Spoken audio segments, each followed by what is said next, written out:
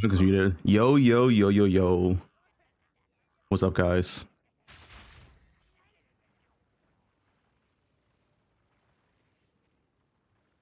Are you ready for the best patch ever to ever exist? 0.4.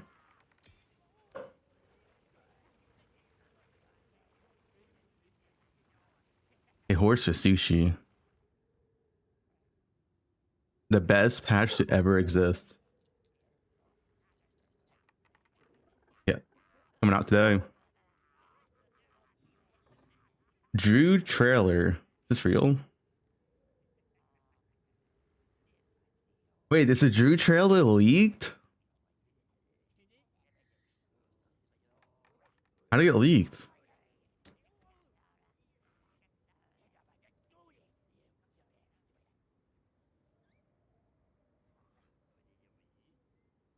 China. Thanks, real. Always knew you had my back.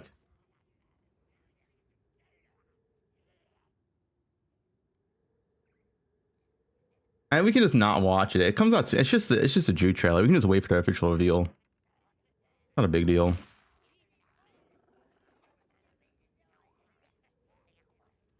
Yeah, we can just wait till the official reveal. It's only like an hour 30 away anyway, so not a big deal. We're getting 2 extra towers, tablets deleted, and maps capping at tier 5 today. Okay, what a... Oh, guys, a patch is coming. What?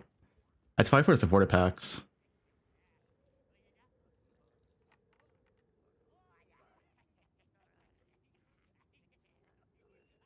Yeah, the supported packs. Echoes and Maven boots. XL Traverse hideout. Fix the bug. Fix the bug. Yeah. It's a sound in the background. It's called music.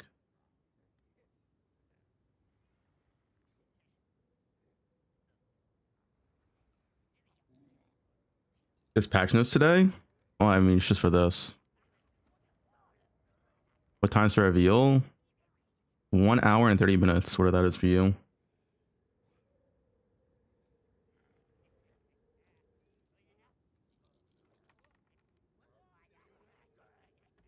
Here you go. Wait, where's the... You should have a timer.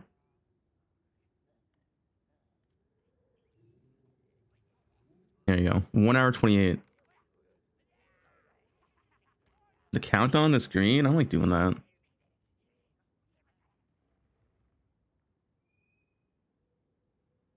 Am I crazy or does your voice sound different? It's probably because I just woke up. That's probably like slightly more, I don't know, deeper than usual because you wake up.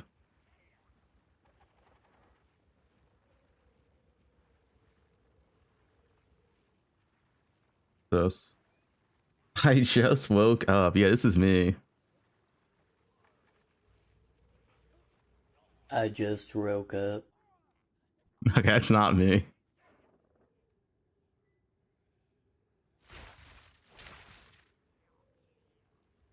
The spicy sushi throat training. Guys, when you wake up, your voice sounds different. Like, that's just how it is. Like, I literally woke up like 30 minutes ago. I took a shower, got something quick to eat, and turned on stream. Like 40 minutes ago. Fubgun software. Okay. Took a shower? Yeah. I take a shower every morning. I'm clean. I'm a clean person. Yeah, we gotta do a bingo sheet.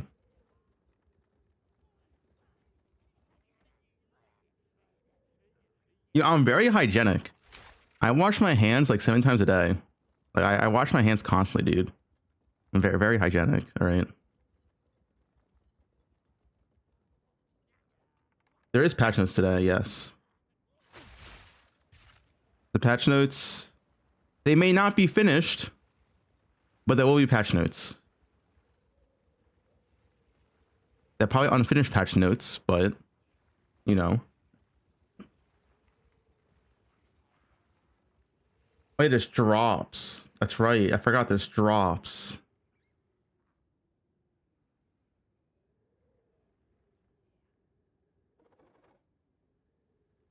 Gotta put that in the title. It starts when the stream starts.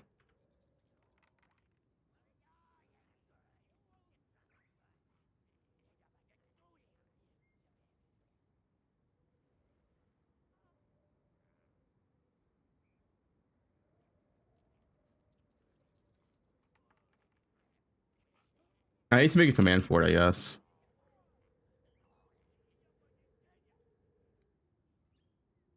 Only one drop? Yeah, I guess so.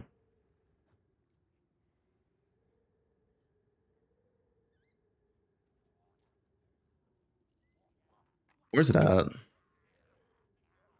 Path of Exile. Here we go. Last of the Druid drops. Let's have a command for it real quick.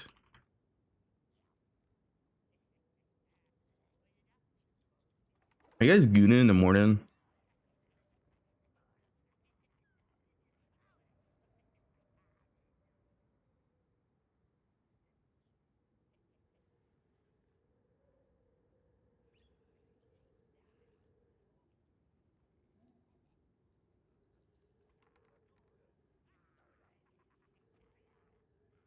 All right, I'll take command. Uma Musume collab. Yeah, I have a feeling it's not real, but it's on here. China leaks. Wait, is it just the? Oh, it's just that. Okay. They removed it.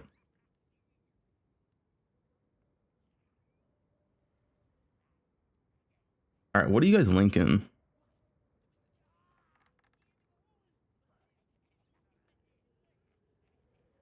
Heck this dude. Can you guys, we're here for PoE today, all right? No gooning.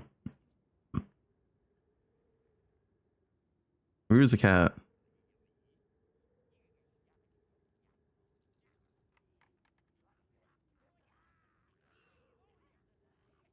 Yeah, I know they're linking Twitter girls. They're gooning.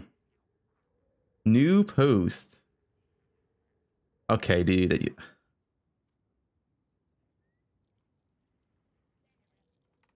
Guys, we're here for the best game ever. And that's called Path of Exile 2. Where's bingo? Yeah, I gotta make one.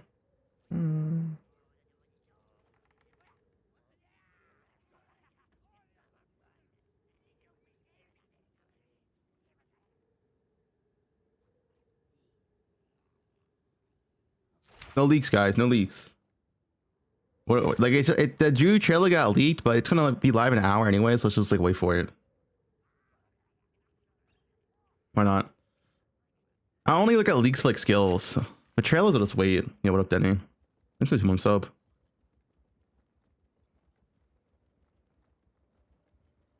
Emir chest and PoE 1? Yeah, go to sell a shop. Type in shop command. Bingo board.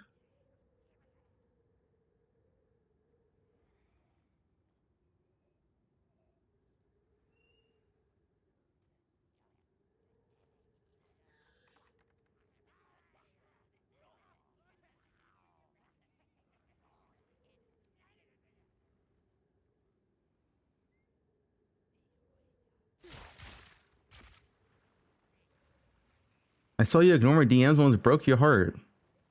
Yeah, well, it is what it is. They use this bingo board.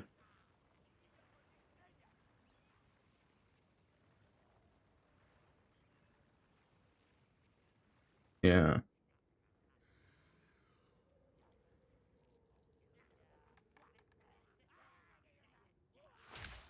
Hello, S tier. Yeah, what up, Madara?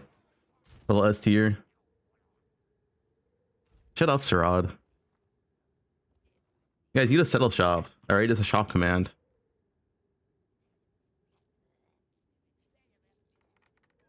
I don't have the chest anymore. I gave it to Tyler, but you can find it here.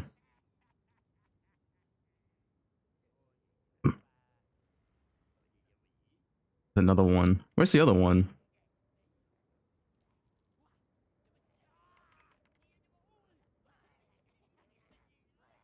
Yeah, this one right here.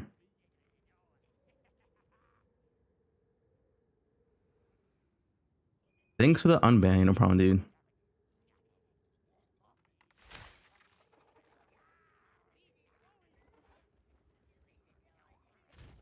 All right, is it time? Heat this up. Time for our bingo. I always see how this is so white. I want to be dark. Let me do this.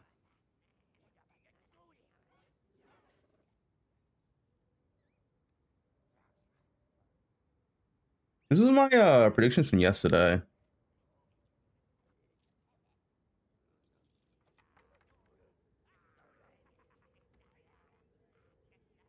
A lot of stuff here.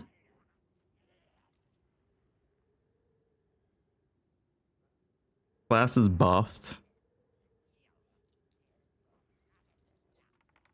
No video. I don't do video predictions. I'm gonna do like I'm gonna start making videos after the live stream comes out. Did I nerf, guys? Did I is not getting nerfed?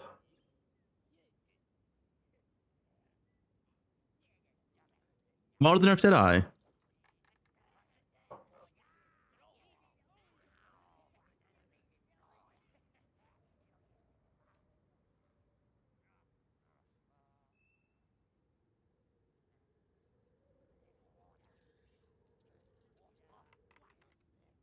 If they nerf LA, they're cooked. Yeah, that's what I'm saying.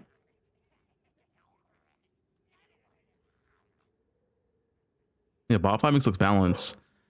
All right, so for actual predictions,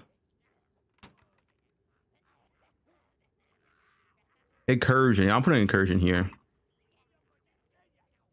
Incursion's coming back.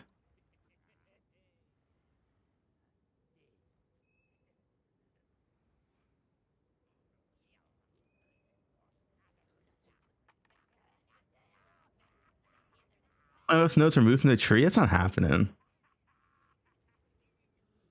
Guys, they're not gonna die into the ground. Delhi fog removed. What time's the stream? Hour 20. You can check the main website.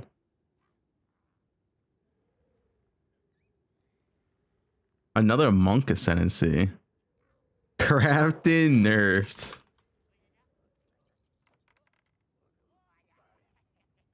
Guys, what's the chance to nerf Crafton? Delve?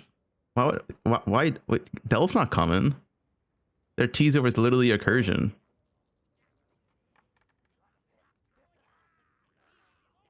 Why do people think Delve's coming? Is it like some Pee-wee 2 frog thing? Like, guys, Delve's not coming. Delve corrupt, yeah. Alice York equals Delve, yeah, okay. Back to Exalt's main currency, yeah, that's not happening.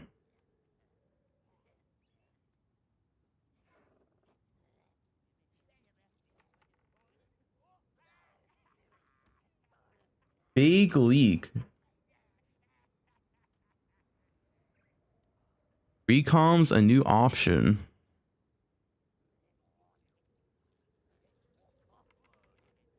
Oh, so Poe 1 recons are going to Poe 2?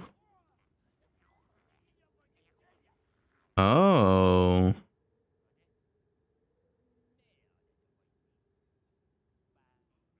Pretty powerful. Sarada Hada warrior now. Cat form. Druid cat form.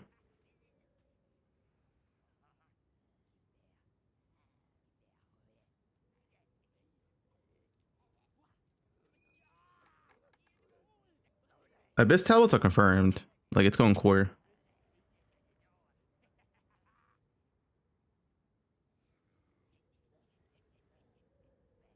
That's what is Delve Copium?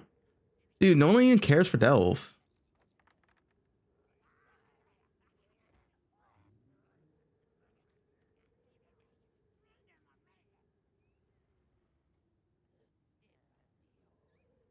Vaal skill gems. I don't think Vaal skill gems are coming at all.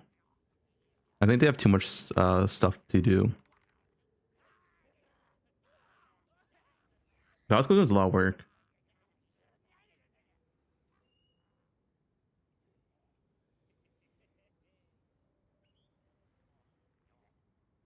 Going to the prime. How much time is left? An hour.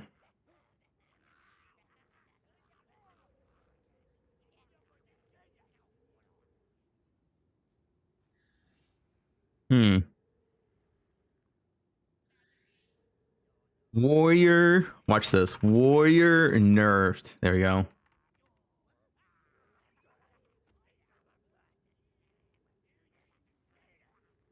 Plus levels adjusted / nerfed.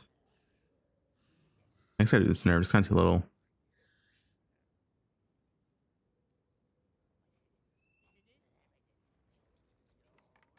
Divination cards. I don't think div cards are coming to 1.0.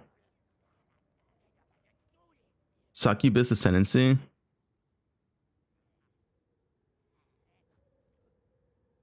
That's a Sushi's favorite. ES. Okay, ES guys. Surely there's no way they don't nerf ES for the 4th patch in a row, right, guys? There's no way. There's no way ES goes untouched. Like, this has to be in the patch.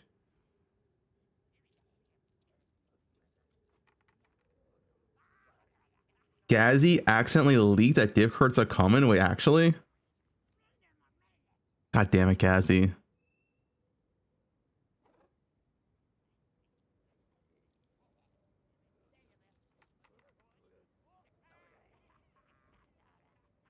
He said 0.4 to future. How does he know? Dude, Gazzy has some inside men at GG.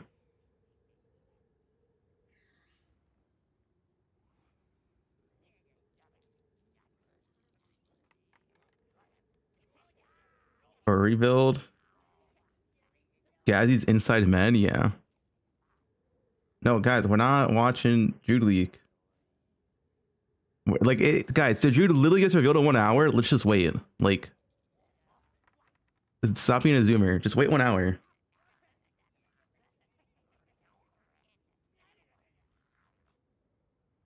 Towers removed? Why would they remove towers? They already fixed towers.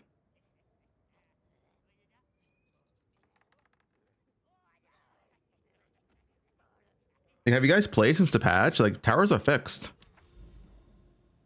Like, towers are vision only now, and you have tablets. They're like scarabs. They go on your map device. Like, why would they remove towers at this point?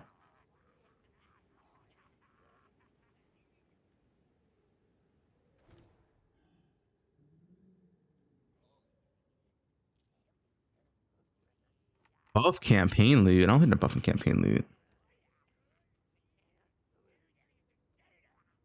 When did they change it? 0.3.1. Like a month into the patch.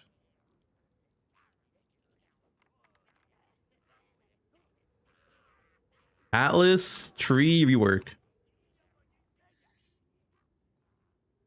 Endgame rework. Guys, it's the endgame patch. GEG has said that 0.4 is a focus on endgame. You misspelled Ranger? No. Karn, you know why Warriors need a nerf? Because Warriors are... Think about this, Karn. Warriors are already so strong, and now they're going to have another area for skill points. That's a massive buff. It's a compensation. They need a nerf. Makes sense.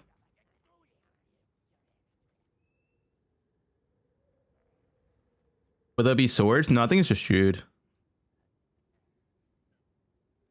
Free spot is Druid. That's a free spot. He doesn't have a face.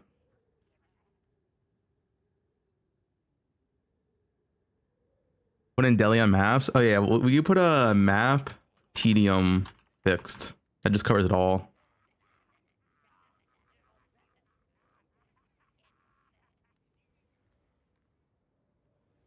Homogenizing, that's a craft and nerf. That's right here.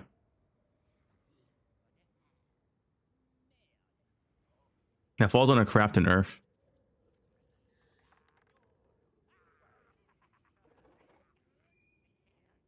Roa removed. I'm down for that. I hate Roa, but it's too good.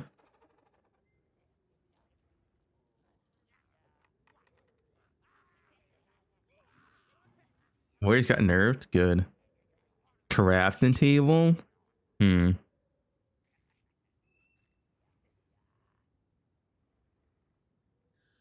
MTX? Oh, it does have MTX. Fuck. Okay, what if we say Roa nerfed? Roa nerfed. Dude, Roa is too good.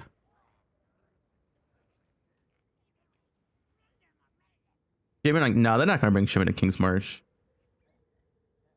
Lightning damage nerf Herald killing. I'll be honest, I don't trust GG's balance team. I'm not even sure if ES is getting nerfed. And this should have been nerfed like 3 patches ago. Alright, I don't have that much faith.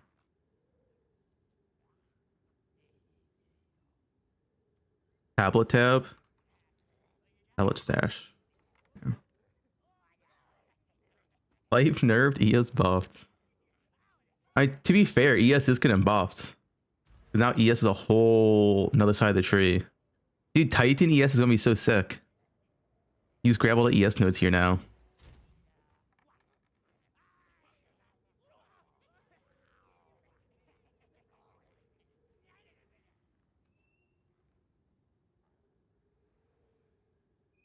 Titan CI. Oh, I put Life Stacker. Life Stacker nerfed. Which is like Blood Mage. Lightning Rod. I'll put Lightning Rod nerfed. I only think Lightning Rod is a nerf, right?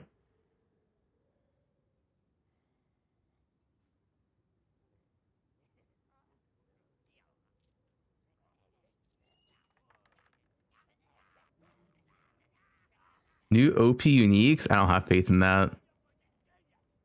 Was any OP uniques last patch that was new? Non existing uniques?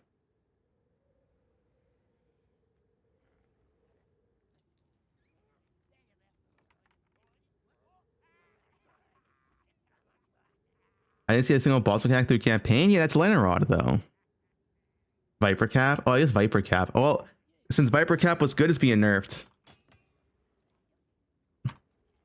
You're gonna get one patch.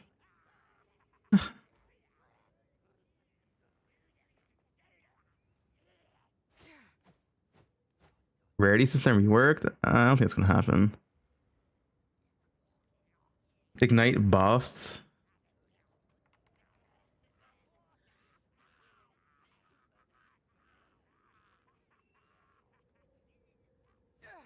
Group play nerfed. Group play nerfed.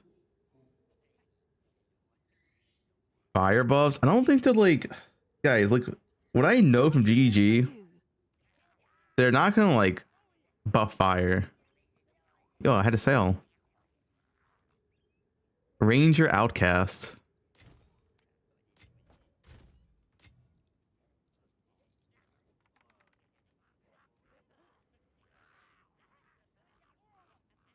Yeah, Titan's gonna be OP. That's why they have to pre-nerf warriors. Can you explain what happened at Tai Tai stream yesterday? What do you mean? Map roll and prep? Yeah, it says map tedium. I guess I can put map prep. Headhunter nerf? No, they're not gonna nerf Headhunter. They will never nerf Headhunter. They'll just make them more rare if they have to. Which I feel like they should.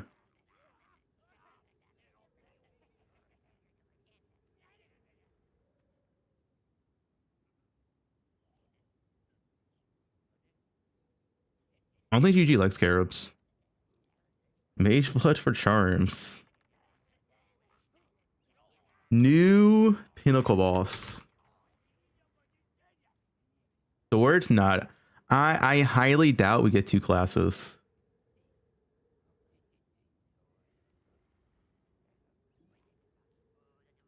New Ascendancies? Yeah.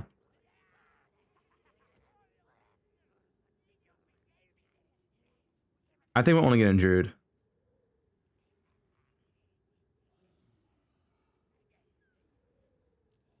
But new ascendancies, I think there's likely we get like 1 or 2 new ascendancies.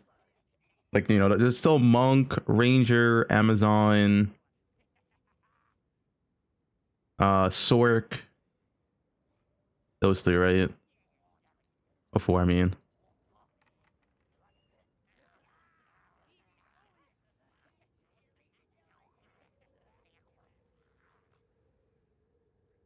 New weapon type? That's guaranteed. Guys, Druid means new weapon type. If there's a new class, is a new weapon type. They are tied together. That's already guaranteed.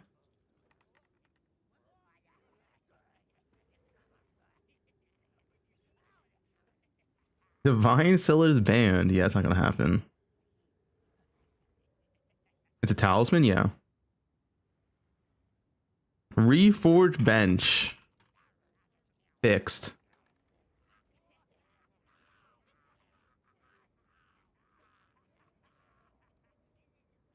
At 5 and 6, I don't think there's gonna be any axe.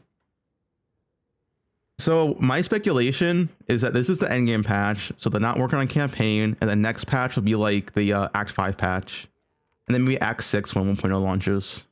Like they'll probably save Act 6 like 1.0. The reveal's in 1 hour.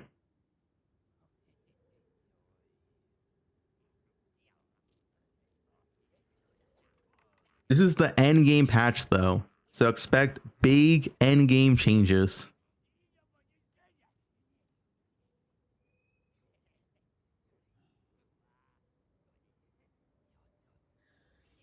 It is the endgame patch. All endgame buffed, yes. 3-to-1 of vendors. I mean, this is Reforged bench fixed. Once a reveal, it's in 1 hour.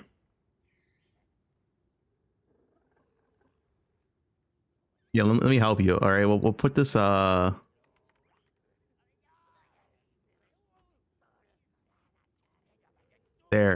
We'll put it fucking get smaller.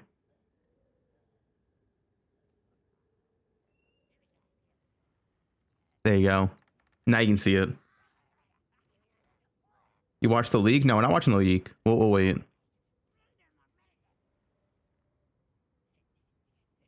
Item rarity nerfed? I don't think they're gonna touch item rarity. No, actually, I can put it up here. Fuck. I don't want it to go full screen though.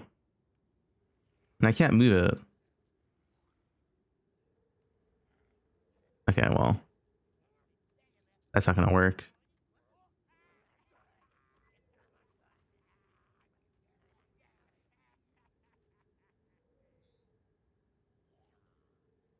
Yeah, I have Deli Fog here. Deli Fog removed. Or toggle.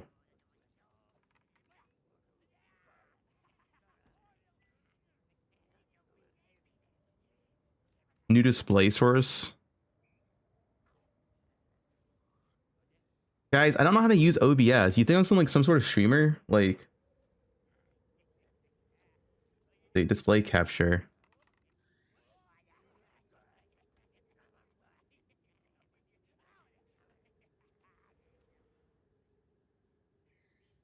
No, it didn't work.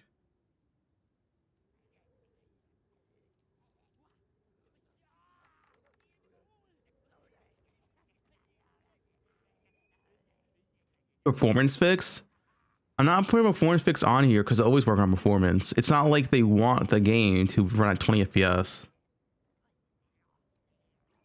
Like if they can fix it, they will.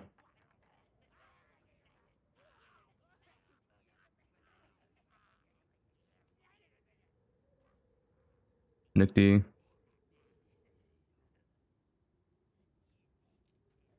Deli Fog recolored? Guys, they're definitely moving Deli Fog. All right. And if they remove Deli Fog in this game, it's removed in PoE1 as well. It's not a prime.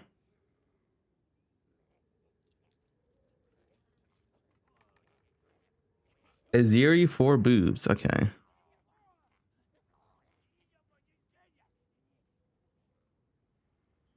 Expedition buffs? Well, apparently Recom is getting buffed, which is an expedition buff. I haven't seen the Chinese leak, guys. No spoilers. We're gonna watch the reveal together in an hour. It's a 1-year sub.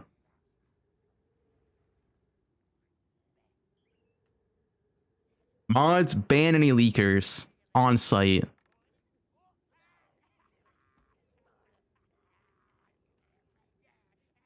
New trial? Oh yeah, trial of the ancestor. Toda.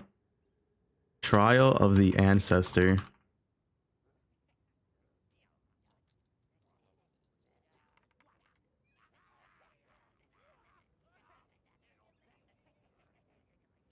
Leaderboard for Sanctum runs, but they only had in half. Okay. No, there's not gonna be leaderboards for Sanctum running. I have mods. Guys, there's at least one mod here, right? Leak to this. Okay. What are we posting?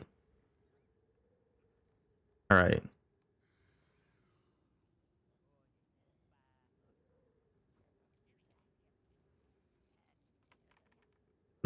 Cosplay leaks. Death recap. I don't think GG wants to death recap.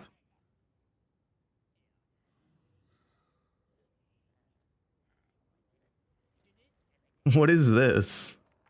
Nerf? The guy literally play as a fucking ranger who I know anything game. You literally can manipulate the game. Of course, your Fubgun and talk a warrior nerf. Are you kidding the PvE2 community? Yeah, warrior nerf.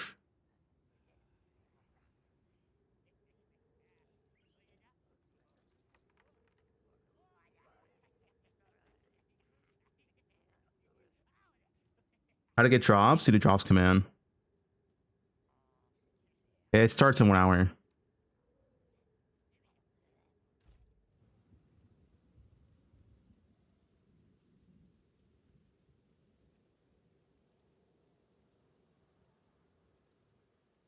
Guys, ranger is balanced, all right? There's no Deadeye nerf.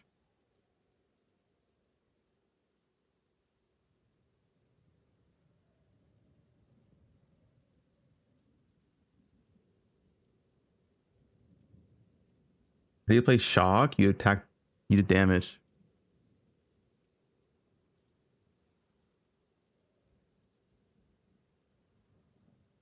LA, there's no reason to nerf LA though. LA is not the itch, guys. LA literally does less damage than bow shot. LA is not the OP thing.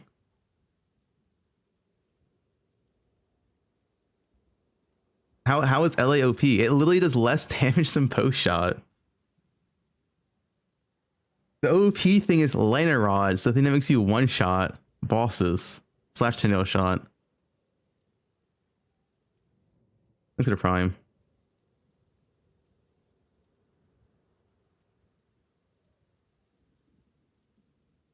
But LA by itself literally has less DPS than bow shot. Like that's not the issue.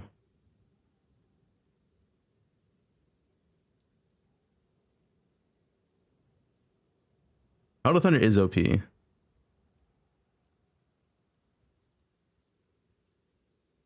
Move change from all lightning skills. Yeah, I don't know about that.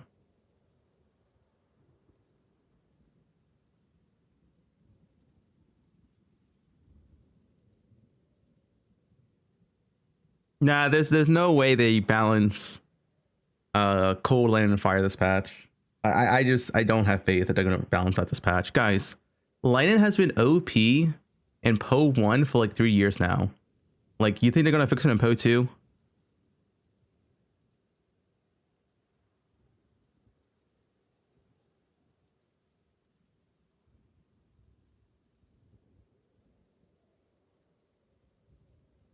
Mods, bandit leakers.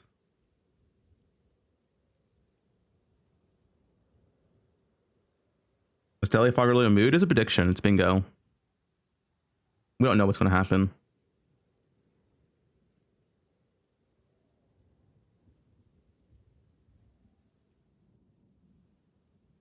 Bleed buff. We need 3 more good ones. We need 3 more good ones. Oh, I guess I can do map layout improvements. I like this one.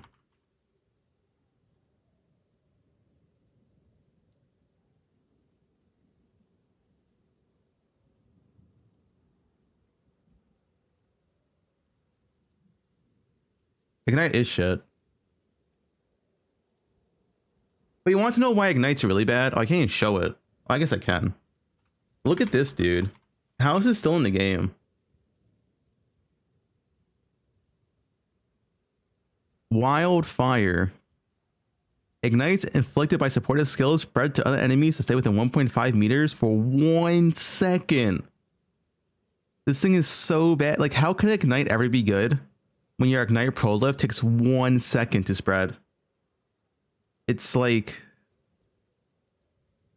it can't be good.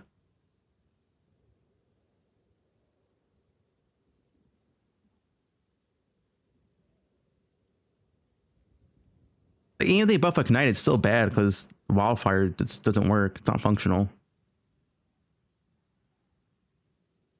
GG's live. I mean, well, yeah. I mean, guys, the stream is still in 1 hour. It doesn't matter. GG's live. Like, it's just a loading screen.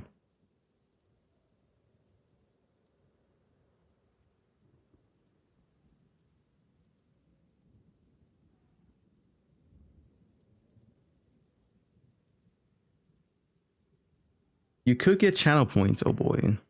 Flail? No. The only weapon we're getting is the Druid weapon. The weapons are tied to classes. They aren't going to release weapons without a class. And the Druid weapon is a talisman.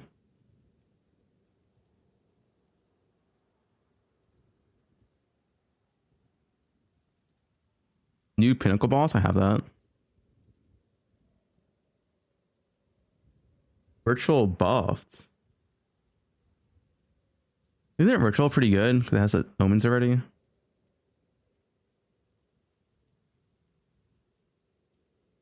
Blood Mage nerf, and that's Life Stacker. Blood Mage falls under Life Stacker. Arn wants bow nerfs.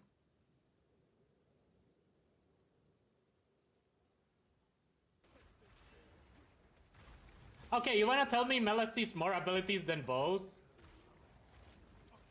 It's the same fucking shit on every class. True. Buff bows, nerf Melee, I agree. I saw more abilities than Karn did. True. Look at the damage Warrior does, dude. You tell me this is ethical? You're telling me Warrior shouldn't be nerfed? What is it? This is way more OP than bows. It is. It's not even funny. This does like double the damage that I did. Dude, Warrior's broken. They got nerfed this. With me. It's just like, I don't know. Yeah, Warrior's OP. This is what happens. This is what happens when you cannot balance the game because gear is that strong. Don't do. Is it fast though? Listen, that's not the important question. Delete Timo. I saw a Bob 5 playing. Bows are definitely balanced. Yeah, I agree.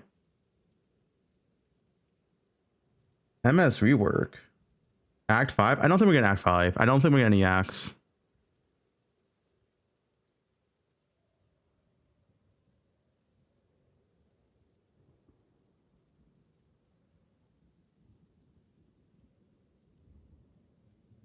All MS removed from gear and tree? What the? Acid tree removed?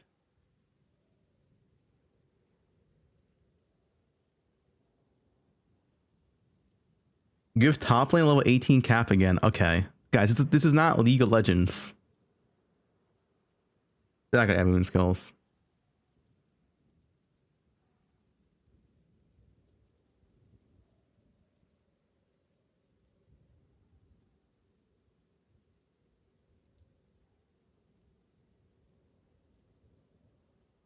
Guys, no leaks. We're waiting for the official reveal. Guys, it's 1 hour, guys. You can wait. New currency? I can see new currency. That's a good one. Yeah. What will happen? Trans gems? No, we're not getting trans gems in this game. New loading screen? Performance? I'm not putting performance on here because they're always going to do performance fix every patch. Like, It's not like GG intentionally makes the game have bad performance, right? They're obviously going to try to fix it. Character nerfs are on here already. They do, okay.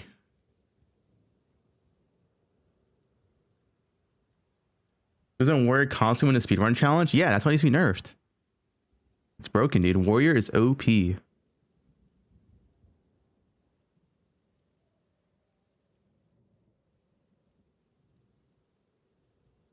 Thanks for 2 months sub. Tablet or quality rework? What do you mean by quality rework?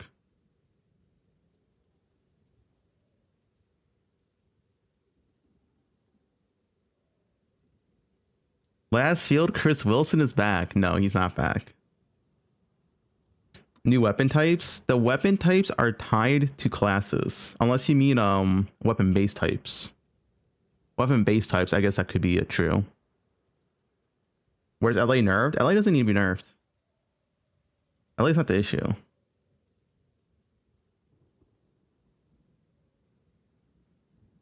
The well deleted.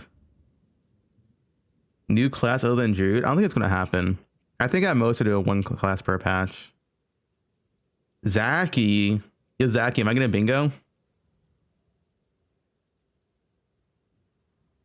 Thanks for Prime.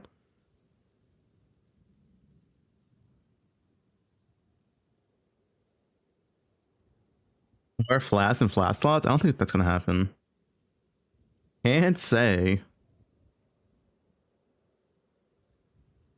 We do get patch notes today, right? Did they say that? Like, I'm pretty sure we're getting patch notes today. We're just not getting the full patch notes. Usually how it is. Right? That's usually how they do it now. We just don't get full patch notes.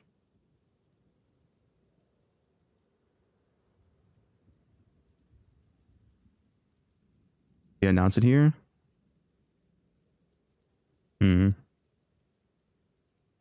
Hogger tries podcast with Jonathan Rogers. I hope we get patch notes. There's no way we don't get patch notes. It would be so boring if we don't get patch notes. Like, I'd rather have unfinished patch notes than full patch notes. You know, unfinished patch notes also suck.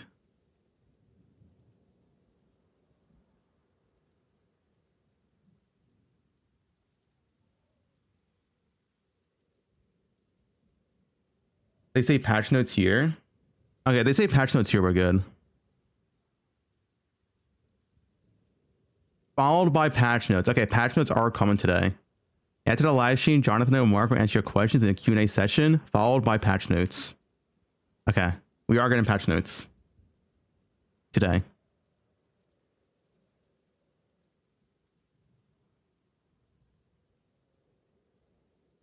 A zero have 6 boobs. Holy dude. Vaal orbs to chest.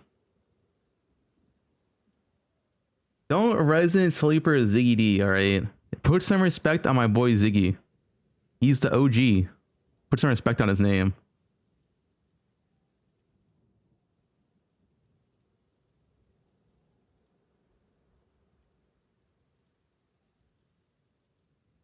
I told Ziggy to ask 2 questions, so I'm curious if he's gonna ask them. I hope so. Moving speed nerfed? I really hope not.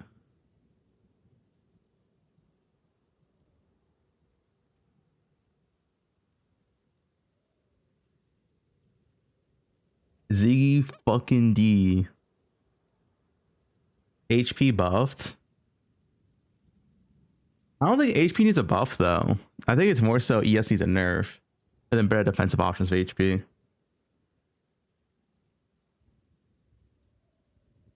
This is 2 months sub. Like if you look at Warrior, right? Warrior does fine with pure HP. It's not like HP needs the buff, it's like ES is just too OP. Who knows?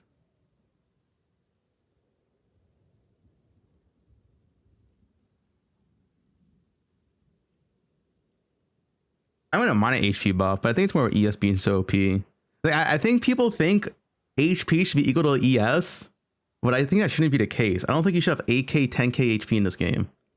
I think it's more so ES needs to be toned down.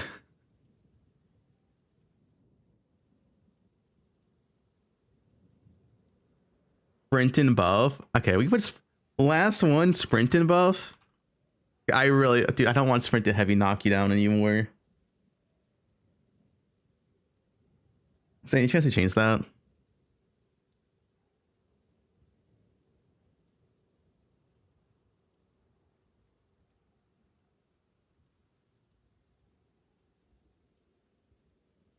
What does Leonard Rod? NM? What do you mean?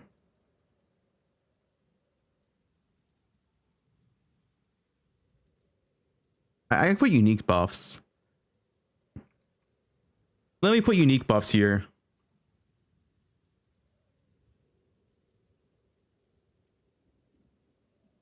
Let's put unique buffs. Femboy. Okay, what am I reading? I mean, I think Ro's getting nerfed. There's no way Ro goes unnerfed. The funny thing is, they actually buffed Ro last patch, and I thought that was insane. Yeah, it's just 6-month sub. Oh, one's patching? Yeah, because they're patching because of the supporter packs coming out.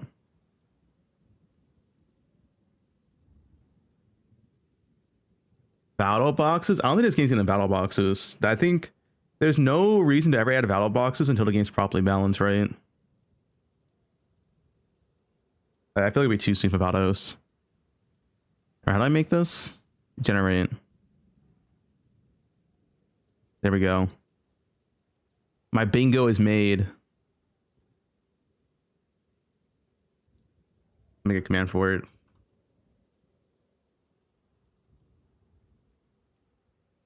Bingo is ready. Yo.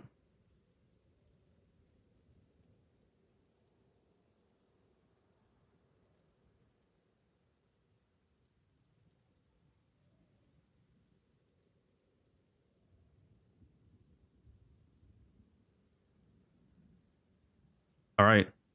Now we just need to stream 44 minutes. What else can we do to solve?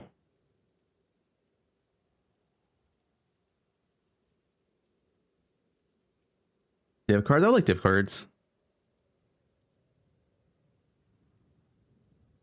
Geo guesser. Is there gonna be a giveaway? No, I don't do giveaways.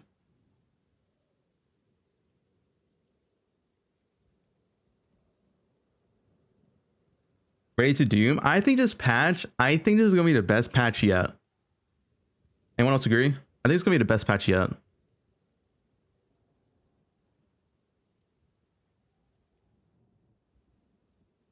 Oh, I guess we can go into official GG live stream.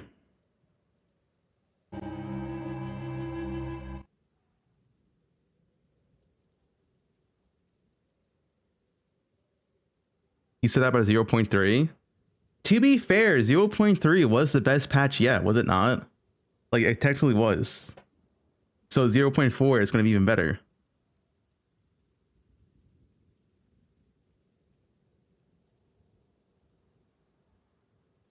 Like, granted, it's not hard to beat the patch, but it was the best patch yet. Every patch has been the best one? Okay, Zachy, I don't know if I can agree with 0.2. I thought 0.2 was like... Yeah, we just want to talk about 0.2. Let's just skip 0.2.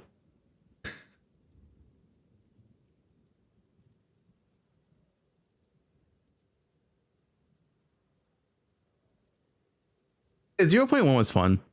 I had a lot of fun in 0.1. I had fun in 0.3. Just lack of endgame shit to do and the map TDM shit. 0.2, I had no fun. I literally had no fun in 0.2. Yeah, I thought 0.1 was more fun because it was new. And then 0.2, what does 0.2 even add? Huntress, the shit whiz mechanic, which did nothing. It still had the same towers. Yeah, man, what does 0.2 even add? I don't think 0.2 even did anything. It nerfed a lot of things, I guess. But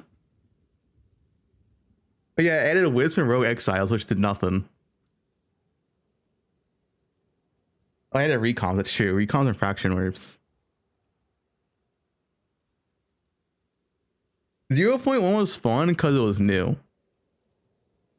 right? It was a brand new game, and we all had a lot of fun because it was just brand new. A ton of stuff to like discover and build and all that.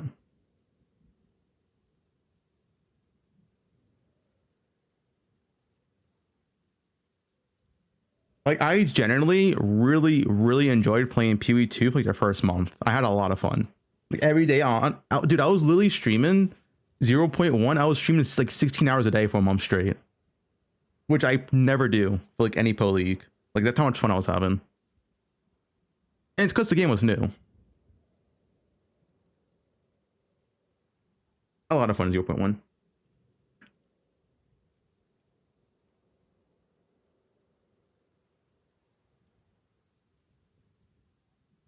Granted, towers for shit in 0.1, but like it's just that the game was new.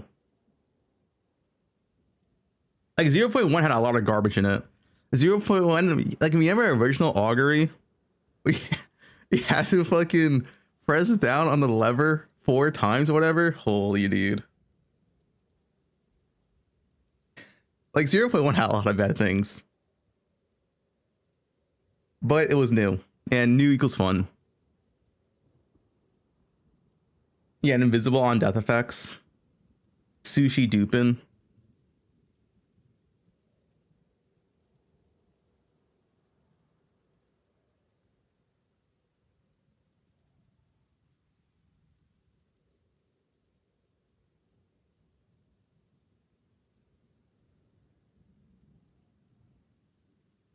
Monkey death slams. I actually, to be honest, I really like how Monkey one-shots. I don't know. I think it's like so iconic of the game now. I hope it's never fixed. I love how Monkey one-shots. It's just one ability. It makes it's such good content. I love it. I want them to never fix it. Do you guys remember doing the I don't know who watched it, but there was the campaign race, 3-man teams, and I'm Exile's team almost got wiped to the Monkey. Like that's content, dude. I want Monkey to like never have its slam nerfed. It's just it's a pure content machine.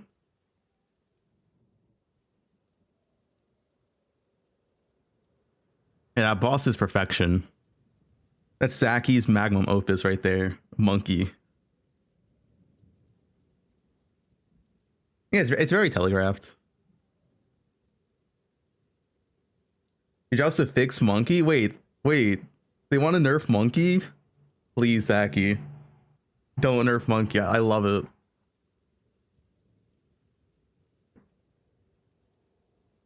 Yeah, and when you say, that's the thing too, when you say Monkey, everyone knows what you're talking about. It's just iconic. I don't know. I find it like just funny how does this one boss in campaign that's not even a main boss has like a one-shot mechanic, and it's very telegraphed. It's like a 3-second wind-up. Like you can easily dodge it.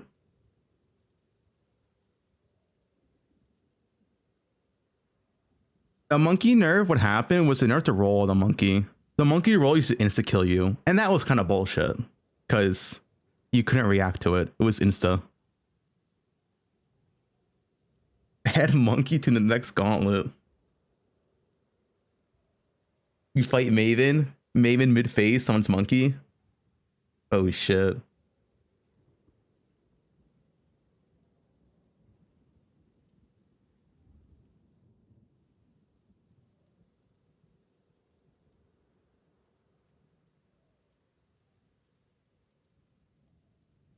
Even Bob 5 can react to it? True.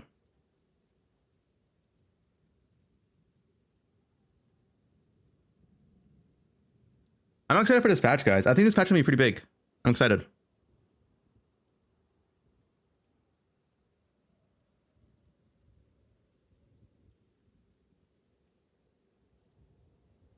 Uber Monkey. I actually do hope... Okay, one thing I do hope they add this patch is like a proper pinnacle bosses. Because now it's like kind of lame how you do Zash 4 and he has like 14 mil HP. Like, because they're not going to nerf the game hard enough to where you have like 500k DPS, right? Like, we're probably still going to have like 3-4 mil DPS.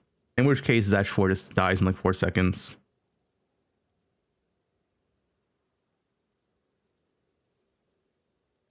I don't know if they're added for bosses, but I do want some proper endgame bosses for sure.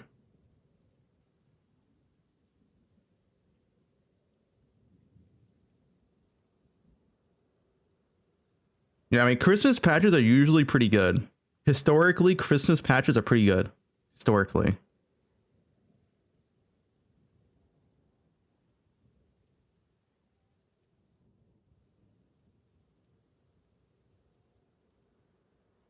Except 3.27. That's not a Christmas patch. That's a October patch.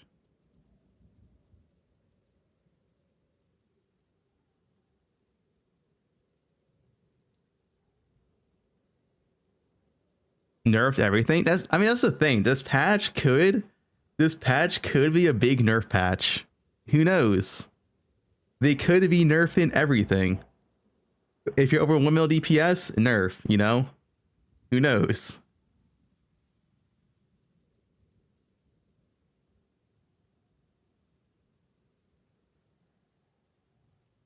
Yeah, thanks for the mums.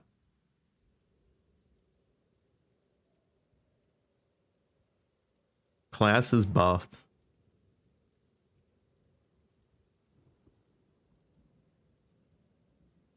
But I'm also gonna nerf the outliers. Like, there's no way rods is not nerfed. Right. I expect that rods get nerfed, grenades are also nerfed. Because grenades also in single bosses. Life stacker probably nerfed. 2 years of content? Yo, no problem, dude.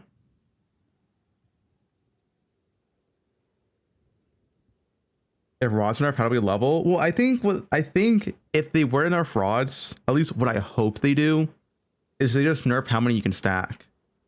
Because like rods is broken because you can pre-stack 20 rods, right? But what if you only pre-stack like 6 rods or 7 rods? Then it becomes a lot more balance.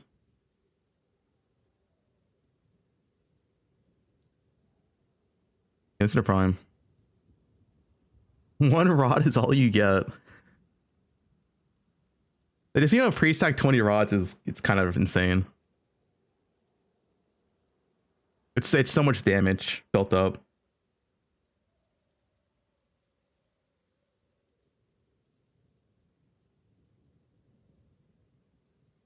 Can you do a quick summary of what changed endgame wise before this patch? I'm gonna just play the video. They made a video on it. I assume a lot of people here have not seen it. PoE 3.0.3.1.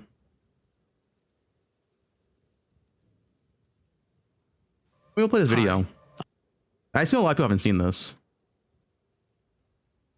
So this was the 0.3.1 patch. This happened a month into 0.3, and they did quite a bit of changes. I'm Jonathan Rogers from Grinding Gear Games. Now, it's no secret that we need to make some improvements to the endgame, and the plan has been to do some pretty major changes. Major changes in 0.4. Changes in 0.40. Yep. But we realized it might be nice to iterate on some of the more mechanical changes in 0.31 and just save the new content for 0.40. That way we can get a chance to test some of these things a bit earlier. A major concern for players are the mechanics around towers. Players don't like having to find towers to juice their maps, and don't enjoy needing to find multiple overlapping towers to get the best outcomes. In order to fix that, you no longer need towers to use tablets. Yeah. Instead, tablets can now be placed in the map device to add their bonuses directly to your maps.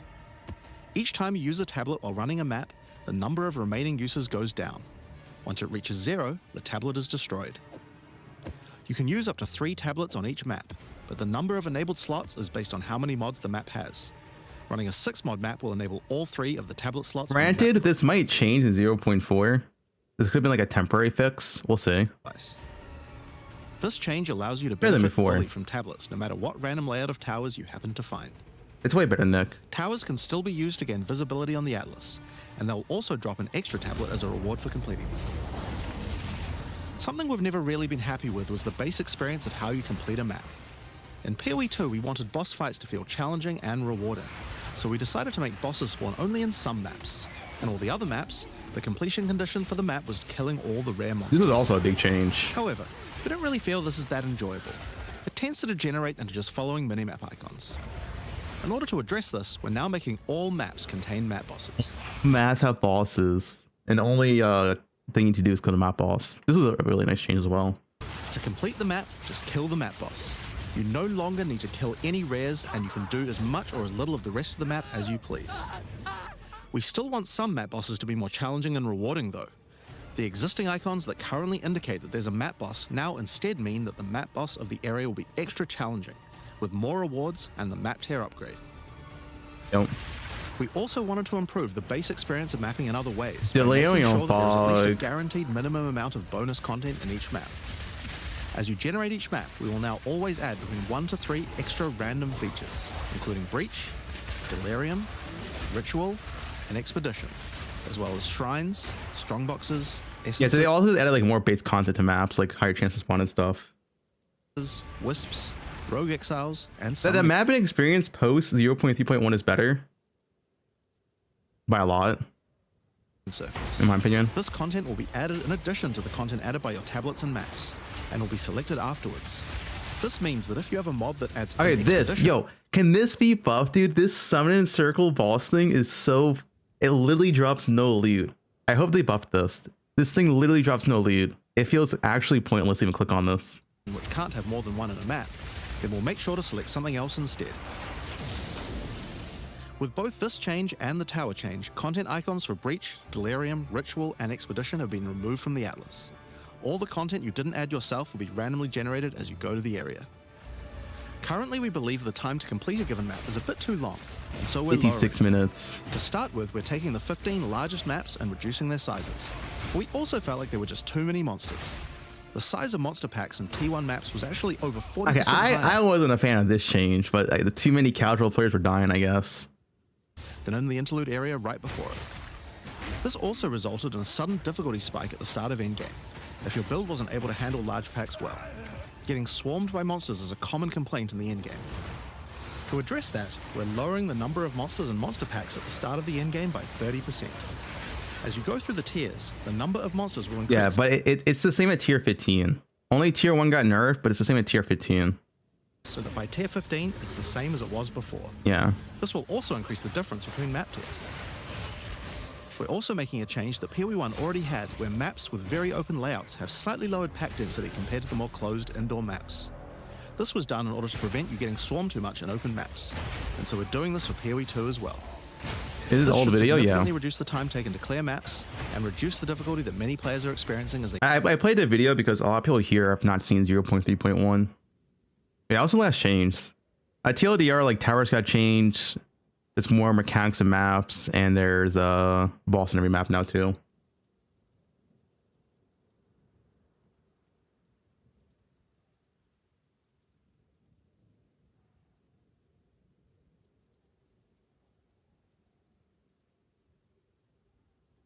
Okay, where is it?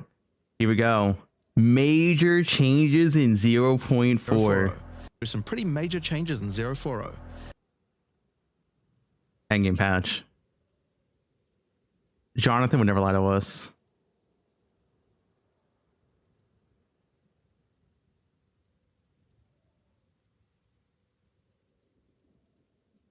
Log in.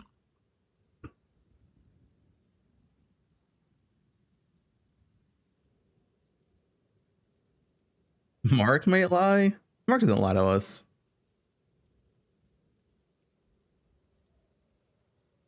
You remember what Mark said? Mark actually didn't lie to us. Mark said, now that we mentioned wands, we have to do something about wands. And they did. They did do wand stuff in 3.27. They kept their promise. Ballistic balance changes. Okay. Yeah, they went ballistic on Breach. I really hope Breach is not going to PO2. I hope PO2 keeps old Breach. It looks like Prime.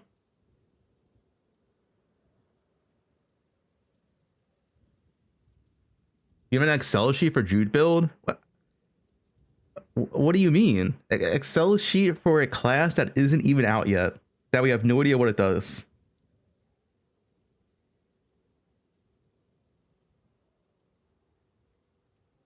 Like what?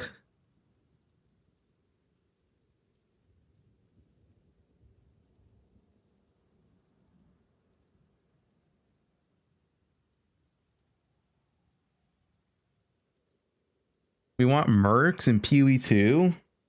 I actually like mercs, but some people don't like them. I'm a merc enjoyer.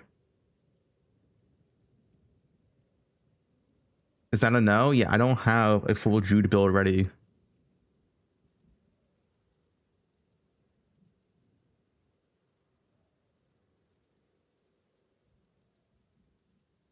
Hey, mercs are coming back to 0. I mean PoE 1. They said. Yeah, these are primes. Appreciate it.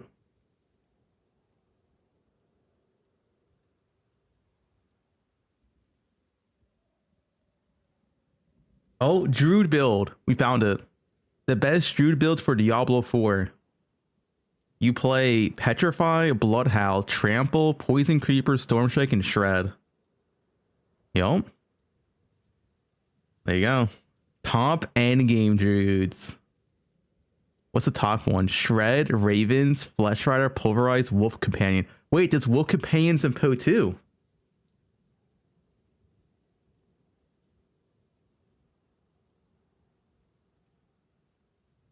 Oh, yeah, I should have put poison buffs in here actually. I forgot poison exists because like it doesn't exist right now, right? Poison is so worthless. Poison is so bad.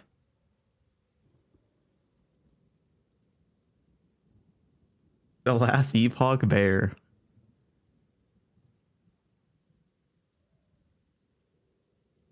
Yeah, poison is like not a thing. The thing is, Ignite is actually good in this game, but you do so much damage that there's no reason to play Ignite. Yeah, it's a tier 12 month subshay in the prime.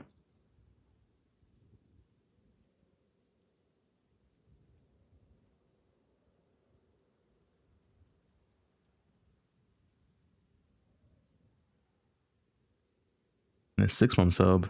Deli Fog's not gonna removed. I mean, dude, Deli Fog's gonna removed because now Reddit's complaining about it. And when Reddit complains about something, GG actually fixes it. I've been complaining about Deli Fog forever. All right. I'm pretty sure you go back to my 0.1 video, I still complain about Deli Fog. I've been complaining for a year. But the moment Reddit starts complaining, they fix it.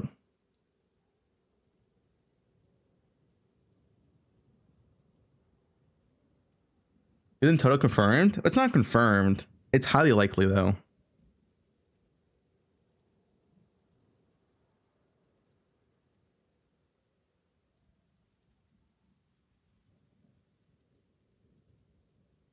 Thanks to Prime. You hate seeing anything in this game. New league to avoid Fubgun build. Ew. Is it too expensive? Dude, people complain my builds are too expensive. You can just craft your own gear though. Since you're insider, link to Jude Pop. I'm not an insider. I ask Zachy what's coming and he responds with Alk knows. That's my inside.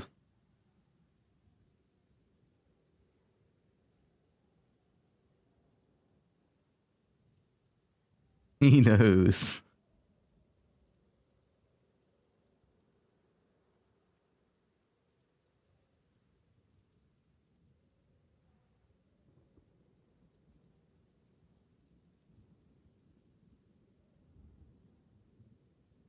We're gonna root for him? I hope so.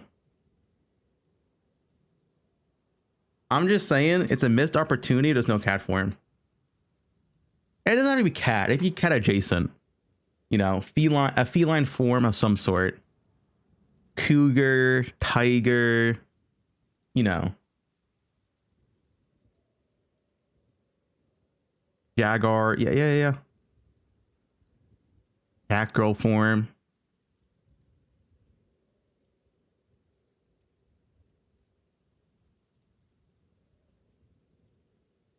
Cougar is Rue's mom. Okay. Cheetah, yeah. A feline adjacent form.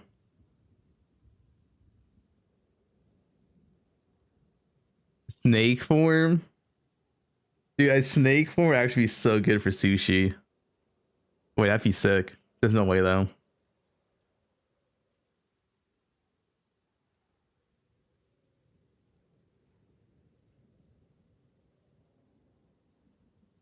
What is this? Cheeto? Wait, what?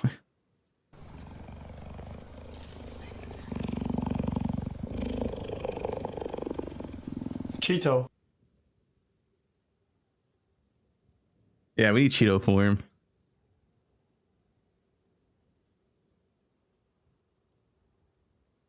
No Val gems? I mean, I don't think Val gems are coming. Because I mean, personally, I would rather them work on new gems than add like Val gems. I feel like Val gems are a lot of work. Man, that's just my guess though. I could be wrong.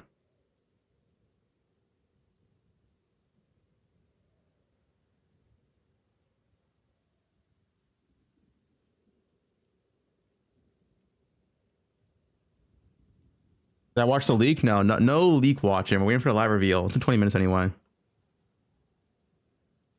RF is coming with a Templar, so I don't think RF's in this patch.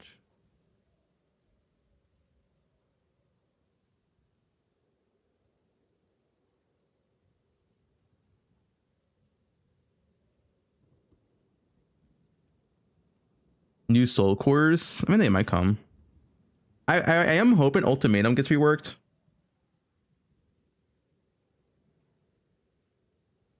Not reworked, but like changed. Like Ultimatum has so much downtime, man.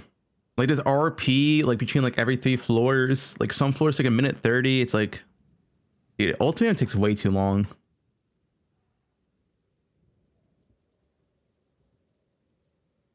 The patch notes are right after the live stream.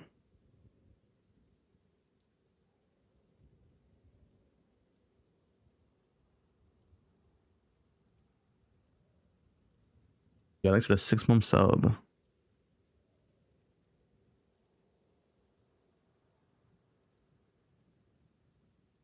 Travel time, yeah, it's pretty bad too.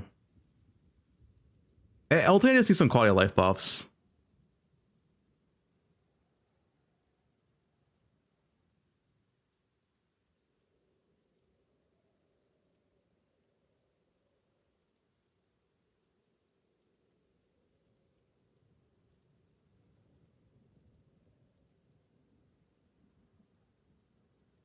Are they right this time? I mean, they said we're gonna patch notes. Now, if the patch notes are gonna be finished, probably not. New weapon is the Druid weapon. It's a talisman.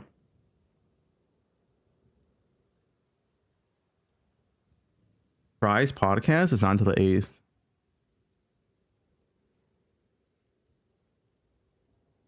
Any guess? There is no guess. The patch comes out on the 12th. That's been known for a couple weeks.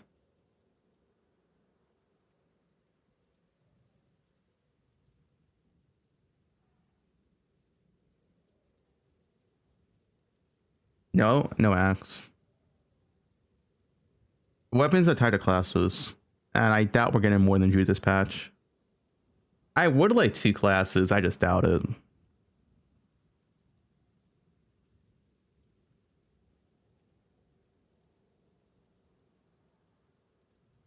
At Ziri's feet, okay. We got 4 classes. That'd be insane.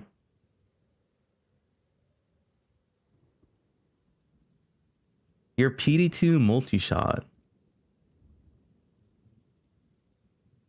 Looks sick, dude. Thanks for the prime. Quick dinner now.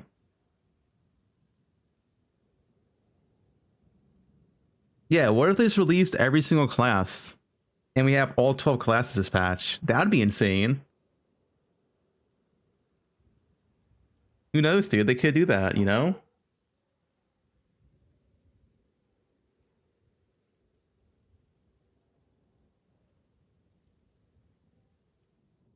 Best patch ever.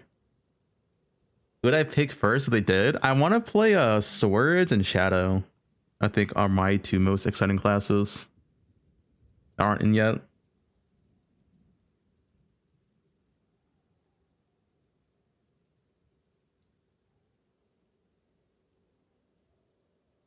Slayer, yep. Cyclone Slayer.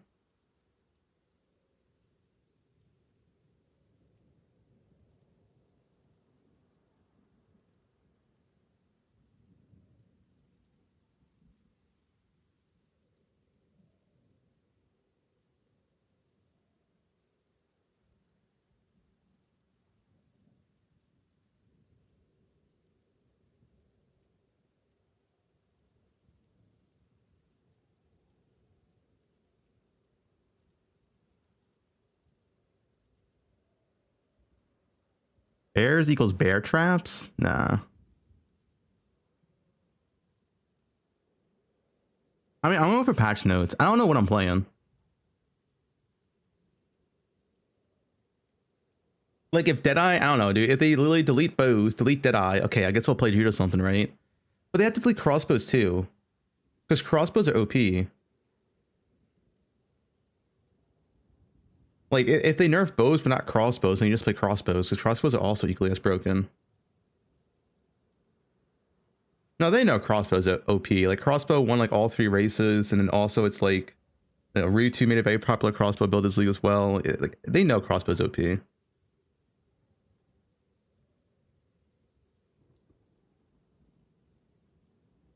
So if they nerf bows but don't have crossbows, then, like, crossbows are, like, the thing to play.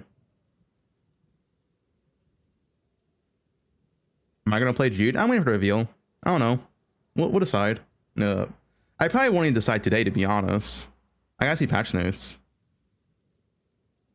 I'm always very hesitant to play a new class because it's very unknown. Like, remember what happened to Amazon?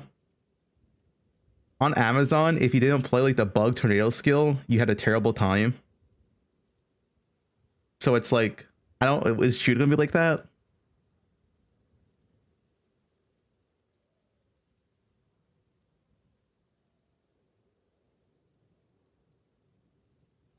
Amazon's fine throw one lightning spear, not in campaign. Do you guys not remember Amazon day 1 campaign launch? If you played spears, like literally 99% of people struggled. The people who didn't struggle played the bug tornado shit. That's what I fear. Yeah, it was garbage. It was really, really bad.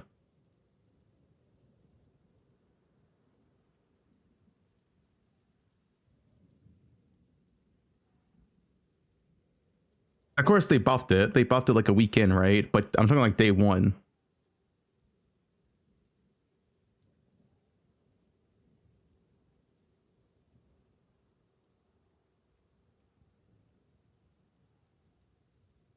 Yo, Fub, what up?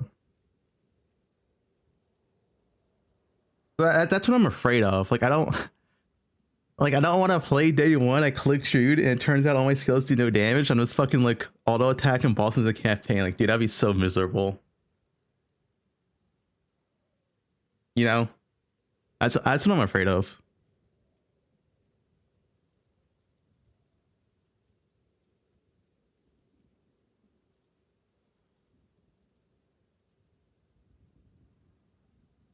Yeah, I did play Amazon, but I did the smart thing. I played Amazon, but I leveled as bows because I know bows could actually level, and that was the correct decision. I rolled Amazon, I played bows, and I did campaign no issue.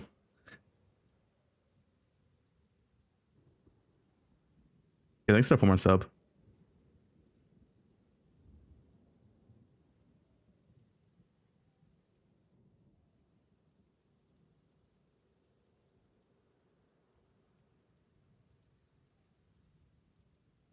Well, we gotta wait for our patch notes. That's what I'm saying. I'm down to play whatever. I was gonna play what's good. Like, bows are definitely gonna be nerfed in some way. It's not gonna be Lantern Rod, right?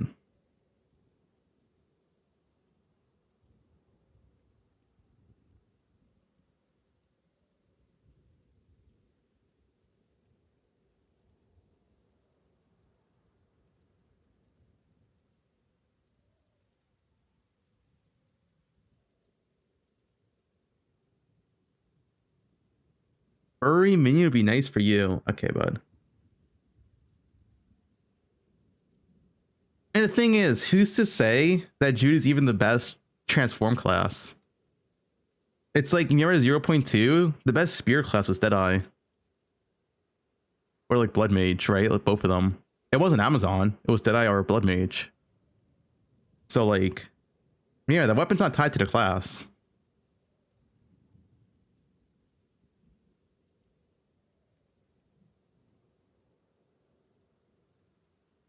Reforge bench fix. Well, Reforge bench, you have to do some can't log it right now. The 3-to-1 animation. It takes forever 3-to-1 shit.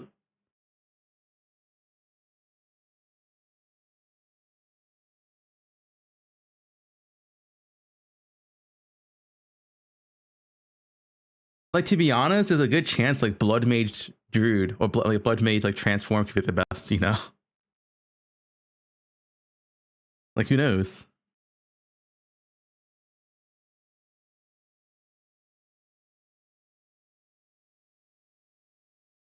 Why is most of your bingo board nerfs?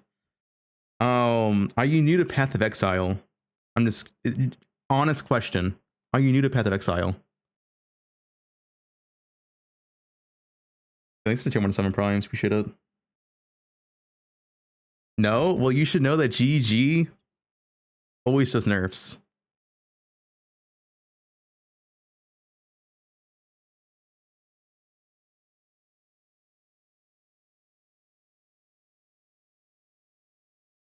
Ten minutes, guys. All right, we'll get a. This song's a banger though. After this.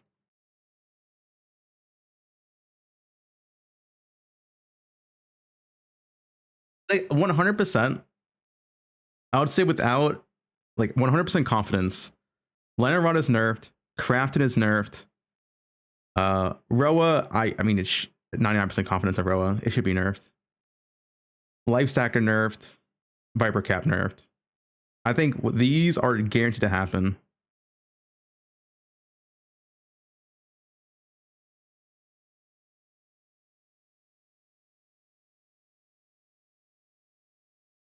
Bruno Mars.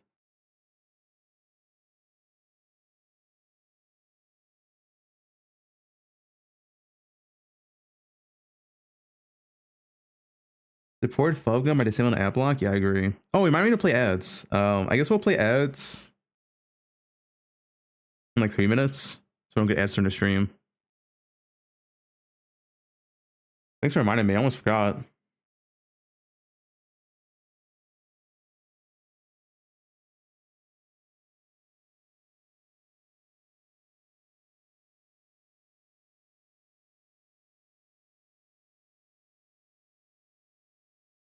Did I just get buffed? No.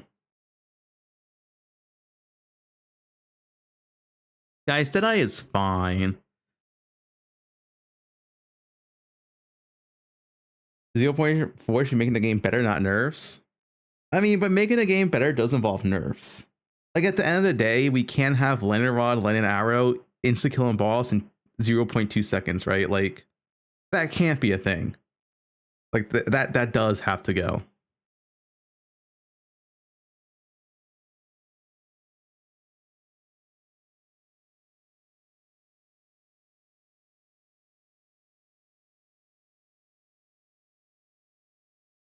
Why not? Because the game is kind of pointless if you insta kill everything at level, like since like level 5, right? It's like a lot of the mechanics and bosses lose any sort of meaning if you just go in and insta kill everything.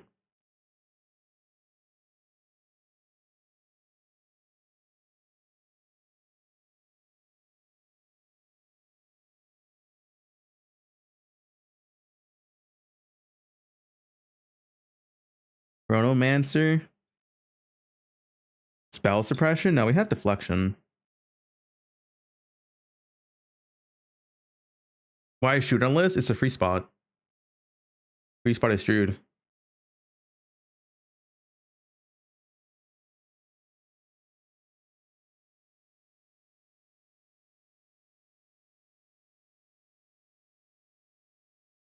Yeah, see, the thing is, I agree. eventually you should be able to strong enough to kill bosses in a second. Like if your build's like multi-mirrors, right? Sure. But dude, I literally insta-killed. I remember this, dude. Zaki was in my stream. I walk into the Abyss boss completely blind and I killed it in like 2 seconds. And then Zaki was not happy. Like that probably shouldn't, that was day 1. That probably shouldn't be a thing.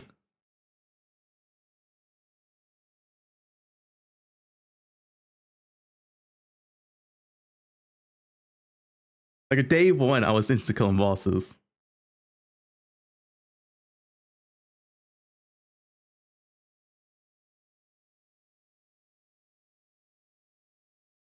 All right, I gotta play ads. All right, I'm playing ads right now, so we get no ads during the whole live stream, all right? The official GG stream on.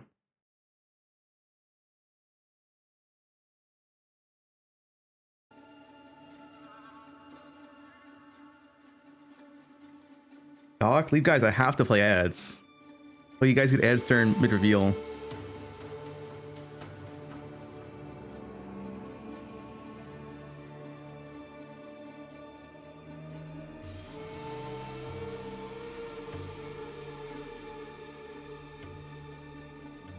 You're a sub. Subs don't get ads.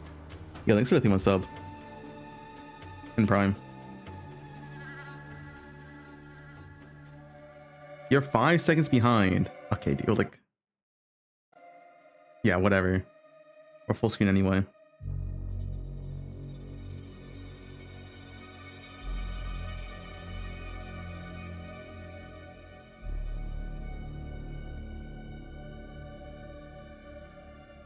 Here's your resolution. I think it's allowed.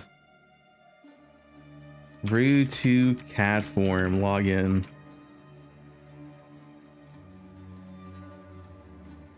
LA Rod.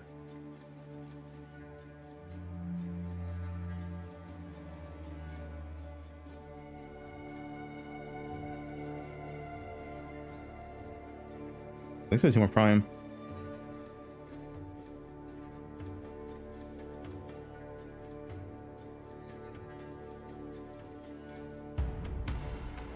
This is gonna be the best patch ever.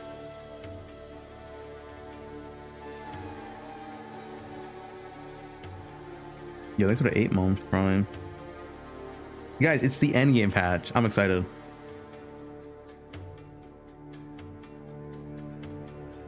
Another Prime.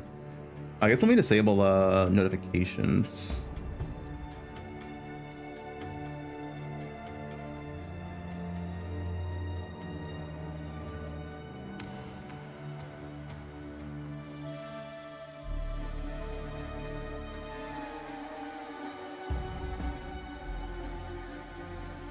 Another 2 Prime.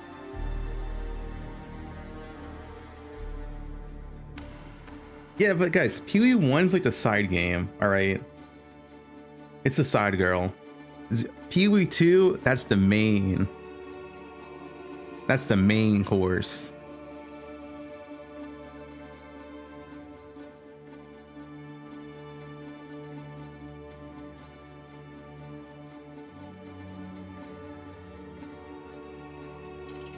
I mean, it's true. Like, guys, they probably spend like 80% of the time on Poe 2 or Poe 1. Like, let's just be honest. Maybe 90%.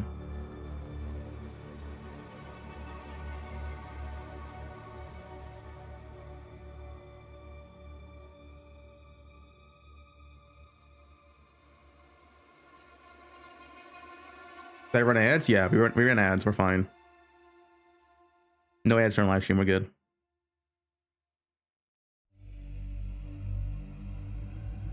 What do I hope to see? I just want endgame improvements.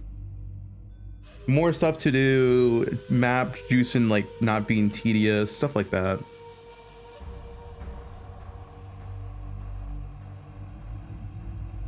This is Prime. I ran ads, guys. We're good. We're good.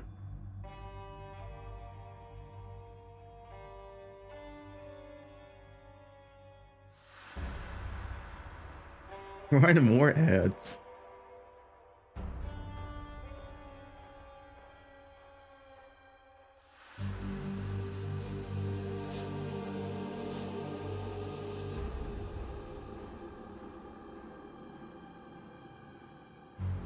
Yo, thanks for joining sub. Listen, if you never want ads, you can always subscribe at Prime for free.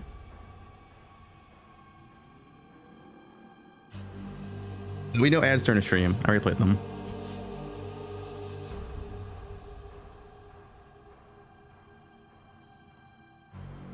It's a 6-month Prime.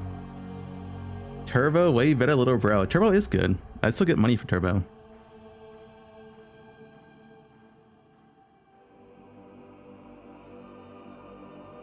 Two minutes into the best patch ever.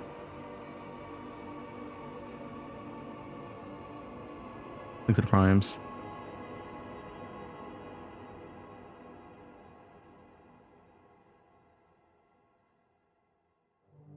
Yeah, patch notes are after the Q&A with Ziggy D.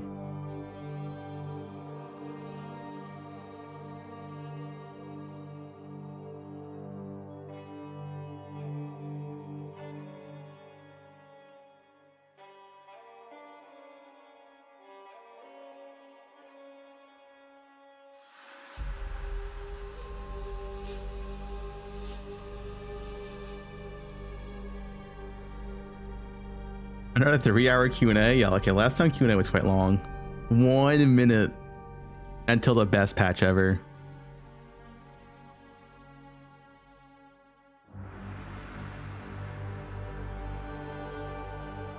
Yeah, they're behind actually. Wait, they're behind. It's already 11 o'clock. GG's late. Oh, well. This is subs.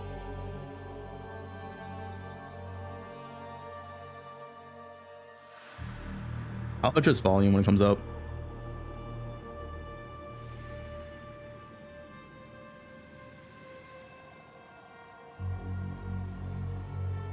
UE2 mobile announcement.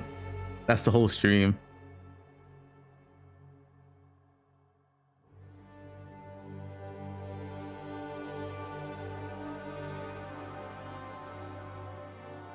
Chris Wilson from Grinding Gear Games.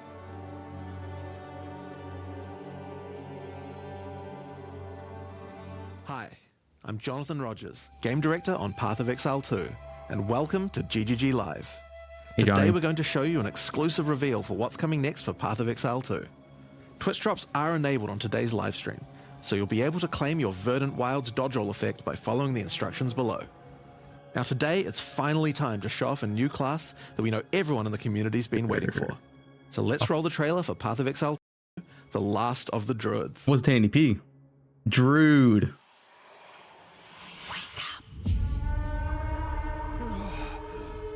Yo, he's kind of naked.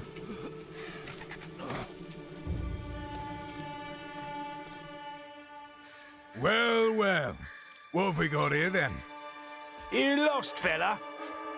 Hey, we're talking to you. I asked you a question.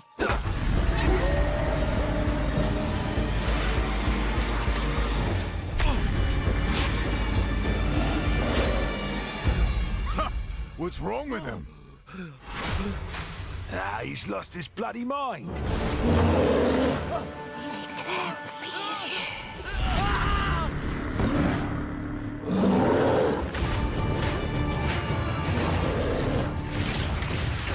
It's time to become a furry.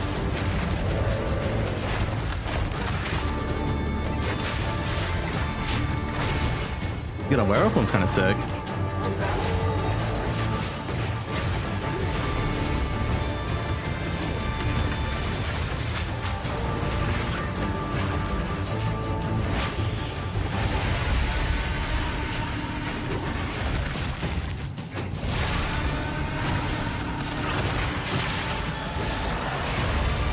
What is that?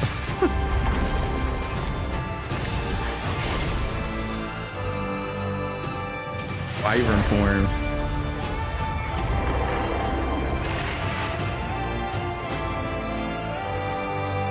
That last Wyvern ability looked kind of slow, I'll be honest. I will find you, Eve.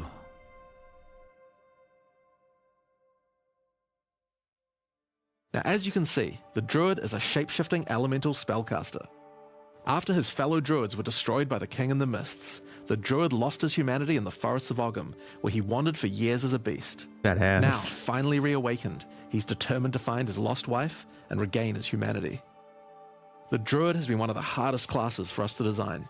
As well as having human spells, he has 3 animal forms, and we wanted to make sure that there were interesting combos between all of them.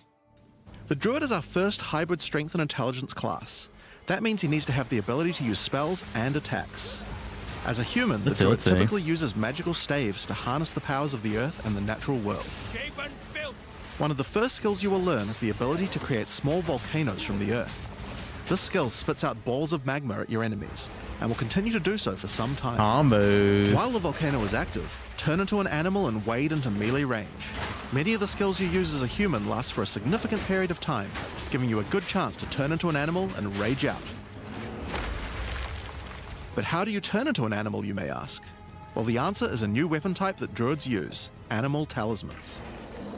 When you equip an animal talisman, you can choose which animal form you would like the talisman to represent. You only choose one form. Depending on what you choose, you'll be given that animal's basic attack as a new skill to equip. For a bear, that's Maul. To turn into a bear, simply use the skill. Your character will instantly transform into a bear and attack. If you want to change back to a human, just cast a spell. You will instantly swap back and cast it. We wanted to make sure that swapping between forms was seamless and immediate. Changing forms should be something that you do without even thinking about it all the time in battle. Right. In order to allow for hybrid melee and caster gameplay, most of the skills you use in your human form last for some time and aid your animal skills in some way. The volcano we used earlier will emit more molten balls whenever you hit it with a slam, making it perfect for use with your bear form's furious slam. While in bear form, many of your abilities use rage. There are a lot of ways to generate rage, but the easiest one is simply smash your enemies with Maul. Once you see the runes on your back glowing, it means you have enough rage to do a much more devastating version of your furious slam. Guys, the bear is sick. Your bear form can also go on a rampage, stomping the ground as you demolish your foes. The more rage you have, the longer the rampage lasts. And doing it over a volcano makes it even better. I think only the bear's gonna be slow.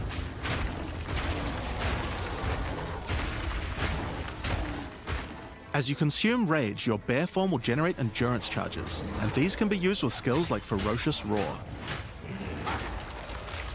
Ferocious Roar is a war cry that empowers your subsequent attacks to break your opponent's armor.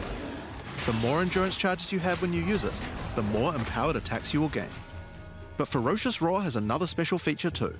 It's a meta gem that allows you to socket any Warcry gem from another class into it, giving you the ability to use these skills as a bear. That's pretty good. Use the Warrior's Infernal Cry skill to make your enemies explode.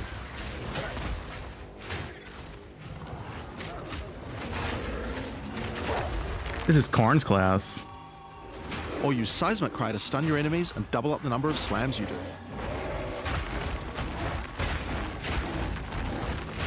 Yeah, the trample could be sick. That could be sick. You can even use it with Ancestral Call, a skill that turns you into the fire god Kaun. Oh, do you see? What the Druid god of war would look like if he was a bear? Well, wait no longer. That could be sick, dude. Finally, build up enough rage and you can use one of the bear's ultimate abilities, Walking Calamity. This skill summons a storm of fire around you for some time, while generating even more rage to power your other that's pretty abilities. sick. That's pretty sick. True bear apocalypse. Now the bear is known for being a slower and more lumbering animal, with slower attacks and heavy slams. But what if you want to turn into something a little more nimble? Well, let's check out the second animal form for the druid, wolf form. For the wolf form, we wanted to go fast and furious. Even just the wolf's basic attack will leap forward and rake his foes. After attacking, the wolf stands up on 2 legs, but after running for a short time, he goes back on all 4s, allowing to move more quickly between packs of enemies. The wolf has a lot of cold attacks based on his association with the moon, and the first of these is Lunar Assault. It's great for freezing your enemies in place. After they're frozen, use your basic rake attack to knock shards of ice off your enemies, which land on the ground nearby and explode. If you want to get into battle quickly, you can use your pounce attack. This skill leaps at a target and applies a mark to them.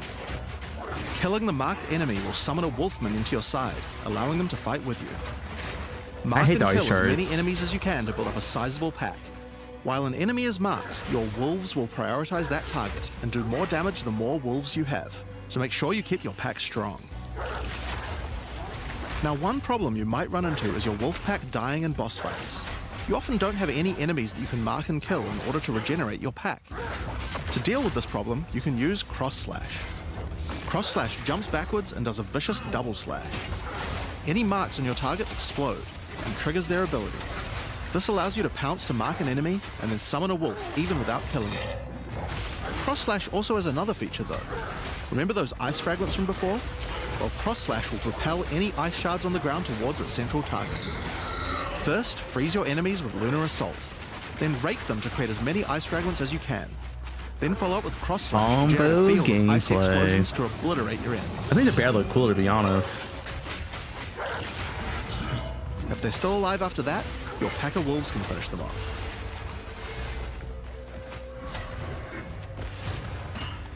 Just like with the bear's raw skill earlier that allows you to use skills from other classes, Pounce is also a meta gem that you can socket mark skills from other classes into.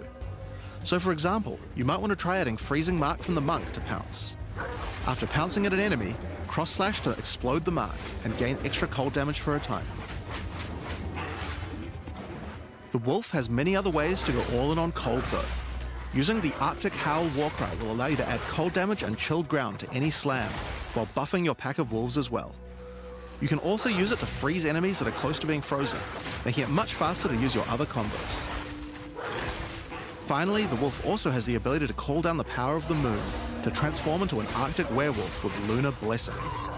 In this form, you move and attack more quickly and deal extra cold damage. Form too. Consuming Rage will extend the duration of your Arctic wolf form, so you could try a hybrid bear and wolf build if you want to utilize the skill to its full effect.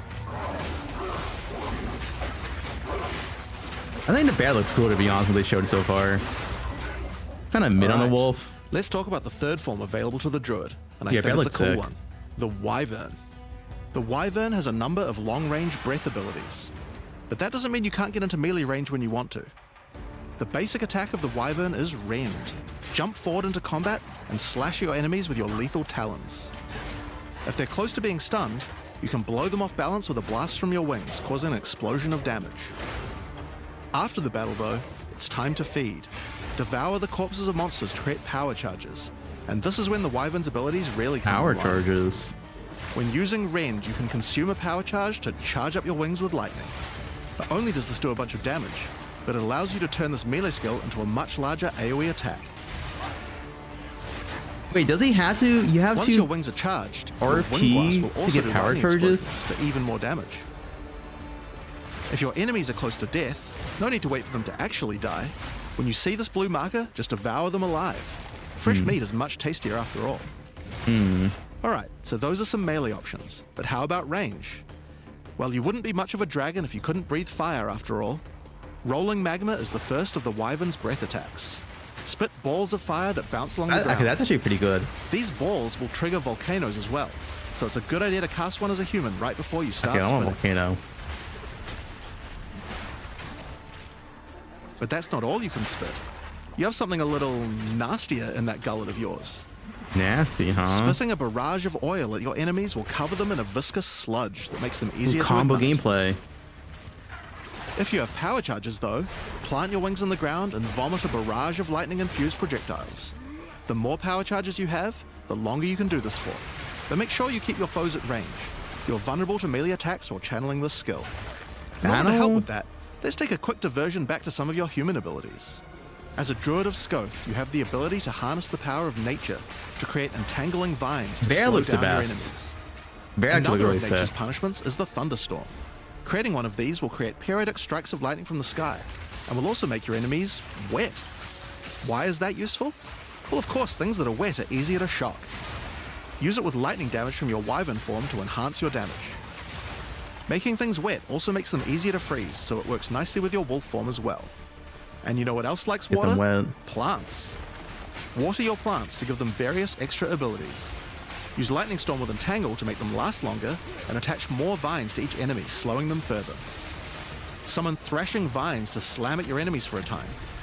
Any that are created in water will be larger and deal more damage. Now then, with our enemies sufficiently subdued with our plants, time to really lay into them with our lightning-infused barrage. Yeah, this channel thing's a meme though.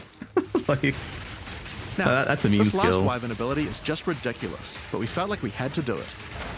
Use Flame Breath to take to the skies and rain down a stream of fire on your enemies. You have wings, so we Yeah, have to take full advantage that of them is after all. 2 moon So speed. fly around and burn in it.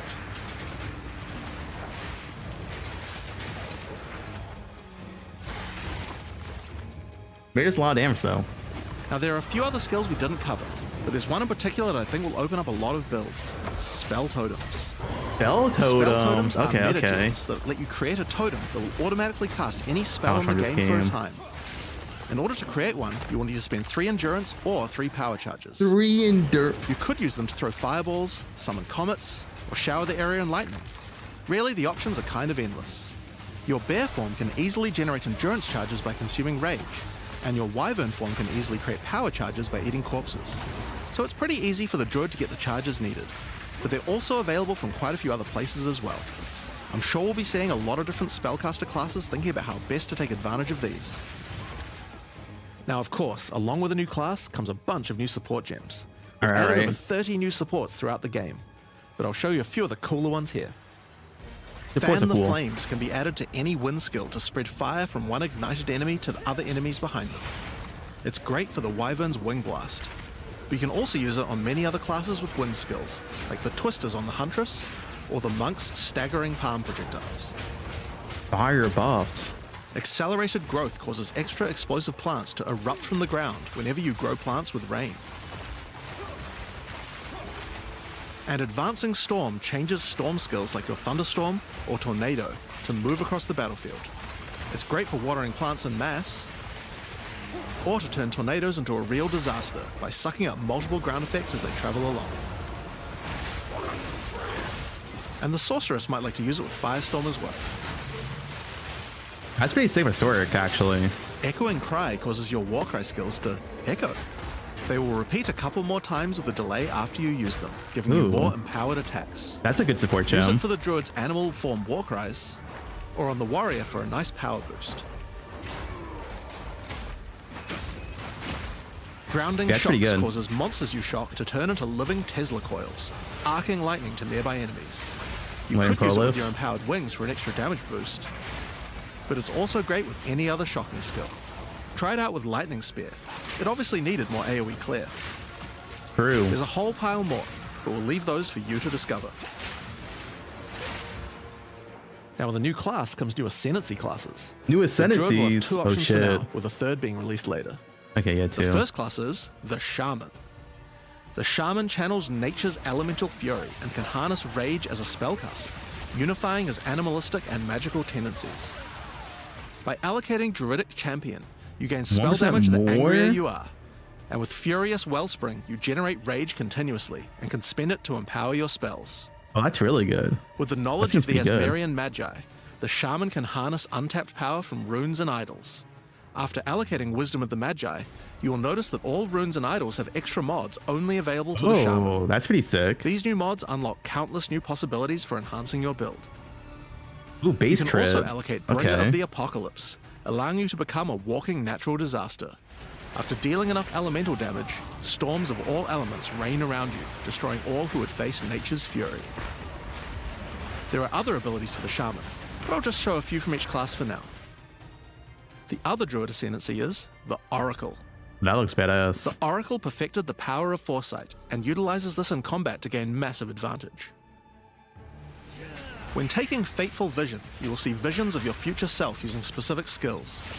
If you decide to follow this path by using the skill Okay, itself, I don't know it will about do that. significantly more damage. I don't know about that.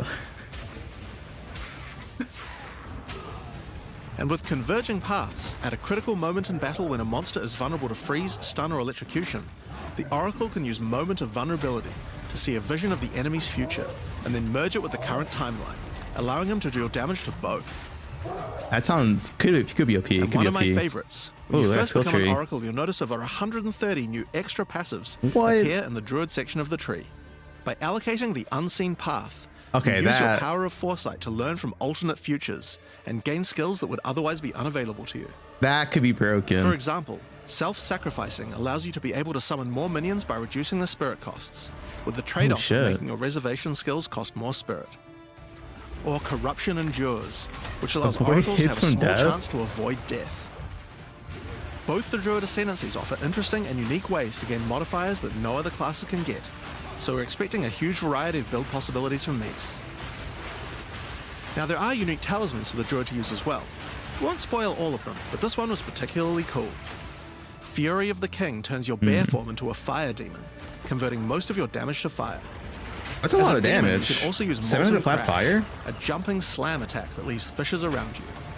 This unique also continuously grants glory, That looks allowing you to badass. use your ultimate abilities more easily.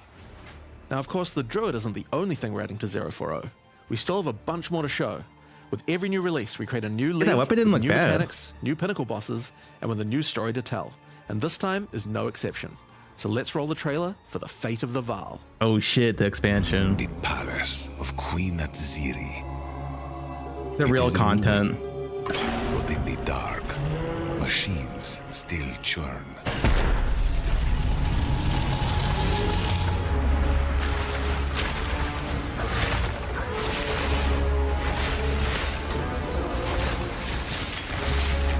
The temple has many functions. And with it, No, it is a temple, chance to dude. save the Vaal. A Build your own gateway temple. through time.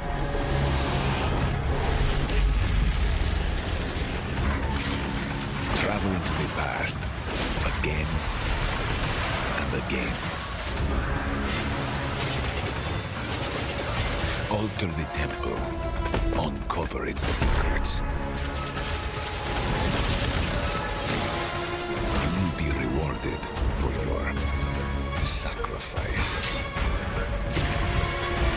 And somewhere in the deepest chamber, my queen awaits. I beg of you, hear me. The beast cannot give you what you desire. You may have studied it, Doriani, but you do not know it like I do. Yo. It adores me. But this pack is pretty good. Come now, give unto me your desire. At last, fulfill my soul. It was a pretty good patch.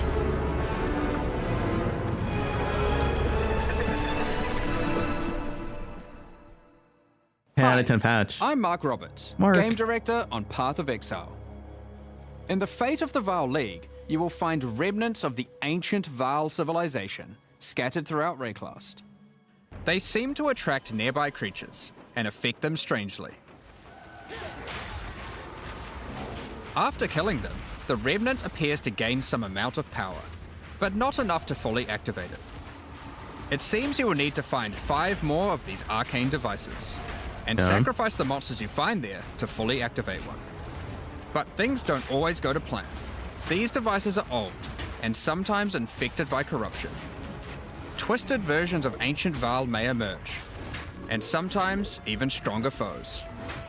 On fully activating one of the devices, you finally discover its true purpose. A portal opens and takes you deep underground to a lost temple, once the home of Atziri, Queen of the Vaal. What treasures could still be inside? I think you're gonna want to find out. In front of the entrance is a console of some kind, and on activating it, you can see a map of the temple. Atziri's personal chambers are on the far side, but how could anyone get there? There are disconnected rooms, and the layout doesn't seem to make sense. And that's when you realize the purpose of the ancient devices scattered through Rayclast. The temple is powered by sacrifice. Yo. And this energy can be used to modify the very structure of the temple itself. Each time you run the temple, you will be given 6 rooms that you can place, allowing you to craft your own dungeon to explore. Place paths to link up the dungeon, and 800 place rooms rarity. beside them full of precious loot. After you are happy with your choices, open the temple and discover the results of your efforts. Each room contains different challenges along with its rewards. On entering a room, the doors will slam Yeah, shut kinda like behind you, Sync League. and you will need to face the encounter within. But choose wisely. It's important where you place the rooms to get maximum returns. For Where's the example, monsters? when placing a commander, you could just place it anywhere along an existing path, but a much better strategy is to place it next to a garrison of troops for him to command. With better leadership, the garrison will level up, making the monsters harder, but also more rewarding. Different rooms have different requirements for leveling up. For example, if you want to fully level up a smithy, you will need to supply it with golems from an adjacent golem works, and hook up a generator to the power network to supply it with power. After doing so, the golems will be powered up, making them much more dangerous. It's a combo. You don't need to memorize what interacts with what. When selecting a room, you will be shown the locations that will make other rooms level up, and exactly what effect it will have on the temple.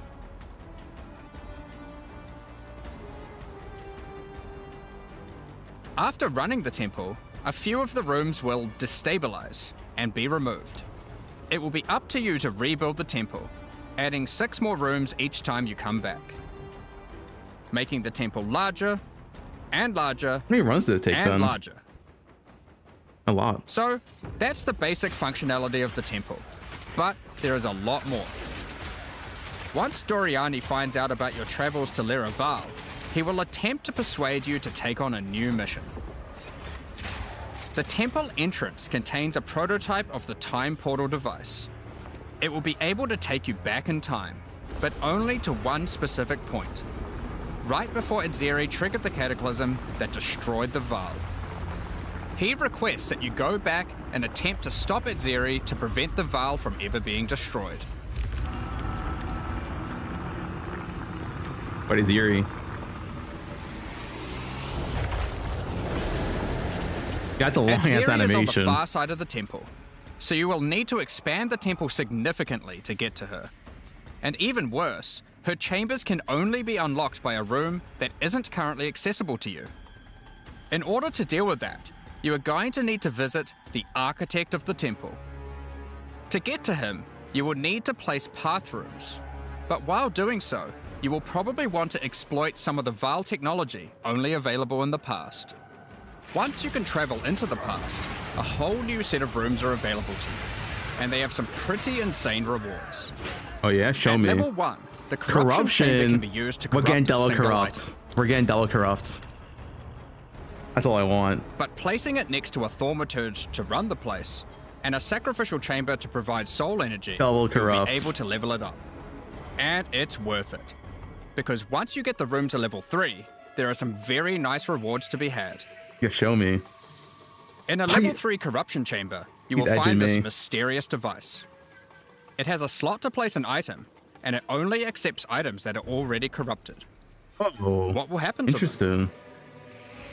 Well, normally once an item is corrupted, you can't modify it any further.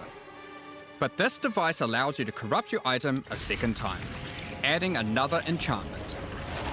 Okay. This So has it- the capability to craft some very powerful items indeed. But be warned, the Vaal are all about taking risks in the pursuit so of it is power. double corrupt, just a different way. There is a 50% chance that the item will be destroyed. 50-50. I love those odds.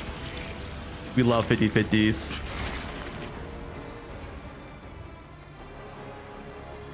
Each room has its own 50-50 interesting Gamba. mechanics and rewards when it levels up. Many of them contain bosses to fight, special drops, Yeah, 50-50's good odds, and in honestly. many cases, new crafting opportunities. Oh, gem? Double corrupt gems? For example, a level 3 alchemy lab has a nasty Vaal construct to fight. But if you can defeat it, you can find new corrupted soul cores. New soul cores too. Like Guatalitzi's Thesis, which on boots Sprinting. allows you to sacrifice your life to run faster. Uh, Or Sita Qualottle's Thesis, which on gloves will revive one of your minions whenever an offering Minions. expires. Get a sacrificial chamber to level 3, and you will need to face a highborn priest of sacrifice. Defeat him to be able to further corrupt a Vaal unique, modifying it in unpredictable ways. One of the mods of this unique will be removed, and replaced with another Oh. random mod. Oh, so it's like Foulborn uniques. It's Foulborn uniques. For example, this Soul Mantle. It gives you an additional totem, but lowers your totem's life and curses you when they die. By using the machine, Yeah. this could result in a terrible item if you remove the good mod, but More also Gamba. some I amazing like it. items if you replace the downside. Yeah. The way I can be insane in some Now, uniques, one dude. extra thing to mention about these Vaal crafting machines. You don't have to take the items you want to craft into the temple. If you don't could be have the item you insane. want to craft with you at the time, then clicking this button will allow you to create a currency item instead, Oh, nice. allowing you to okay. do the craft later or trade it if you want. Okay. Good. Now, there are all sorts of interesting rooms buy you can it. find in the temple, but the last one I want to show you today is the Flesh Surgeon. A Vaal Flesh Surgeon can be leveled up by placing him next to a high-level synth Dude, the flesh min lab. maxes patch is gonna be insane. Like changing uniques But is be it's insane. careful. The Flesh Surgeon has some rather unpleasant experiments in his personal Wait, lab. it's Rod's girlfriend. Afterwards, you might notice the surgery table just sitting there. The Vaal are great at crafting items. Why not do some crafting on yourself? After laying down, you'll be asked which limb you'd like to replace. What? Left arm, perhaps your right leg. Each limb can get a different this set free? of random bonuses. So You just get choose free wisely. power? After getting up from the table, try out your new limb. It seems to work fine, and even perform better than your normal one. The downside. Now, there is just one thing with replacing body parts. There's always a If you downside. die and are resurrected, your body will return to its natural state. Don't die, noobs. You might need to return to the Vaal Surgeons if you want another robot arm, and maybe get a better one next time. Don't die, noobs. Some rooms, like the Commander, can give you a new type of reward. Medallions that can be used to manipulate the temple in other ways.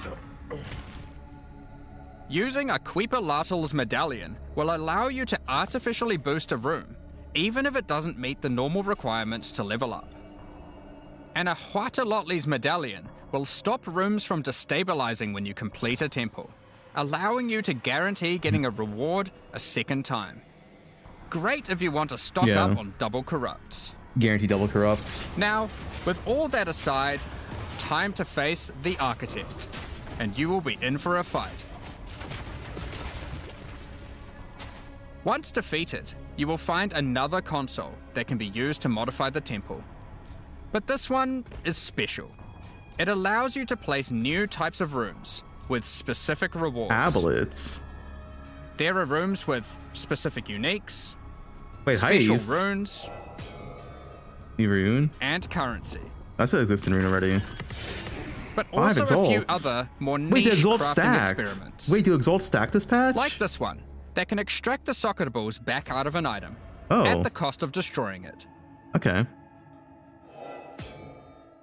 Now, something really important is every league we release a significant amount of content for the endgame. Yep. In order to make sure that the Fate of the Vaal works well for late game players, we've added many mechanics to make sure that you can scale the difficulty and rewards to match. Okay. Getting some rooms to level Give me 3 teamwork. adds extra mods to the entire dungeon, and these stack with each other. So in endgame, when you can get some really big temples, you can generate a challenge that can even match the strongest of characters. Is that true? We also start to introduce ways to That'd be store up sick. energy for the temple, allowing you to save up many runs so you can do them later at your leisure. Oh, that's really and good. not I like that. interrupt your mapping too often. That's really, really good. Now, in each league, it's important that we have a new pinnacle boss to test your character's might. In the Fate of the Vaal, you will get to face Adzeri while she was at the peak of her power. Oh, shit. One of the rewards you will gain by defeating the Architect is the ability to place the Royal Access Chamber. Once connected to your temple, you can visit it to finally reach the Queen of the Vaal herself. This fight takes place at a critical moment in history, right as Adzeri communes with the beast's Or power boobs. and takes her true corrupted form. Now, we are not going to show you the whole fight, but we will tempt you with one of the rewards. This is Adzeri's rule. This staff gives additional levels to all of your corrupted gems and lets you trade life for extra damage. But in addition to that, while using the staff, mirrors of refraction will constantly appear on the battlefield. Any projectile you fire at these will split into a nova, and they can chain from one to the other. Okay, the mirrors are really good. So, that's the fate of the Vaal League. But we are also bringing the previous league, Rise of the staff's Abyssal, kinda whatever, into the though. core game, along with a few changes. Now, for those of you who haven't seen what happens when a league is over, it's important to understand that you will not be seeing abysses in every area anymore. Yo. Rise of the Abyssal is now one of the league mechanics that can show up randomly in Endgame. It's core though. If you want to specialize in running abysses, there is now a tablet that will allow you to add them to any map you Abyss run. tablets. You can also craft the tablet to add abyss-specific mods to enhance how they function. Now that Abyss is core, it also needs its own Oh, Atlas the tree. Atlas tree's still the same. You can gain your first points by completing an Abyss, This is that Abyss Atlas tree. but there are Atlas more tree available sucks, for dude. doing depths and killing certain bosses. And there are a bunch of different options. You might just want Maybe the more tree's monsters cool. and bosses. But you can also make finishing an Abyss have a chance to overrun a nearby map with the Abyssal. Oh, that's pretty good. Or make your Waystone modifiers also apply to Abyssal depths. You could specialize really in the good. interaction with other leagues, or specialize in a specific Abyssal faction. One of the important elements that we have heard loud and clear is that needing to do Abyss crafting on Waystones Yes, is remove this quite shit. annoying. So, Garbage. we have removed that. Good. Thank you. Holy In fact, dude. we have removed instilling from Waystones as well. Yes. This mechanic felt mandatory on maps. because About it boosted time, the dude. value of all About other content. time. But it was both annoying to do and resulted in a lot of visual clutter. Instead, we are bringing back some of that power on tablets, which you Okay. don't need to craft nearly as often, since they last for 10 maps each. Once you defeat the Arbiter of Ash, you'll These be can't even able make maps to anymore. upgrade tablets to a rare with 4 Oh. mods using regular currency. Oh, okay. Even this isn't enough to fully bring back the power you could have gotten from instilling. Okay. So we have also buffed the bonuses that tablets the give. cooking, the cooking. Going forward, we're not going to be adding any more crafting directly to Waystones outside of the basic currency, because it adds too much micromanagement. Nice. But on Dude, that thank note, God. Fate of the Vaal Thank does God. bring the ability to corrupt your tablets, Okay, that's hoping fine. to get one of many different random outcomes. W Now, change, with regard dude. to Delirium Fog, even though you shouldn't have to have it on every map anymore, we still did want to make it less visually annoying.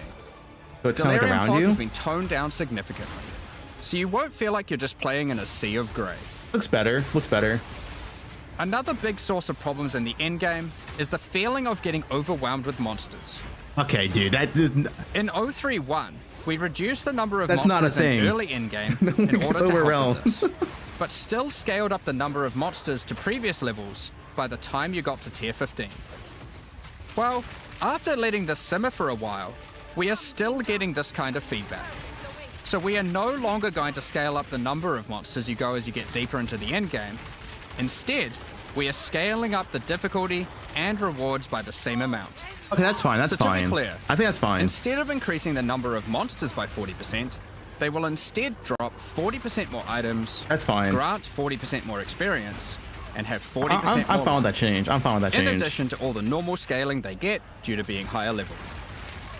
This only applies to regular We'll see. monsters, not bosses. We have also reduced the speed modifiers that monsters can get Wait, sometimes. that's uncorrupted tier which 16, also by the helps a way. lot with this.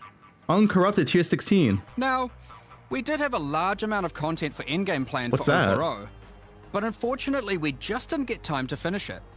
The scope was a bit too large, and so we would need to wait until 050 for that. But rest assured, there will be a ton of upgrades for the existing leagues, as well as new pinnacle bosses, 050. and a significant overhaul to the Atlas passive tree coming soon. Now, 050 another is problem that endgame becomes patch. a much bigger issue in the endgame is game performance. Yes, And we have yes, done a lot yes. of work here. The primary issue is CPU load. And to address that, a lot of things have been optimized. And we have done Nice. a lot of work to take advantage of more of your CPU cores. That's good. That's good. You should see frame rates of at least 25% higher, That's good. especially on consoles. A lot more work in this area is ongoing, and you will continue to see performance improvements over the next few months. Nice. Of course, another important area is game balance, and we have made a lot of changes. Now, most of these we will save for the patch notes, but I'll do a quick Game summary of some of the numbers. balance. As well as adding 11 new unique items, Ooh, drill we have neck. rebalanced dozens of others that are Will not currently used return. very often. We've also done a pass over lineage supports. 21 of them have been rebalanced, as well as Okay. adding 9 more. Rebalance or nerfed? Alongside the 2 new Druid ascendancies, we have made balance changes to almost all the others, with Oh. some of them getting a grander rebalance, such as the Smith of Katava. Okay. Okay. Alongside the 20 plus new Druid skills, we've also rebalanced 90 other active skills. across all 90 the different skills. And to top it all off, there are also over 250 new passive skills added to the passive tree. 250 new. Okay, that's big. That's These big. changes should go a long way to increase the viability of many more skills, uniques, W. and overall build variety that can tackle our most challenging content. Next up, we're going to be Supporter talking about packs. our new supporter I'm packs. buying them right now. I'm swiping. Today, we're launching 2 new Ooh, the series of supporter Centipede? packs. The Precursor and Kalgurin packs. I'm swiping. Each tier contains the pack's full face value in points, alongside several exclusive microtransactions. As always, the microtransactions in these packs are purely cosmetic and do not affect your character's power or progression in any way. The Precursor series of supporter packs contains 6 exclusive microtransactions. All right. First up, the Marble Statue Character Effect. Once you finally stay still for a moment, a podium rises up out of the ground to immortalize you, turning your skin to marble. Hell yeah, When you next dude. move, the stone crumbles around you. The Precursors had mastery over gravity manipulation. So too can you. Oh, those are pretty now with cool the portals. Gravity Well portal. Witness the power of its pull as you approach it. Draw in enemies with your own gravitational pull with the Awakened Precursor armor set. The Precursors designed and built many mysterious I want that ancient pet. beings. This one used to serve as a scout that would patrol and tase intruders. Why salvage gear yourself when the Master of the Forge can do it for you? Molten gold spills out as the Forge Master breaks down your items. That's pretty cool. Need to buy that. The Relic of the Precursor's map device Ooh, is a that one's pretty mysterious cool. machine that sits atop ancient colossal statues. It keeps track of the number of charges consumed on your Precursor tablets used in the device. Oh. The Kalgurin pack series also contains 6 exclusive microtransactions. The Kalgurins had astounding skill in astronomy, being able to Level track effects. cosmic events with absolute precision. Harnessing that skill, with the Astronomer's level up effect equipped, you too can now see exactly how long it took you to level up as it outputs Oh, the time it in tells you chat. the time? Wait, that's pretty cool. The I time need taken that. to reach your last 3 levels is also displayed on the item. Wait, that's so you can link cool. it when I you like have a that. time I you're like proud of. that. I'm swiping. Crush unique enemies by unleashing the wrath of the lost Kalgurin fleet, led formerly by Captain Heartland himself. That's pretty cool. A Kalgurin seafarer needs armor fit for the treacherous seas of Rayclast. This set has you covered with the classic tricorn and, of course, a peg leg. The Lost Treasure weapon skins top off your appearance of a true raider of the seas. These gilded weapons can be applied to wands, And types. two-hand maces, and shields. Ooh, that shield. Yo, After yo. a long day of plundering loot, retreat to the Kraken's Cove hideout, a home of some of the most deadly, ocean-dwelling creatures in Rayclast. Many ships have met their demise here. What better to accompany you in Kraken's Cove than a Kraken itself? Replace your stash with a dormant Kraken, waiting for its prey. As you approach, it will awaken and terrify both you and any guests in your hideout. Alongside this, an extra stash skin item will be granted to you, and when placed, will automatically open to any stash tab set with the currency affinity. That's OP, to help having dude. to What? navigate through your tabs. Hate a winning game. What? Additionally, Any microtransactions from these supporter packs will be made available for Joke. use in Path of Exile 1. Thank you very much for all your ongoing support. We're just about to start the Q&A with Ziggy D. Q&A. Afterwards, at 11 AM NZ time, we'll post the patch notes. 2 p.m. patch notes. With release at the end of next week, our community team will be posting crucial information you'll need for the release. Okay. Keep an eye on the news. Thanks for joining us today and checking out our latest developments. We're looking forward to playing alongside our fellow shapeshifting exiles, all while uncovering lost Vaal secrets by doing some dungeon crafting. We'll begin the Q&A shortly, so please get your questions ready. I mean, the endgame changes are massive. Well, I mean, okay. The endgame tedium is massive. There's not insane endgame changes, I should say. Let's play ads real quick. Like dude, no more tedium while mapping's massive, dude. And endgame's more difficult. That's two good things. Oh, it's already started. Q&A portion. I am your host, Ziggy D, and today we're going to be touching on the design of the Druid and the fate of the Vaal League while we gather some community questions. Will it be dive free to into play? Endgame, balance, and other game design topics. I am, of course, joined by game directors Jonathan Rogers and Mark Roberts. How you guys going today? Oh, very good. I mean, you know, it's been a great one to work on this one. Like, I've really enjoyed it. So yeah, it's definitely great to see you again. And it feels like it's only been like no time at all since the last time you were here with the PoE1 release. It feels like only several weeks, and that's pretty accurate. Are the omens gone? I hope the omens are see you gone. twice as often now, so that's fun. Yeah, I'm around every 2 months or so now, roughly. It's The map craft and omens. Keep That going. is. So I do have to open with this though. Is like Druid looked a little bit weak, I think, in the demonstration video today. Yeah, I think one of the issues that we have is like we're so concentrating on like just demonstrating how the mechanics work. That That's we a sort of question. forget to be like, okay, let's actually make sure the damage numbers that we're doing on this like test character we're filming here are actually like in line with what people actually normally expect. So yeah, there's just a few things there that we probably should have caught and made a little stronger there. But yeah, when you actually play it, it's certainly from the alpha feedback incredibly powerful. Like Yes. you know, the Incredibly like, you know, we're seeing some powerful people alpha say, oh, you know, feedback. the wolf looks weak or whatever. Well, I can assure you that on alpha there's a bunch of people saying the wolf is super OP. So you know, it just comes down to the Super things you go through in order to demonstrate stuff. I think we are probably going to be worthwhile. We make some videos showing a bit more of the less demonstratey side and get them posted and stuff this week. Because honestly, Oh, that'd be cool. You can just play it literally right now, and it's you know.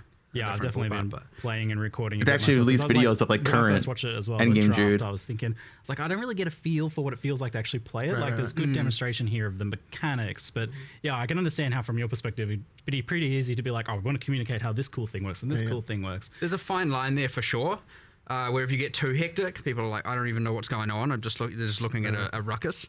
And then, yeah, in this case, let's say we went on a little too far on the other side of the line, was just a bit too slow, and as a result, yes, it can look a bit weak, but yeah, I think we'll try and get some like raw Druid gameplay out to people to kind of understand it. I think particularly for this class, because of the shape-shifting stuff, it's so hard for us to, normally we can look at something and be like, oh, that's just a demonstration. We kind of know what it would look like at endgame. But I think with the Druid, it's just so unusual. It's so different that it's actually hard to judge what it would feel like to even play it. And I'm happy for my hands on to say that like it's almost immediately like very smooth, the shape shifting of it, the movement of it, especially because like in your demonstrations, you're not really using dodge, roll, sprint, that sort of thing as well, which makes a big difference. Yeah. I suppose one of the things we didn't really dwell on in the video as well is that we do actually have dodge roll. I mean, they're not actually rolls for the animals, but yeah, all the animals can like hop around and that kind of stuff. And that was honestly one of those things that was like Being many patch notes. Initially, we actually had it so when you dodge rolled, you would transform back into a human. And the reason we did that is because it's really hard to make animations for animals that like actually work. We actually thought it was impossible. But then when we actually put it on alpha, there was the kind of visceral reaction of I want to still be a bear, like, you know, while I'm hopping around. So we ended up having to like work out like how can we make this possible? How can we make it so that you can actually do the dodge rolling as an animal? And that sort of ended up. There's no Toda. I thought Toda this would was come. Like clearly the classist, like the hardest class to design so far, and it took a bit longer. Like I think you were originally hoping to bring it out in a previous expansion quite a was. while ago. But the thing is with it is that it's kind of like designing 4 classes in one. Because not only do you have the situation where, obviously we want to have synergy between skills and stuff like that, and we can like look at that and Queen of class and work out what Fours? those Yeah, might let's, be. With sub this class, each people time. want to be able to play just as a bear or just as a wolf, as well as people who want to play like dual with a human and a wolf, or people who just want to be a wolf and a bear, and like all the different combinations. So we had to kind of come up with a way for like each line needs to be self-sufficient and that it's got all the tools that you need, but at the same time you have to not have it so it feels like there's just duplication between them. We're like, oh, like this is just the same thing as what a bear has, but you know, you are a wolf instead. So we kind of have to like, it's like you need all the tools and yet you also need to have them feel different. And that just made it really, really tricky to get all of the things right with it. Then it didn't also help that, since the last time we were working on the Do they have Druid, a promo site up? way back when we showed it off That they usually do. in Gamescom 2023, we had WSD, and that is a whole other complication because, you know, like how can we make that work with the animal forms? It's like a whole thing. I'll tell you the Wyvern, for example, like we had a hell of a time making it so you could do the ranged attacks because you need to be able to walk while you're doing it. The Wyvern's sitting there with its arms like planted on the ground, you know, like being able to twitch walk drops are while enabled. also spinning it. Yeah, it's like we went through so many iterations of that. So yeah, it was just a very tricky class overall, like just crazy. I remember seeing some very goofy looking like Wyvern like months and months ago. Yeah. We were like trying to, this is not working. Right. Like, Well, I this also does not remember like look right. for a long time the wolf was just like a dancing dog. It was just like it looked really silly. And like man, the wolf as well. I mean, it was really hard to get right, and because one of the things we really wanted to avoid was I didn't want too much of that whole like. Yeah, this is the feeling of like this is an actually different animal. Which I I'm think turning this down real quick. Let's look at this. the wolf, it's like Some actual stuff. I can put the volume up a little bit. back into that. So we had a lot of questions about like what even the locomotion was. How But, does it yeah, walk? this Are is we the gonna new walk on 2 legs? Are we stuff. gonna walk on 4. We ended up splitting the difference. You can do both, right? Like you get that when you're Gain attacking. 1 you Druidic can be prowess for every 20 total rage spent.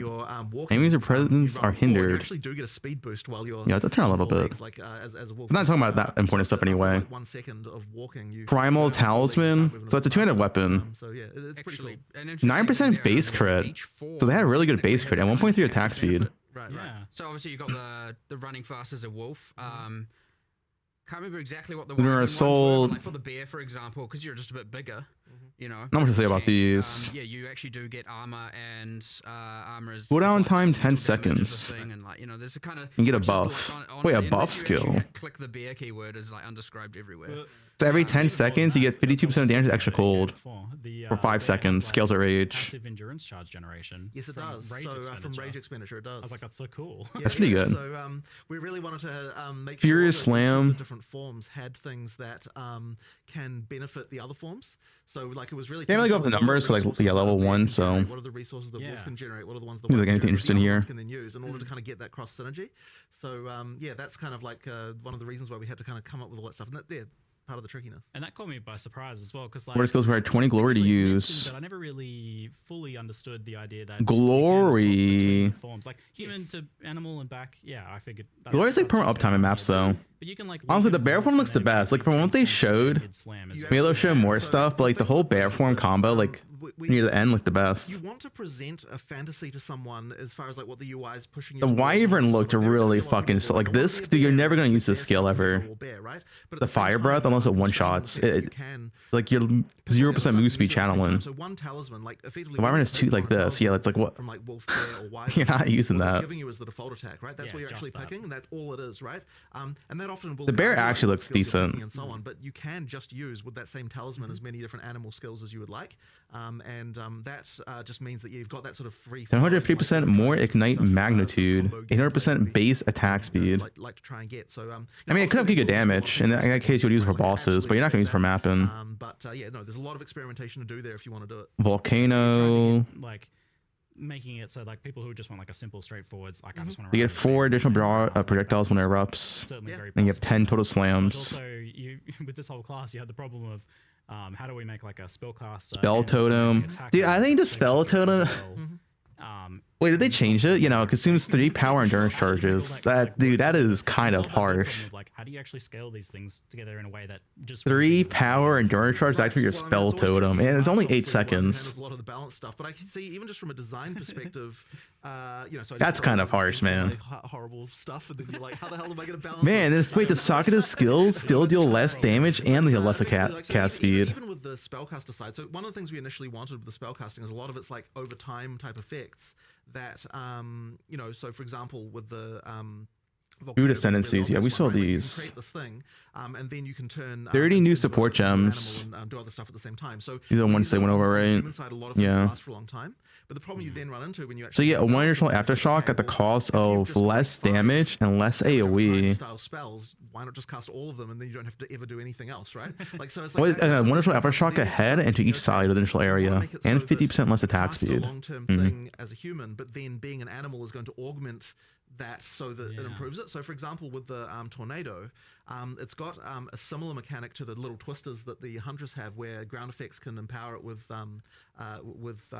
Explosion steel base fire damage equal to 6% of the course and so maximum then, like, life. okay, well, if the animal forms are the ones that can create On the ground Landon. effects, Okay, whatever. then that means that you're Character balance. you know, like to mix that with the tornado, you Right. now have to have both the animal forms. And we're gonna the double corrupt to both gems. I think the coolest thing is not even the double corrupt, it's the fact that you can replace modifiers on uniques. And it looks like you can replace any modifier. It's not like Poe and Falborn where it was only like some modifiers can be replaced. Any modifier can be replaced.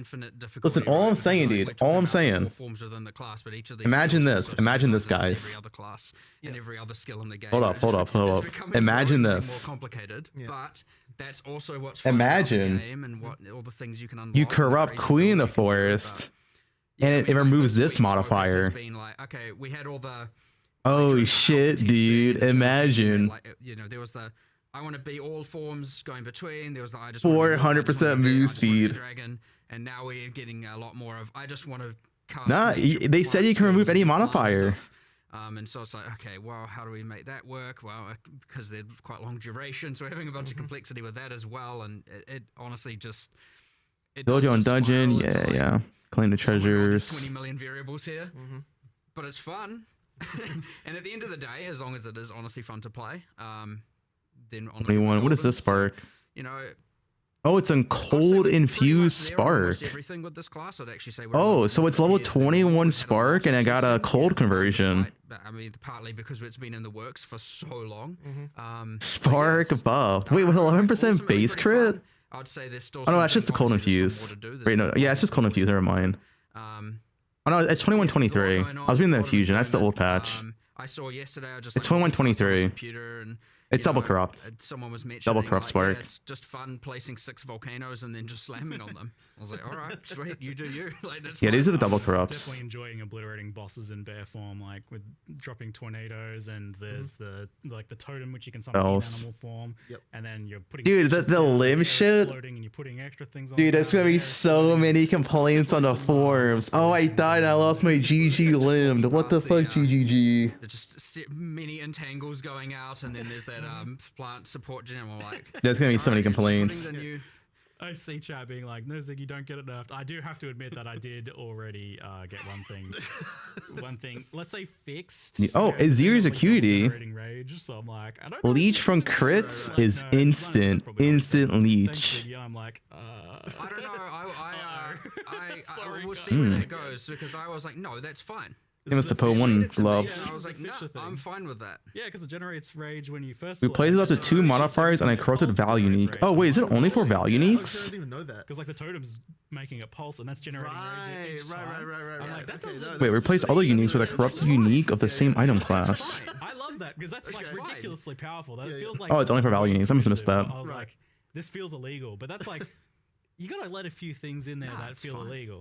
It's doing what the skill says. I may not have. Maybe I didn't get enough. Okay, cool. I don't know. They might Volatility on critical hit. I'll find out afterwards. I just throw my opinion in there. I don't want to necessarily be like. Crafting and I try waystones. and make sure with a lot of these balance. Waystone crafting.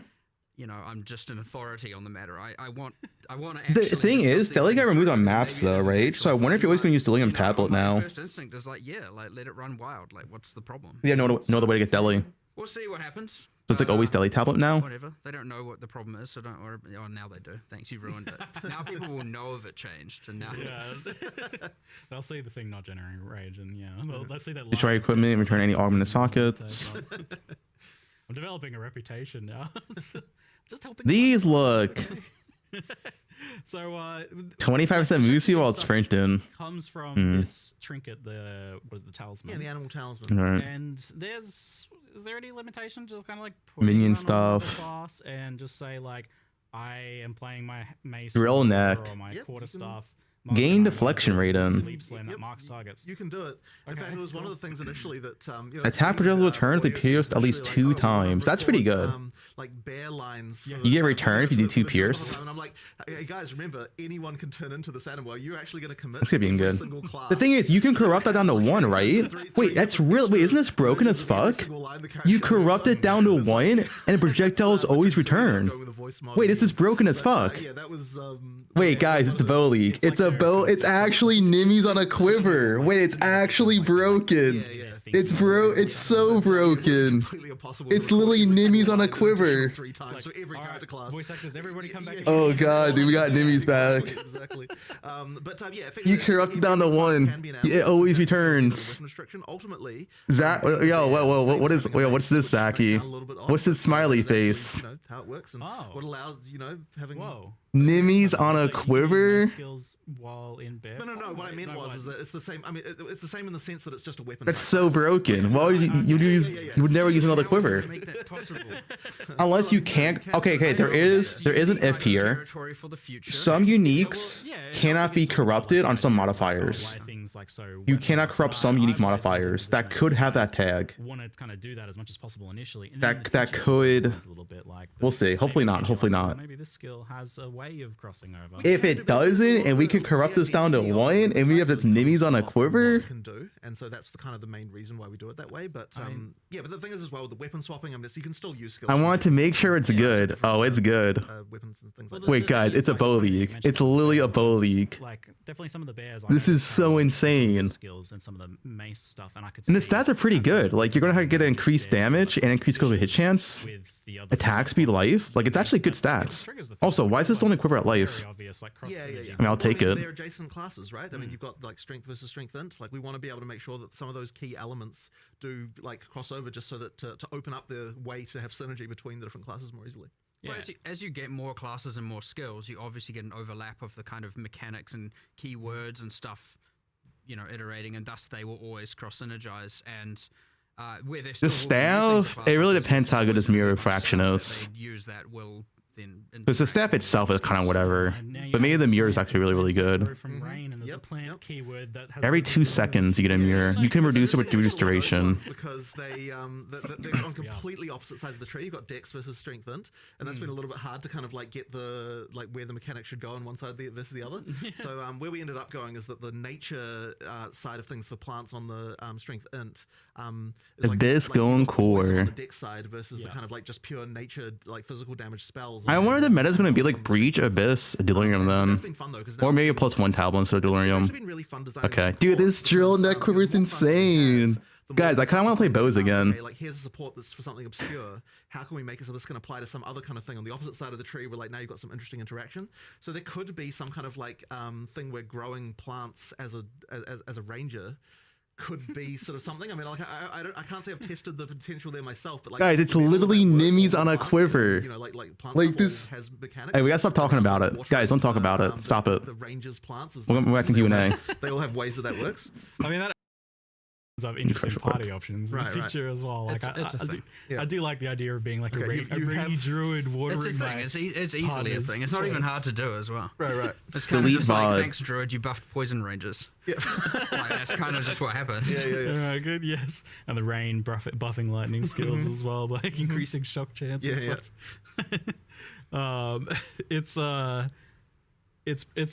pretty. Am I hyped? Yeah, I saw that quiver. I'm hyped. Into one class here. How did you like kind of settle on a? It's another bow league. I feel like people know what a bear is. People know what the wolf is. And even a lot of the like druid stuff is pre-established as like, you got plants and you got like nature and you got like lifting up the earth, that sort of stuff. Well, we really wanted to have a third form that was a little bit out there in terms of different from what you'd seen in another game. I mean, obviously, like every game that's got transformations has the bear and the wolf, right? That's just like the staple. Quiver? Don't worry about it. Funnily enough, for that reason, we couldn't not do it. There was actually a period there where we weren't going to have a wolf because we were a little bit unhappy. Yeah, with us, and it's just like, well, exactly right. That was the reaction. That was the reaction of like all the furries come out of the woodwork and like, you gotta have a wolf. How dare you? Yeah, exactly right. So we're like, okay, we'll have a yeah, exactly. Don't anger them. So that was a Control F projectile. I got it, Zaki. So, we decided to go. We needed the two familiar, and then we needed one that was Control F projectile. What Zaki says. When we're looking at the bear and the wolf, it was kind of like we want the slower, harder hitting. We want the faster and regardless if I'm playing Dead Eye or not, I'll update the guide. I'm still not sure we're gonna play. We got patch notes. What if they just delete ranger in the patch notes? Spellcastery vibe a little bit more, and so we sort of thought about it a little bit like what animal is ranged. Like it's not really there's like it's kind of not a lot out there that can really sort of do that. And so eventually we settled on the wyvern. I mean, someone of course at one point was like, "How about a dragon?" And we're like, "What the heck? What are you talking about?" But then eventually I thought about it, and it's like, actually, you know what? There's some potential here. If you suggested to me, I told you not to do it because patch notes are after the Q&A. And not look stupid, but it eventually it was hard though. We did get there. It actually looks pretty cool. Yeah. But it's kind of a spell blade almost. Like it's got a bit of range stuff, but it's got a bit of like spell kind of melee things going on. I mean, as it should be for strength int. Yeah, and you were asking what the passive buffs were. I was looking at it before. It's like it's got buffs to freeze, shock, and energy regeneration actually as well. Extra primes. Energy recharge, I think. It's a shame you knew. The reason I was actually being vague is I knew what they were. I just wanted to change them. Okay, I mean that's fine. Do something. As you know, the improvements to the endgame are big flows for our next 0.4 content update. I kind of feel like they shouldn't. I didn't want them to be offensive benefits. Yeah, they're supposed to be defensive. It forces you into certain build types. Whereas like if they're utility or defensive, that way they will work across all board. That's my general philosophy. So I was like, I feel like I want to have a go at trying to design the energy shield thing. I don't mind.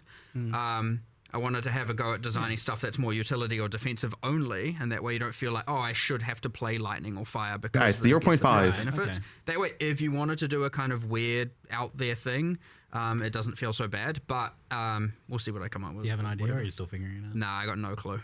I don't know. You could play on the fact it's got like wings to something defensive for block or something for 0.5 is gonna be insane though.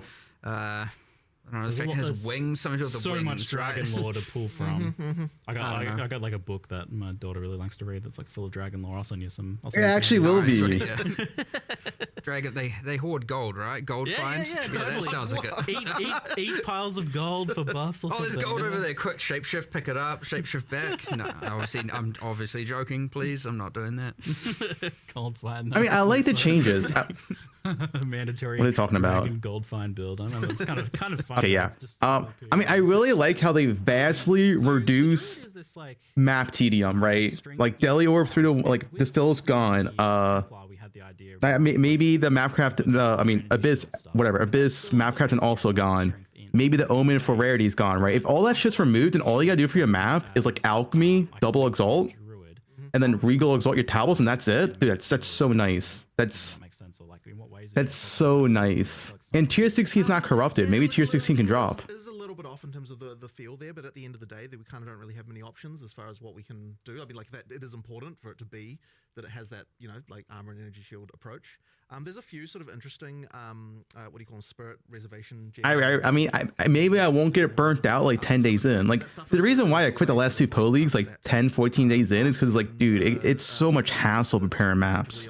And I think all that's gone now, right? It's just you alchemy exalt your map, and then you Regal exalt your tablet, and that's it. I don't think there's anything else. I mean, I guess you could corrupt it. Optional. You could corrupt. A thematically weird thing. I think probably the weirdest part about that is like, yeah, you're gonna have energy shield as a bear. It's a bit strange, like getting hit as a bear, and then there's a little energy shield. The Chinese league said tier 17. It has to be that way. Well, you don't have to. Well, I suppose, sure, you can go full armor if you want, but I feel like because there's like such a range of identities within that one. They didn't say you could alch the tablets. They said Regal exalt. As much with that, there's definitely more armor stuff. Yeah, so you could build more strength when depending on what animal form you're playing, of course. Yeah, whereas like the Wyvern potentially has more of that kind of magical aspect to it, where it's like that's I mean, the juicing should be the same, right? Okay, at least according to GGG, GGG said the juicing you lost from before is added back into the tablets, right? In the map or whatever, right? So in theory, it should be the same. I hope so. Obviously the damage nodes are a bit weird, but it could work. There's nothing saying. I mean, that's part of the beauty. That's what they said of the game as well.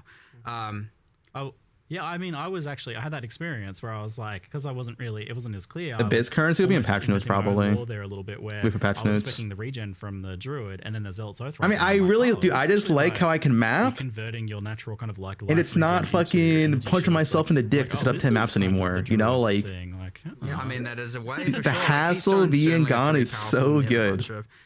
It's now finally at a level I can't remember what it's doing. where There's one that says do not way less prep translate than on Code it, so 1, it's in progress. which is where I should have been from the start. But yeah, we were playing around with trying to have some armor, energy shield, more hybrid stuff going on with the keystones there. It was based on. The thing is, you can still get Delhi on maps. You just have to use the Delirium tablet, Divine right? Shield, is that the name of the keystone? I can't remember. Too many names. But you know, it's based So, on that, but not keep that in mind as exactly the well. same, like a derivative of that we're trying to get going. But yeah, it's just because Getting good tablets sound rough. Yeah, that's gonna depend. I guess feel more we'll see. druidy, and I know there's a rage one there that is embracing the animal ferocity, where it like what does it do? It's like doubles your maximum rage. Maybe we need like, chaos orbs in makes this you don't get game. inherent That works like bonuses real from rage. chaos So it's like, orbs. if you really want to do the skills that are rage consumers, like rampage, and you just want to rampage for as much Know time what as I'm saying? possible, you obviously go for that keystone. You lose the benefits of rage, but you get to rampage around for twice as long. You know, so a few things like that we're trying to add that are thematic as well. And I think that's another one of the really cool parts about adding a class is 1/6 of our tree was just filled with just placeholder garbage. Like actually, like there is a giant link thing there. There's no links in the game really. You know, it's like what are we doing with The that? end game You know, is it's like- harder in the fact that so I was monsters like, are focused on more that looked like a vine, just challenging, make that a plant but it's less thing. monsters. And so now it's a plant thing that talks about overgrown plants. And but we filled in that whole bit of the tree. And guess what? Now witches and sorceresses have more energy shield stuff on that kind of direction around towards the druid, and warrior has more. And you know, and I don't just mean energy shield. I mean everything, all the mechanics, right? All the int mechanics are kind of there. The strength mechanics, everything. So It is nice we finally have a class in every different part of the tree, so like we don't have any just like weird open stuff anymore. Yeah, that area of the tree was a little strange. I mean, it's such a massive tree already, and you're adding more to it. And then like I have to wonder, like you added this Oracle class. ES buff doesn't know they Shaman, buffed the I was ES like, guys. yes, We got this for is patch exactly what notes. I Patch notes are expected. When I big. saw the Oracle, and you guys had like 130 extra So far. passes. So far. Like, why do you do this to yourself? Like that seems ridiculous. it's fun. Because it's cool. Okay. Because it's cool. There That's really the is best no other reason you could ask for, right? Yeah.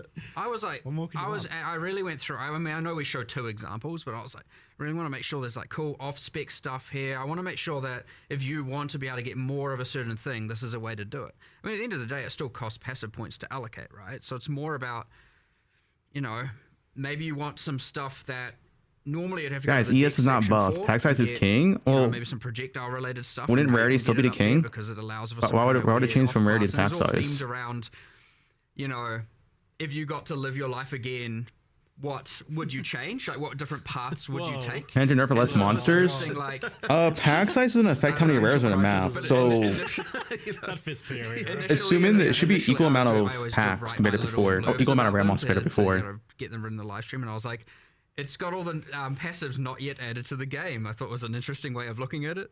Not that that's actually how it is, but I thought it was like a kind of, it's like lessons you learn, you get to now use in advance kind of. I thought it was just a cool thematic thing that linked to the class. And it's easy, by the way, to as designers to see that kind of thing and go, we have a million things to do.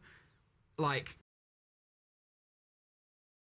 is that really like? Wanna play hardcore? No, I'm playing trade. Software trade. Right? And I'm just like, Tiers if we 18's say overrun that with the about everything, biz. you get nothing cool. Yeah. And so it's that, and I mean, even the shamans, like runes revealing hidden powers, like we're setting ourselves up for a large amount of cumulative time over a while, right? They nerfed rune we evasion add, rate? Like No. we have to add and consider oh, the no, shaman we'll do that as stats, well. and we have that's another whole axis of things. Ooh, We have to nice one. meta balance every league, and same with the Oracle Yeah, we're passives, patching those and every guys. time we change the tree, Patch notes are and, directly when after we eventually Q&A. have a Templar, we're going to have to relocate all those nodes because that tree's going to get a giant.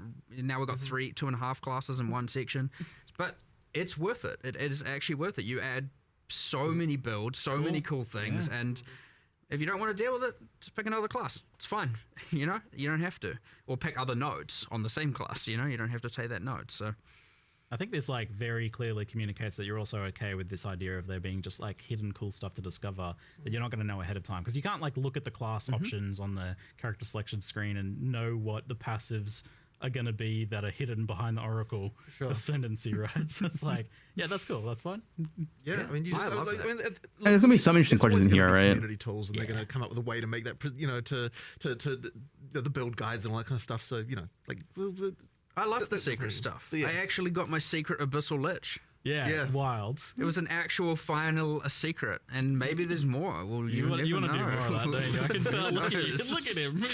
He wants to do more. Of course, I love it. I actually Is love there anything about people having daggers? cool No, daggers would be a secret future things they can class. find, and it isn't just like Weapons are tied to classes. 1000% pre-planned or out of the gate. Like, I understand the need to plan. I understand the need to have confidence in a build, and you don't want to go in and only realize you've made the wrong decisions and stuff like that, for sure. But I definitely want to find that balance where you have that while you also get your cool secrets that you get to add to the game that are fun. Yeah. I think there's like a couple more chat questions on Druid, but we'll try and move on to the other stuff soon, because I know. Guys, don't disrespect Ziggy, all alright? right? Be nice. I think the design's super interesting here. I won't stand for Ziggy disrespect. Some of the questions were that I think people are a bit confused about like the talismans and the forms and how that stuff works. So the talismans are effectively just like another weapon. Yeah, exactly. And things like attack speed, movement speed on gear, and everything will affect you in your movement. Absolutely. Animal forms. It's not like, I think because a lot of other games do it where when you change form, like all of a sudden, oh, your weapon's not affecting you, or this thing's not affecting you. Well, I mean, effectively, so we're doing the changing form by utilizing Get weapon the swaps. turtle So you've under got two control. weapon sets inherently, and the talisman Flame's effectively doing. serves as your weapon. Yeah, like if you're playing a druid, you are going to have to learn how to use weapon specialization passives and stuff like that if you want to have the spellcaster and melee thing. Now, a lot of the passive tree nodes, like in the druid section of the tree, all have like attack and spell damage and that kind of stuff. So like certainly for most of the start of the class, you won't have to worry about it. But as you get deeper in, and if you want to do hybrid spell attack, you are going to have to think about like, okay, what are my attack passives, what are my spell passives, and do that. I was actually surprised at how simple and straightforward it was to do. So like the weapon specialization tree. They're arranged posted behind Jonathan. How that works, but They didn't announce it though. The basics of it, like using the actual skills, just happens automatically. Like Yeah, I didn't yeah, ever have exactly. to actually go in and No, tag a you skill don't as have to a worry about certain that thing. part. Just because of the fact that, because this has always been the rule, but it's really apparent here. Like, if it'll swap to the weapon set that can use the ability, so therefore you don't have to actually tweak it. You just put it in and it kind of works. Like if I tried to use my spell, it would shift to human automatically and use the staff. And so like that was all automated, and I didn't have to like program anything like that. Right. Like I have on some other builds, I guess, where it's a bit. But more mostly that's just unclear. because you get into a situation with those where because it's usable on both. Now you have to start going in there and tweaking that stuff. But here, because it makes it much simpler when you don't have to worry about that. Yeah, so there's a decent onboarding there, given the potential complexity. Oh, of dude, that. I think that is Alright, a so we'll third move on Ranger now to Ascendancy. the, What's Fate that? of the Vaal expansion. Whoa. And there's definitely more of a like clear divide between the two things, and you even actually made two separate trailers this time around. Well, it would have been super weird to have these like two completely clashing themes in the trailer. So yeah, in the end we were like, that's like normally of course we'd make one trailer with everything, but we're kind of like, man, it's really hard to unify these two things in a kind of reasonable way. So yeah, in the end, That's the we decided to third go with two Ranger trailers and Ascendancy? just, like show the content completely And separately. they're not connected. Like they No, don't, not they at don't all, have to right? be, right? Yeah, Like, Yeah, they're exactly. not, aside from both of I mean, it has to be, right? That's pretty sick. them. It's like a having magic bus ox in bow. it, they're not connected. Looks like a magic string or something. That just happened. Yeah, that was total accident, by the way. It was just like two totally unrelated. Yes, sure. I was praising the equality of it. Like, Right. yeah, I was great. There's buttocks for everyone here in this trailer. Excellent. Thank you. So this expansion is, and we saw this a little bit where you tried to work in the previous League mechanics into like story quest stuff, which I was super keen on. This expansion definitely feels much more deeply linked into the campaign and story, to the point where like Doriani's saying, go back in time and Yeah, it try looks and like a, change these magic things bow. that Yeah, happened in the campaign. I was like, this feels like a major I don't think it's in the campaign patch though, story right? beat. Yeah, But it is behind them, which is there's weird. a few things going on there. So, like initially, like this league, unlike I think what we've done too much of in the past, the storyline develops quite a lot more, kind of like through the campaign with different events that happen and sort of link in a lot. And part of the reason originally Quantity for that is that Ranger. one of the things we sort of don't like necessarily about how what leagues do is like you've got this situation where you like walk out of town in like, you know, literally the first area, and it's like some eldritch entity is immediately No new axe now. I was not expecting any new axe. It's actually very like unfortunate. Put this rusty thing in your body. Random concept Exactly, art. right. So They we would kinda have wanna try random and make sure concept that there's a art little like bit more printed of in like of frames. like it doesn't feel like the world I is don't on know. your shoulders like right from the get go. Like there's actually If like, a it's little just bit- random a concept art, growth if I of wouldn't just epicness randomly throughout, frame it Yes. the in the league. Q&A. So like if we'd have had it, so it's like you're time traveling into the past. Like the moment you walk out the gate, it's like okay, it's just not quite right. So we decided what we'll do is we'll make so that, you know, there is the temple. We've got a kind of like almost a baby version of the mechanic where you've got a lesser number of rooms, like it's kind of a bit simpler, like to start out with. And then once you pass the sort of key point in the storyline, then it like really opens up. You go into the past, you've got a little more story stuff going on. It did add quite a lot more work to kind of have to make two versions of a bunch It's of just a things and that kind of picture? stuff. Dude, But it's a I think third it is worth it Ranger because, ascendancy. What do it you means that mean? it feels like the league has a lot more going on, it just doesn't kind of break you don't break immediately the feeling of the world, which I just noted the has Q&A. been a problem in the past. I have very strong opinions on this one. Yeah, It's yeah. like dark horror, gothic, secondary. I'm 3 dimensions deep of, you know, like Yeah. I'm in the past and or in yeah. some sort of demon realm now. I don't know, like, what's going on here. And I mean, it's fine as you go, but this is actually one of the challenges I think we're going to have just designing leagues generally, is that they're going to require a bit more work to make them feel right. I mean, even just something as simple as like the Vaal sacrifice circles that you get throughout the world. Normally, what we would have done is like make one thing and call it a day. Here, what we've done is we've got like 10 Fearin' mods. collab? There's a ton of variations of those. Where for like each act, we're like in like each area, we're thinking like, okay, which like we need more of these so that we can use them so they feel natural in the place where they are. Like do a bit of material reskin stuff like that. Like that's kind of the stuff that we now need to do to sort of make it feel like you're not breaking like the world stuff. the PoE1 style, you know, betrayal basement. You know, you just okay, Just so there's just a randomly. basement everywhere, like in the mud flats. Like, okay, you know, that just doesn't fly anymore at all. So like we want to make sure that these things are way more believable. Right. Like you are actually convinced. You're like, you know, this makes sense. You know, Yeah. I'm not just in a basement in the mud flat in a swamp. You know see, what I mean? Aziri has the 4 Vaal's a very boot. What? distinct thing. And Dude, it's Rouge very, is a like, tied gooner. to Act 3 as well. So Yeah. I was a bit I thought worried the about, intro of the like, video was a tone of comedy. line There's with no way the Vaal class stuff, but plays then, like this. Yeah, it fits in reasonably I well. mean, Like, to you've me, definitely taken good care. Bear of each form one. looks like it has Yeah, it's potential. a matter The of other making it feel two like need to it's show an some more ancient ruin. stuff. Then later someone came along, like some Mesamites went there and they built some stones around it because they're like, well, what is this thing? And like we just thought a little bit about like how would the culture here have reacted to the fact that there was this ancient ruin from long ago in this location and that kind of thing. Yeah, okay, interesting. And you mentioned to me that this is the bar for what you want to be doing. This is the quality level for what you want to be doing. Yeah. So I'd say that like it does sort of. I would say here, like the level of polish and the stuff that we're doing, like the amount of content that a league needs to actually be good. Like, you know, obviously when we did 020, the league was a little bit like, you know, it was just the Asmerian spirits and like, I mean, it was a league, but it wasn't really.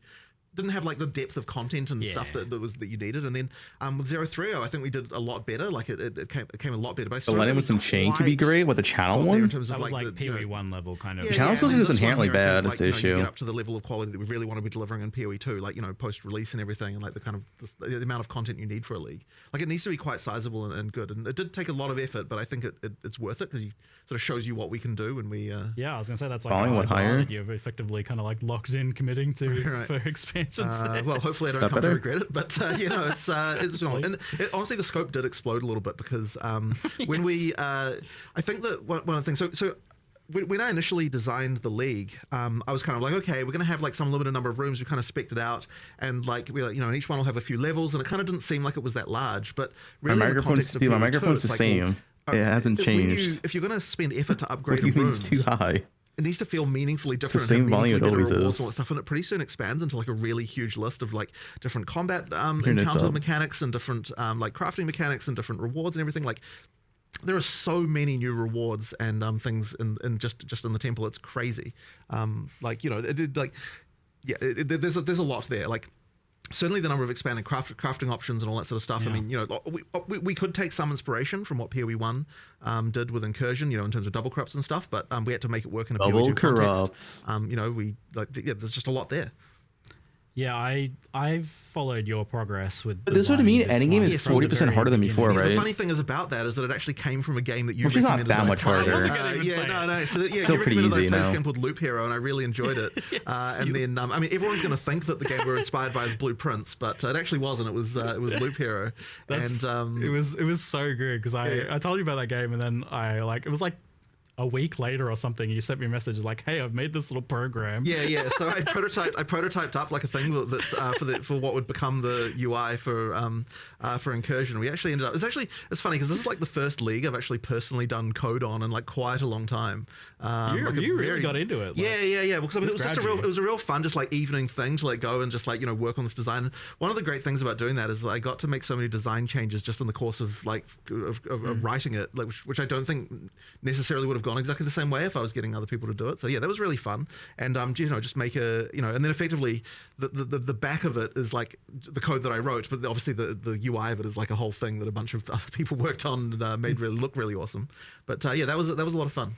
Yeah, what is it like about this one that grabbed you so much? Because you got so involved and so personally, like working on it at home. Yeah, I just really enjoy this kind of like little game within a game, like little metagame things. And just that dungeon design thing is just a really fun thing for me. Tile placing, yeah, good, right? it's always it's really fun. Love a good tile place. And I just like coming up with all the little ways that they can interact and that kind of thing, and try to make one each feel a bit different and that kind of stuff. It's just a good time. Yeah, and it's got this like iterative design where you're building a temple, you run it like it's a really small one at first, and then it crumbles a bit, but you're still kind of building on what you're doing each time. Yeah. It's like a weird kind of like. There's usually some good questions in here. Roguelike itself. Yeah, exactly. So with that design then, I'm curious, like, does it like fully reset at some point? Like, for example, when you kill at Zeri? It never fully resets, but when you kill at Zeri or defeat an architect, quite a lot of the temple gets destroyed. So there's this kind of destabilization thing. It goes back to not the start, but kind of, I think it removes like 2/3 of the rooms. There's some number like that it gets rid of at that point, and then you kind of have to build up again. That's just... that effectively means that like when you do those options, you're getting like new reward rooms and things to play, so it's giving you new goals, and then you have to work towards those goals again. And then ideally those reward rooms can be rewarding enough that the benefit of going back to smaller is I'd say the negative of going back to smaller is completely outweighed by the benefits you're getting from the extra rooms that you're able to place. So you can juice it a fair bit too. You can, yeah. There's a lot of like modifiers that are getting added on by each room, and you can place quite a lot of them. Yeah, you can. Yeah. Do you foresee people building out like a huge temple and then kind of not having it decay as much as possible? Yeah. I mean, it's absolutely intended that you'll do that. I mean, once you've defeated at Zeri enough times, you've got the uniques from there, and you've done like other things like that, then you absolutely will like probably want like for ultra end game play, when you really want like the most challenging stuff and you're just like looking to get like as many double corrupts as you can and stuff like that, you're probably going to want to keep the temple large and specifically not do the stuff that would cause it to destabilize, because if you don't kill the architect and you don't kill at Zeri, then it will it'll only pull you back. I can't remember the exact number of rooms, but there's some number of rooms that go away when it's quite full, and then you can. I think the temple is pretty cool. Let's see how it plays out. Challenging in-game scale. As long as there's not too much RP shit in there. One of the things we were there was quite a bit of RP at the start. There is some in-game content that just doesn't really scale as hard as it needs to scale in order to make it properly in-game viable. Yeah, we wanted to make sure that this was not the case here, that it actually does scale enough into the in-game. Okay, so like designed to be pretty farmable and to be pretty late game relevant. Of course, yeah. It gets pretty hectic with all those mods. Yeah. With how many rooms are on there and like. Yeah. But also just other things that you want to do, like so for example at the start of the game, you can only you can't like store up temple runs, as it were. As you get into the game, then now we start to have it so that you can store up more runs, so that you can like map for a while, then like do a bunch of incursions. I think we have it that eventually you can do 60 maps and then temples, and then 60 maps, then temples. That's nice. If you want, or you can do 6, then a temple, then 6, then a temple. So you can effectively store anywhere. It won't feel too tedious. Nice. If you want. I feel like with these things, like now I keep seeing like, you guys have thought of it. Well, the thing is that we've got so much experience and stuff. I mean, like so for example, the whole like taking the currency away from the temple instead of having like the craft betrayal inside the temple thing. Yes. Like that's just a hard learned. I don't think it's like betrayal. You just need to. You say we thought of it, and I have, because I'm just going to bring it up. It's like a mix between synth and this is something that temple. I'm on the fence thanks about for 20 gift gift subs, dude. Appreciate it. Personally, but yeah, the thing with the killing architect and at Zeri, destroying a bunch of the temple, creating that clash of either farm temple or farm boss, can be quite a divisive thing for people. Right. You're looking at Betrayal Katarina, right? And the exact same thing. Yeah. Where it's see how it plays out, right? Like I'm not gonna judge until I play it. Those two things it might be really fun. Who knows, right? It always felt bad doing one or the we'll other. See. Or I could feel bad doing one or the other, depending on how the balance went. And so you might get a similar thing here. Now, of course, the amount of the temple that can get destroyed is variable, and there's a bunch of stuff we can obviously tweak. But yeah, like getting there's nothing that to react to. They're just talking about the temple. I want like it's honestly hard to say deep questions, if it is right now. But it's a thing. We say we've thought about it, but it can be very easy to see that and be like, hey, they're doing the same mistake they've made last time, which you're not wrong. Except depending on honestly having the lever this time in place of how much gets destroyed instead of entire board reset kind of thing. We get to control that a lot better and iterate on that if we need to. So yeah, that's true. You've already we've thought about it. React to this. I could see because I was just thinking about it, going, Okay. I reckon people are going to get mad at this. And I was just looking at it, going like, the idea that it's like, hold on, I can't farm the bosses. Yeah. I either have to pick bosses or pick temple. Disincentivize from killing them. I'm sure there's gonna be a good reward though. That's clear then that you've kind of already got your hand hovering over the lever, waiting to like adjust it as needed. Yeah, and it's honestly kind of hard to know with. I mean, even if it's the thing with this sort of stuff specifically is you're talking about that's the type of gameplay that is hard to test internally. Yeah. Because how can you do just like you can't really test like what is weeks of grinding gonna feel like, you know? It's yeah. I could tell you that, Mark and Jonathan, hire me, dude. I could tell you what weekly grinding feels like. Hopefully, but I'm right here. I could imagine that this is a thing that gets adjusted for sure. Yeah, so you've made the like the ability to sell like the corruptions, the double corruptions as an itemizable thing you can just take away and sell. Is there any reason to like itemize the temple? Yeah, like, work as Q&A every league, dude. I play every patch. So that was I really already more work of as a Q&A for band-aid free. solution in PoE1 because we didn't have an easy way to change that. Like I'd prefer that the temple is your temple and that you don't sell them, but just that all the rewards are the things that you can trade. Like that, like trading the rewards was the reason why we I did our temple itemization in the first place.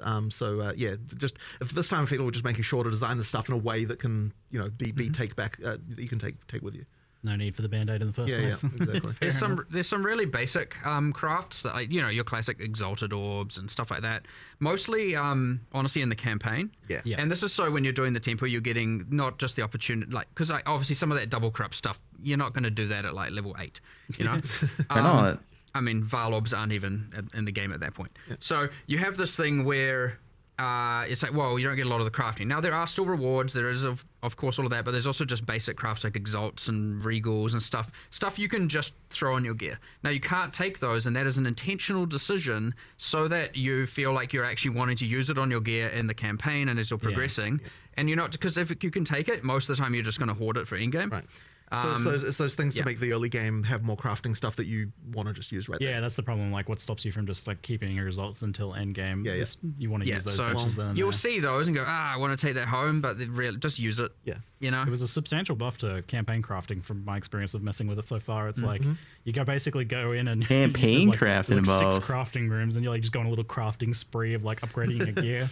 Yeah, I mean the temple. We it's funny because there's always the question whenever we make a league of like, well, what if wait, dude, Reddit's angry. There's no reason to do this during the campaign, and it's like really have to incentivize. This is like the first post I see. It's actually worth doing. Like you're going to get a substantial power boost if you. So Endgame barely got changed. It seems like you can kind of like upvotes. Well, like, looks disappointed, honestly. Okay, now I'm going to do that a little bit We got almost You nothing. always want it to be both feeling rewarding and give you obviously an advantage, and also not feel so mandatory that you're like, ugh, what? Yeah, it felt like kind of a bit optional in the sense that like, I really need some gear upgrades now. Let's go into the temple and spice up all my gear. Perfect. Nice. That's what we want. Yeah, cool.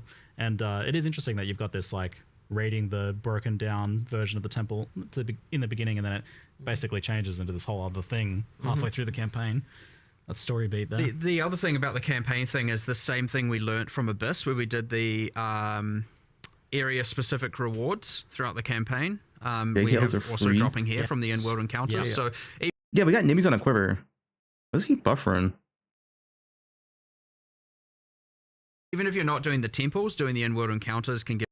I guess there's some modifications, but yeah, it's the same kind of thing. We've effectively got our, allocated amount of rewards and crafting and stuff for what a league is allowed to do and should do, and we're just trying to make sure that it fulfills that it fills that budget, so to speak. Of you're getting a lesser jewels or bin keth or something like that, kind of similar to before, which is good. There's a thread about me. Wait, what do you mean about me? Link it. That was like a really good improvement to campaign, so it's good to see continuing with that. Then it was about me. What did I do? As a design decision. Nice. I'm really glad double corruption Nimmies covers can be insane, dude. Like that's a great thing from PoE1 to be returning. One thing we've changed here is that because double corrupt existed in PoE1, you never Vaal orb gear. Well, I don't say never. Obviously, there are still cases, but generally speaking, why single corrupt it to when you could double Not corrupt it. So everyone wants we've to made play sure like here that the Fubgun's double cookie corrupt clicker has to build. occur on top of a corrupted item. That's cool. Right. So What is this? yeah, you have to Vaal orbs land it, and then you have to land the double corrupt on top of that. So Oh man, it almost feels like you're in Have some fun cases where I'm risking at with new something 40% even more empty. because like you've got that really high end unique with like a really good corruption already, and now you're risking that. You're not just risking a blank item on a double corruption. So like it's a heftier risk now in some cases. Yeah, that's I cool. like it. That's the Vaal spirit right there. Love that you choose density. Maybe Well, the little oh, tune a man, this little, but thing's this is already the worth right many, many direction. lines at this I'm point. happy that Well, GG no. doubled down their vision. Some good streamer moments. So So you actually have to though, like it has to be corrupted. It's funny how corrupt first PoC and then players you like can you upload beat Fubgun to yeah. how am I a villain? Keeps the usefulness of the Vaal orbs there as well to kind of yeah, I didn't. I'm play just some guy Vaal playing the Vaals, game, just- dude. I mean, Yeah, you'd that still was- use them that was on an issue, lightweight yeah. stones or whatever, but you know, I didn't want them to Am I just be like forcing you to play never my used on build? I gear don't know. anymore because you'd rather just double corrupt it. And so it was a suggestion a developer made a while back, and I was like, you know, that's immediately a win, and I almost want to change that in PoE 1 as well, but then I just forgot about it, to be honest. So, you know, I'm not sure if I do want to do that just before everyone maybe goes like, what the hell? No. But, you know, Consider it. I like the Consider it. idea, and I think it is an overall improvement, yeah. Yeah, it sounds like a great idea. And then you've got this whole other system now, which you had a little bit of it in PoE 1 recently where you can corrupt uniques and it replaces a random modifier on them. Yes. So this is limited to specifically Adziri. No, what not is at Vaal uniques. Yeah, so we initially, I really wanted to make it so you could just replace LeBron's arbitrary army mods on arc? any unique. But the Crazy. problem is, yes, it was just a can of worms LeBron that arc. like was just not even possible to contain. 40% less monsters. I mean, I don't mind 40% less monsters, but 40% more loot in exchange. If you kill a rare and just has like way more loot than before, that can be pretty cool. And we ended up going with Vaal uniques, you know, for obviously thematic reasons. Then we can sort of make sure that like Fubgun's the while it's villain, still pull the crazy, strings there's still behind the sort of curtain. It's insane my villain interactions, we arc. can kind of at least have somewhat of an understanding of what happens, but it does truly work where like it picks a random mod that's on the item and then replaces it with another random I mod. want to play So, Fubgun's yeah, cookie clicker build. You can create some. You can use it on non-Vaal. It works differently. Huh? I don't know. What? This is news to me. I didn't actually know that. Wait, what? does What are they saying? I think it's similar to Ancient Orb in PoE 1, so it like re-rolls it. The idea here is like Ancient it's Orbs. meant to work on these Vaal items because they've been like Incompatible item error. infused with royal bloodline Yeah. blood, and Okay. so it's like the way it works on Vaal uniques is different to just random uniques. Where it's like, hold on, it works a bit more chaotically here, and you know, just changes the item entirely to something else on non-Vaal. So, and I only say that because obviously it's pretty bad to be like, I have to have a Vaal unique in order to use this. Now, no, you can take the currency home, so that's never the end of the world. But I want it to be like, you know, just go grab some random unique and re-roll it. Yeah, using it on the Vaal uniques is like quite cool. Right now, I'm trying to make sure, you know, a process that we've been doing is that we're not just replacing it with kind of just some random basic stuff. Like, that will happen. That is a part of the pull, but we're trying to go through, because we have a more limited set of uniques we have to actually do the mod replacement on. I want to make sure we're actually thinking about, for example, the Zerfi's body armor that has like Soul Leader. And it's like a level 39 base type. Yep. And I'm thinking like, this is a tool we could use to make that more in-game viable. And so you can do things like heavily increase the defenses, because obviously level 39 versus a level 75 base type or whatever is going to have very different defenses. But then you could also be like, what about if I was like, what other weaknesses does this item have? Well, you can't generate Soul Leader stacks on a boss. Maybe this can turn that on. You Best know? patch So you ever, can replace, please don't ban me, foe. The life regeneration rate with a Soul Leader now generates once per second while a boss is in No your one's gonna presence or ban, something dude. like that, you know? Now, these are kind of examples. don't be but overly that was a toxic. specific one that I really wanted to do. So, but then I was like, I don't know, what if you did plus 25 Soul Leader stacks and stuff? But it's like very specific outcomes, very specific to that unique. Yep. And I wanted to do a bit of that to use it as an opportunity to be able to save low-level uniques, if you know what I mean, to make them more in-game viable.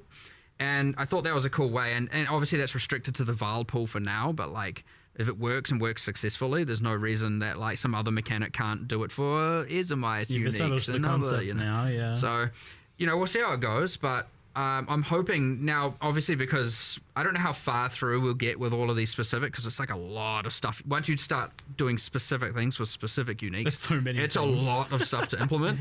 And So I don't know how far, but I was like, let's start with the mythic uniques, the rarest, most value powerful unique ones, or- and we'll work or the lead backwards, mechanic-specific getting uniques, to like the more dropping a common, temple. ones at the end. I mean, and you've then also we'll- got just the general like buffing of a bunch of other uniques as well, right? I mean, there's a lot of that. Yes, going true. on. And I mean, that was part of that when I was like, okay, how can we buff this? How can we buff this? How can we buff this? And then I was like, well, a lot of them are like, this is too low level. And I was like, well, we have this system in the league. So yeah, I mean, we'll see how it goes, hopefully. And it's the kind of thing where even if we don't, obviously these leagues end up often going core in some various means. So if we don't hit the mark entirely with all the uniques, I'd like to eventually get there where we'd have a good, cool, really thought out set for literally every Vaal unique. So hopefully that's fun. And then you do the cool things. You just get these really, really... I assume you're going to get some that have these... You replace the exact 2 bad sides with the exact 2... Because you can replace more than one sometimes. Oh. And you get the you get the exact, like, holy, this unique just went from being worth, something 1 divine to 300 divine, kind of territory. So hopefully that happens. If it doesn't happen, I'll be a bit sad. It's not my villain arc, we'll guys. try. Why am I the villain? I'm just playing the game. Sure. And this includes the new Azera unique. Why am I the villain? Dropping then, obviously, since she's kind of Dodge roll. Yep, Azera uniques, Trial Master uniques, a bunch of stuff. So it's a fair few there. Then is that something that you anticipate expanding upon in the future? Then, I mean, we'll be always adding more Vaal uniques, right? So yes, But in terms of for other cultures, that would probably come in a different form, in a different league mechanic or some other place like that. Yeah, You and your divine work. You have villain vibes. Upgrading low level uniques. Yeah. Did you ever Not everyone wants to play discuss the Fubgun's idea of cookie Vaal clicker skill build. Gems? It feels weird to add that when you're still adding regular gems. It doesn't quite. So I mean, fundamentally, what a Vaal skill gem is in PoE 1 is like a kind of ultimate type style ability in some sense, So it's like we're kind of doing that in our normal gems at this point. So this stream's still buffering. It's really whatever. It's a Q&A. quite makes sense to do it here. It's like the glory on the skills. Glory is kind of like, yeah. That's what I figured. That it's kind of like you'd only be really doing it for nostalgia. Right. Do they have a at this YouTube point, I stream? think. No, that Okay. isn't to say there won't be something in the future, but I agree that doing something like that when you haven't even got, all the classes and skills and You don't know? place Yeah, and they all don't have a that, YouTube stream. I would say that's like a post-release feature, not a pre-release feature kind of thing. Yeah. And Guys. are you still kind of with challenge leagues planning on having things like challenges, challenge rewards, etc. Post launch? So the plan for that was post launch. It basically was kind of like during Okay, early access. no it challenge quite rewards make until sense to do launch. that. But That's kind of. I wish they did challenge rewards per season. It makes it a lot more fun. Onto the topic of Endgame, but Oh, first, just a brief detour. Trial of the Ancestors, or the Good question. Content in the new act, and our third means of ascending. What's the progress like? Well, we don't have anything to say at the moment, but it'll need to come obviously. Wait, what do you mean you have at some nothing to say at the point, but, moment? we What's supposed to come didn't last have time patch? in this one certainly to work on that. It keeps coming up. It is really just a matter of when, at what cost, etc. The classic, just resource distribution kind of things where it's like, when are we going to do it, and what, instead of this, and we have all these different ideas, and so it's just. But right now, Doesn't sound like 0.5. So on Endgame, firstly, thanks for nerfing the Delirium Fog. Yeah. You saw Okay, the memes on Endgame this, talk, guys. Listen up. Listen I've up. been enjoying the foggy memes everywhere. That's good. Visibility improvement for the Endgame, but not only that, you guys didn't just tone down the fog. You've done some pretty major things with the so I mean, Waystone system. I mean, the very first question, and before we even toned down the fog, the first question was, okay, well, why do you feel like you have to run every map this way in the first place, right? Yeah. Like the fact that something feels Which is mandatory, is already yeah. a problem, regardless of the fact that the effect is also annoying, So that was the first thing to solve, and it really then started coming into, okay, well, how people are finding Waystone crafting more annoying, and we only made it more annoying in Abyss with the you made it really to go annoying. somewhere else and get it, it just made it not not particularly great. So the first question is, well, how can we fix this problem, right? And effectively we were kind of like, we can go two ways with this. We can either make it so that every league has something that feels mandatory that multiplies with the rewards, or we can say no leagues do, in which case it's more about which league do you want to run for different for various different content that they can provide. So we decided to go with no leagues do, because I think that it's probably just less busy work, less annoying. If every league gave you something that you needed to craft and do something with, it just would have been a pain. Which is why even in the live stream we're from this point on, just like Waystones, they will get regular, they'll have the regular crafting, just regular base currency, but we're never going to add to them again again a thing that requires you to do more crafting than that. Another layer of that, because I think that having to do that every map is too frequent. Doing it on the tablets means that it's just way less frequent that you have to do these things, which helps a lot. And then, of course, the question was, how can we make sure that we're not like doing a nerf to overall juicing potential here? So then we had to look into, how can we get back the, the power you had? So that's when we got into the extra mods on tablets and things like that, in order to sort that out. Now, obviously, you were hoping to do more Endgame for this expansion. So what's kind of happened with the... Well, I guess the sort of two things that we see as like the major problems in Endgame. One of them is when you get there, it can feel like you don't really have a proper goal. Like you don't have an immediate, like, okay, here's a quest to do this, and a quest to do that, and that kind of stuff.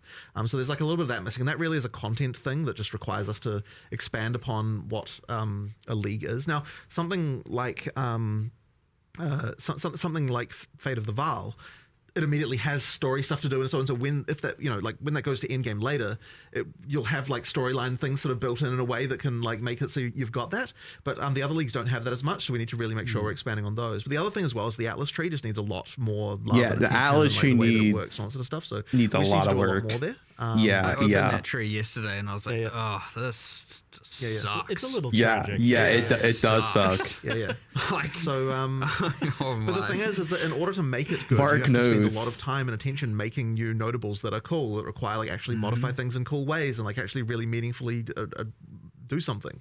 And that's just a lot of time and work to do that. So, do you have an idea for what you want to do with the ascendancy tree side of things? Like, is it kind of angling more towards what you've done in Public League, which has been pretty successful? Well, I don't think we should be talking about that yet, just because that'll be it's more for later. But yeah, I mean, there's things we want to do.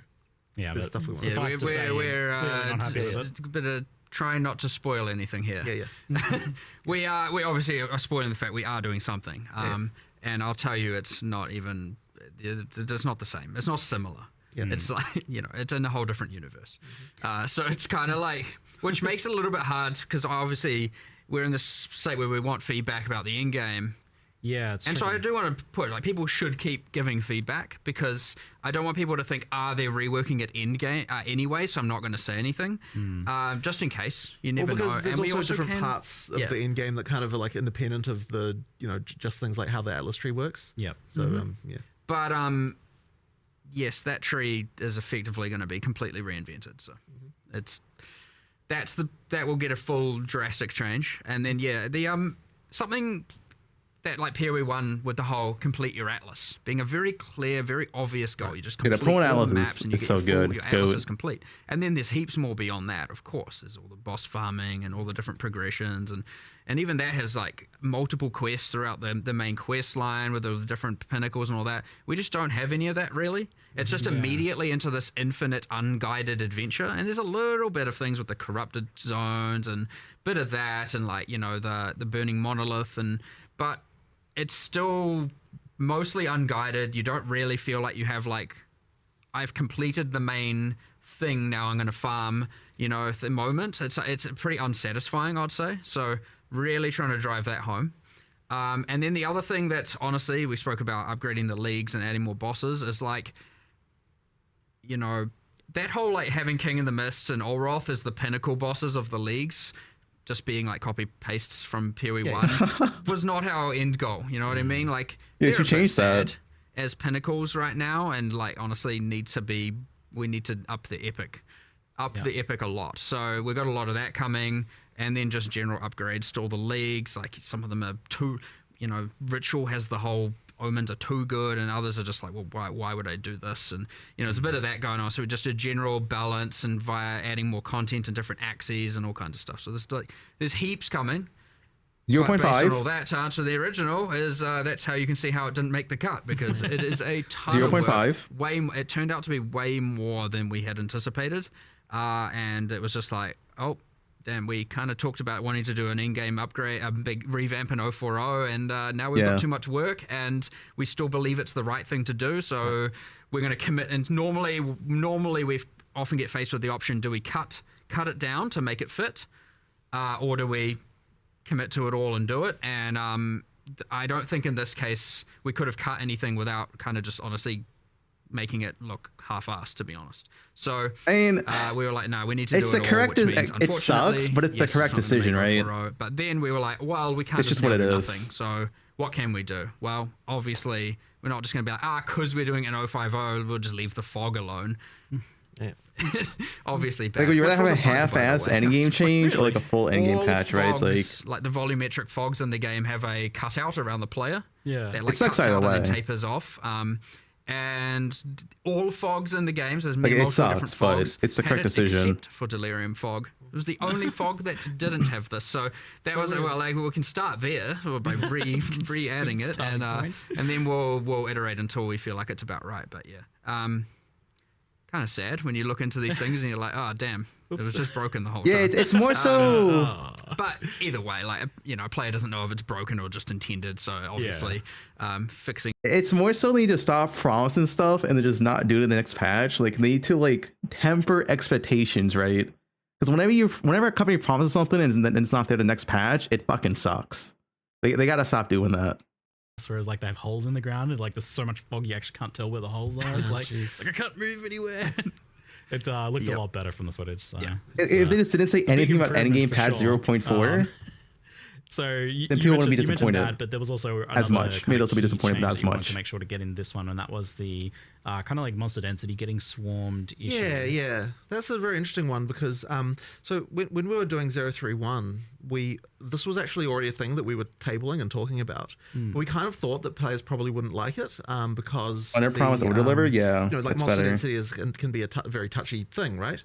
But the funny thing is that what we found was that even after we like what we actually sort of heard more was like, oh, we actually liked what the improvements were early in game, and we actually would wish that the rest of the in-game was more like that. And we're like, okay, well, if that's the case, then like the main thing we have to do is not like nerf rewards, make sure that experience gain doesn't get lowered or anything like that.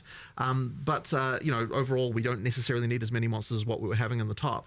And I think this is actually going to also just generally improve things because it makes when monsters have more life like that, it makes more builds viable. I don't mind Because, this change. There's obviously a point where like once you can one hit everything, There's as many rares as there's no before, point, right? like you might as well just go for whatever the fastest thing that could do that is. Right? Yeah. Lightning speed. Right. So effectively, by making it so that monster life's a little bit higher as you get up there, it sort of actually means that, Endgame like, does be higher harder. damage builds Endgame is way too become easy. more useful. The need for having to target so many enemies goes down. Exactly, and thus right? You aren't just now funneled into the highest AoE thing possible. So it means that like things that are less AoE focused and more like, I mean, obviously you're still going to want AoE, you're still going to want to be clearing like that sort of stuff, of course. But like effectively, just by tweaking it down a bit, you just don't have the like so much need for everything to target quite so many things. And so I would have liked them extra hard, to be honest. 100% more rewards, double the challenge. Size can actually be viable. I want it to be extra hard. That should hopefully improve the situation. I want to make sure that even if people are like, but I prefer the swarminess, and it was fun for my build. And the thing is, like, that, speaking of, like, Atlas Tree, that's a thing where the Atlas Tree should be the thing thing that you can, it's like your build can do that. Yeah. So, like, I want to make sure, like, for now, not doing it, but I wanted to do a thing, because we're doing this whole, like, monster effectiveness goes up more, right? I mean, it's a pretty hard thing to understand because monsters just get stronger with higher levels, so like it kind of just happens. You don't really, it's not like a thing you need to worry about or anything of the sort. But I want to do a thing where you can spec into making, like on the Atlas Tree, I guess this is a little bit of a forward spoiler, but we're adding a little bit of it in a few places, but I want to make sure that you can invest into making monsters tougher without increasing the number of monsters, where like often it's just been pack size, and stuff like that. So Tank but scarab, then I would love essentially. to do a thing later where like you can convert that effectiveness increases you can get into like pack size. So it's like, you know what? Nah, I want the swarmy, That'd be good. Weaker monsters thing. Actually, that would be good. But I don't want one to. At that point, you can make sure the conversion results in the exact same amount of drops, and XP and all of that stuff. That way you can incentivize. Well, you don't incentivize one or the other, right? Like it's more. That would be really good if they do that. Prefer rather than you both. Like, everyone has to high pack size or like high hard monsters. Whereas like right now, pack size is just a straight up multiplicative drops XP scale. I mean, obviously not for rares and bosses, but it is, and for a lot of people, it's a multiplicative fun scaler, and I don't want to take that away. Like I want people to be able to do that, but that's what the Atlas Tree should be able to achieve. However, it is too chaotic at a base level. Right. You get this weird thing where it's like the campaign has a entirely different vibe to the end of the end game now, where it's like you step into the end game, it's kind of a right, and then you get towards the end. I mean, at the start, for people who didn't play 031 onwards, it was just like, okay, I'm going through the campaign. It feels a bit more tactical. Feels a bit more, intention. My actions are more intentional. And then I get into endgame, I'm like, what the heck is going on? There's monsters everywhere. It's Oh, out of it feels control. tactical And in so obviously campaign. 031 alleviated this a bit, but it is. I don't want it to be that there's this feeling of there's two games there. I want it to be that you build that extra layer, that you change it through your Atlas tree and through just decisions you make for the end game, as opposed to it just being inherent. So if you want to, we're going to make sure that we try and keep it that if you want to make it more swarmy and that kind of stuff, you can, but it doesn't give you a drop advantage necessarily over the tougher monsters. There are reasons to do both. That's fine. There'll be heaps of mechanics and stuff, but like, ideally, you can kind of play the game you want to play the game. And so in our tree and our builds, much like you can play the character how you want to play your character. I mean, I like what we he's can do that with saying. the If they endgame as actually well. achieve this in like And 0.5, that's the beauty of it the sounds Atlas really trees good. and the keystones and stuff like that. So, but I can't. It's hard to get into more of that without getting into like kind of spoiler territory. But yeah, that's interesting to hear that you want to kind of make things a little bit less binary, where like in the past it often has been the case where it's just like, oh, you just stack as much of all of the things you can stack, or it's just stack as much pack size or stack as much rarity as you can, but maybe having angles for both of those things, like I'm juicing pack size, or I'm juicing difficulty and rarity with. I mean, that's exciting to me because I like the ability of being able to spec content that rewards your character that has low AoE, that is like really good at like dueling really tough rare 50% surpassing chance to find additional projectile. There was different strategies Surpass for juicing. Where There's just 50% chance for additional projectile? That was making like really strong rogue exiles, and that took a specific sort of build to do. We're surpassing sounds though. like that's kind of Like the new direction mechanic, I you wanna head with guess. that, which is pretty exciting Hold. to hear. Zaki And, says hold. Guys, one of the Zaki things says and hold. You touched on it a little bit, was Hold. like, there's definitely been like it's been noticed that rare monsters seem Hold, to drop guys, the vast hold. majority of loot. I mean, this is a nerf to in Gemini bow. maps, or at least It's compared 1 hour to to 0.5 normal hours. Magic monsters. There's a bigger difference, I guess, Hold. than has been the case in the past. And where are you guys at with like noticing or feeling that, or what problems do you foresee with that? It gets talked about a lot. I don't think it's necessarily wrong that it's like that. One of the things we really want to try to make Is that a sure straight of nerf? It's a straight PoE2, nerf to Gemini bow, when we're yes. sort of doing a sort of from scratch pass on this. What, is that there something else the to it? amount of rewardingness That's a new of something keyword. is equivalent Meaning there's ways to the scale amount it. of, Either difficulty two that it items or takes to passive kill tree, it. right? And that's kind of where like It's a new we're trying keyword. to normalize that, because by doing that it means that we can try to get like we don't want a situation where like some content just is randomly just way more rewarding than other content, and so we're trying to just make sure that we're keeping tabs on that really well. And what that's kind of Zaki ended would up never with kill a regards to ranger. Magic versus rare is Amen. we've got the balance of that where Guys, it should in an ideal world we be got the case Nimi's that, Quiver like, this killing patch. a rare versus killing a white monster is does in fact drop the correct amount. You never of played rewards Nimi's relative to each other. before. Another issue You're gonna be in for a becomes good the fact is, time. what if your build can one hit either of them in any case? Well, so that kind of like changes, I guess, the way that feels a little bit. So, but as I said, it should be the case that rares drop more than white monsters, and white monsters can drop anything still. It's What? just, Skill is probably additional It does projectile. make a certain amount of sense, but I guess like with what you were Yeah, it's the talking about, same. Mark, What about this? It seems like something you'll have to think about, because like if you want both strategies to be That's the viable, same. like the pack size juicing, then there needs That's to not- be that's not changed. a reward, a payoff to that ultimately. 100%. What am I missing? You'll be looking at them. Skills, fire additional projectile. That's the as far as I'm current aware, Endless it Munitions. really is the case that No? if you looked at entirely just around the life of the entity, the drops should be pretty. Isn't it equivalent to two? the No, amount of that's life that they guys. had That's to, PoE1. They're kill them different as far as, games. like, relative to each other. So it's got it's got 5 times Guys, as much that's a life, but it different does 5 game. times as many more PoE2 has drops. I always think been a one. That's kind of what we're shooting for when we're trying to balance this stuff. Yeah, I think with the balance of how It's- things it's are, always options been now one. probably makes sense. But yeah, it looks like something you'll be keeping close eye sure. on moving forwards. Then It hasn't changed. There's a bit of a parallel with one of the kind of issues I see in Path of Exile 1. PoE where, like, 1 is 2 everything projectiles. in reward icons, little floating. Taurus arrows, chat, dude. And, that seems like Taurus something you're exposing trying to themselves. avoid moving forward. We haven't really been doing that for a little while now. There was certainly a period there in PoE1 design where it was like every single league was just one like those reward Taurus. icon type things, and it ended up really beiging the rewards a lot, because you just had this thing of like every league drops, every other league's drops, and it kind of didn't really like it wasn't really that great. So I mean, it's going to be a little while since we've done that stuff in PoE1 even, and in PoE2 we kind of steer away from it to make sure that The thing is, hold up. They would have to nerf Rangers so hard to make up for the fact they just give Rangers Nimmies. All right. Well, we'll see patch notes. Item room. Sure. You know, like but it's not just like a floating symbol above the monster. Right. Yeah. Which also, you know, immersively, I don't know what the heck that is, but what is it? It's just nothing. It's a clear and just obvious game mechanic. I see some like floating, glowing cash money dollar bills above your head. Guy's loaded. Whoa, don't kill me! Don't kill me! And, you can't have my loot. But I just remembered you spoke about rare monsters, and I was like, hold on, did we? I don't think we deployed or spoke about this change, but I know that taking away all the rare minimap icons was I believe you. You never. a bit anger-inducing. Because honestly, wait, we knew hold. it was going to be. Yeah. Now they aren't a requirement of the map, but as you're saying, they kind of drop a lot of the loot, and people were just doing the whole minimap, coasting between minimap icons. The middle ground we've come to here, which I think is quite cool, is once you've activated all the checkpoints in the map, which sometimes is 4 too, you know, the things for fast traveling and respawning, then all of the things Appear on the minimap. appear on the minimap. You know, the funny thing is I thought we already deployed that. I don't think we have. I would have liked it if it was kill the boss instead. We intended to deploy that back when people were complaining I feel like about killing the boss would have been better in my we just opinion. kind of forgot.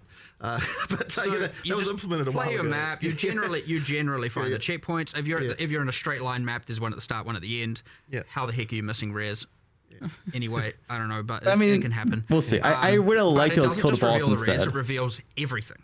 Every icon. Every icon. So strongboxes you missed, rogue exiles you missed. okay. Okay. So basically, you can find if there's any content that you still wanted to grab. Now, some people might argue, hold on, I'm just going to run around the entire map, activating them all, and then go clear. And I was like, well, okay, if you want to waste time. Right. But you're going to clear the map while you're doing that, right? Is So every you map can't 2 clear the whole map checkpoints, or is it anyway. multiple? So it's kind of just meant to be I don't like, remember. look, you've explored at least, I mean, like, if there's generally speaking, if you've got like a big square or circle map, you're going to have 4 Good checkpoints. 4.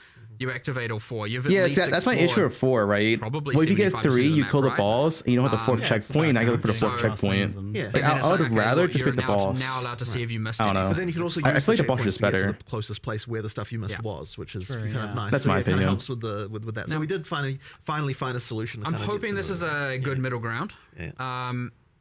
Because yes, then at least you've done 75% of the map, probably without just doing blind mini-map gameplay.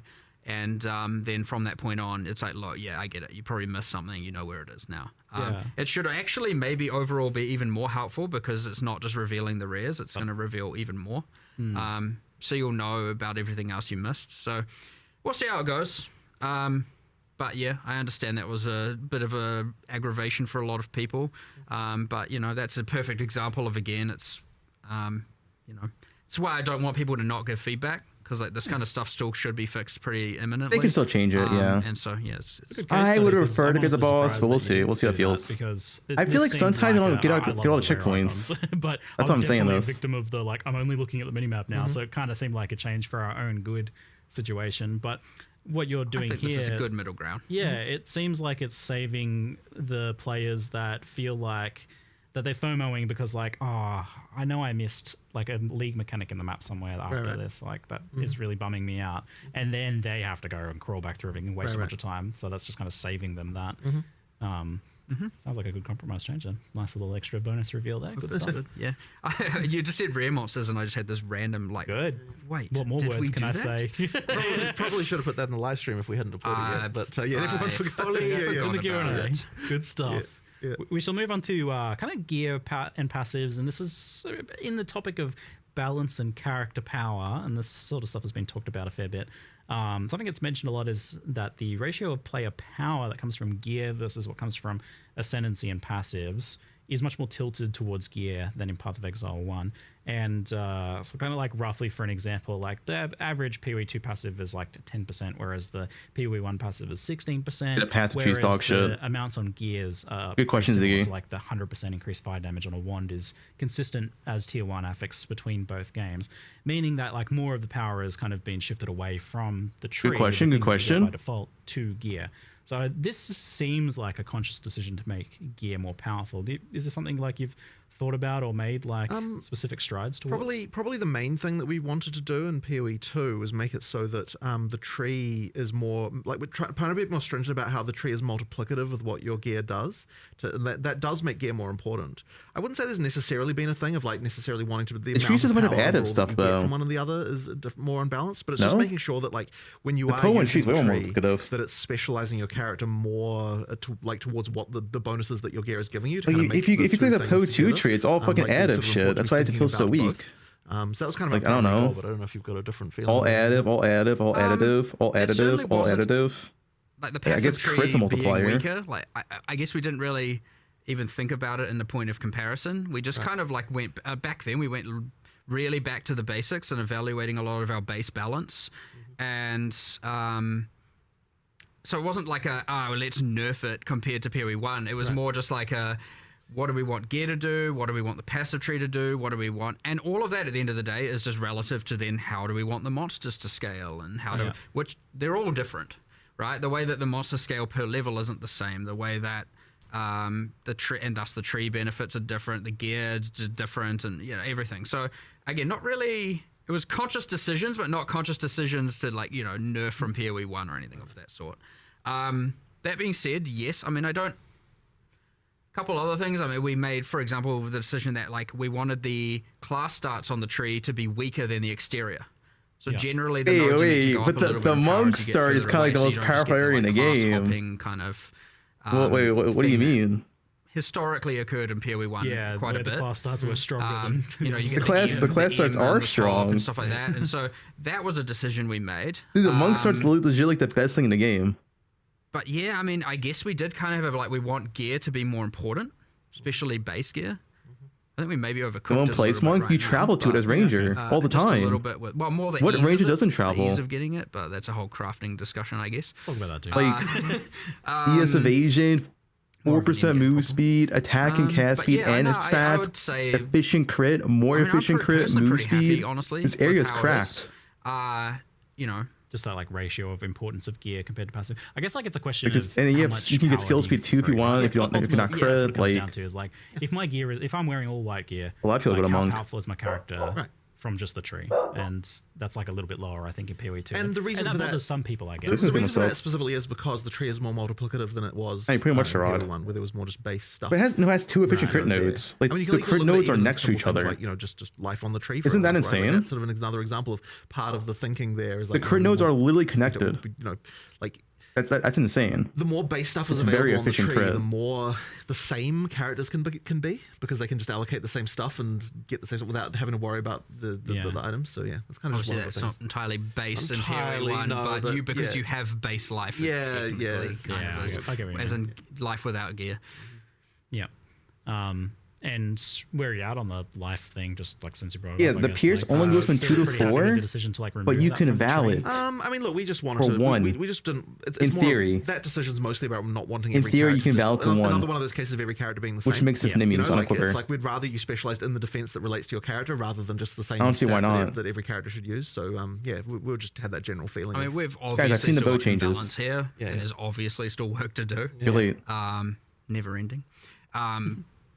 So like the tree will just continue to evolve, and like we added a lot of passives at some point that are a lot more powerful, and we intend to keep doing it. And now we've obviously. I just wonder, added how all does the that work with Druid crew ones, but not just effects? that, like we added more like ignite. How does the support Nimi on effect the- work with crew around the effect? Maybe it doesn't mercenary, work. for example, this time like as in 040, we're doing that, and then there's some changes to like more some prod speedy stuff because like we were like looking at shotguns and trying to see how can we have them scale, and it's like, well, it turns out if you get a bunch of piercing with prod speed and some other stuff, like you can shoot them across the screen, and so we're like, well, how do you get that? Actually, there's not many, so we're doing a bunch of like little increments. Does anyone know, is there a current item where you can corrupt from 2 to 1?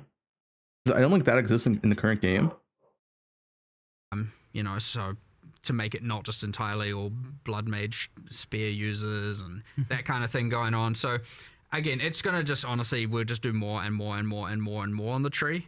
I suspect Hyper cap. Does you'll it have get a more. own I'm not saying roll I'm going to range? increase the value of every node, but just by the nature of how many more things you can invest in and multiplicative elements, you're What? probably going to Is it end up not? with a lot more power coming from the tree than what you do right now. Okay. But I actually Oh, wait, prefer is it? doing it that way than just increasing all the numbers anyway.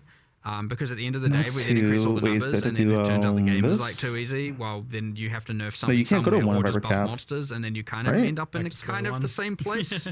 So it's like, what did you actually achieve? So with the like approach to life then, which I feel like makes sense, like not wanting the trees to like look the same and whatnot. How do you feel about like? I guess why it'd be does negative ES one, kind of actually. get a separate treatment when it ultimately, No. although it's a defense like evasion and armor, it functions much more like life.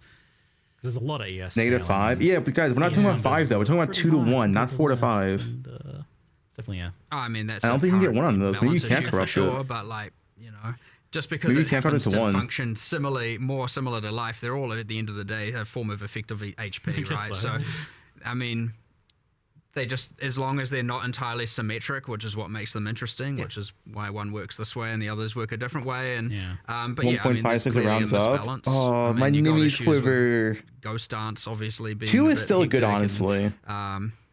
but not as good as it would be. I guess it's going to like- start listing off things I'm going to nerf, I suppose. But, you know, like, I don't know. There's changes to be done here. There's a few changes coming. But it's where at No, the that point one where works differently. I still look at it and I'm like, I'm pretty sure ES is still going to be pretty crazy. Okay. That being said, it's like, ES is still OP. you know, I don't want to make any last minute kind of knee-jerk reaction nerf kind of things around this. So like, Bro, can because we we've nerf changed ES the already? rebalance It's been like a so year. much, it's really hard to know, and even changes to how the monsters Bro, scale it and can't be whatnot, it's that kinda hard to nerf to, ES. know exactly how things are going to play out. So it's this kind of thing where I'm like at the point again where I'm like, all right, let's get all these changes out, see how the metas evolve, see what's good, see what's bad, and then like reevaluate it again. So ES is worse, but I don't think it's. Wait, so they did nerf it? Honestly, I don't think it's nerfed enough, to be honest. Is Okay. kind of where I'm at with that. It's nerfed, but not nerfed enough. but Okay, we'll see. okay. We'll see. Little nudge Okay. in the right direction, perhaps. But I know in the past when we talked about this, Nerfed, but not we nerfed discussed enough. around the idea of like letting energy shield values be high, but really focusing on the recovery side. I mean, Thinking it depends. How much is it about nerfed by? Because like you just said, like if making ES is only life's nerfed by more 20%, it's still different. broken as fuck, right? Life's really easy to recover, but energy shield's much harder to recover. We'll have to see patch notes. You still kind of That is still the aiming and angling intention, that yes. direction? That is still the intention. I like that. It's just really easy for all of a sudden some cool design to come out, and then all of a sudden it's just a completely trampled recharge. Yes. And then it's just like, well, now why do I care, you know? And I mean, like, it's okay sometimes if it's like via an insanely, like, I mean, Essentia Sanguis is a perfect example of doing this, right? Like, it just straight up ES leech. Yeah. And the thing Ghost is, dance. like, I don't want to take that away. Mm-hmm. I just, you know, there's a level of, there's some balance to do and or commonality to do. Like, if that's a thing you strive for and can eventually achieve, and now your character's like freaking god tier, that's exactly what like high-end unique items should do. So in this case, you know, I know we're making that item rarer. Oh, tier 0? Hopefully that doesn't affect the economy too much with some. Sounds like they're making it tier 0. But on standard, sorry. But at the end of the day, I would rather do that than just gutting it. You know what I mean? In this case, so. But yes, those things are allowed to break the rules. But I very much want to push ES to be recharge based. And when it's rare, as I said, the general, gloves. historically, I'll it's look it again, you up. just come up with a bunch of uniques and want to do all this cool stuff, and all of a sudden, oh, we've added in another way to completely not care about recharge, and you're getting ES back some other way. So Life leech is converted to ES and leech. more and more of that came about, and all of a sudden, So it's probably tier 0 now. yeah, you pretty much just got this insane life pool that's permanently full, and It sounds like a tier 0 now. Why would you not do this? Obviously, you'd do this. So. I imagine It is a tier 0 info 1, yeah. Complete picture going on here as well, where you're still missing classes and archetypes and skills and parts of the passive tree and thing as well. It probably makes it hard to like commit too hard to certain areas of balance when it's such an incomplete picture. Yes, and it's also just honestly a time issue. We're adding all this new stuff while having to also correct all the existing stuff, and then the new stuff is like, how fast can the new stuff break the existing stuff, and how fast can we then fix that? And it's you know, when I say break, I mean balance break. You know, it's to the point where it's like all these new variables are being added as we're trying to fix all the existing variables and balance them, and these new variables are like, you know, it can be hard, like real difficult.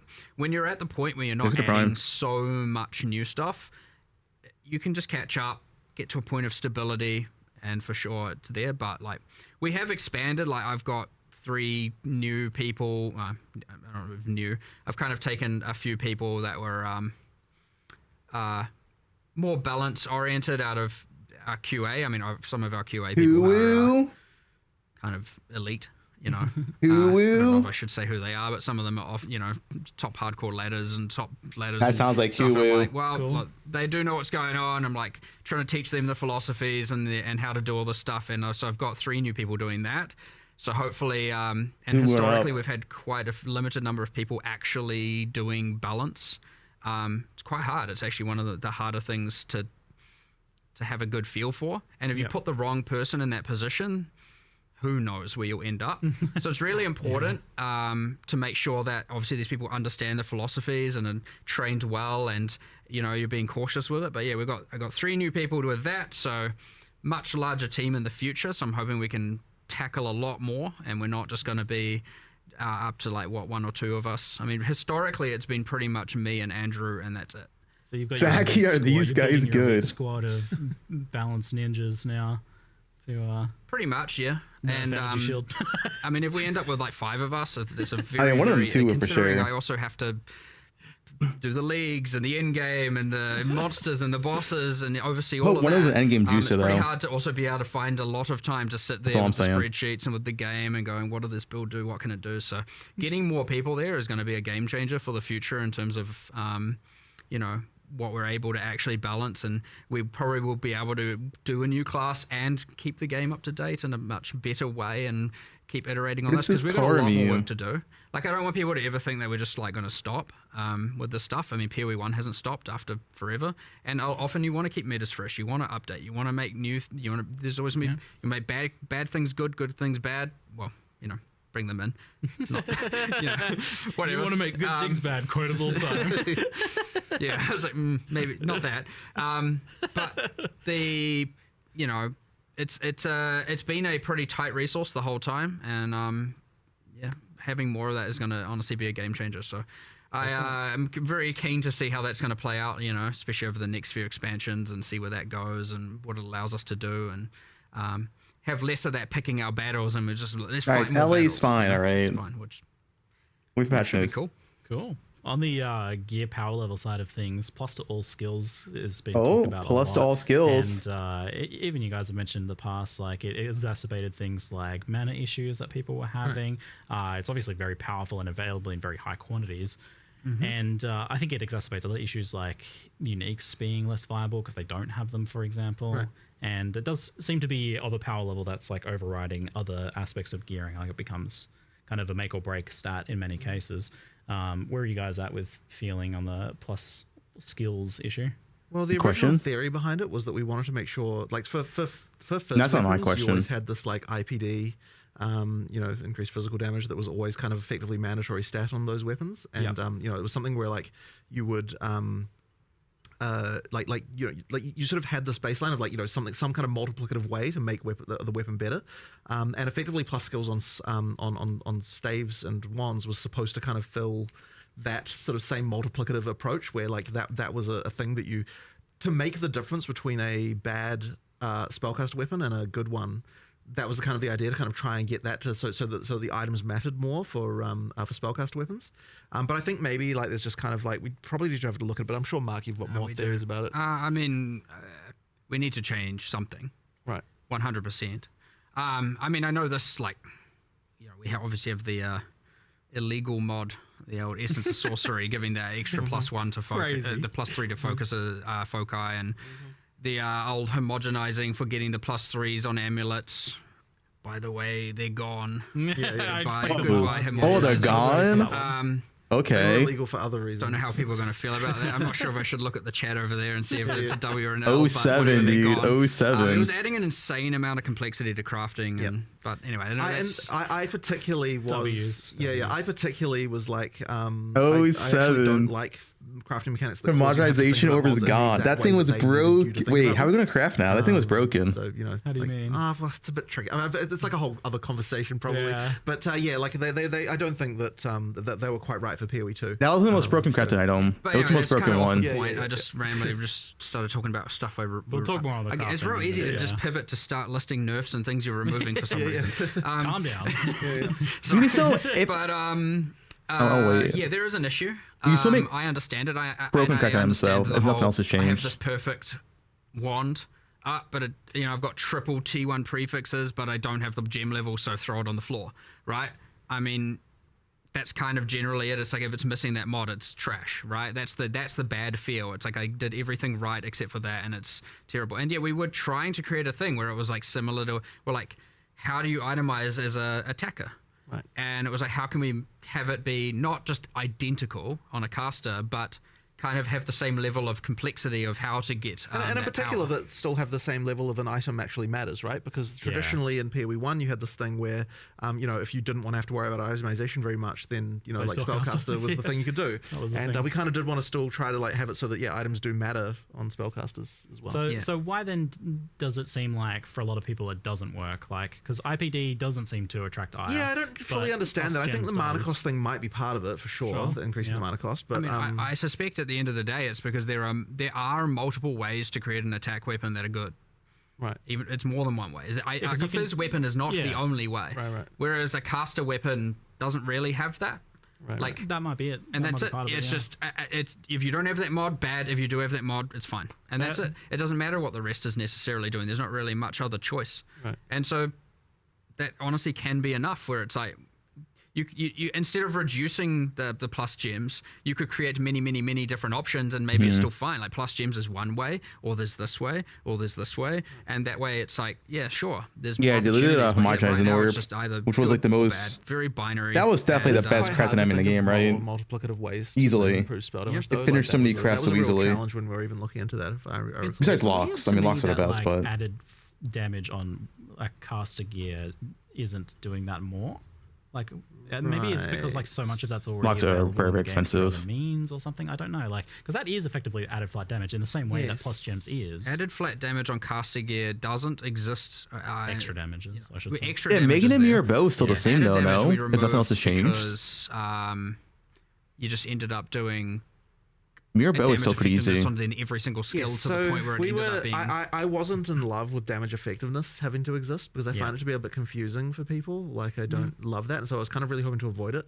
I did have this sort of feeling though back when we did that, of this inevitable like we're probably going to have to add it back again one day, and I'm not going to like that because like it is a very useful tool, but I think it's just I think it kind of sucks as a thing. They only said homogenizing orb. We'll see other stuff. Extra.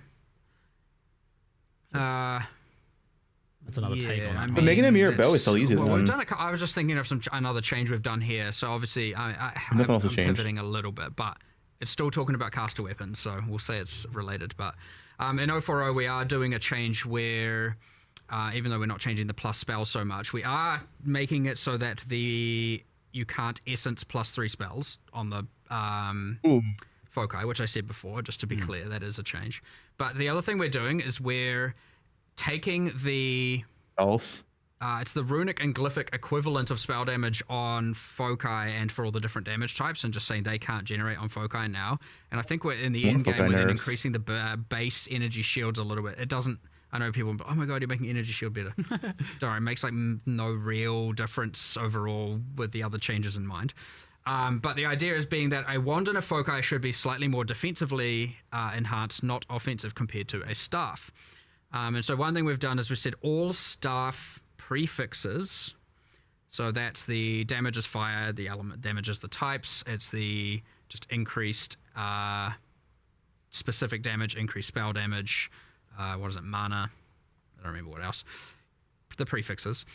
Those are all now double wands as opposed to, I think it was 50 to 55% higher than wands, give or take. So staffs are good now? And then, so if you want... Like it just adds more reason to want to use a staff. So the staff prefixes are double wands, whereas a wand plus foci is not giving you. Well, it was pretty much giving you more damage. I actually think it was than a staff would have. Staff might actually be good now. So at least now staffs are going to be better. But that isn't anything to do with the gem level problem. It's still obviously its own problem. But it's again just talking about a little bit of the like overall improvements to just like finding different types of gear where it's like, well, why do I want the staff when I can have a wand and a you focus actually every made a time? ton of changes to just weapons, like generally, right? Like in terms of the progressions and stuff, especially through the campaign. Yes. When we were adding the talismans for the druid, we were like, what do we want all the in-game base types to be? What do we want the damage in the campaign? And what we then started looking into was a lot of the other weapons going. It sounds like staves will be higher damage. Going, well, this doesn't seem right but here, less defense. This doesn't seem right there, and you get these weird things which people probably don't honestly appreciate.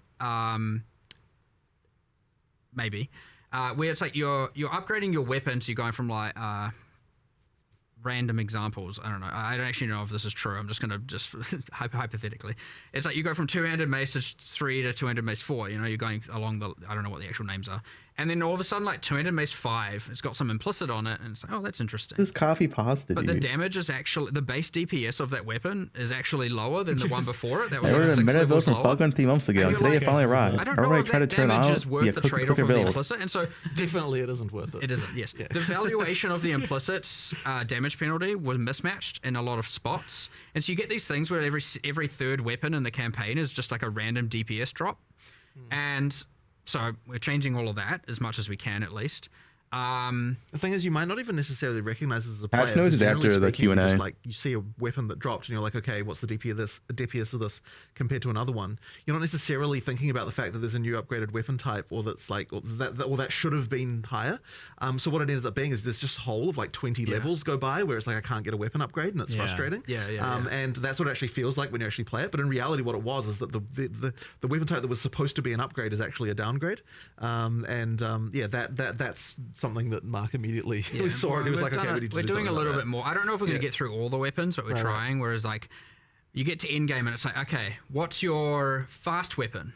What's your crit weapon? What's your just standard good weapon? And then here's implicit A, implicit B, implicit C, And then it's like, which one's your bonk weapon? Like, which one am I just going to bonk things with a slow, heavy hitter? And trying to just do a lot more of that and make sure there's all the in-game choices for all of these weapons, bunch of different cool implicits, changing some of them around, just reevaluating the damage of them all, just the base deep. So generally speaking, pretty much all of them going up across the board in little ways. Like, they're not nothing make or break, but like it's enough of a thing that as you're going through the campaign, you're not just like, where the heck are my upgrades?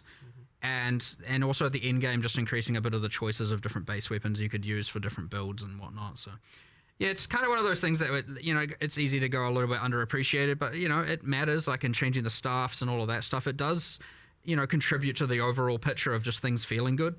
And, it's another one of these things where it's like, yeah, we just in the process of adding the druid weapons, we were like, well, let's go do the rest of this right as well while we're at it. So yeah, we've still got a bit more to do there, but I don't know if that will come in this, week to come or as opposed to afterwards or something like that. But we're just going to try and do as much as we can. So even if not all the weapon types are in the patch notes, it isn't to say we aren't going to do the rest of them before the end of next week, because it doesn't take too long to do them. But at the same time, you don't want to rush it and mess it up. So I don't know, just a random thing. I think people are increasingly souring on rarity and gear, especially rarity question. Which makes it feel very mandatory, right? Because like, what do we play for? Currency, obviously. Well, don't you worry. We've had our every 3 months discussion of talking about rarity and what we're going to do with it. I think we nerfed it again, didn't we? We did a little bit. We cut off some of the top tier mods, so just the overall amount of it is lower.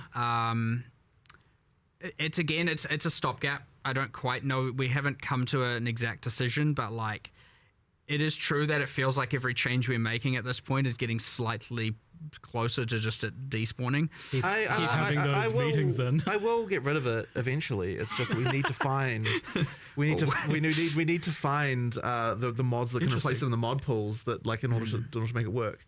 And it's like, this is the annoying thing. It's like what does this if we mean? just removed it right now, there just wouldn't be enough of a mod. Like the mod pools wouldn't work.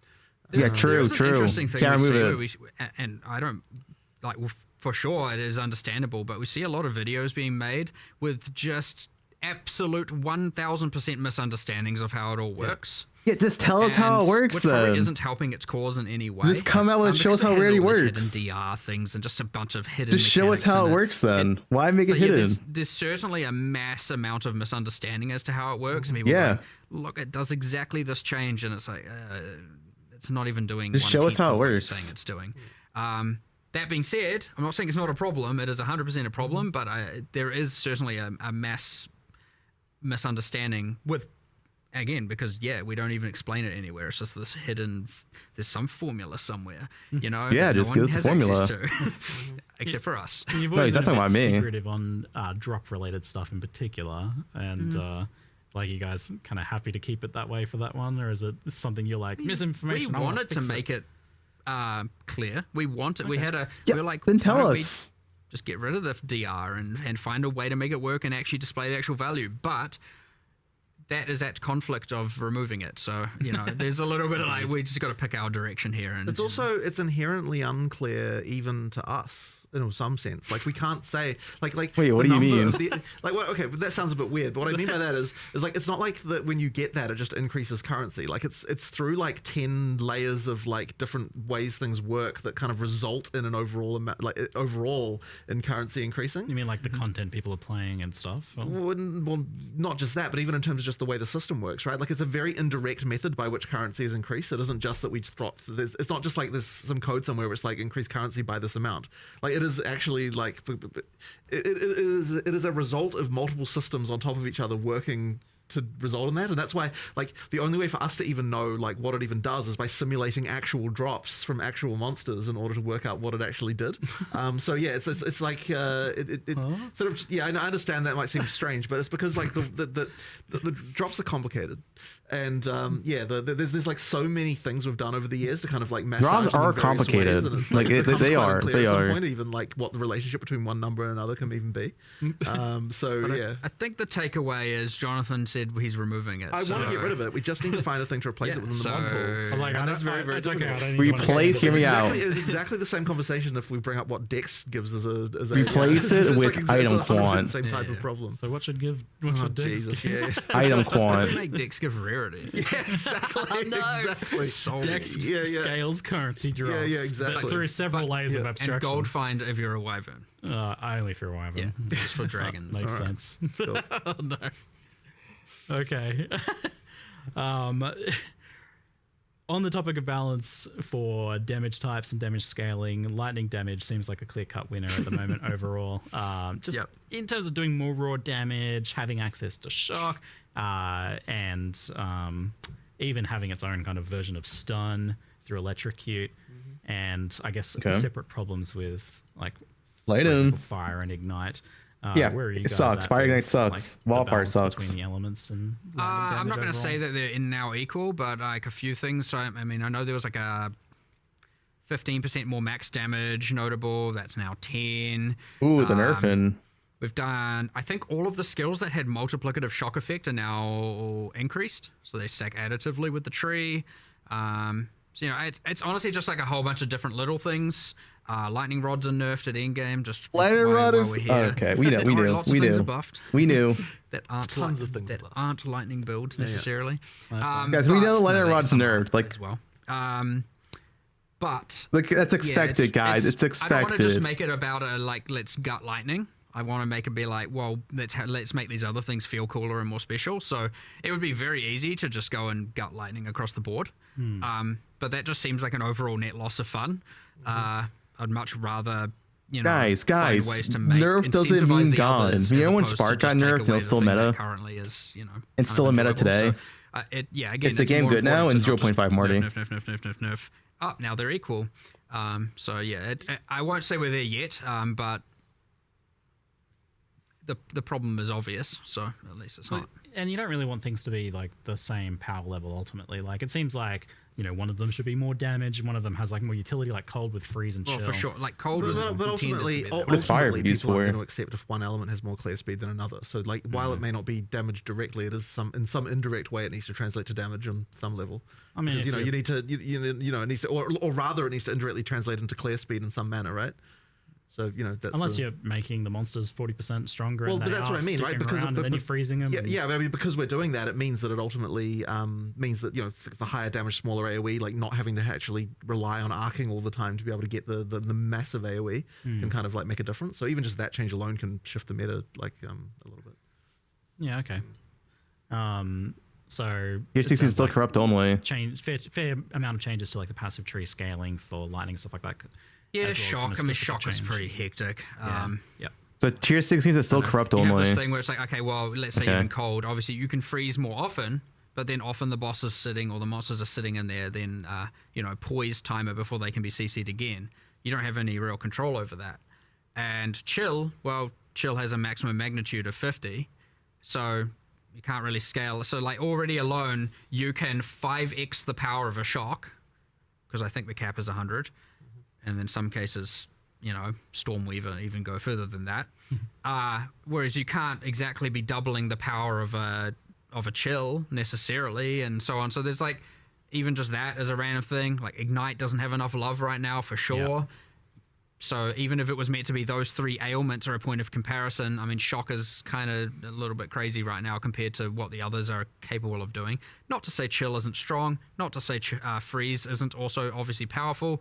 They will have their time, and they may have already had their. I mean, we had freaking cast on Comet on crit for a while there, and all of that as well. So, it will always change. But yeah, I mean, just bringing some of the shock back and some of the other just little outliers here and there was a first step in the direction. But it's very important not to just do I hate lightning, goodbye lightning. It's like be easy to do. It's the wrong thing to do, for sure. So. Yeah, people also like playing lightning. I think it's just, exactly. I think it's just the feeling when they're like playing their cold builds and like it's better to convert to lightning. That's why I think that's when it becomes more problematic. You kind of mentioned you touched on the fact that you feel like Ignite needs some love. I feel like with damaging ailments, there's a fundamental thing maybe. Yeah, Ignite sucks. Causing problems where. It's scaling with like hit damage and crit, so directly, I guess, in this case, differently to how it's been done in the past, where it leads to maybe, in addition to it being a bit weaker, feeling like just kind of an add-on, like Ignite's not really a thing. I don't really have a pure Ignite build. Ignite's just like a bonus added kind of Ignite is so bad. Yeah, it's a bit flat, honestly. I agree. We've had heaps of discussions here about all kinds of different options. We had some boil down to whether or not we're going to do keystones. We want to do something. We just haven't landed on exactly what we want it to be and how, whether or not it's like we change the base versus change it through, again, a keystone or something you spec into. But yeah, it is a bit flat, and it doesn't have enough. It is, as you said. I think Fire calls up Scorch. If Fire had Scorch, DPS, I guess, at the end of the day. And then even there's limited ways of kind of scaling it, and I'm not going to say there's none. Scorch is sick. There are some, but it's not enough. It's yeah. I mean, overall, I'd say it just hasn't got enough love. So, but we want to. Backtracking a little bit on the gearing, we touched on crafting a little bit. Actually, it's at the Q&A. So I love 0-3 crafting. Like, it was such a huge change from like a game that didn't have crafting into some of the most powerful and interesting crafting we've had ever in Path of Exile. I think it's right up there. 0-3 crafting was amazing. Like the 0.3 was kind of insane. The changes to essences was really good, and how these things interplay with some of the omens and the abyss crafting even. So like, definitely felt like some things were a bit illegal, and just the overall like how good it was. Like, I don't know, like, oh no, I feel like this is illegal. So what of that was illegal or is illegal or is being? Well, you said essences. So we talked about essence of sorcery. It's not like we're gutting anything like that, right? There's just a few illegal things. It's a few. A few illegal things. You like overall where it ended up? I think it's way better than it was before. Yeah, 100%. Great. Yeah. It's what I found playing, and obviously and collating a little bit of data, but it's the kind of thing where I don't have enough data to go and or enough feedback to go and make some sweeping change. Is that people find that getting it's too easy now to get to the absolute upper echelons of gear. That was true. Is what is kind of honestly, and I assumed that there'd be a bit of a public civil war about me saying that, because I could see people going, no, that I love it that way, and a bunch of people going like, well, I'm completing my characters way too fast. Yeah. Right. I got nowhere to go. I got no, I want to play for longer, and I have nothing to spend my time doing. It's true. Done. It's true. My character's finished. And I could see people being very binary on that for sure. But then it's like, how much of that just comes down to homogenizing, for example, and a few different axes like that. I think a fair amount. And but yeah, I know there's other problems, like for example, because of the high tier currency, there's a little bit of like you don't even need to pick up tier 5 rares anymore, because what you actually want is a base type. Tier 5 rares are pointless. And so in some ways it's wrong in that regard for sure. Like if people feel that way, that's probably not good.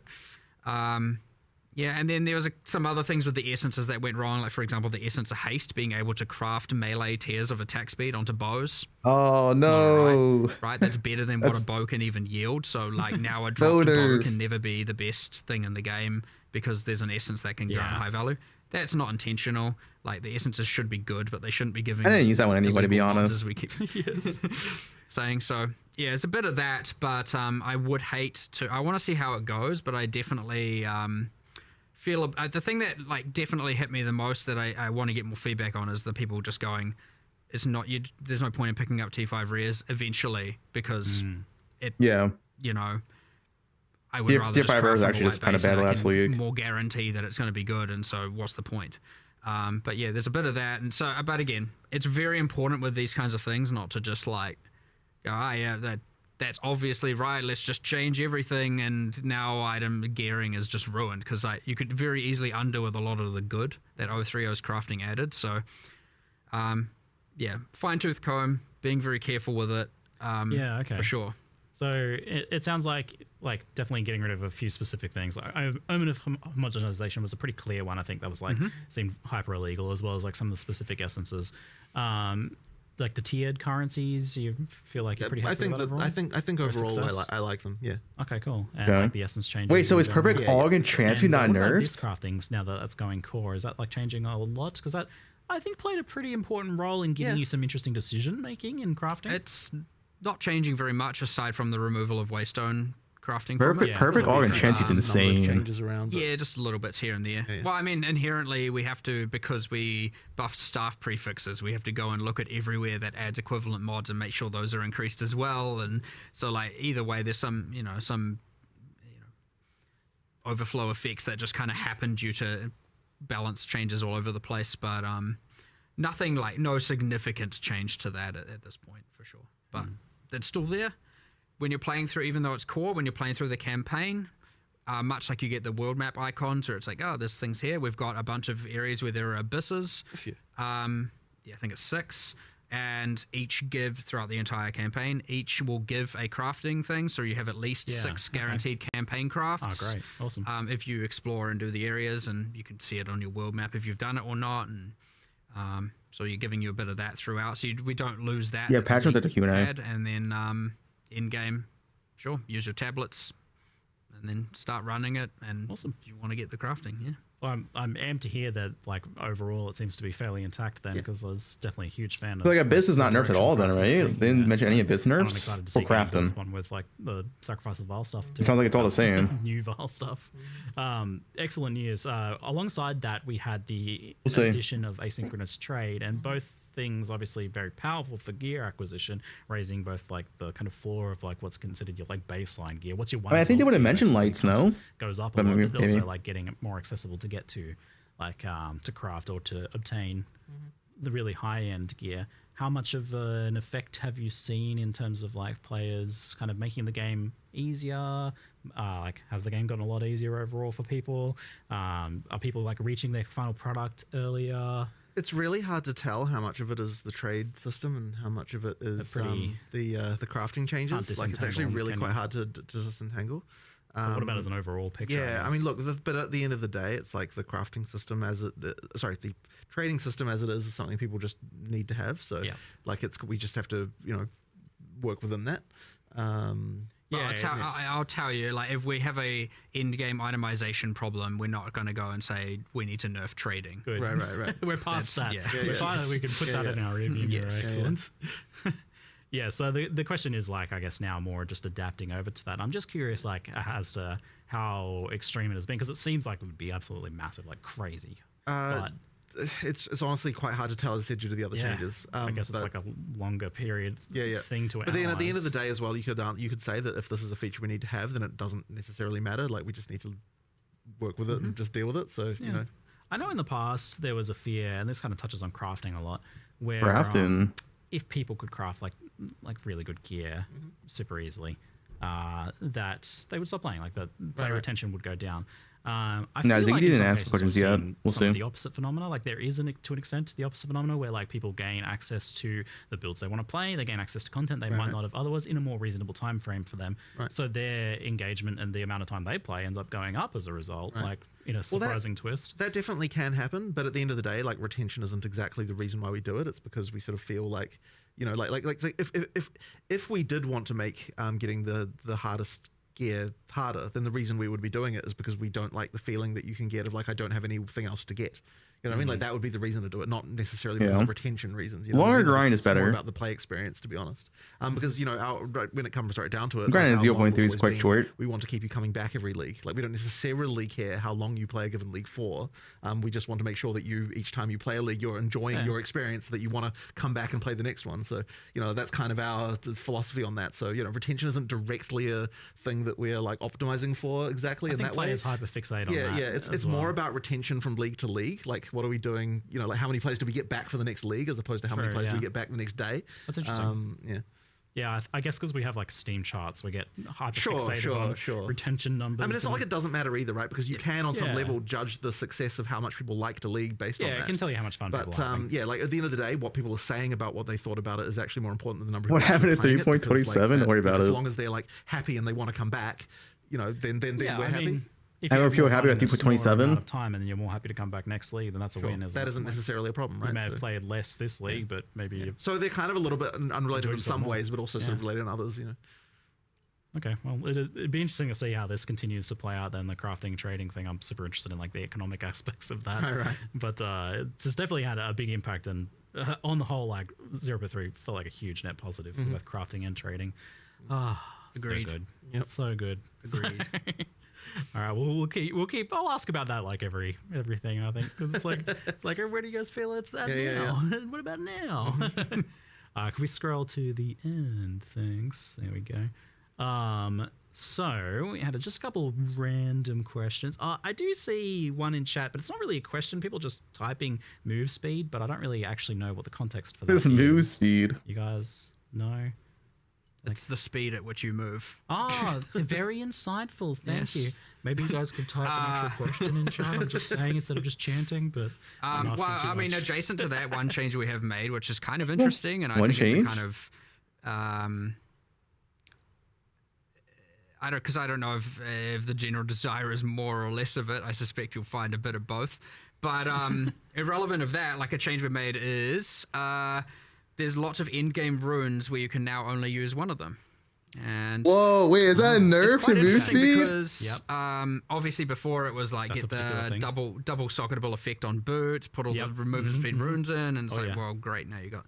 And you know, it's kind of interesting, but it also meant that generally what was happening is every single slot was just stacked with the same rune type. That's move speed nerf. So now you're getting this like kind of nice mixture of different runes being used and different things, and it's kind of enhancing that. But yes, it overall makes the amount of movement speed you're getting from boots lower at the end game. But those were like very, very, very expensive. So yeah.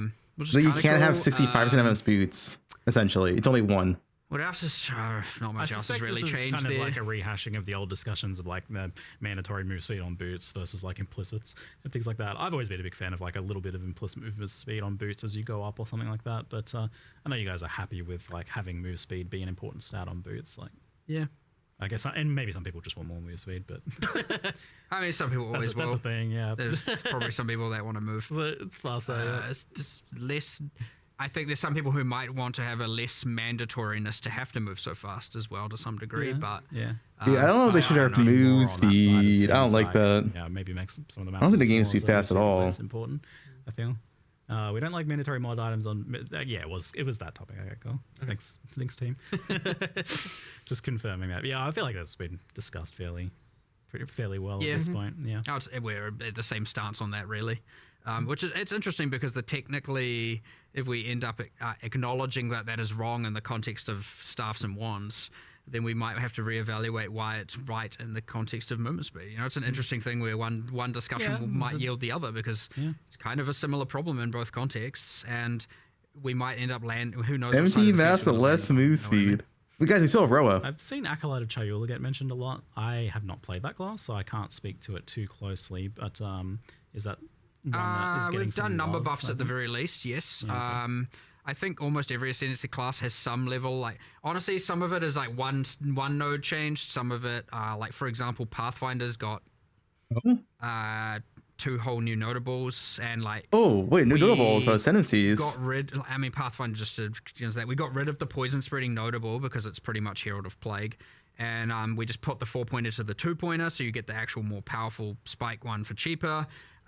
We got rid of that like multi-choice ailment mitigation, and we were like, wow, it's the Pathfinder, so let's do some cool passive tree stuff. So pulling some inspiration from the PoE1 Scion, the Pathfinder can now also allocate passives from either the Witch or the Warrior start points, you know, for just like, you know, doing some crazy builds. And I think there's even a new notable on there where normally you have your highway nodes and it's like 5 dex and strength. There's also now 3 other options for the Pathfinder can take that node, and now there's 6 choices you can do. Whoa, wait, that sounds kind of cool. So it's like, oh, I don't want as much attributes. I'll get instead damage. I think it's damage, defenses, and like cost efficiency or something. So you can kind of like better balance how much damage you want. Dude, Pathfinder's kind of sick. Yo, guys, Ranger buffs, Ranger buffs. Kind of cool, interesting thing. So yeah, I mean, that's a class where it's gotten a bit more changes. Acolyte is numerical for now. But again, we want to do something grander with Chaos. It's on There's quite a lot of just monk list. generally improvements as well, just balance-wise, right? Monk? Yeah, I mean, at this point, every class has kind of got Been changes everywhere. in the thick of it. I think the patch notes currently lacks... we have a thing where we're doing a bunch of changes to specific monsters for being spected. Okay. Like, when we actually looked at it, we're like, look, if we just increase Spectre overall, it's going to increase the specific specters. Like we want to increase the amount of the pool of viable monsters for different cases. So minions. Here's the thing. Now it takes it from a skills balance team into the kind of monster balance team situation, and like so it's a different resource. So we're going to start doing that process where we try and do like 5 to 10 from here and here and here and here per patch, and kind of just start trying to get them to be more viable.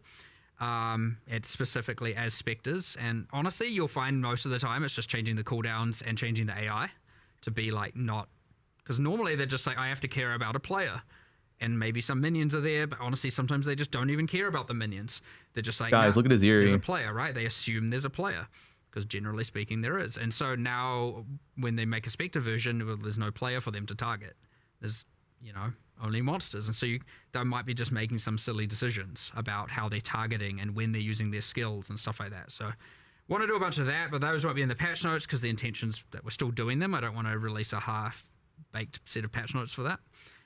The other thing is I think we're still doing... I've held back from the patch notes. I've held back a bunch of the minion occult, specifically a bunch of changes around command skills and stuff like that, just because I want to just do a little bit more iteration before we release that. Couple of ice ranger changes. It's the game, guys. It's part of the game. So the ice ranger kind of play. Yes. I mean, using the existing skills, a lot of numerics, a lot of changes to ice fragments, stuff like that. What else is not in there? There's a few other bits and pieces not in the patch notes, and that's because all of our stuff is. And that's just not to say there's nothing changed. I've just taken them out for now because I want to make sure they're right. Otherwise, we have to give some false information and then change it, and it's not great. You've been updating the patch notes over the course of a week now, so what are they talking about? Still probably expect that. Yeah, for sure.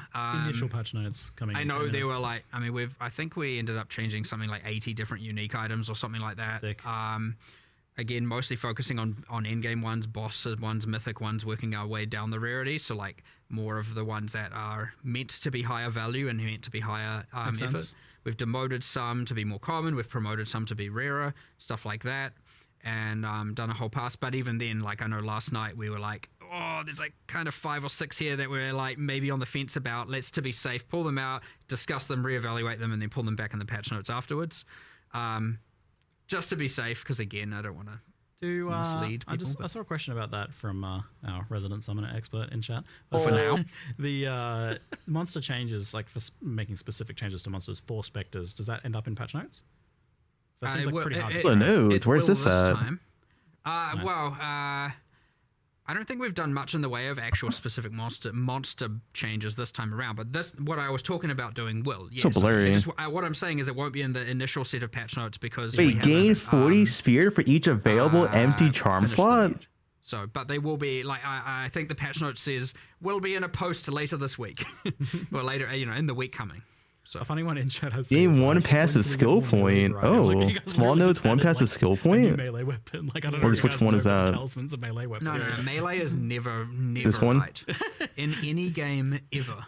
+3 to all max res. It's kind of true, right? Like, that's just all. That's at max. A small node right now, where it's like whenever we talk about we know melee, this one. like there's literally only take 4% less elemental damage per adaptation. Quarter staves over in the corner. Gain 1 adaptation when hit by elemental damage. It's like doesn't count as well. It's like a half-ranged weapon, I guess. Storm Wave really melee. Percent of fizz taken as cold fire and light on. But like ultimately, I think what it comes down to is that the game doesn't have swords yes, yet. I know. Is that, and I know we need swords. Yeah, I get it. We need swords. We need swords. Swords. Karn. From talking to you, it sounds like swords. Swords are getting added to the game at some point. At some point, we will have swords. I can promise you that. Yes, it's the importance is understood. It seems it's a bit too fundamental, isn't it? Yeah, for sure. Swords are a bit cool.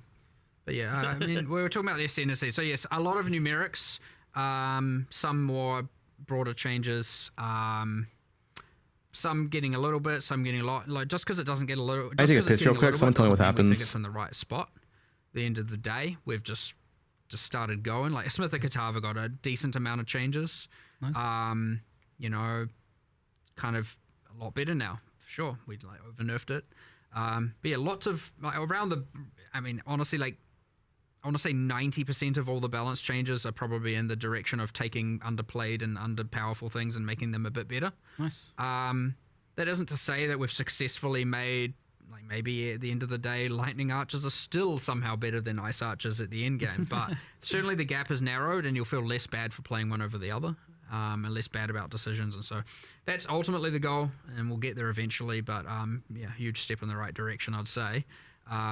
But yeah, and then things like Outer Louis, all those outliers on the top end, those are coming down a bit, for sure. Sometimes more than a bit, depending how extreme they were. All right, I'm back. What I miss? Culmination is another one where like just having an uncapped combo thing, when you get damage per combo. I mean, and then obviously you can just one-shot everything in the game at that point, so that's a problem as well. Some of these outliers 100% brought into place, given caps, whatever the case is, but again, more like 95% of the changes that we're trying to make is bringing up the underplayed things to be a bit better, and just to all kinds of varying degrees. It's really hard to.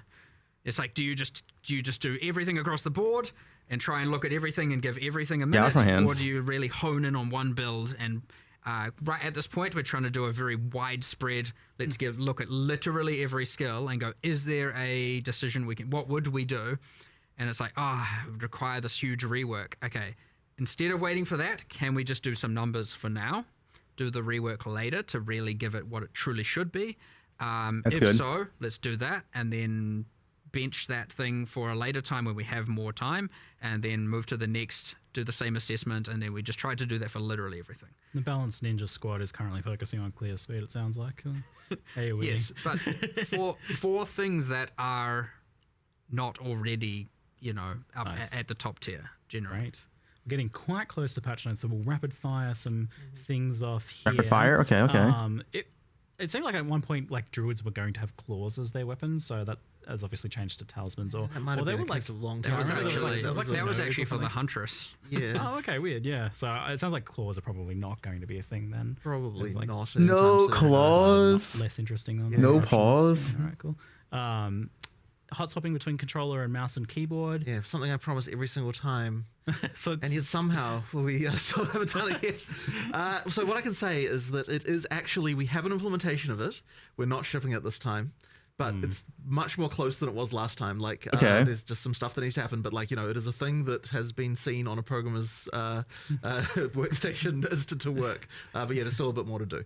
But yeah, like next time, I know I've said this twice before, but next time we will definitely have that. I know it's like it's a weirdly huger feature than it seems because like the code was just originally not written with that in mind at all. And it's just requiring a lot of re-engineering of a whole bunch of existing UI to be able to get it to work. Looking forward to it, so I can. Yeah, I know. Actually do inventory management. I know. We will have it, but yeah. Controller inventory. Oof, yeah. No. But yeah.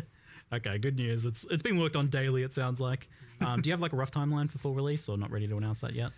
Don't really have it to announce, but I mean, look, I wouldn't want. I 0.7. Like it's got to. I really want it to be next year. Like I really do. So maybe next year. Maybe next year. We certainly underestimated the amount of work we wanted to. It's certainly by having to make all the leagues constantly and all of that. And I know some people might be like, just don't. But like, you need to do. We want people to play the game still and enjoy it and, do what we want to do. But so, yeah, you get this thing where we severely underestimated how much extra time it would add. Your rule of cool of like, we want to do the 130 extra passives because it's cool. I mean, that has an expense. Yes, all of this does get in the way technically, but... I mean, look, at the end of the day, we're not going to release until everyone's happy. Yeah. So that's true. Yeah, that's true. So that's what needs to happen first. So it's a good trade-off. Yeah. With the performance improvements, which looked like really impressive, even more than the 25% you're saying. Like looking at the side-by-side footage, was like it looks even better than that. Yeah, I mean, look, we did 25. I said 25% as a commitment because like that's kind of like I want to make sure. Well, it's going to be better performance because it's 40% less monsters, right? To make sure that we're not over-promising. So it's just guaranteed better performance. And over-deliver was the plan, but effectively, like it's. I've been focusing a lot myself actually, and trying to make sure that it's getting better. Effectively, what we've done is, I mean, obviously there's just sort of traditional optimization that happens, but a lot of it is just effectively making sure we're multi-threading things better, taking advantage of more CPU cores.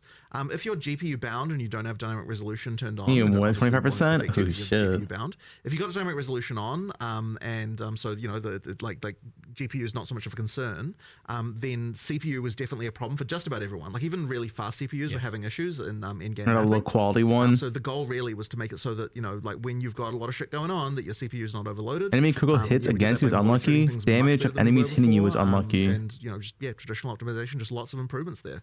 Hits against you have 10% reduced crit damage bonus. That's small node. Where's the big nodes? Better than they were before. Like in many cases, honestly, you see double frame rate. Like the quality's so bad. What does it even say? I can't read that. Not consistently in all cases. Ooh, past the skill point. And consoles obviously saw a huge improvement. Blind fade. Consoles just have weaker CPUs than PCs. And double crits. So therefore, when you're doing CPU optimization, consoles are what's going to benefit from that. It's just a lot better. The quality's terrible. Now, one of the things I'm a bit worried about is that by multi-threading more things, you can run into multi-threading bugs.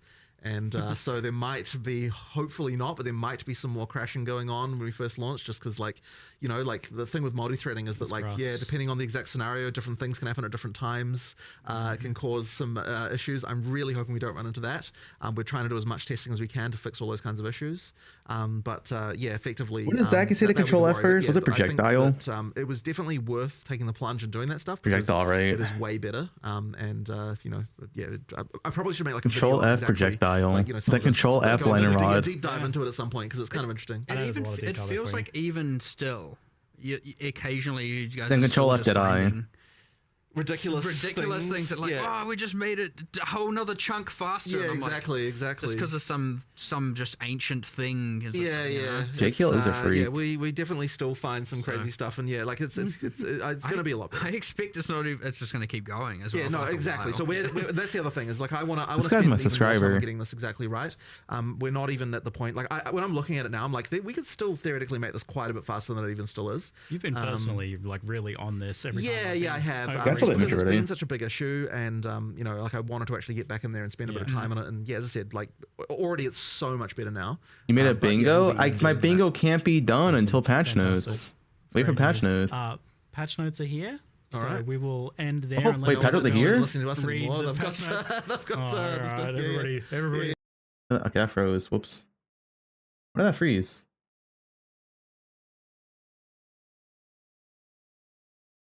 Where's the patch notes? Yeah. Look at all the cameras. They are here. All right, all right, all right. Focus up, guys. Control F projectile. That's a lot of projectiles. Stormcaller. That doesn't matter. A lot doesn't matter. I'll go through the full patch notes. Let's just look through a few things at first. Doesn't matter. Okay, dude, what am I looking for projectiles here? Wait, no projectiles no longer causes supported skills get +4 proj or deal 40% less. Honestly, that's a fair trade for no projectiles. Wait, no projectiles 2. They get 6 proj and 50% less damage. Oh, and plus this 8-second cooldown. Okay.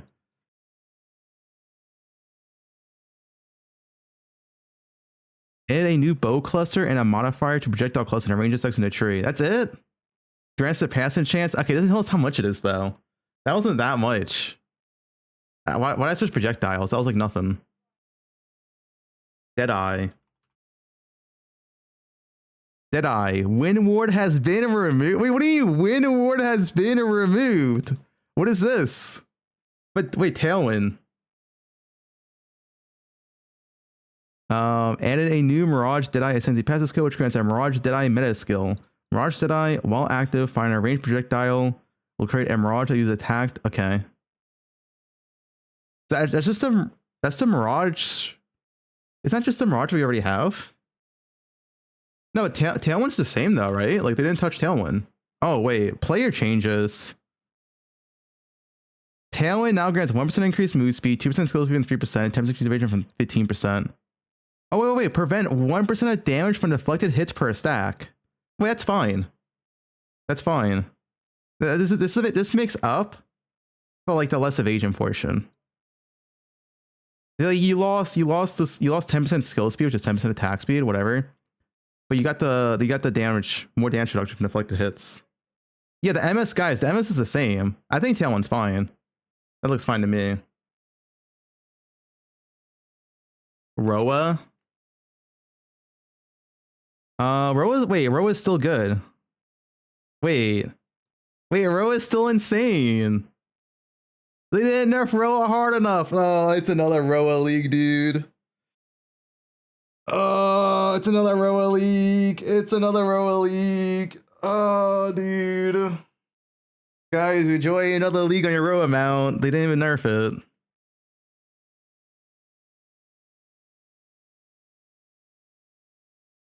Rods. What's the rod nerf?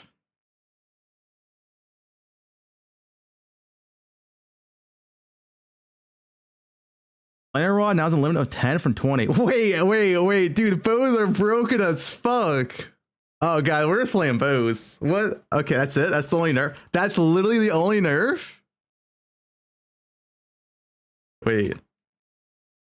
Lane arrow. Oh, what's lane arrow nerf? No longer bypasses the charge up time on Lane Rod's burst. Instead, the burst caused by Lane arrow can occur once. Oh, this is the real nerf. This is the real nerf. Projectiles now convert 8% of fizz damage to lightning damage, previously 40% is a buff. The beam now converts 100% of fizz damage to lightning damage, previously 80%, that's also a buff. 0.1 seconds would indicate you can only activate. I mean, is that even that much of a nerf?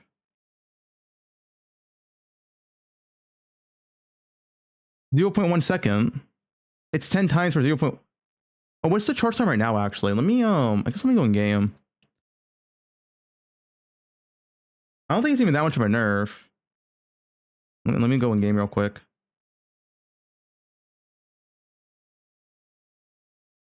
Yeah, fucking patch notes downloading. Check rod again? What do you mean? Lane rod. I only see one thing here. Am I missing something? Shock chain arrow, no. That's not that bad of a nerf, guys.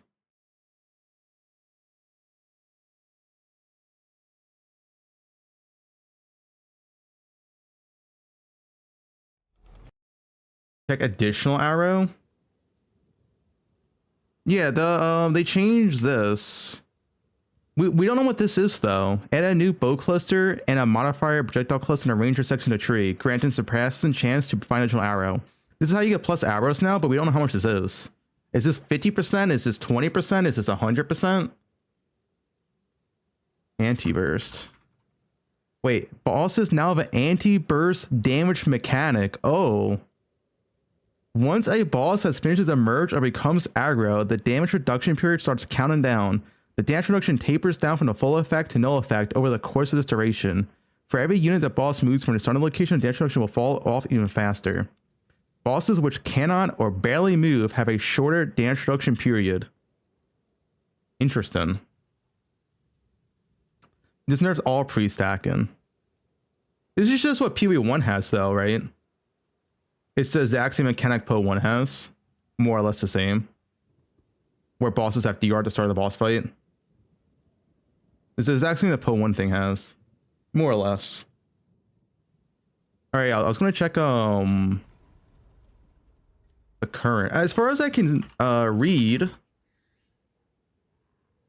you can burst a lightning rod every 0.1 second and you have 10 lightning rods, right?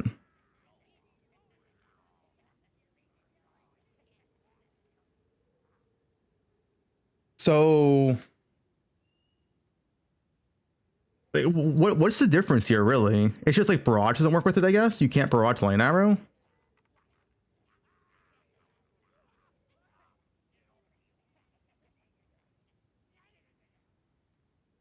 Guys, the modifiers for bow attacks by additional arrow has been disabled because they're replacing it with surpassing chance, the new modifier that added in the game. It's not a big deal. It's being replaced with surpassing chance. But we don't know how much surpassing chance you can get. Let me read Lightning Rod real quick.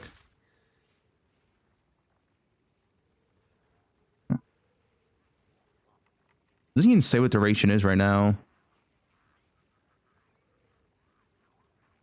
Am I correct to assume what lightning arrow does now? When you hit a lightning rod, it bursts 0.1 seconds after being hit. Is that correct? If that's all it is it's fine. Like, if that's all it is, that's fine. You just can't barrage lightning arrow. No? Well, what's different then? Yeah, it's 0.1 second per rod, no?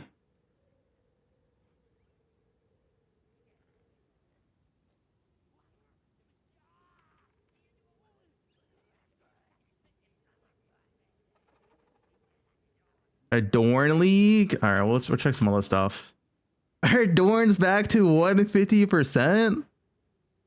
Alright. That's pretty good. Adorn's back, dude. Adorn's back. 150%. Granted, you only get like what, 5-6 jewel slots right now. This tree is pretty special, but it has 1, 2, 3, 4, 5, 6. Yeah, you're probably capping out like 6 or 7 jewel slots. Yeah, guys, we know runes are a limit. They said it in the Q&A. We already know that. Surround? Yeah, the helmet's gone. Can only reduce the required number below 1. Yeah, I mean, the surround, the helmet's gone.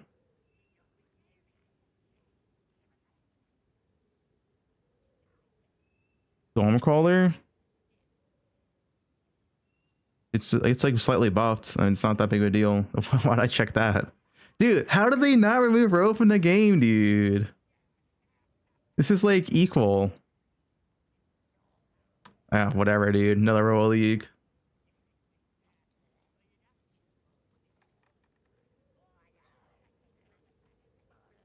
Quant removed. Quant removed. Deli removed. Because I guess because of Deli stuff.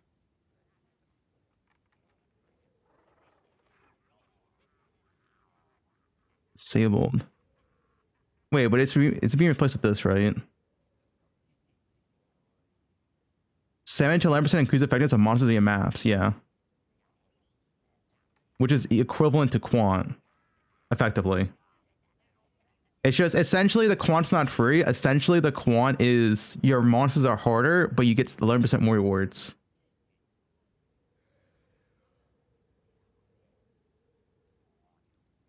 Yeah, that makes sense. We ain't able to follow a modifier of Undertaken. Map has 2 additional random modifiers. The fallen modifiers have been buffed. And the roll ranges also got like it's better on average. Yeah, it's 18 to 30 rarity now from 10 to 30, 6 to 10 pack size from 4 to 10. So it's like way on average the tablets are better. On average, the tablets are actually vastly better. 25 to 40 rare monsters from 15 to 40. Your tablets roll better now.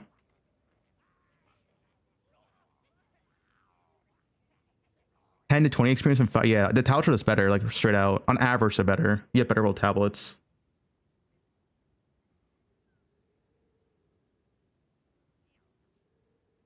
Wait, Queen of Force is gutted? Wait, did they actually gut Queen of Force?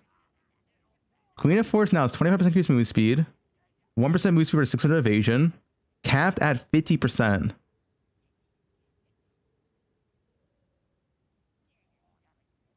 So you can get 75% move speed from Queen of Forest. So you never use this item ever then. 75% move speed. Yeah, I mean, you just never use it. I mean, I didn't use it last league, but I like never use it now. Check comments. What is this? Oh. Okay. Yeah, nice. Okay.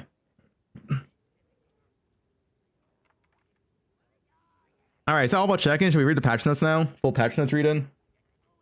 We don't really. Okay, the big question mark on bows is how much surpass chance can you get? Because we have no idea. We literally have no idea. And how big is the Lightning Rod nerf? Because like, what is even the activation right now? It doesn't even say in game. What is the activation period? It says brief period. What the fuck's a brief period, dude? Is it gonna feel like shit?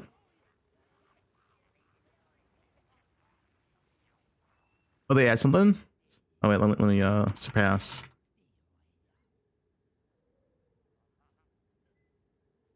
Yeah. A new modifiers may add to bows, percent chance of surpassing. Yeah.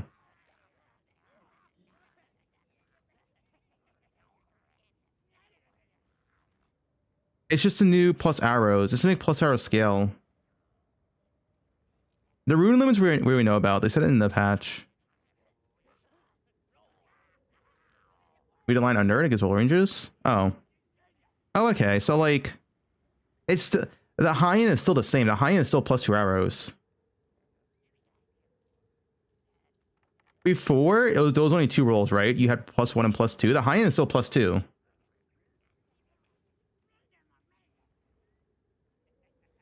But now there's like lower tier modifiers as well. So you can get a plus, presumably maybe the +1's actually easy to get now. But the thing is, how much can you get in the tree? That matters the most. That matters the most. How much can you get in the tree? But it's on the tree now. That's the important thing.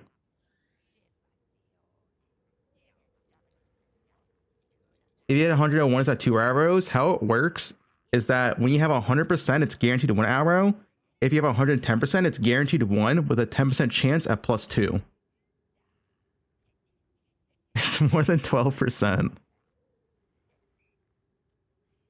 We know well someone got nerfed. They already said it in the interview.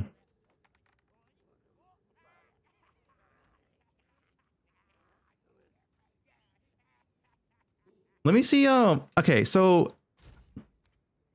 before I read the patch notes, would I have a little skill gem? Yeah, I do. So is this how Roz is going to work now? Oh, I'm on Roa. Is it going to be like this? Roa, get out of here. I fucking hate Roa. Remove this shit. It's going to be OP next patch.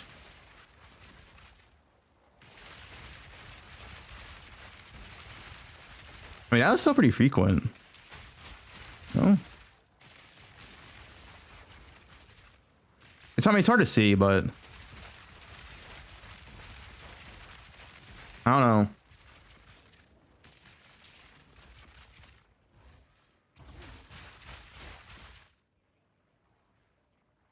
This is what it means to where this orb is what it looks like now.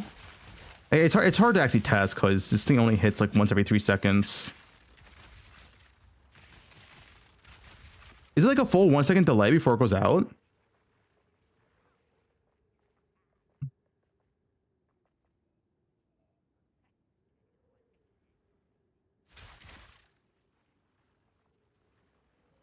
You really know Viper Cap. I'm gonna start from the beginning.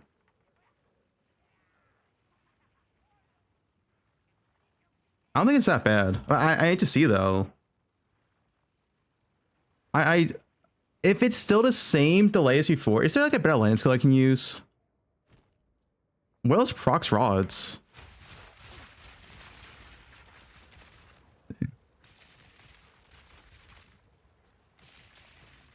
Yeah, it's like a 1 second delay, right? Does that mean you can only proc 10 rods a second? Is that the correct conclusion? You can only proc 10 rods a second?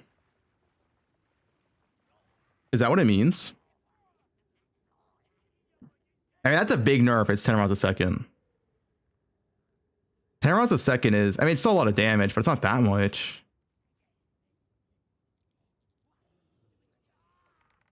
Wait, did Neo Shot get buffed? Wait. What happened to Neo Shot? Hold up.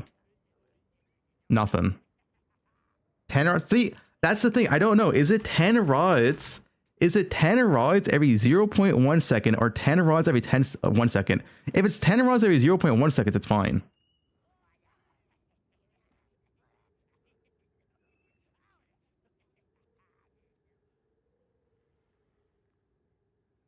Yeah, people don't know. We're gonna mixed answers here.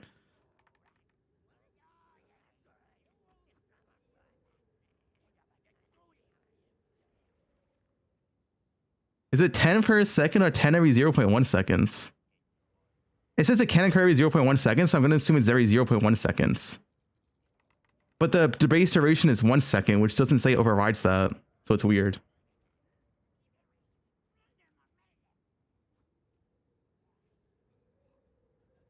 It's 10 per second, honestly. Yeah, I wish I was more clear on this. I have no idea. I mean, the burst caused by land arrow can occur once every 0.1 seconds. That makes it sound like every 0.1 seconds, but the base delay burst is 1 second.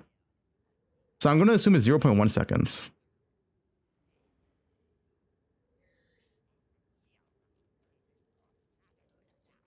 Any Herald nerfs? Oh, they did nerf Herald, but not by that much. Herald got a, what, effective 14% damage nerf? That's not that bad. 15% damage nerf. I already checked no projectiles. Honestly, no projectiles might even be better now. This tier 1. Because endgame, you have enough plus projectiles anyway. You won't lose damage. Yeah, if each rock can trigger every 0.1 seconds, then LA Deadeye is still completely fine. Anyway, let's read the patch notes. I'm not mad. Well, they didn't really nerf. Okay, I honestly thought coming to patch notes, Liner Rod would have got like fucking 6 rod limit and negative 30% damage or some bullshit. But the only nerf they did in Liner Rod was like, it has 10 limits. And that's it. And like, you can only proc 100 per second. Like, okay, that sounds fine to me, dude.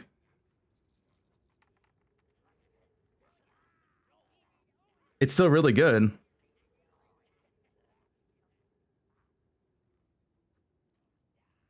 Isn't that a big nerf? It's a big nerf, but you were literally doing like 80 million plus DPS on the top end before. And you only need 14 million DPS. So if you get nerfed by half, you're still insta-killing bosses now. Roa's dead? No, you're retarded. Roa is broken as fuck still.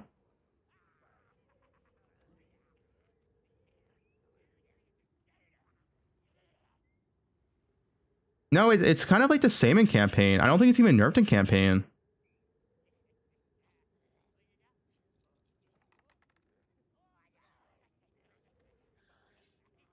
Ron, as far as I'm aware, it's almost the same as it was in campaign. Besides the 20 stack pre-stack, but like, because in campaign, you don't hit often enough to where you can proc rods every 0.1 second. You didn't have the attack speed. Guys, that where you said Vaal Storm was nerfed in the Q&A. Holy dude. Next one says Vaal Storm's banned. We're reading the patch notes.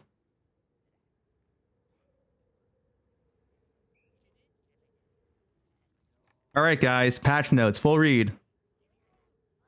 Start. General improvements, significant optimization to CPU performance have been made. Yeah, they went over this. Player changes, we saw this, but read it again. So Tailwind is changed. It has the same movement speed as before. It has less skill speed, so 3% per stack down to 2%, and less evasion. But as a compensation, you get 1% damage from deflected hits per stack, which is really good. I think this is a fine change. I think this is completely fine. I think Tailwind is still extremely good. It's the same move speed. The evasion change doesn't matter because the 1% deflect's really good, and the skill speed is a nerf, but it's only 10%. It's not like, yeah, this is still really, really good. Base unarmored attack time got buffed by roughly what, 20%, whatever. Modifiers, number of enemies required to be surrounded, can only be reduced below 1, which is Viper Cap nerf. So Viper Cap is no longer infinite mana. So now you have to solve your mana issues again.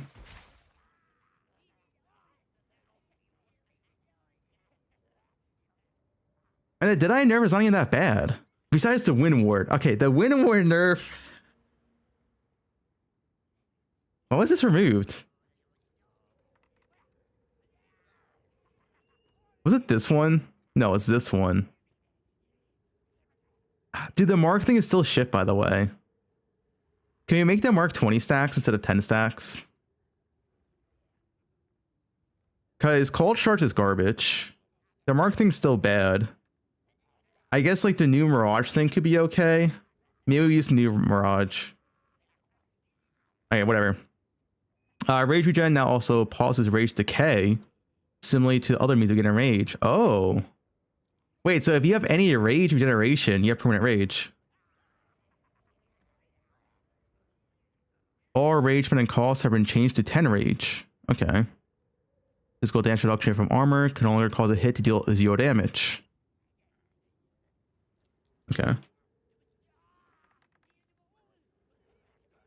Ignite aura effects, including ignited ground, no longer apply infinite ignites. Instead, they apply rare ignites with standard duration.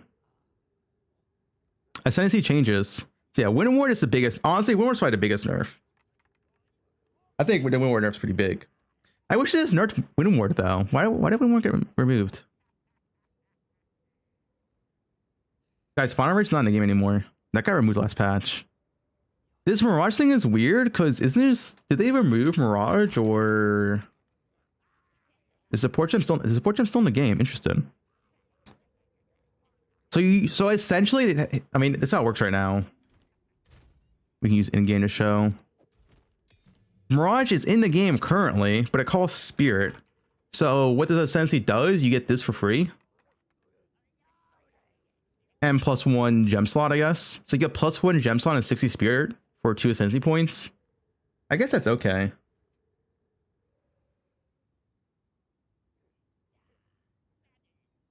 It's okay. It's kind of bad. Yeah. Oh no, it's different, isn't it? It's different. This is when you dodge roll. This is when you attack. Maybe this one's better then. Maybe this one's better then. I mean, you have 2 points because one's removed. So maybe just take this. Yeah, maybe this is better then. The Wind Ward nerf hurts the most, to be honest. 30% TR was so much. Contagious Contamination is removed. I guess we'll get PoE 2 up. So we can see the exact changes. Pathfinder. What was it? This one? Yeah. So the poison prolif got removed. You get this for 2 points now. Practical remedies have been removed, which one was that? This one. This one was garbage. This thing was complete garbage. So now you get this thing for 2 points. This thing wasn't that good though. This thing was kind of garbage though, right? Run Assault now also grants cannot be heavy stunned while sprinting. Wait, what? You cannot be stunned while sprinting? Wait, guys, can we play Pathfinder? Okay, that's kind of nice. You just sprint. And a new path seeking multi-choice assigns these passive skills with the following choices. Path of the Warrior can allocate passives from the Warrior starter. Wait, oh dude, it's a Scion. Wait, Pathfinder. So you get Warrior, Sorceress. Oh, it's only Warrior and Sorceress? I mean, makes sense. Well, actually, I guess it's just the main notables. I mean, that is interesting. You also get 4 passive skill points. Traveler Wisdom now requires Pathseeker. Traveler's Wisdom now instead grants attribute passive skills offering additional options. 5% increased damage, global defense cost. Wait, that's so good. So instead of like 5 decks, you can choose 5% increased damage or global defense. Global defense is kind of good. I mean, its damage is kind of good. Yeah, Pathfinder looks kind of nice. But this is still shit though. This thing is worthless. They gotta change this. This thing literally does nothing. Like, yeah, I don't know. This thing is really, really bad. Amazon Elemental Surge has been reworked. Grand Skill Elemental Surge. Number 5 when you consume a when you consume a charge, trigger Elemental Surge to gain 3 lightning surges. Okay. Never fights when you consume a charge, trigger elemental surge to instead gain 2 cold lightning and fire surges. It sounds like that's improved from before. This thing right here. I don't know. This thing got really gutted because they gutted charges last league, and charge generation is also have some like niche, unique interactions is really, really bad. And the crit's still really bad. Ritualist. Oh yeah, also Ritualist endgame's an angle too, by the way. Ritual sacrifice still modified duration is now 120 seconds. 120. Okay, wait, it's actually useful now? And the quality gives plus 20 from plus 2. Wait, it's 120 seconds? That's actually not as bad. 20 seconds was completely worthless. 120 seconds is not as bad. That's the head enter buff, by the way. This thing right here. Wait, which one? This one. This one? Wait, which one was it? I had it. Yeah, this one, yeah. You have to like, the thing is you like sacrifice, you do an RP animation and you get a head buff. It's only one modifier. Warbringer, implement impacts now also grant fully broken armor. You increase all damage taken from hits instead. I'll be honest, I don't play Warbringer. But Warriors deserve to be nerfed.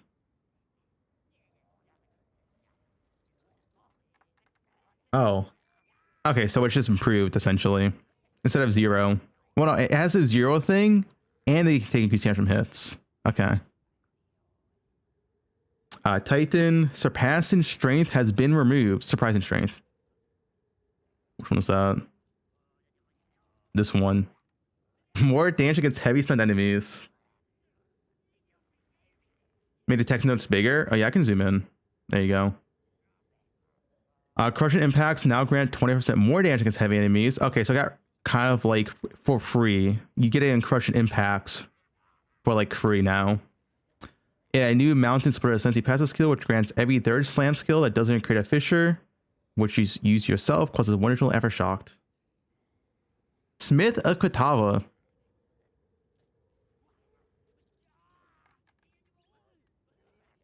Virgos got buffed? Oh. Each notable connected to Smith's Matchwork notable now grants plus 200 armor. Okay. 60% increased glory regeneration. 100% increased thorns damage. Yup.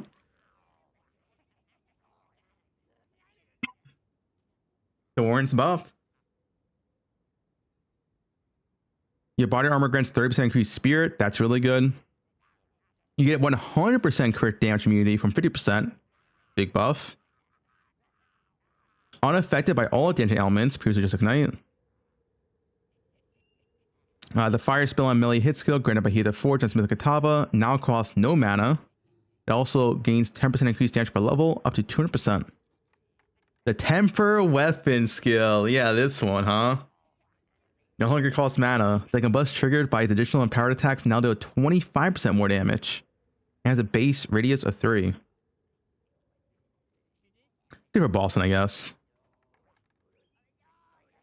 As a mace, now has a cooldown of 6 seconds from 10. As a quarterstaff, 6. Okay. Infernalist. Seasoned body no longer grants while on high infernal flame. Your allies gain 50% of damage as extra fire. Seasoned body now grants gain elemental archon.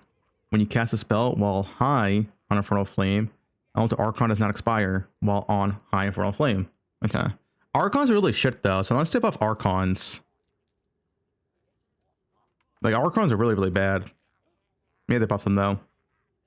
Wait, they didn't nerf Blood Mage at all? Wait, that's kind of, wait, what? Surely the uniques got nerfed, right? The Blood Mage didn't get a single nerf? That's kind of insane. The uniques got nerfed, right? There's no way they didn't nerf the uniques.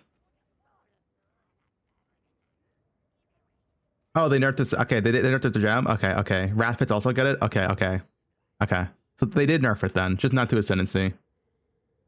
The uniques and gems got nerfed. Okay, that's fine then. G-Force, get out of here. If the uniques got nerfed, that's fine. This Blood Mage was like, yeah, like top tier class, right?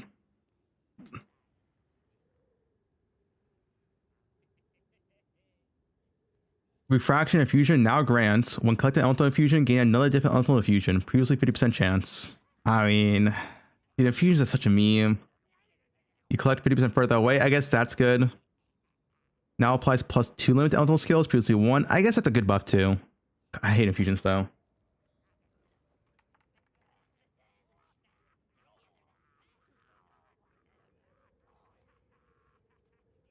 Chronomancer now ignores the curse limit. So you get max, I mean, no curse limit as Chronomancer. I mean, that's pretty good for party play, I guess. But curses take forever to activate. Now causes cursed targets take 50% hit damage dealt to them while cursed again when curse expires. Okay. Gemlin, okay, Gemlin was turbo shit, turbo garbage. Surely these buffs are good. It gets +1 max res per 3 from 4. Okay, that's all of them. So easy to get max res on Gemling. Okay. You now generate, wait. You now generate a charge once every 5 seconds from 8. Okay, this is a Sensi's garbage. Let's just go next. Yeah. Maybe next league. The supporting skill granted by Unleash Hell, notable passive skill, has been updated. Command Death from Above now is a cooldown 20 seconds from 40. Now fires a volley every 0.7 seconds from 2. That's actually a pretty big buff. And 6 total volleys from 4. With 14 meter width. But less damage. So it's like... It's like the same damage as before, it's just lower cooldown. Whatever. Artillery Ballista now grants 20% increased skill speed. That's pretty good. Now grants 25% more damage from 50% increase. That's a big buff. That's actually a really big buff. 25% more damage is way better than 50% increase. That's a massive buff. Mortar Cannon now grants 25% extra fire from 15%. And a Spell Totem. Okay, they had a Spell Totem, makes sense. And Spell Totem's gonna increase crit. Witch Hunter. Witchbane now has enemies have maximum concentration equal to 30% from 40%. this is a buff. Thanks for telling me, GG. Witch Hunter is like still like, I don't know, man. The issue with Witch Hunter, it competes with Deadeye, and Deadeye is still just better. Like, the +1 fraudulent Deadeye will forever make this better than Witch Hunter for crossbows.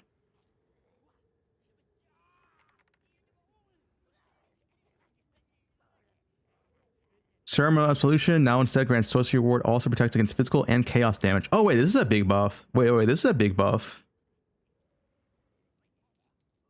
Okay, this is pretty good defensively. So now this absorbs all damage. That's really good. All damage. Fizz, Elemental, and Chaos. That's it. That's the only reason I play Witch Hunter, I guess. Hardcore. Yeah, I guess it's like a hardcore ascendancy.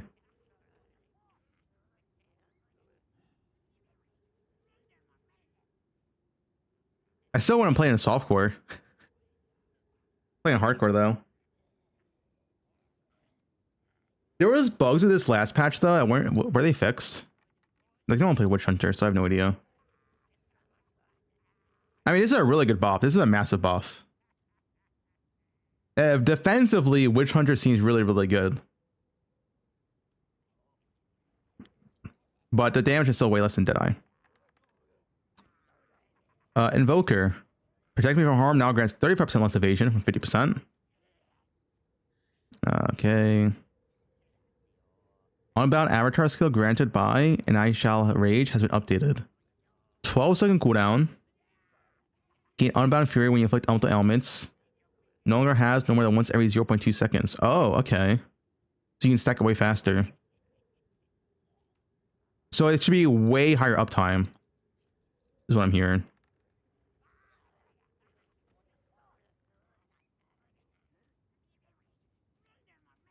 Embrace the Darkness now gives +10 maximum darkness per level. Chilula Monk buffs. What? These are still a meme. So whatever.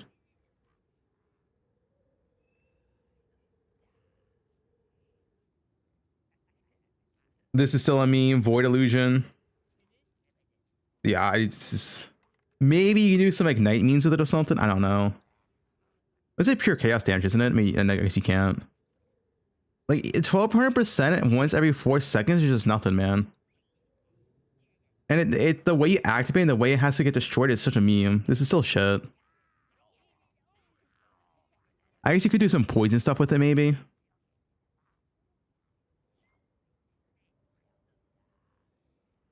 Has 3 charges. Okay, you know, okay, I didn't see the 3 charges. Maybe with 3 charges and 12%, it's decent.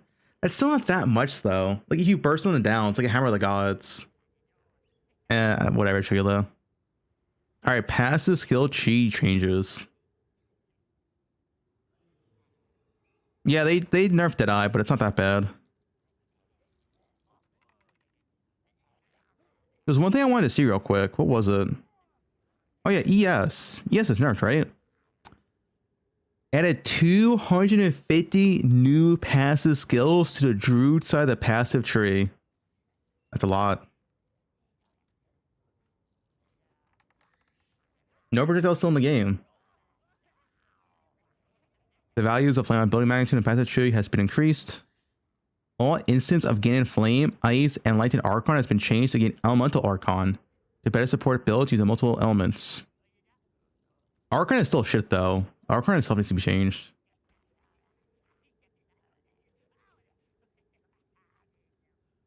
The Hollow Bomb Technique Keystone now grants 1% more attack speed. Whoa, wait. Oh, because of base arm. I see. But it's just, I don't, what's the direct math on this? You get 1% more attack speed for 75 evasion from 25. So massive nerf, but the base attack speed was increased from 1.4 to 1.65. I feel like it's still a nerf on high end, right? It sounds like a giga nerf on high end. And we just do some quick math. Like, let's say you were a, I don't know. Let's say you had 2K in your body armor, right? Let's do some math real quick.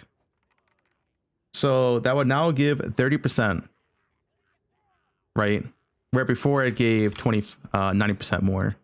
We just do 90%, 1.4.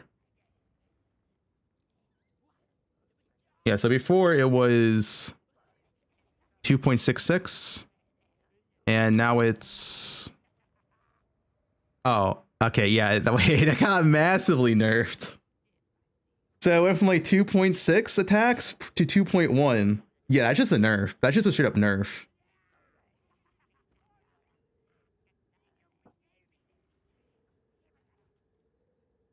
That's not like even a high-end evasion armor.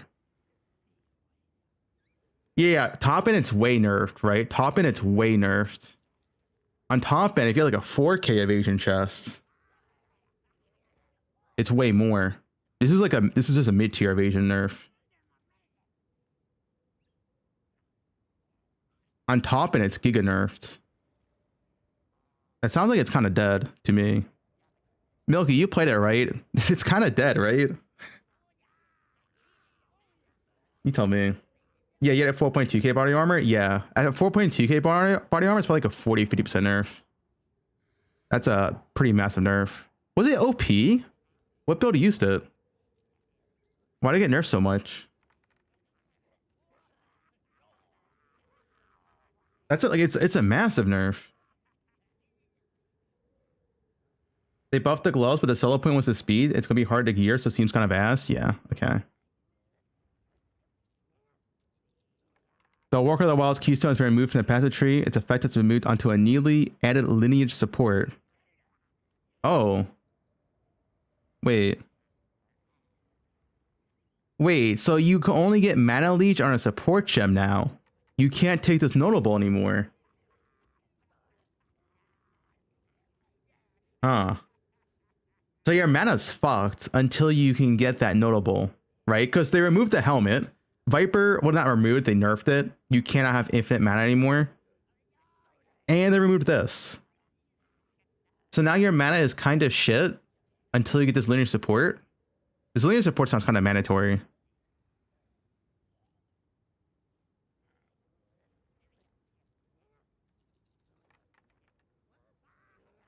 But I don't know how else you solve mana issues if you're scaling plus levels. If you're not scaling plus levels, it's fine. Like level 20, let's say level 20 line hour is fine. But if you're scaling plus levels, yeah.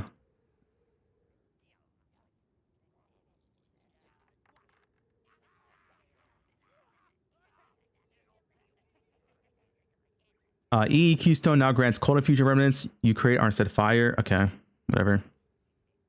The Crimson Soul Keystone passive now grants 50% magnitude of bleeding you inflict. That's pretty good. Passives that grant reduced movement speed penalty from using skills while moving a passive tree have had their values lowered. Okay.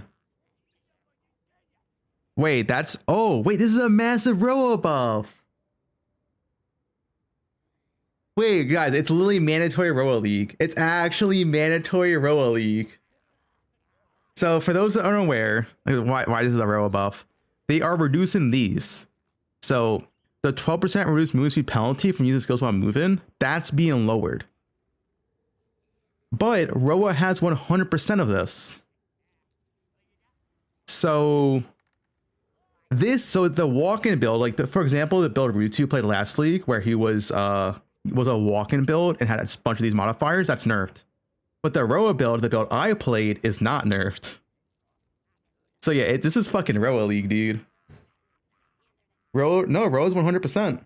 Guys, it's in patch notes. You'll see in a second. Roa's 100%.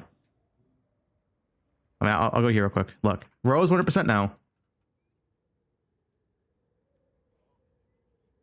It's literally a Roa League.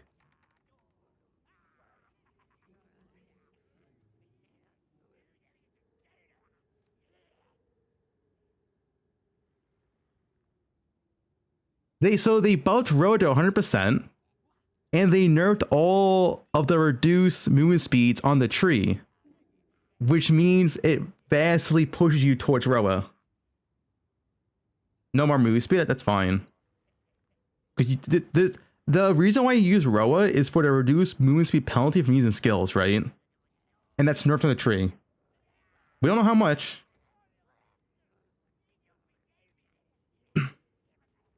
But yeah.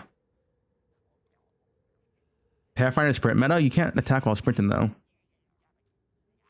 So.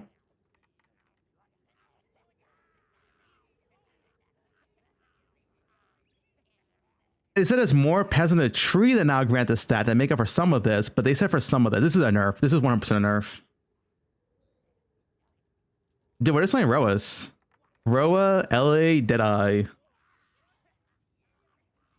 Yeah, it's also more passive points. Area 3 new attack, area effect clusters. Oh, that's nice. Wait, that's really nice. Wait, does new area effect clusters in Monk's part? That's nice because that's a Deadeye buff, right? We can go to Monk. Previously, there is no area effect. There actually is no area effect in the tree at all.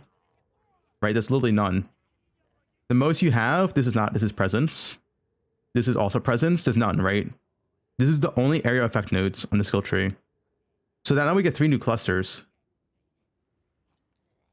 Okay, if you think LA is dead, you're retarded. Just shut up. All right? Don't type in my chat. You know what? That guy's being banned. Like, you're actually just dumb. Just don't type in my chat.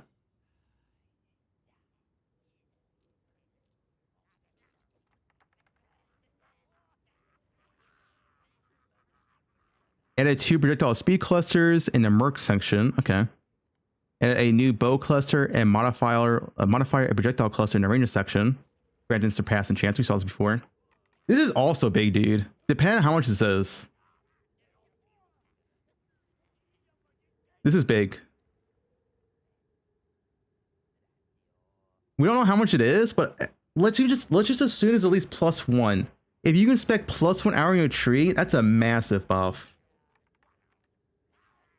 We don't know though.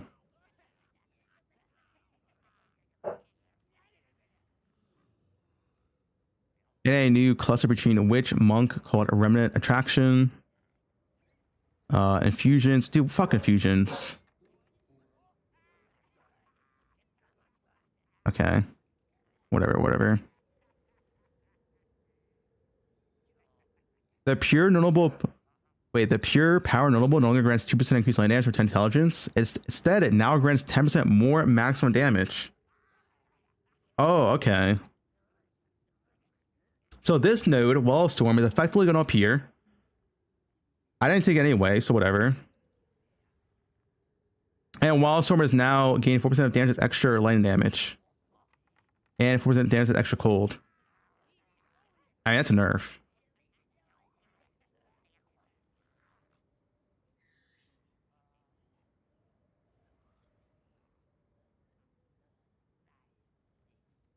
So they nerfed Wall of Storm and Pure Power is just a nerf version of Wall of Storm. That's it's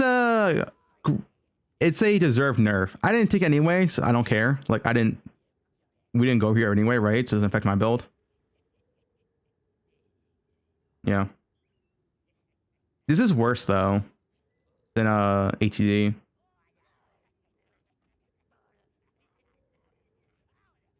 Gem changes.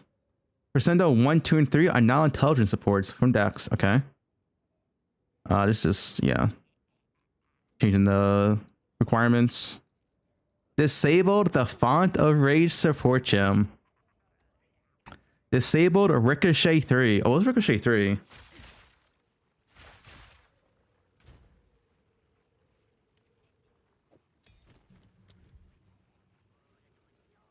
Ricochet 3. They pierce all targets. You chain. Okay. It's fine.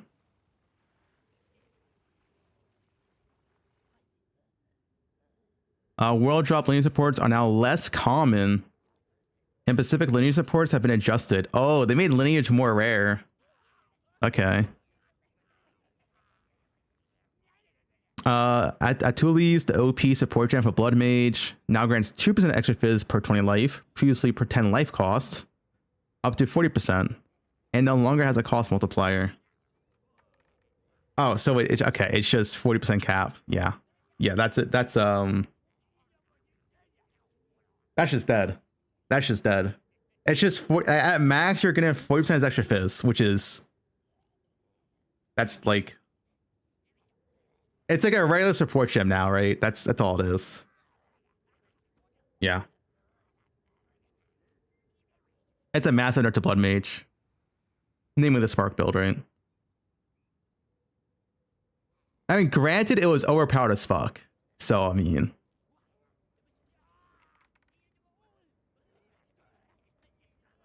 Zos Power now grants supportive skills, gain 4% fire damage and extra chaos, previously 20%. Alright, let's buff in all these for 40%. Einhar's Beastery, whatever, now grants killing blows for supportive skills, grants 2 modifiers for 5 minutes. Wait, 5 minutes from 40 seconds. Wait, I might use this. Wait, 5 minutes? That's the whole map. That's literally the whole map. Wait, what? That sounds kind of broken.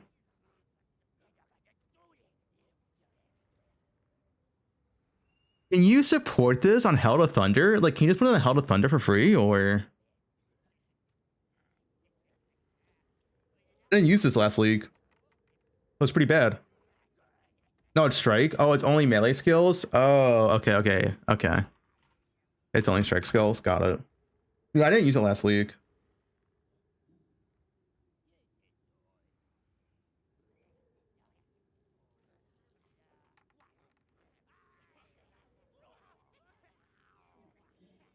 Push it up here. Oh, supporter skills can only damage low life enemies too? Ah, I see. It only supports melee strike skills. Okay. I mean, I guess it's nice for melee.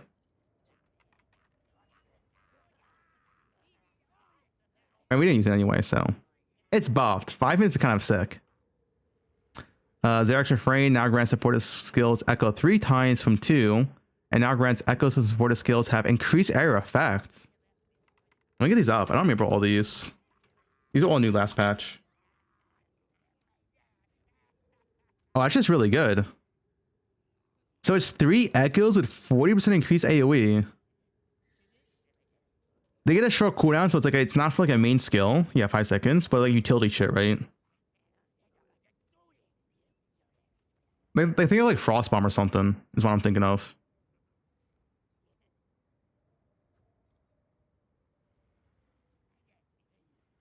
Same. Now grants 75% increase and reduction to cast speed. Also apply to projectile speed. Yo, Spark buff. There you guys go. Spark buff. Add to the big nerf.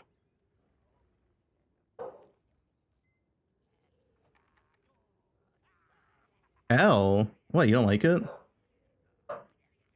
Spark Pathfinder.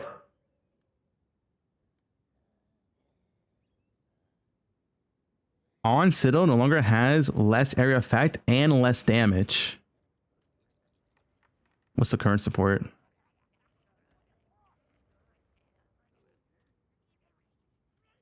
Walls and supportive skills are created along a fissure instead. Okay, so it's just nice trick buff then.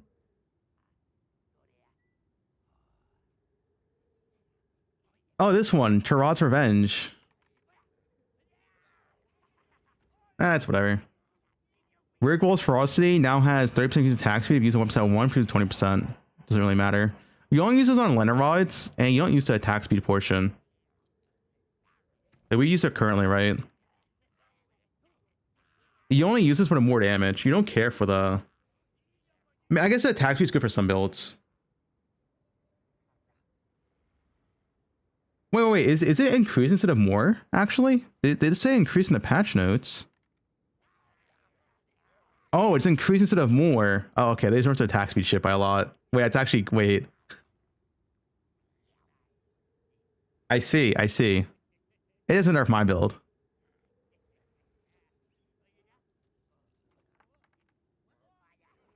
That's a nerf to Twisters.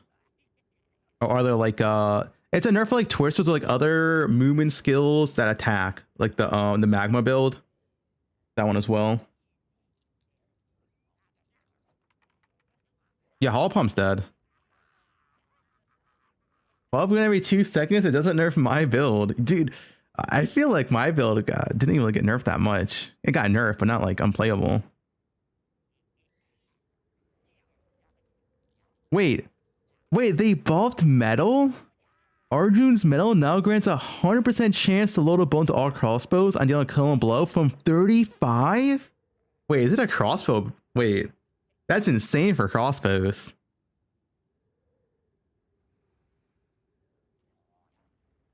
This thing was so insane. You can't use rower on crossbows though, and they nerfed all the reduced movement speed penalty. That is true. That is true. You can't use row on crossbow.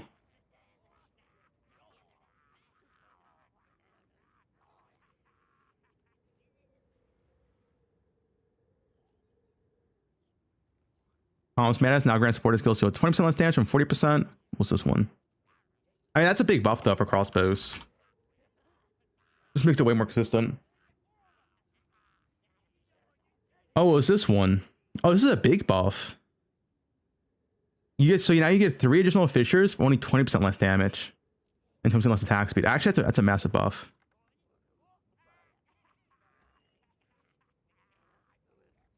There's also curse effect. I don't see there's anything important here. Is Lion's correctly dead? No, it's still viable. It was viable this league. Some people played it. You get 40% more damage from poison, 30%.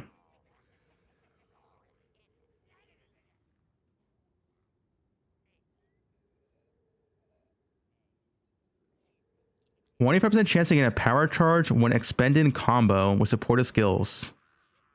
This chance can exceed 100% chance. Okay. Previously 10% chance.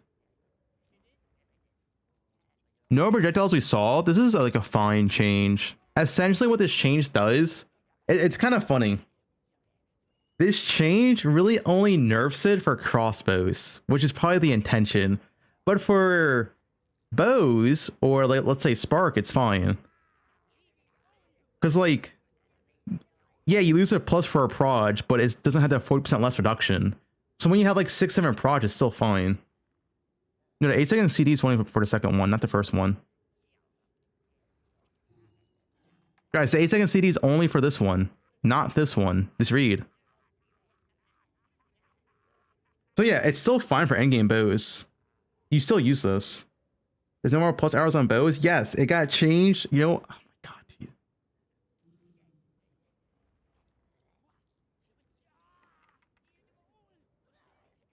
dude. PV2 chat is hard. It's rough. It's rough. It's rough. I'm trying.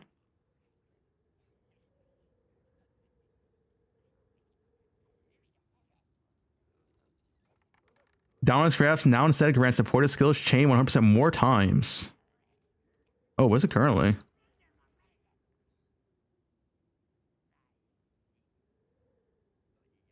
What? Why is it not showing up? What's dominance graphs?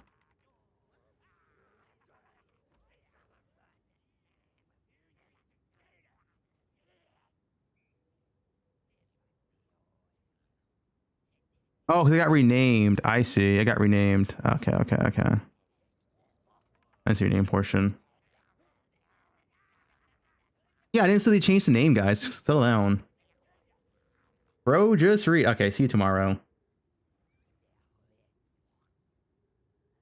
Supported skills cannot kill enemies with hits. Oh. Wait, that's weird.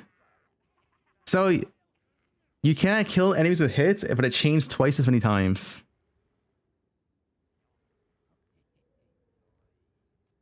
This is only for like this is like group play, right? Some people use this for group play. What else do you use this for?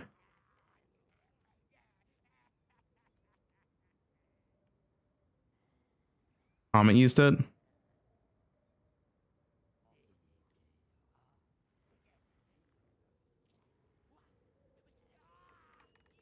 Why is everyone vanishing? What's going on?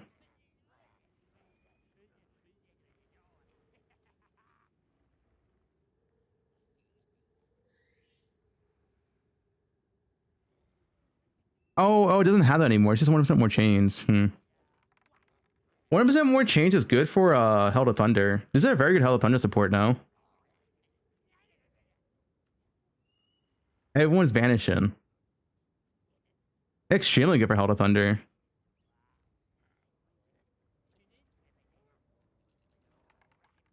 Guys, stop vanishing. Just look at what my chat looks like. What is this?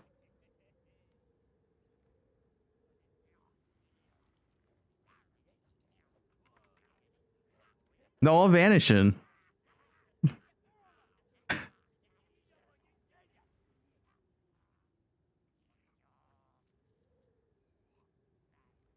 All right. This is pretty good. So yeah, it no longer has this effect that pretty much like no one used. And it now has 100% more chain, which is really good for Hell of Thunder. It's also really good for Lion Arrow. Wait, this is actually really good for Lion Arrow. It's chain support without the chain downside, no? It's literally a better chain support for Lion Arrow.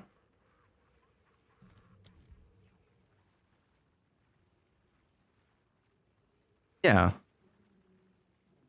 I mean, you don't get a +1, but you don't get a damage downside, which is massive. Yeah, it's actually so good.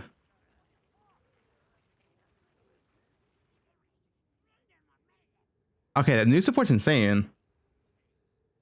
Yeah, LA has base chain. LA has a base, what is it, 2 chain it is?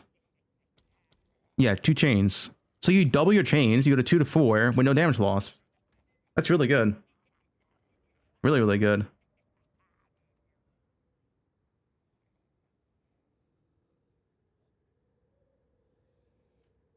Two chains to 4. LA's fine. Wait, chain 1 support no longer grants supported skills. Chain 1. Oh, they also nerf chain support, but it only gets 30% less damage. So it only gets +1 now. I see. All right.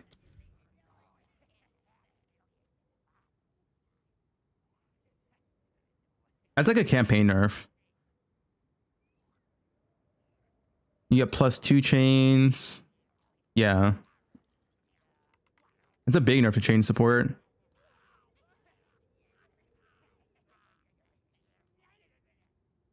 You see.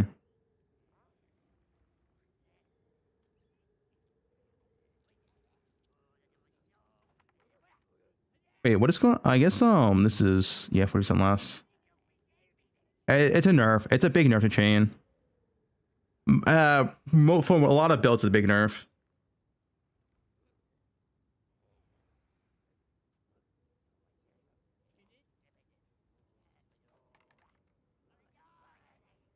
But the new support, I mean, this is like a campaigner for like the LA Rods thing. But besides that, I think it's fine. This thing's really OP for line hour endgame though. Pearson's really bad on LA. Don't use it. This is better. This is really, really good. Like for LA endgame, I like it. 20 support, more damage for a combo. Now caps a 10 combo. Now caps a 20 combo. Okay. More fire support. Yeah.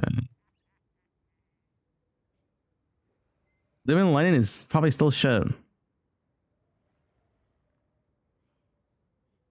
Oh, upheaval and Brandon Fisher no longer restrict to melee attacks. They support any skill which creates fissures. Impact shockwave support now actually makes aftershocks. Okay. Wait, did they not?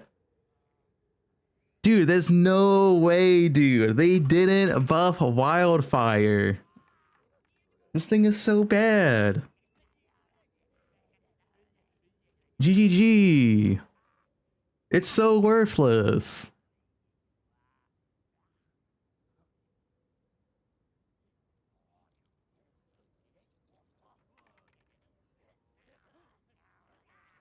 Like, how do they not buff it?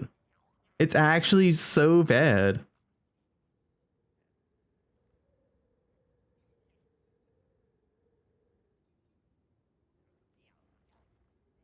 skill changes.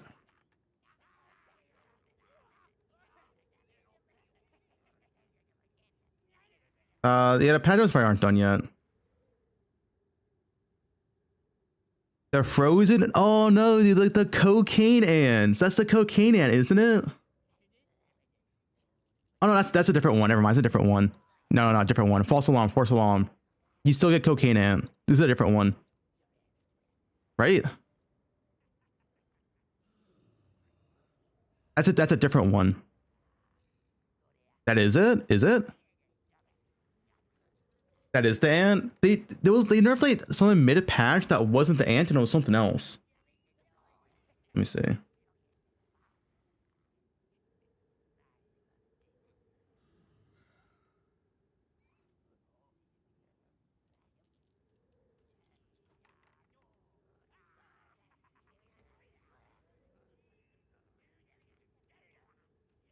I see, get a picture of it. Yeah, what's this guy? No, dude, the cocaine ant. Oh, that guy was so good. Sus. Hey, Fubgun. Hey, Fubgun. What are you gonna do now, huh? You gonna be watering plants like the rest of us, you little cuck, huh? Welcome to the gardener section of your fucking stream, bro. You gonna be watering them fucking plants. Dude, it's still good. LA's still good. I think people are overreacting. Guys, all I'm saying, you want me to do a map right now? If I do a map right now, literally nothing has changed from what I'm doing. Because the only thing that got nerfed was Lantern Rod. But your clear is literally just as good. Like, if you don't understand that, you don't need to preload while mapping. You're literally only shooting LA while mapping.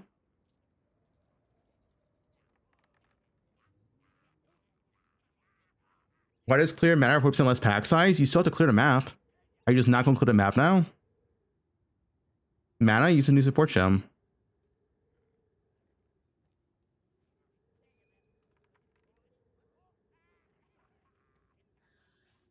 Use a new support gem. Guys, there's literally a new support gem that solves your mana. Shut the fuck up. I'm actually getting so triggered by PO2 chat.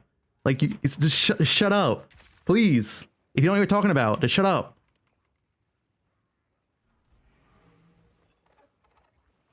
It's literally a new support gem that solves your mana.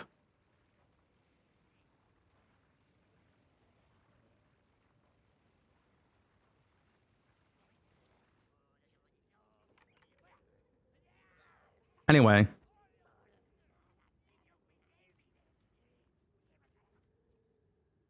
It's in the guide, yeah. Literally, my character right now, if we went to next patch, from right now, it's more or less the same for map clear. Maybe I lose like 1 or 2 arrows. It kind of depends how many plus arrows you can get on tree. We don't know. But that's it. It's probably like 1 hour loss at max.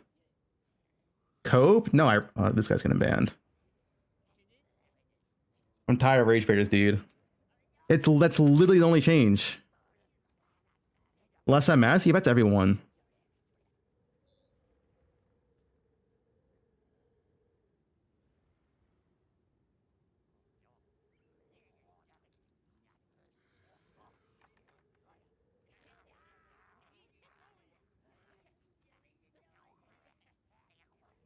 Like, everyone's losing at mass. It's not just Deadeye.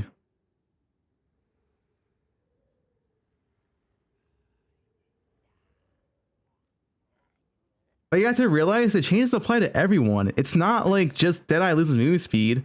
Your warrior that had 65% movement speed boots that could only get movement speed from the boots got nerfed as well. Like, it's not like it's just Deadeye. You losing Nova Proj? Oh my god, dude.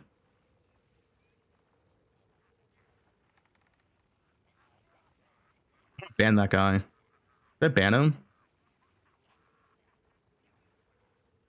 Yeah, I'm banning him. He's getting banned. All right, next topic.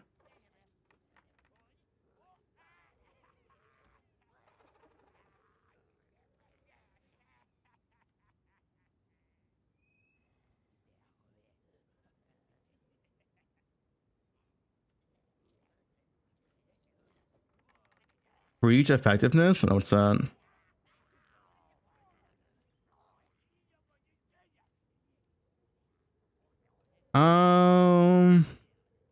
Where are we at? Yeah, okay, so they killed the cocaine ant, unfortunately. Which was the best one. But it doesn't matter because you use row anyway in endgame.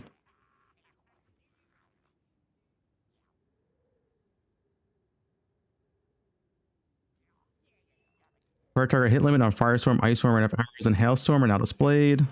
Oh, that's good. We're actually the hit limit now. And a wind type, whatever. Acid concoction no longer consumes poison nor triggers acidic bursts from inanimate objects like a vine arrow. Yeah. Venus Salvo is now offered as a tier 3 skill gems. Just changing some skill gems. What tier they're offered at? Yeah, sure. Oh, you can get Freezing Salvo tier 3. Oh. It was tier 5 before. You can get it, what, tier 3 is what? Level 5, level 6?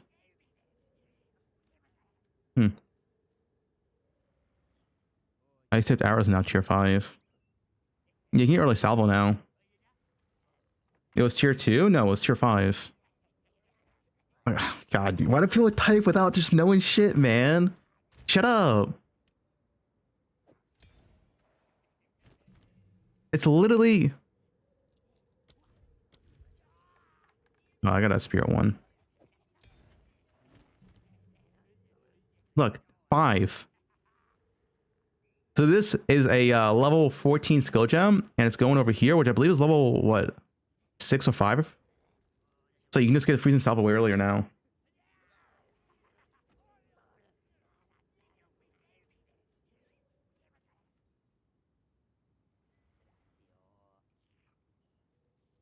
Yeah, they started ice tipped hours with it.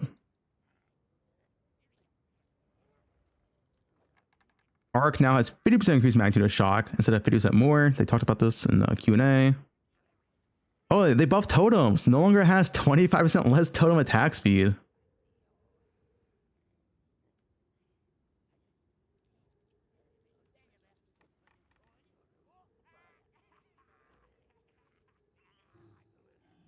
Attrition hours are 30 spear from 60. Isn't attrition the fucking gladiator ascendancy node in this game?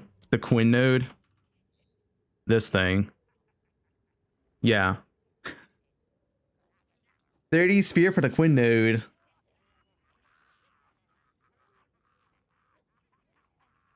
Now, Crown of Eyes won't work because it says more. It has to be increased. Thanks for that tier 1 sub. I mean, at 30 spirit, maybe you could slot it in when you have extra spirit. It's still kind of bad. Ball Linen, was it nerfed or buffed? I assume it was buffed. Oh, it got massive damage buff, I see. Yeah, 105 land damage from 70. Oh, but less chance to shock. Okay. They buffed Ball Lightning effectively. Barrier has less spirit. Castlemaine Death has less spirit. What was Barrier?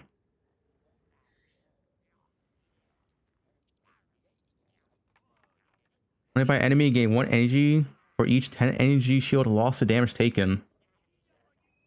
Oh, okay, I mean.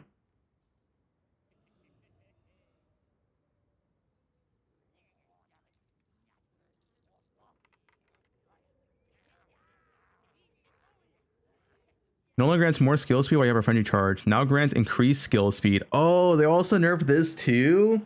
Oh, they also nerfed all the walking builds. Not walking builds, attack builds. So they removed the more attack speed from Rigwolds, and they removed the more attack speed from this. So there's like no sources of more attack speed anymore. Yeah, it's pretty big. Pretty big nerf. You get a Hall of Palm build, got to get nerfed.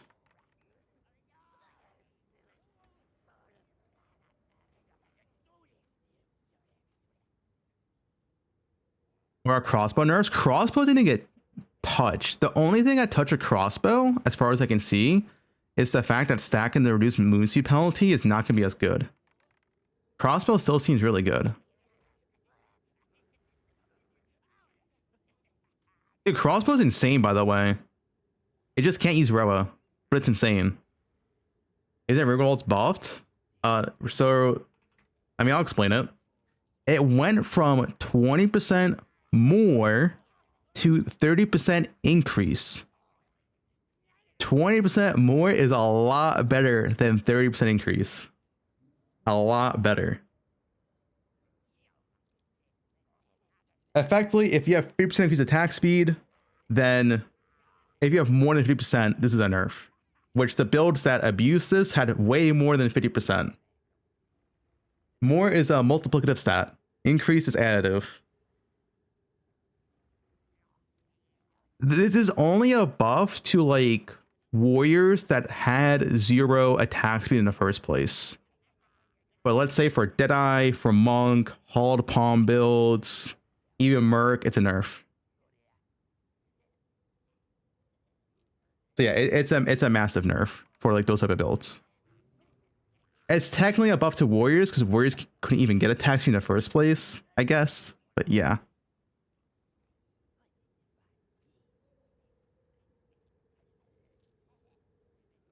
What else we have here? Detonating arrow does more damage. This thing was kind of a meme. This is not going to make it good enough. If I remember correctly, right? Detonating arrow is more or less a meme. Yeah, this thing. Yeah, this thing was a big meme.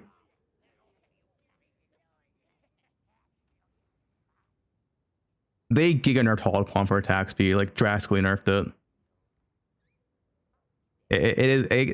I mean, Hall of Palm got like, I think high-end Hall of Palm, if you did like a 4K evasion chest, you lost like 50%.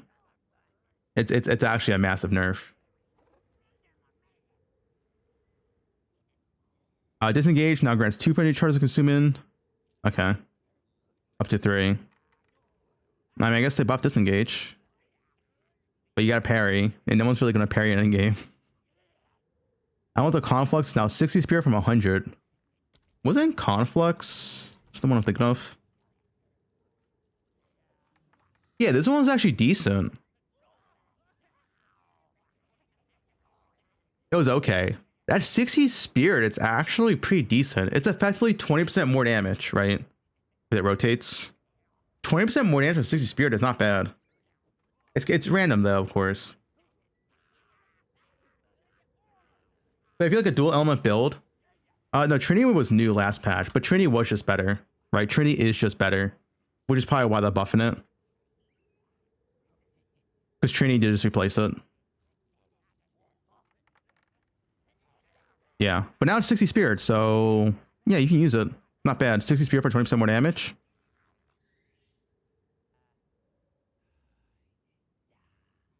Electrocuting arrow now has higher attack speed. Slightly lower attack damage, but has higher attack speed. And converts higher base fizz. Oh, that's actually pretty good. 250% with 110 attack speed, huh? Wait, what is a lane arrow? At 20. I guess let's check here real quick.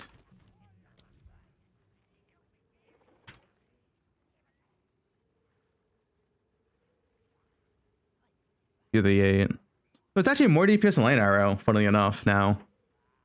Interesting.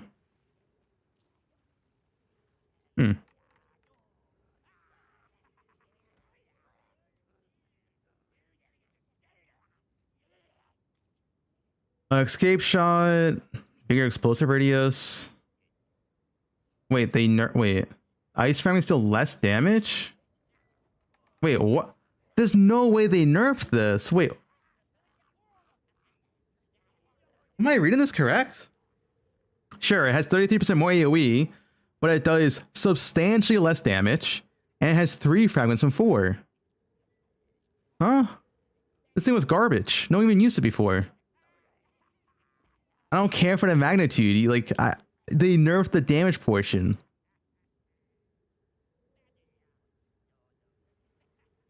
Ah, whatever, dude. This thing's garbage still. Explosive spear now gains +1 limit of large spears every 8 gem levels. Oh, that's actually pretty nice. 700% attack damage when frenzy charge and powered, and 500%. The thing is, frenzy generation is so fucked in this game. They're really good at frenzy charge generation last league. Yeah, I mean, escape shot's always been bad, and this change doesn't do anything, makes it still bad. The frenzy charge generation is so bad now. So I don't think this buff even matters. The frenzy charge generation is just so fucked. Eye projectiles now travel a much larger distance. Now has 25% less base projectile speed. Cooldown from 10 to 15. Why does this have a cooldown? Fangs of Frost. What's Fangs of Frost? Oh, that was the yeah, I know Fangs of Frost. It was the other skill on spears. Okay, whatever. Normally used it. Yeah. Flame Blast has dude, why do these skills have a cooldown, man? Like I don't understand this. Even if, let's say, they completely remove Flame Blast cooldown, it still wouldn't be played. So it makes no logical sense why it has a cooldown. Like it still wouldn't be played with no cooldown. So why is it there to begin with? I don't understand.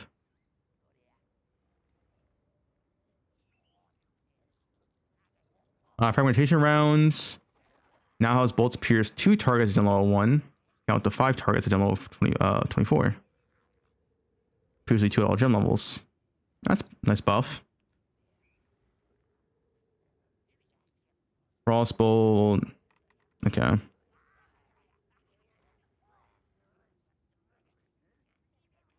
Yeah, some water.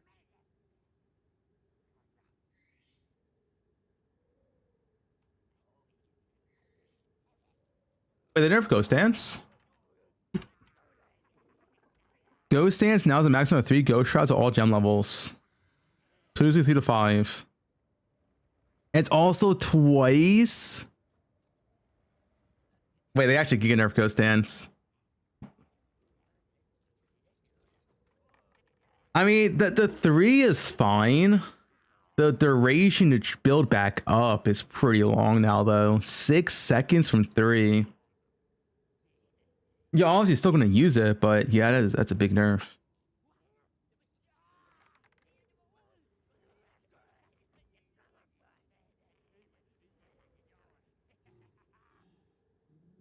It's less spirit, yeah. But the quality for Ghost Dance was better. No, the quality for Ghost Dance was, yeah, this. So now you only incur 5% of your evasion instead of 7%. That's also a nerf.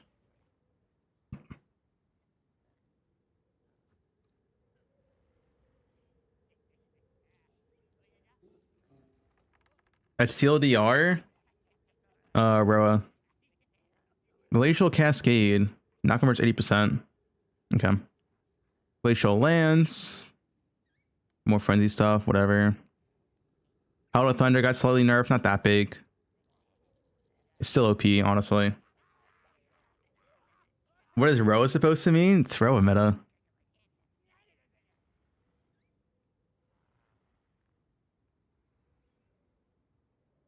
Infusions. They're trying to buff infusions, it looks like. Infusions on every got buffed. And they buffed the infusions themselves. So maybe infusions are decent. They were really bad last patch. Yeah, COVID? Oh no. Yeah, am I going to need new editor flames? You work while sick?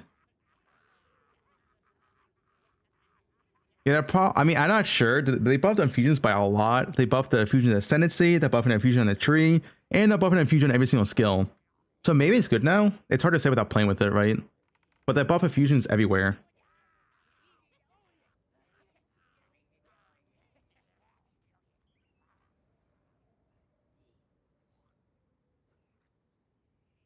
Ice tip arrows now has a 20-second duration, 1.8 meters, 1.3. And they gain 100% of fizz damage compared to cold damage. That's a nice buff, ice tipped arrows. Ice shot converts 8% of fizz damage to cold damage. Cone angles increased by approximately 50%. Cone angle increased. Doesn't that make it better for clear, but worse for single target? Because you abuse single target with tornado shot. Yeah, it's a clear buff.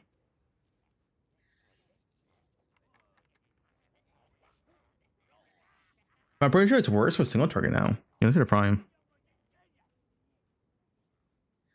Incinerate. Yeah, this is a meme. Killing Palm now grants a power charge if a cold enemy dies while you're dashing to them. Okay. We saw the lane arrow and lane rod shit. The TLDR, it's still very, very good.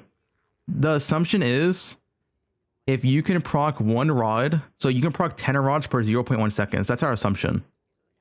And that's our assumption. It's still very, very good.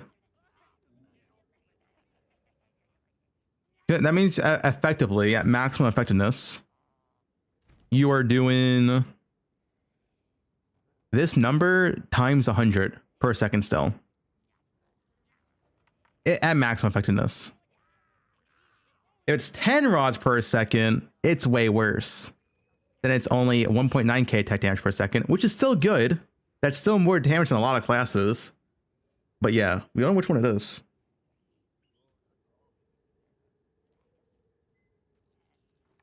It's 10 rod from 20. I'm not sure which one it is. It just says the burst caused by lane arrow can occur once every 0.1 seconds. And it doesn't bypass the charge up time. I'm pretty sure, to me, it sounds like once every second.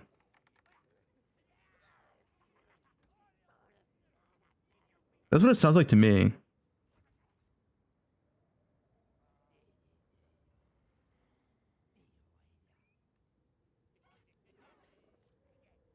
Let's keep going though.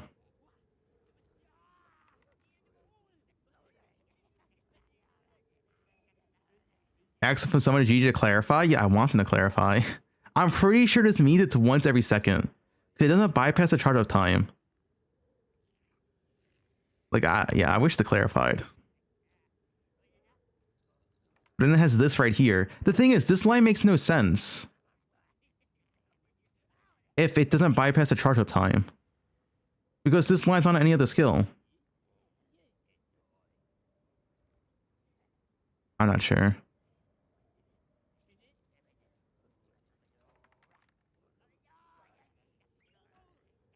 That's what I'm thinking. Is it 100 rods per second or 10 rods per second? There's a massive difference.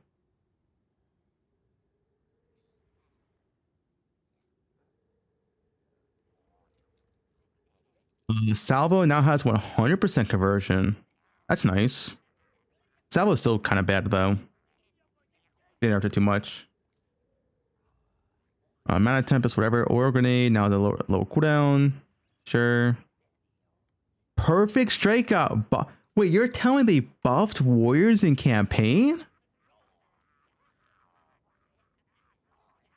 There's no way, dude.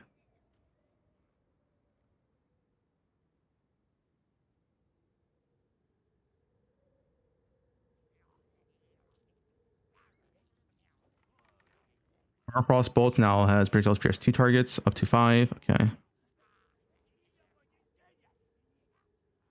Random arrows now only consumes 1 frenzy charge. Now deals 1% attack damage from 132%.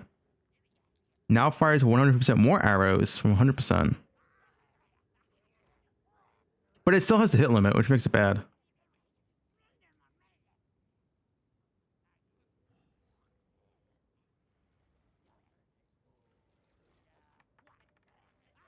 It's still bad. Random arrows has a hit limit, which is never gonna make it good.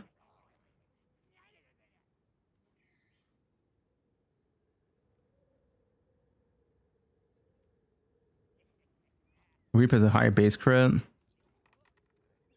Massive Roa buff. Why'd they buff Roa, man? I hate Roa so much. And now it's gonna be so much more mandatory next patch. Actually insane.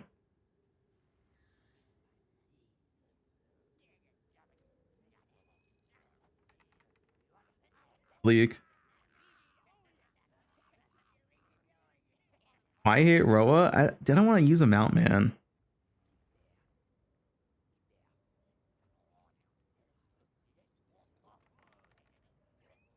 Bro, they made Roa better, man. It's actually insane to me. I honestly thought they were to remove Roa or like nerf it or something, but they buffed it. Whatever. They thought Roa was too weak, I guess.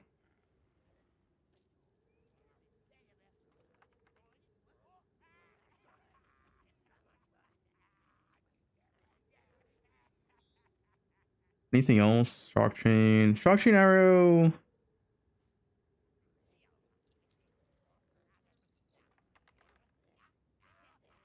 They completely reworked shock chain arrow, I see. The initial projectile now consumes shock to create a chain secondary projectile. It's a combo skill for clearing, which creates a liner rod in the ground. Wait, shock chain arrow. So it consumes the shock and creates a liner rod. Okay.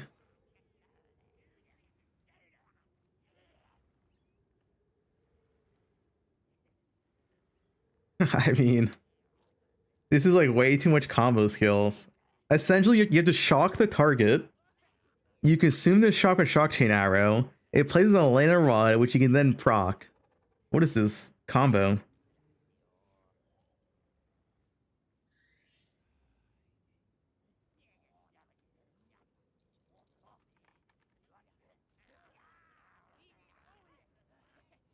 Shield charge got buffed and damaged. Sure. Snipe got buffed and damaged. I mean, Snipe was it's not even it's really really bad since the nerf. This is nothing, literally nothing. They buffed all the old infusions, right? Yeah. Every infusion skill got buffed by base damage.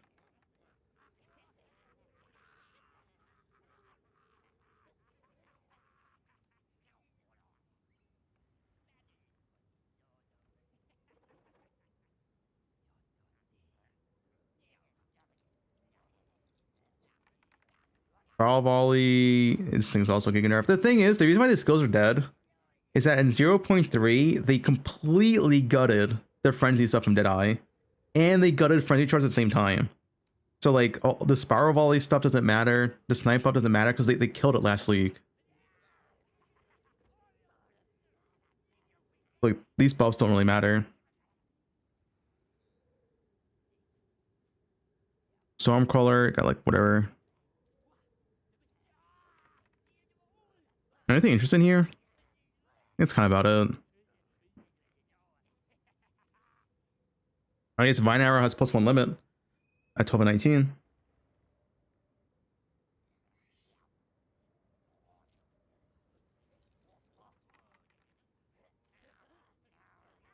Voltaic mark got changed.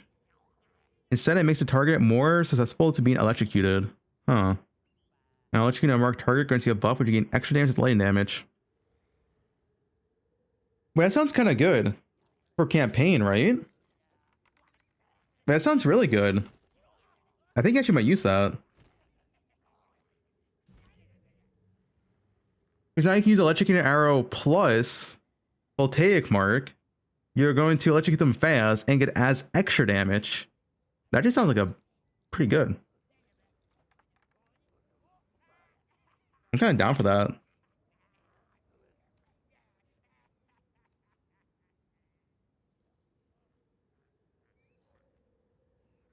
Wind Dancer does less. Wait, they nerfed Wind Dancer damage?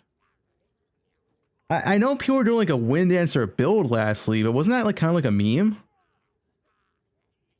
Why did they nerf the damage of Wind Dancer? Or whatever.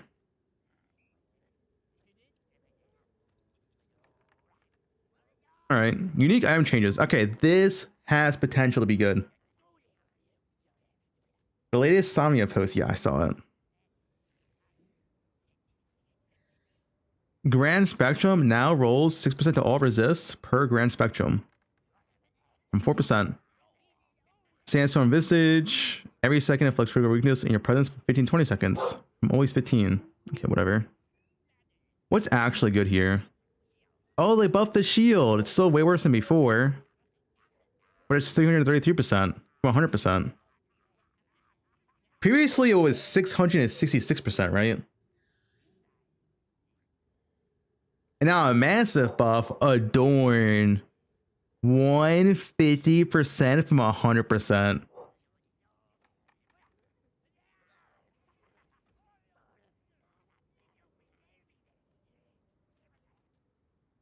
Adorn meta.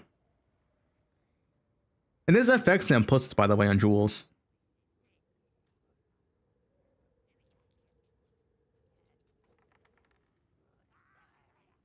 Increase armor evasion on some unique, sure.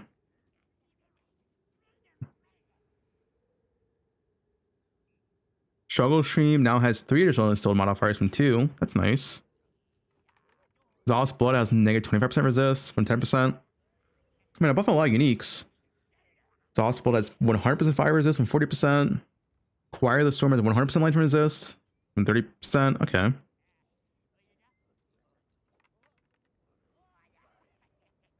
Controlled Metamorphosis no longer has negative chaos resist. That's nice. That actually is really, really nice. Vaal now has 0 to 20% of damage taken from blocked hits. Previously 20. Wow. Yeah, that's a big Savalan buff.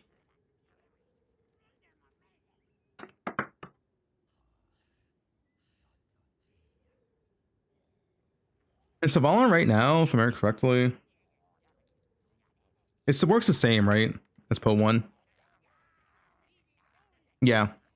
Chance to block damage is lucky. That's pretty good for defense. So now you get lucky block with no downside. That's honestly pretty good.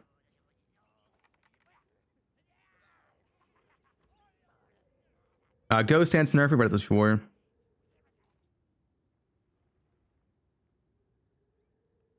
Yeah.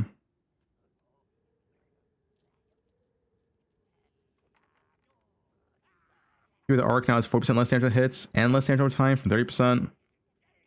LS is still good. It was fine last patch. It's fine this patch. It's not like insane, but it's like okay. Wait, they buffed Orla's Resolve? Wait, dude, what? It's a 20-second shield from 10 seconds. That's kind of nuts. This is really the best class in the game.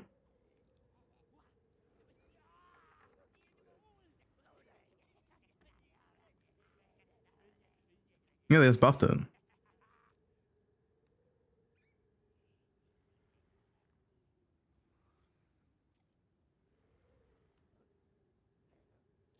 Enemies immobilized by you take 20% more damage from 25% less.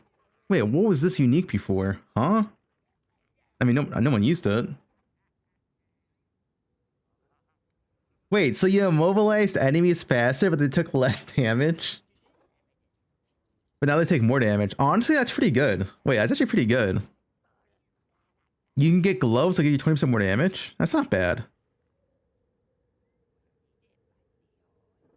You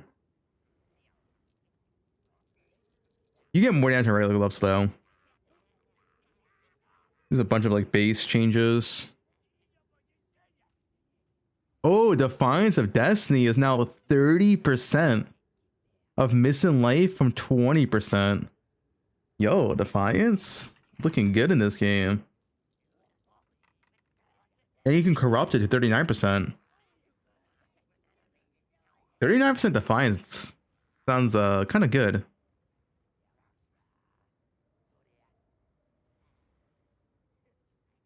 Wrathpit now has non-challenge spells at 3% increased crit per 100 max life from 5%. That's a pretty big nerf for the life stacker.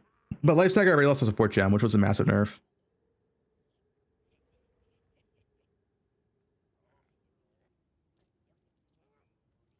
Catalyst.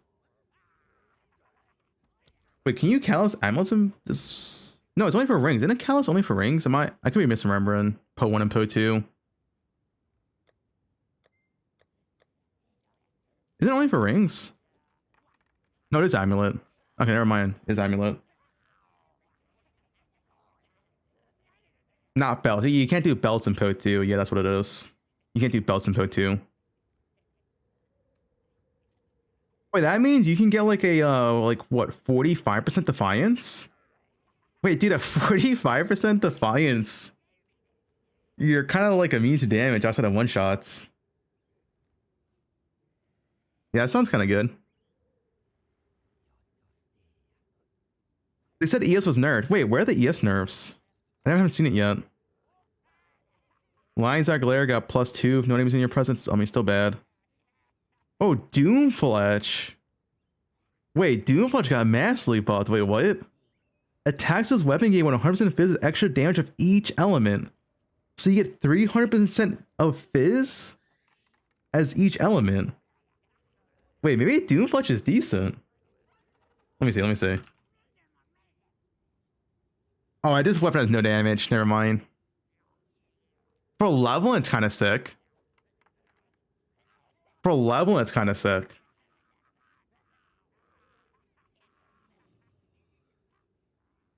For leveling, it's kind of sick, guys, alright? For leveling. Yeah, I mean, for leveling, it's kind of sick. I thought it had more base damage in this game. It has no damage. Whisper and Ice now is +7 cold from +4. But it has less stacking. Only 2% instead of 4%. Yeah, it's kind of sick for leveling. Doomfletching is good for leveling. I mean, +7 is quite a bit, but it lost the stacking portion. Covenant now has skills gain a base life cost equal to 100% base mana cost and 50%. 10% spell damage leeches life. The Covenant now grants a life limit skill. Oh, that's pretty good. Silks of Veneration. Yeah, they said about 14 months. I've been going over the notes since like they came out. It's almost 2 hours.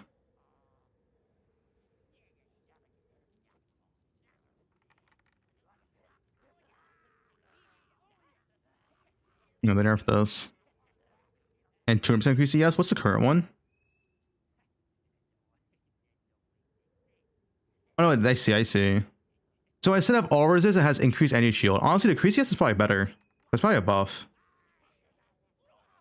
Because now it's gonna have like 560 ES instead of 180. Yeah. Cloak of Defiance now it's 50% damage taken from mana before life from 30%.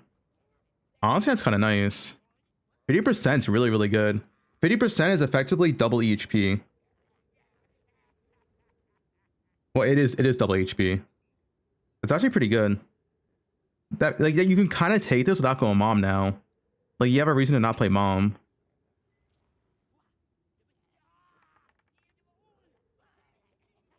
Levels the goblins.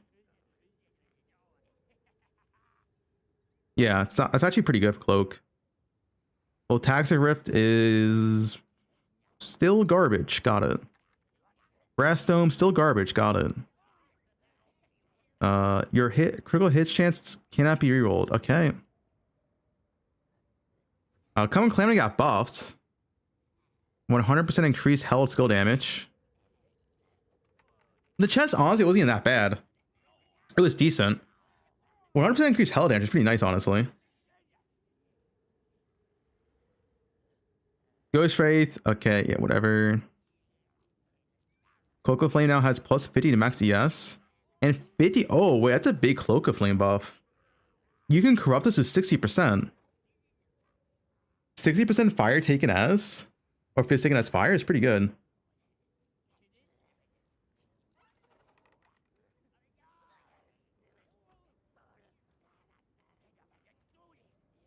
Lightning Call also got 50%. Okay. Yeah, sick art, yeah. Guys, Deadeye is still good.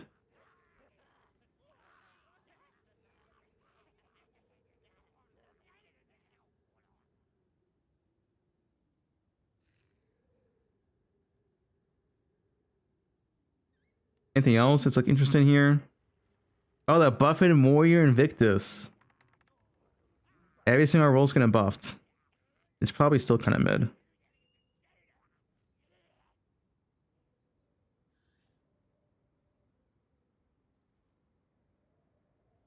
Crimson is sick buff. What's Crimson?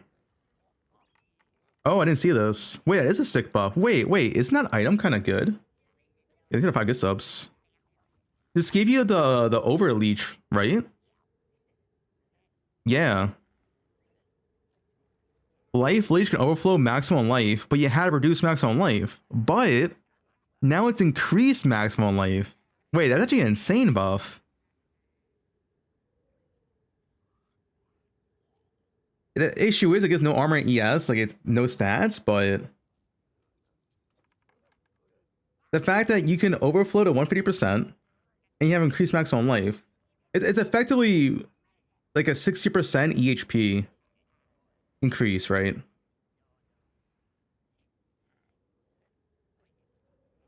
That's pretty nice buff.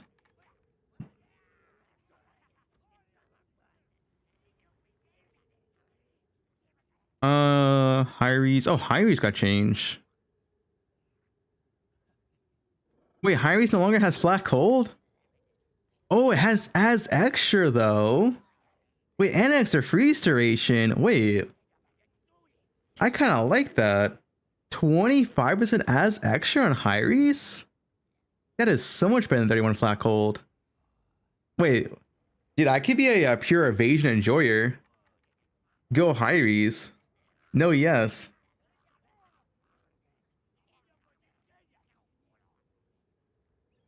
That's kind of nice.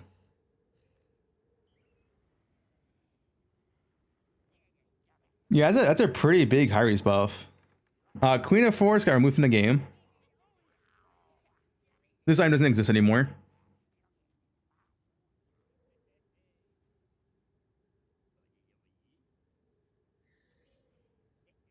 I assume because they didn't mention it here, as long as Queen of Force still has this modifier, which it still does, right? Other modifiers to moon speed do not apply, right? Which means Queen of Force you cap at 75% moon speed, which is just lower than like a regular build. Like 75% moon speed is nothing special. It's just, yeah.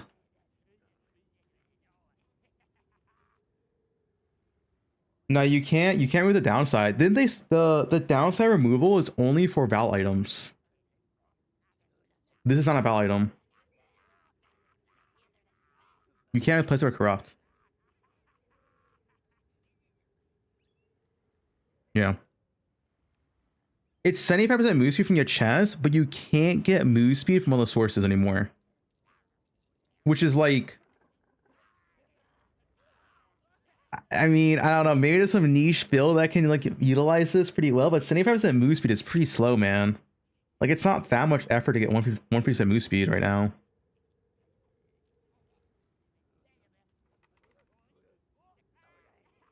So like, yeah, I can't see myself using that. Thunder Fist now get 15% base crit from 5%. And now do a 40% more line damage on all levels. So they giga buff Thunder Fist, but they giga nerfed Hollow Palm.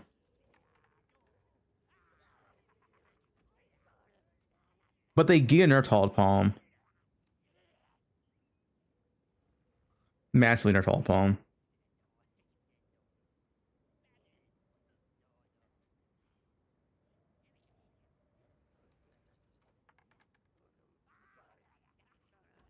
Yes. Wait, Skin of Loyal now? Dude, it has the armor stacking mod. Uncapped fire res.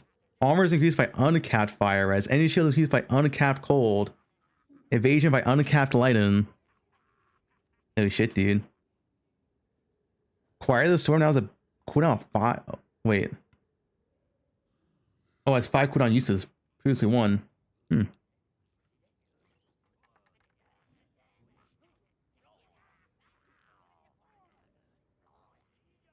Yeah, they buffed it. Essentially, it has 5 charges for 1 charge. Is what they're saying. They kind of worded it kind of weird.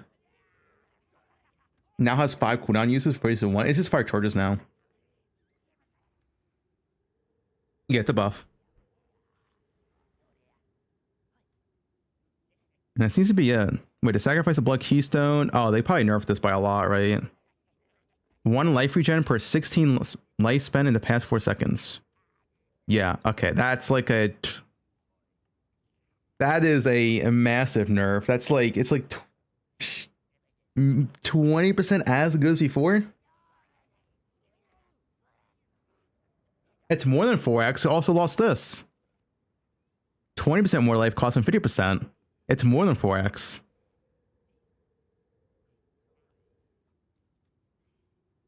Yeah, it's a mat, like it's like 20% as good as before, maybe 15% as good as before. Probably 15%.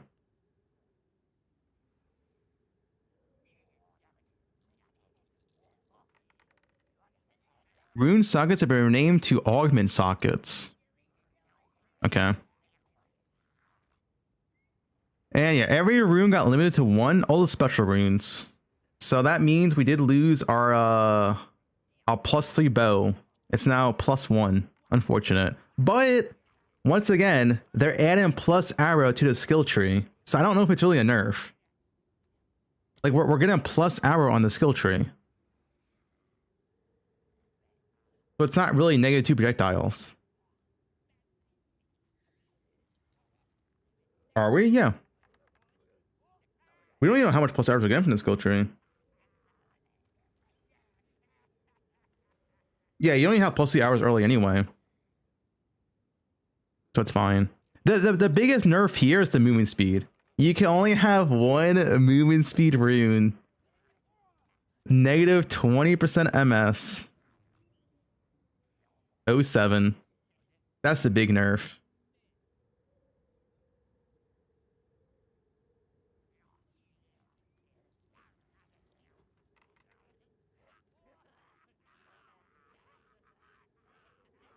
Massive enough to casters too. Yeah, it's a big enough to casters. Casters can't get triple +1 anymore. You can get 1 +1.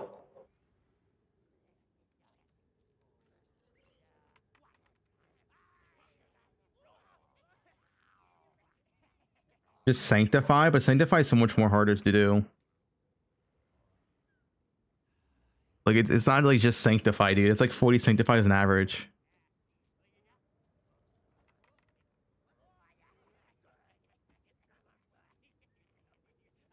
Yeah, I'm gonna do a TLDR video, of course. Always do. I have to stream, of course. So yeah, all the special runes got limited to 1. Is the effective change. Same with the soul quartz looks like. Yeah. Did any get nerfed or buffed? These got slightly buffed. While playing going attack speed movement speed builds like 0.1 stat stacker, they nerfed that this patch. They actually nerfed that. That's one of the things they nerfed.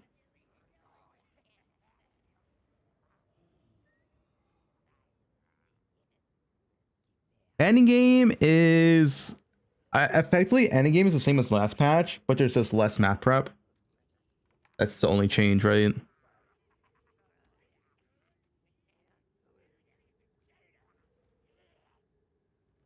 Well, they replaced Quant. Quant got replaced with monster difficulty scaling, which is more or less effectively the same thing.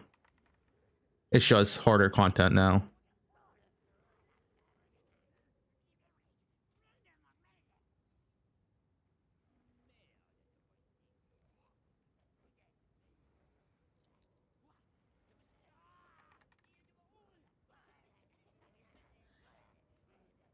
Map modifiers amplify to temple? No, they shouldn't.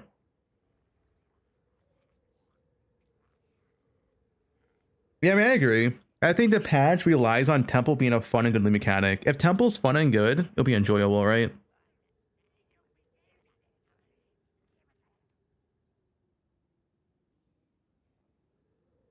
Holy temple's good. And this right here doesn't really matter. This is actually kind of a buff. So you can still get +2 hours on high end. right? But now there's lower tier modifiers that are presumably easier to get, and maybe you can get +1 arrow like way easier than before. So yeah. The thing is, we need to see how much percent surpassing chance you can get on a tree. If you can get 100% of the tree or more than 100% of the tree, it's really good. Really, really good. But we don't know.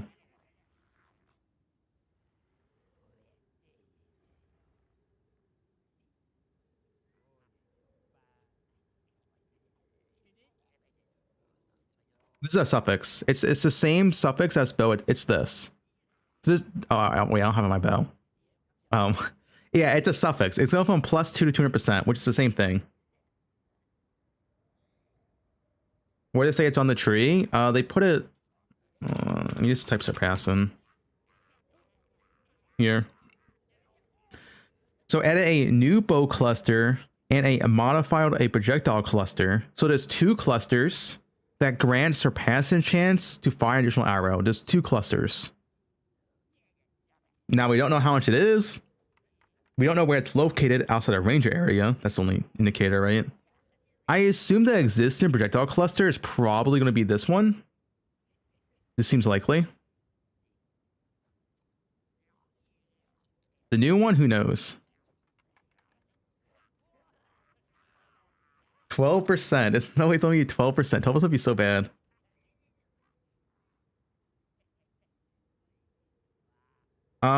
We may or may not see skill tree before launch. Like, we'll have data mine info one day before, but before that, who knows? It's not, guys. It's not gonna have negative move speed.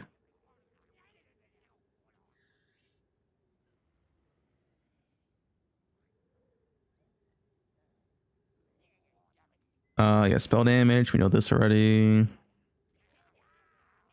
Oh shit, dude. So where's the ES nerfs? They said. Did this say ES nerf?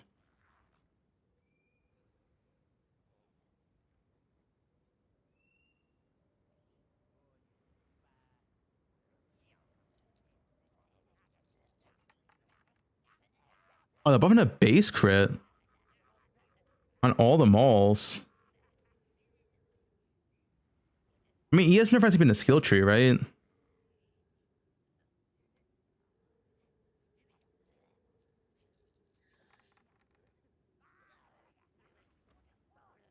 Bleeding spears, interesting.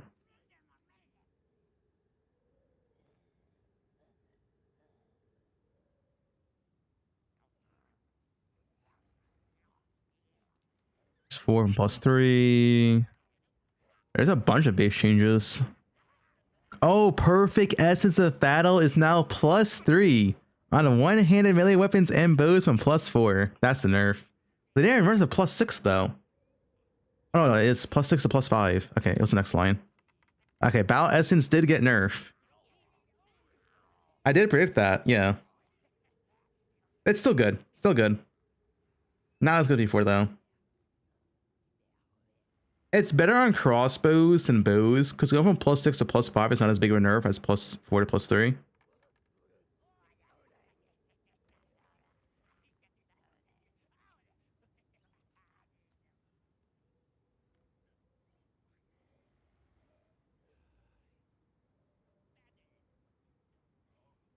Yeah, so auto plus always got nerfed.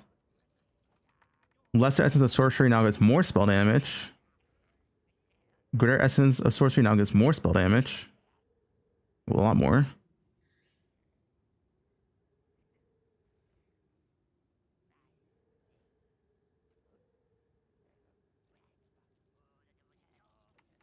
Corsair coat. What's Corsair coat? Corsair coat.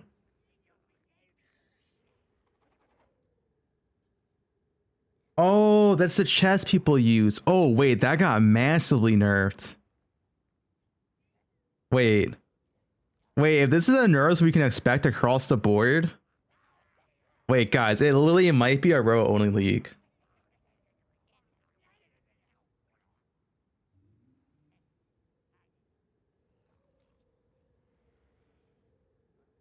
I think it's actually a row only league. Can you, if you can't even get like 50% reduction now, Yeah, I mean,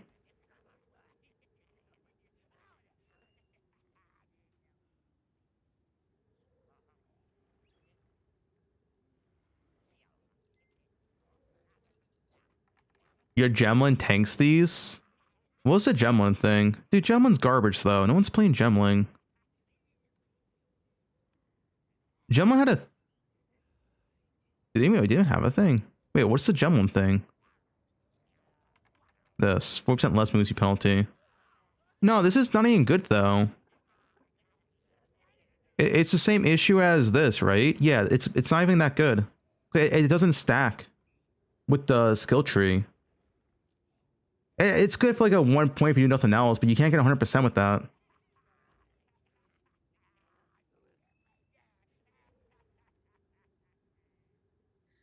Yeah, it's the multiplier. This being less is worse than being an additive. Dude, it looks like a Roa League to me. I'm just saying. Wait, they also nerfed the reduced movement speed penalty rune as well. Oh god, they hate that stat. They're actually removing it everywhere.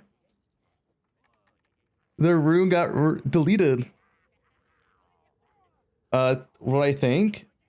Roa's OP. If you're not playing Roa, yeah, GG noob. Good luck.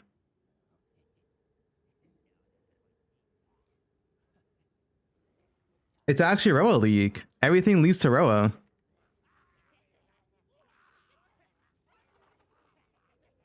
You cannot stack reduced movement speed penalty effectively at all anymore.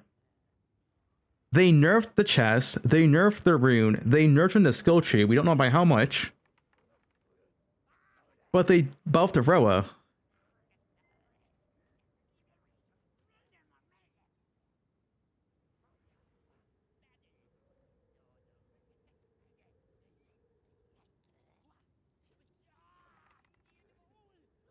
Pathfinder, you can't. The Pathfinder is a less. This is bad. Why is this bad? It does not stack how you want it to stack with reduce. So you can't get 100% on Pathfinder either. You can get, I mean, 50% is good, but it's not 100%. Yeah, look at the sub, Dan.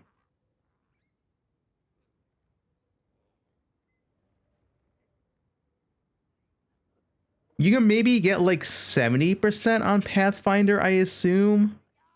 Post-patch, maybe. Like 40%, then 50% from here, then it's effectively 20% because it's 50% less.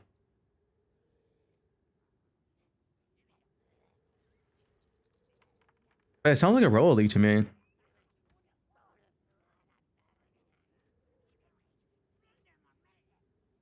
Pathfinder has this no change, does it? It only just added to it? No, I read it. They just added to it, right? It's a sprint thing now as well. Yeah, now all grants cannot be heavy while sprinting. Yeah, look at the raid snap. You logging in?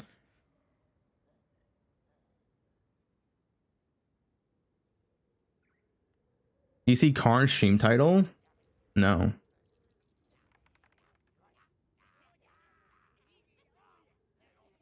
They did I false off the Roa? Yeah, someone needs to tell Karn. Drew plays OP. Hex Blast plus Chronomancer Ascendancy change. Isn't the problem with Hex Blast itself? Still has a cooldown, right?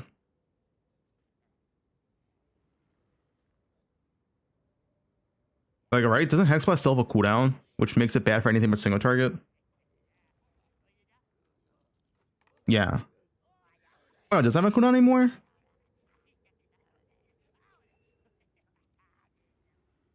Am I thinking Poe 1 again? Dude, I'm getting Poe 1 and Poe 2 confused.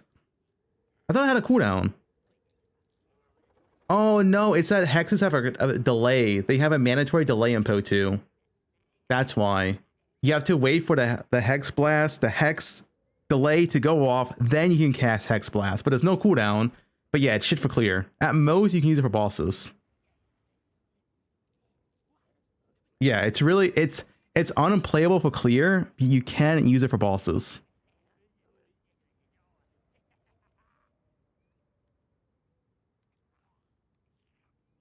We saw. Oh, wait, no, we're not here.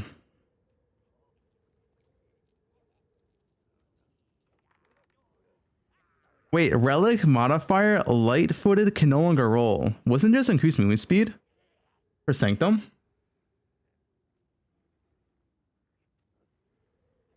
Gone, dude. No. Yes, it was. Okay, why did one person say yes and one person say no?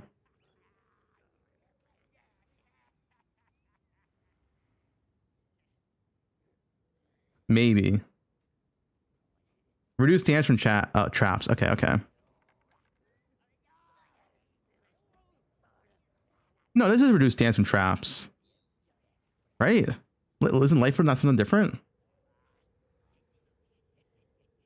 I don't know. I don't do Sanctum. That's what I'm asking. I don't do Sanctum.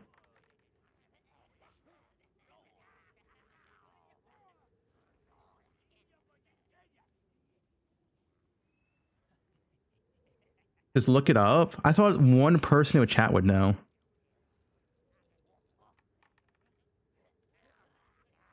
They removed one tier. Oh, okay, okay. I see. Endgame changes. We saw this already. But the TLDR, they made it better to get tablets. Effectively. So they removed Quant, and Quant is replaced with increased effectiveness of monsters in your map. Presumably this is equivalent. So 11% effectiveness of monsters should be equivalent to 10% increased Quant. And they made their roll ranges a lot tighter, which is really, really good. Like 18 to 30 rarity instead of 10 to 30. So the average tablet is a lot better. The average tablet's a whole lot better. Because the roll range is so tight now. Like, yeah, like this too, like 25 to 70 from 50 to 70, 25 to 40 from 15 to 40, right? It's a lot tighter. Like for example, the average rare monster one, which was pretty good. You did use it. The average is now 33%. Previously, the average was... Wait, no. What was it previously? Like 20...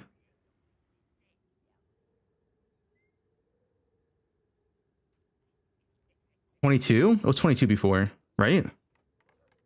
What was 27? I'm just thinking 22. Yeah, 27. Yeah. So it went from like 27 average to 33% average, right? Its averages are better across the board.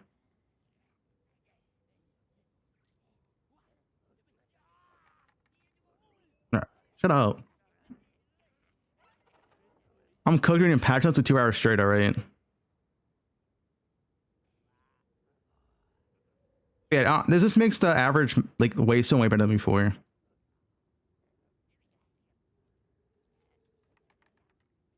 And more importantly, it makes like the mineral waystones actually usable. Like a 15% was never usable. You can maybe justify 25%.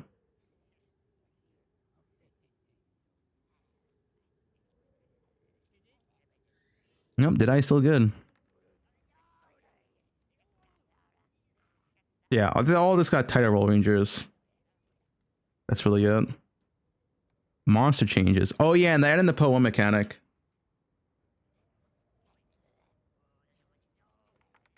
Bosses now have an anti-burst mechanic. Once a boss has finished its emerge or becomes aggro, the damage reduction period starts counting down. So effectively, how this works in Po 1, Arbiter has this, by the way. Where like the first 8 seconds, they take 80% reduced damage that drastically goes down. So it goes from 80% to 0% over 8 seconds. You just can't burst them.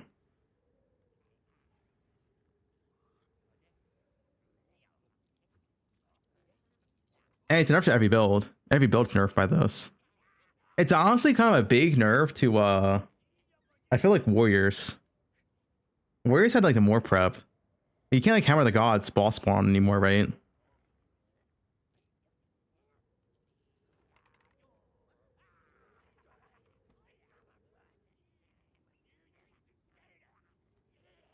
I don't like it. I never liked this, to be honest. But I mean, it is what it is. Support gem compatibility of equipped skills is now shown when hovering a support gem. Okay. Quick search.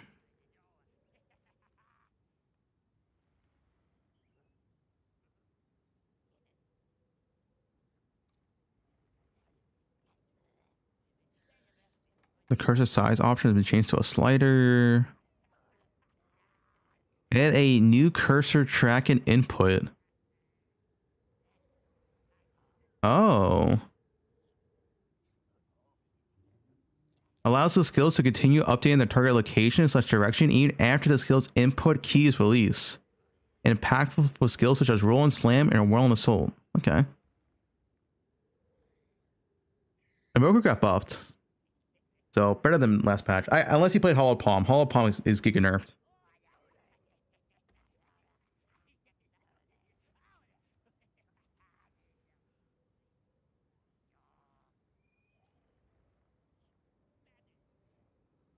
You check out Dorn? Yeah, Dorn got buffed. We're at the end here. MTX changes. Yeah, Hollow Palm got massively nerfed. Massively. Top end Hollow Palm lost like 40 to 50% attack speed. So you're like half as many attacks as before. It lost that much.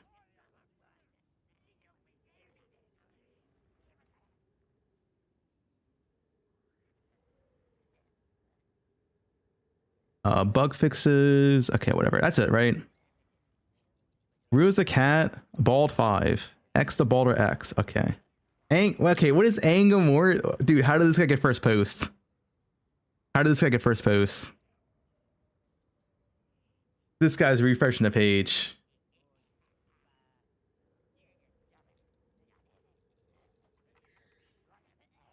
He's a top racer for a reason. Rare breach monsters have 50% increased effectiveness. That's effectively 50% quant for rare breach monsters, which does sound good. TLDR. Let me just write this down. I don't want to repeat it. Hex document 0.4 patch TLDR. Here we go. TLDR Royal League 0.4 live stream / patch TLDR. Here's patch notes. I guess we covered everything. Effusions buffed across the board, as in like ascendancy, skill tree, and the skills themselves.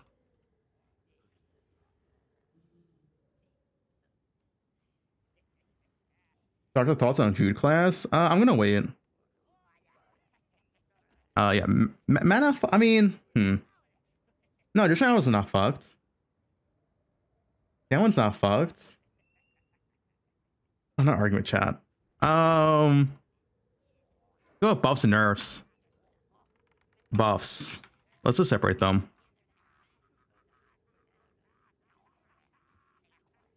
Buffs, nerfs, and like overall patch changes, I guess. What else got buffed? Nerfs, Hollowed Palm. Hollowed Palm. Massively nerfed. Leonarrod's nerfed. Leonarrod though. Did I defensively nerfed? Still as good offensively. / still has 10% MS. Life stack, yeah. Life stack massively nerfed. What's this support gem called again? Like A something. Gem changes. This one, yeah. Bloodletting. Now caps at 40%. Wrath Pit nerfed. And Life Regen Keystone nerfed.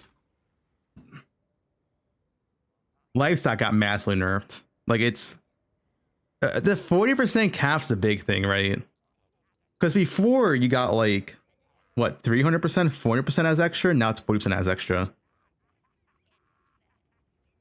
Yeah, it's fucking massive nerf.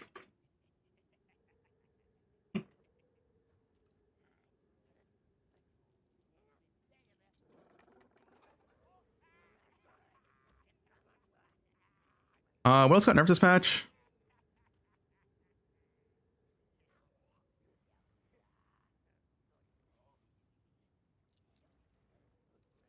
Oh, movement speed. I guess movement speed. Movement speed nerfed for most players. Lost. Well, I guess cannot use. Fuck, I can't spell, dude. Can I use more than one MS rune on boots? And what's the word of it?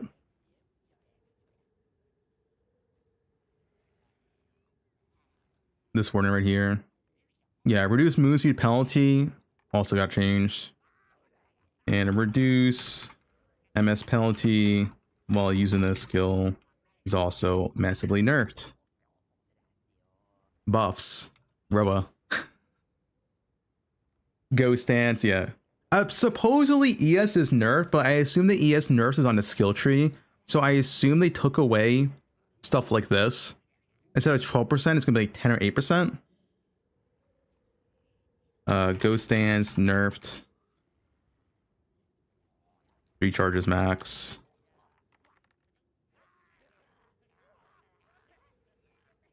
And 6-second recharge from 3 seconds. ES nerfed. They didn't say by how much, but expect tree nerfs when we get them. Is Spelltome uncookable? The problem is Spelltome requires 3 charges to use, which is so cooked. Weaponization got nerfed? Yeah. Is that nerfed or removed? I guess I'll put it over here. I'll put like class. We'll do like... Let's just do all patch changers. Okay, I'm not going to type homo orb because that's going to feel weird on a video. Homogenizing orb.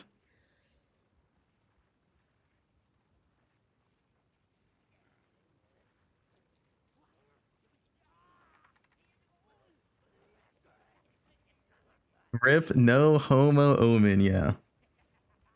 Heteros, okay. All of homogenizing orb removed from the game. We don't, I guess there's no other crafting nerfs, right? Well, there's the battle essence nerfed. I guess we do crafting changes, because crafting probably deserves its own section. Crafting changes.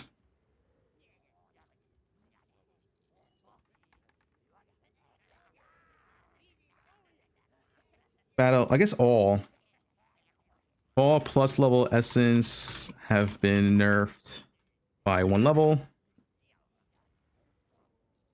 The rest is getting deleted. Omen, yeah, Omen. Yeah, they removed the orb. It's gone. Wait, guys, did it spike up in price for standard? You getting ready for standard? Bye.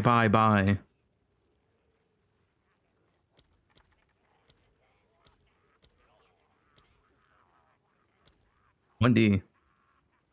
I'm buying some. You never know. I made it for standard. There we go. Investment. They're legacy orbs, dude. They're gonna be legacy orbs. Can I buy more? Nah, dude, someone flip this.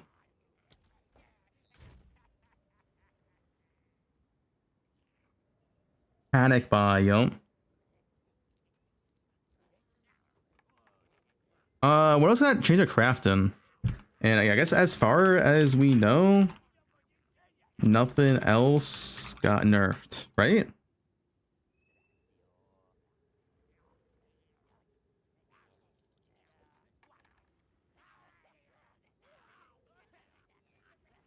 Yeah, it's removed from dropping, but it'll be a legacy currency item.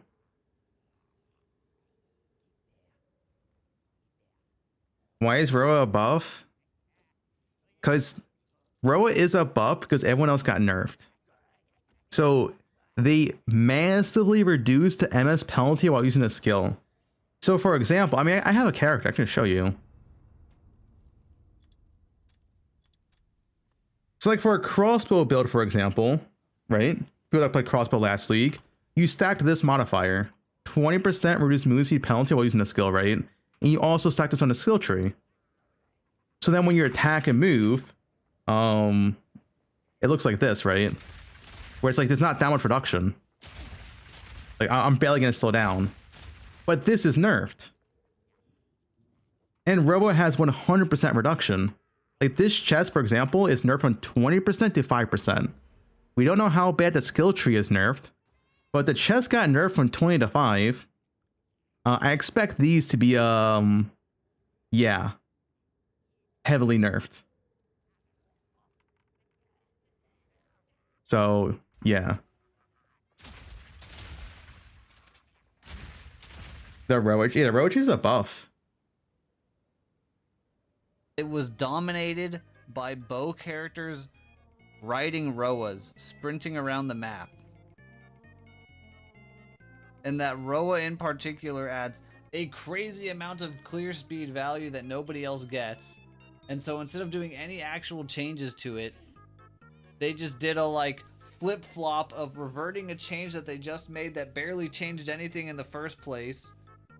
And actually, like, I understands.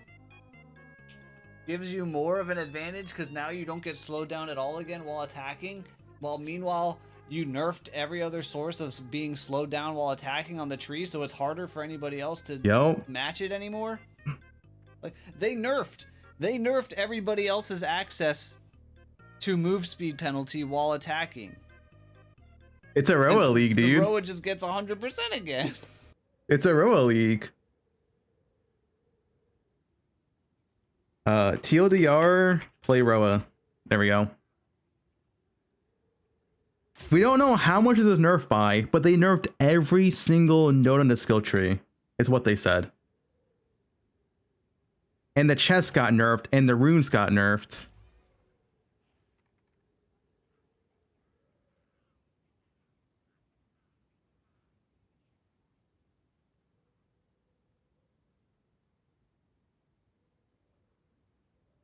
Pathfinder's an option. Pathfinder can't get 100%. It's an option if you want to go slower. But that's every other class, right? Like, sure.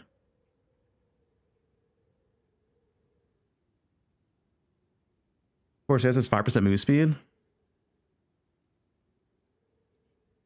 Oh, it's just 5% move speed. Okay, yeah, so they actually Giga nerf course there. All right, got it.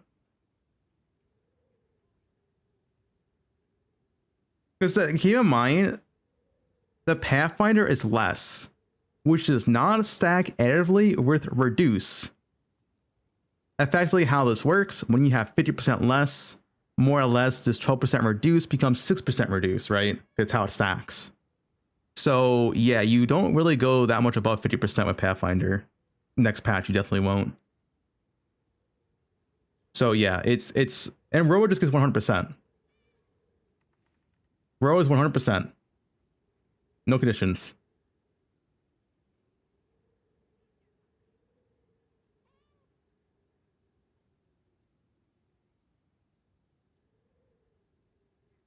God, I love Roas. Yeah.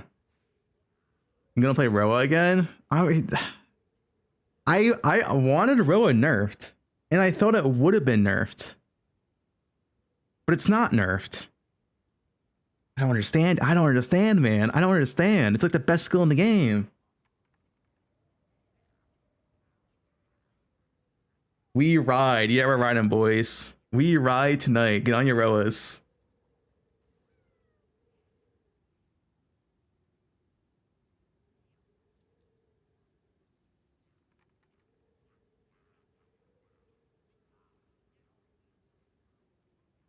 Back to this. This is all the crafting changes, right? Mr. Prime.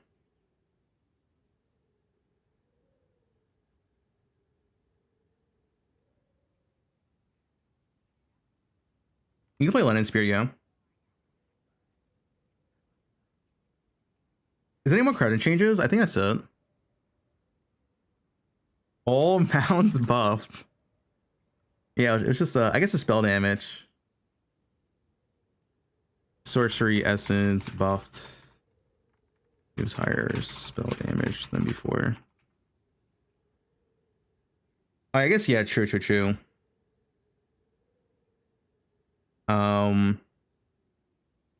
Tablets are now craftable with regals / exalts.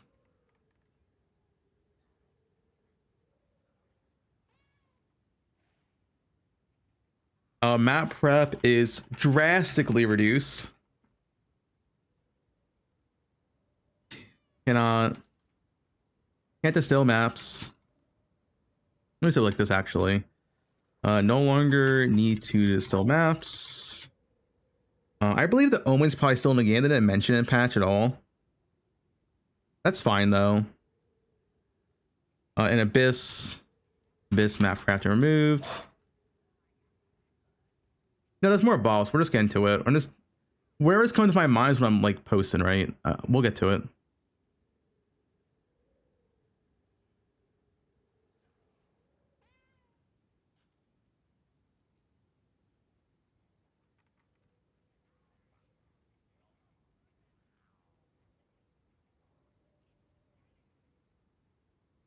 You can corrupt maps, yeah. Pay for big towns or on worse maps, that's fine. It's not as big of a deal as before.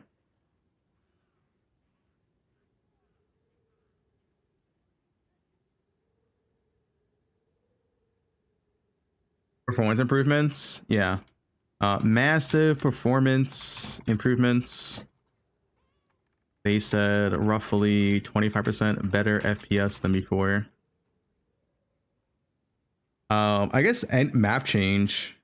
Tier 15 maps will now have 40% less monsters, but 40% more rewards.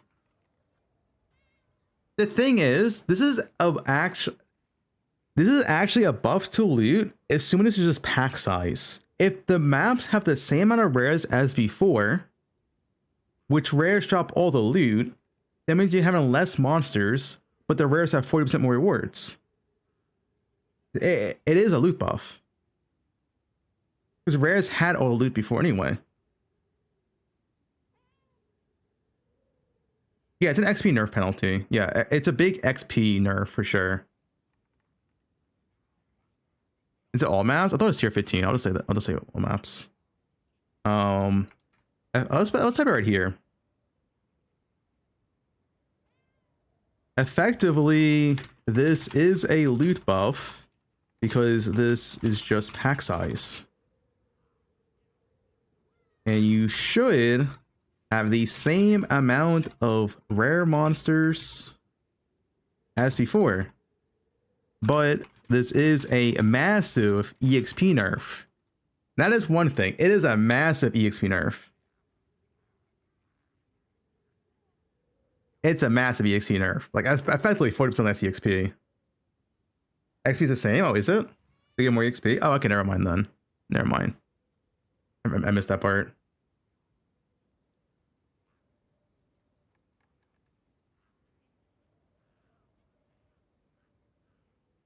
They might have also made it negative 40% rares. That is a possibility, but I don't see them going negative 40% rares. To me, it sounds like a pack size nerf. To me.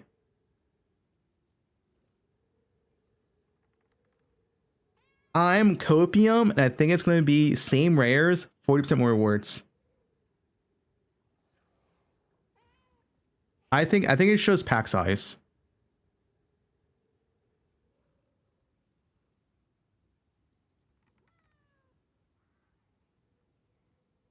Lose 45% tree stress at distilled. That is true. But that was added with other modifiers already.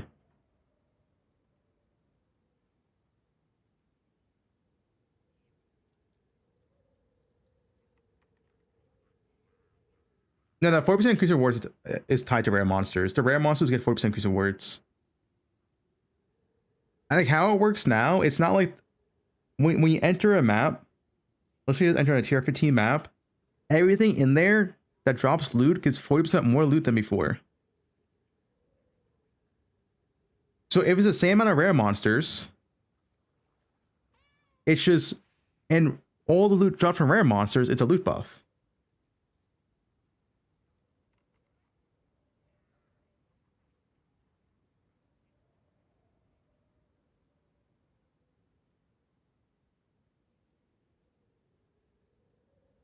What changed at Roa? It's more so everything else got changed. Yeah. As far as I can see, it's a loot buff.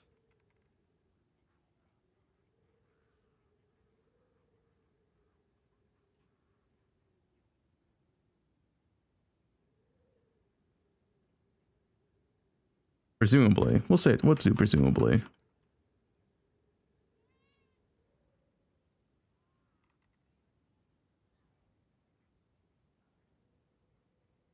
I think we get the same amount of rares, Rod. I thought they said 40% didn't affect rares and uniques. No, it doesn't affect bosses. It affects rares. It doesn't affect bosses, they said. It does affect rares. Geese and Elijah doesn't apply to map rares? Are you sure? Didn't they only say bosses? I swear. Someone get the clip. Didn't they only say map bosses? Did someone get I'm pretty sure they only said map bosses. They did not say map rares. Yeah, it affects rares. Yeah, so it affects rares. Okay, people are just saying random shit. Yeah, so it applies to rares. What else got buffed? Kind of view through patch notes. What are the changes, guys? I don't have here yet. We're making this together. What aspirational content is there now? I mean, endgame maps are technically harder, but yeah, the game is more or less as easy as before. The difficulty of the game is not that, like, the thing is, it's 40% more difficulty, right? But you lost Delhi, which added difficulty. So more or less, the endgame should be roughly the same difficulty.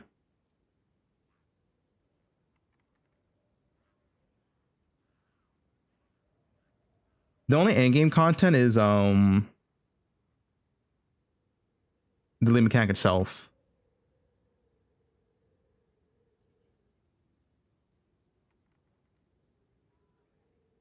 They said 0.5 is gonna have the massive endgaming work. It got delayed from 0.4.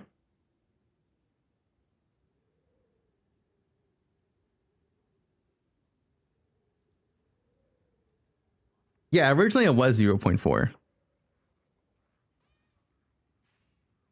Now it's delayed into 0.5. They said homogenized orb removed in the Q&A. It was in the Q&A.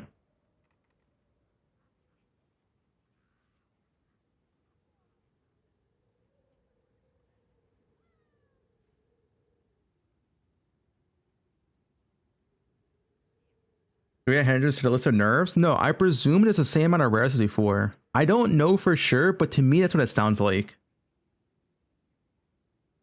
Like, I'm guessing. This is a guess, all right? This is my guess. I think it's the same amount of rares as before. So I don't think they cared for the map having 8 rares. Like, a map only had like 8 rares default, right? There's no way the rares count goes to like 5 or 4. That'd be insane.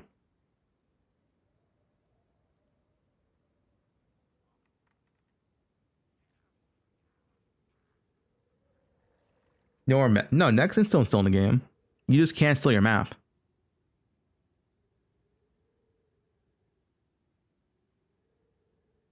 And no longer.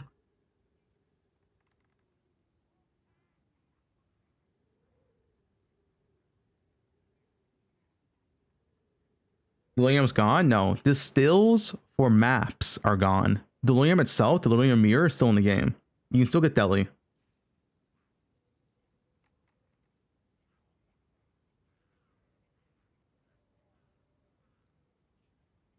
Because I think the less monsters is a pack size thing. I can be wrong, but I think it's a pack size thing.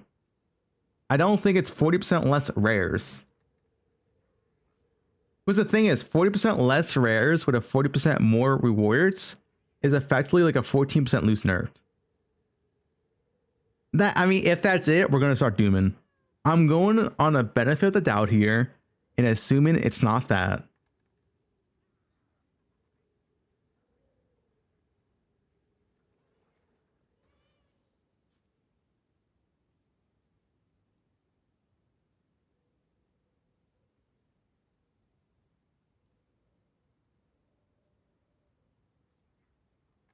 Yeah, I'm pretty sure it's only pack size. Little bro assuming in 2025. Okay, guys, let's get past this. What else do we need to write here? What else? What are the buffs? There's been a lot of buffs, right? Oh yeah, I guess all frenzies. All frenzy related skills that consumed. I guess all frenzy consuming skills got buffed. Oh, the nerf is also the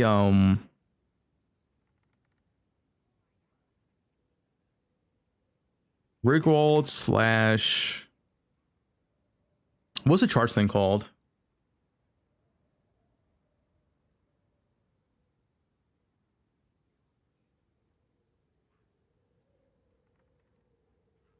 Charge regulation, yeah. This thing. No longer give more attack speed, just increase.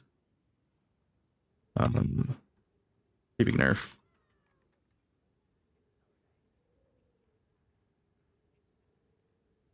It's crazy.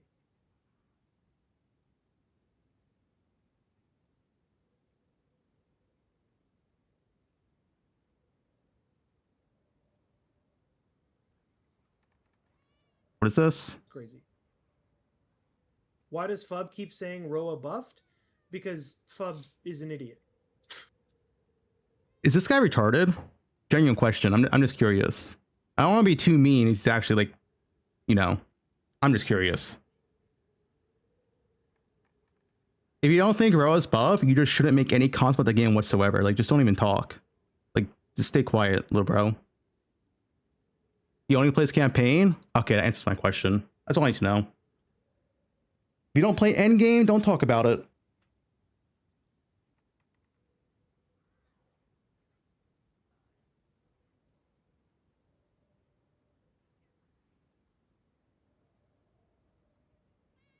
If you don't think Roa's buff, you have no idea what you're talking about.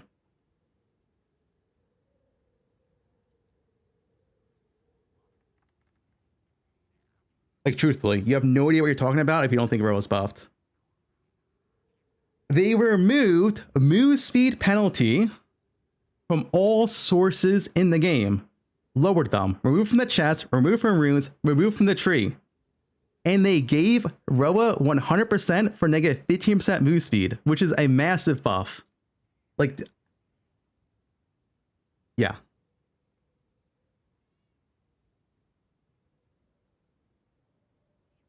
Why? Because I'm tired of people talking about shit they have no idea what they're talking about. Like, just shut up. It's so annoying. It's so annoying, dude.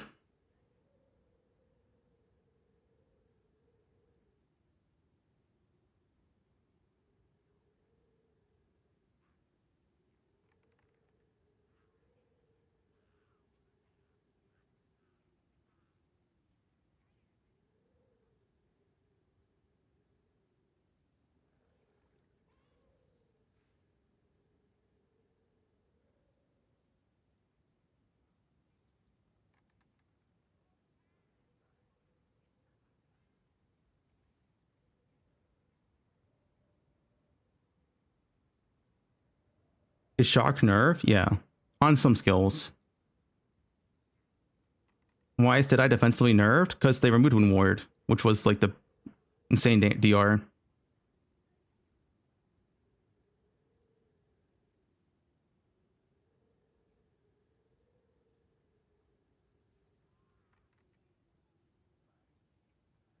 What do they replace it with? They replaced it with a Mirage Archer. You get Mirage Archer for free.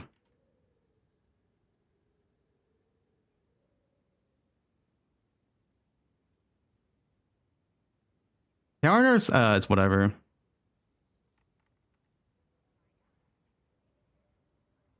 The thing is, the Mirage Archer, it's the same as it is now, except it's from range attack instead of dodge roll.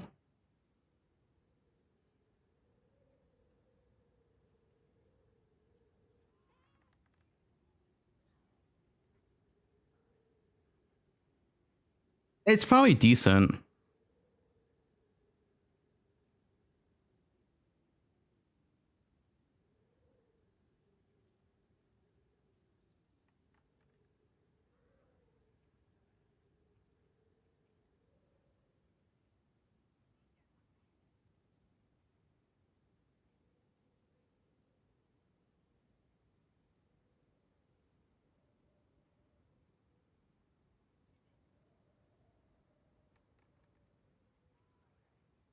Yeah, you always took ward. Defensively, Deadeye's nerfed. Besides that, it's overall kind of the same. It might be buffed and damaged, to be honest, if this Mirage is really, really good.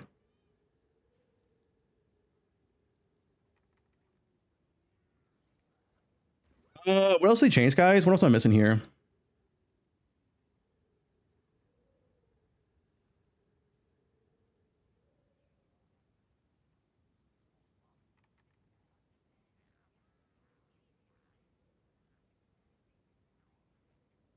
Dude, oh, it's actually good quality.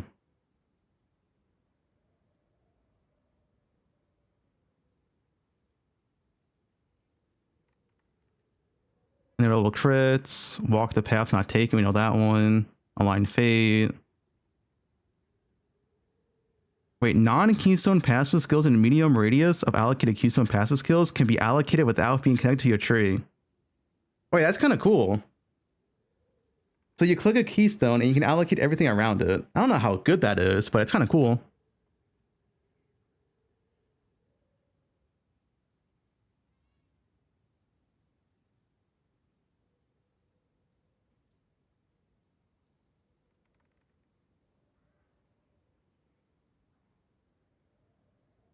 It damage is taken from mana before life if your current mana is higher than your current life. But you have less max life and less max mana. Huh.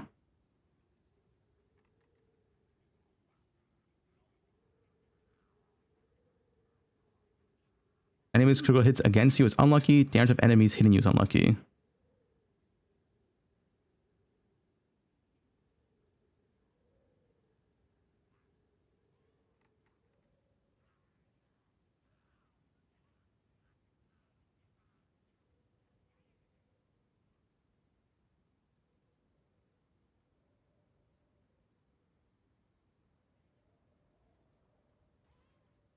I don't know. This essentially seems okay. It really depends. I think that the big dependent here is like the path's not taken. And the skills seem kind of XDD.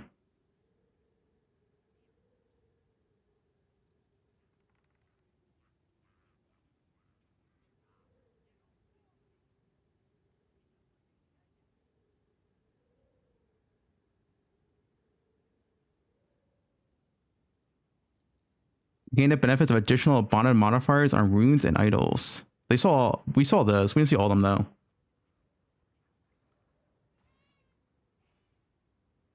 though. 40 spear for each available empty charm slot.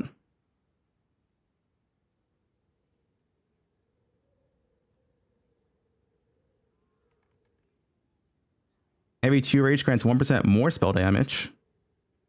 Take 4% less elemental damage per adaptation, matching that adaptation's type. You get 1 adaptation, 1 hit by elemental damage.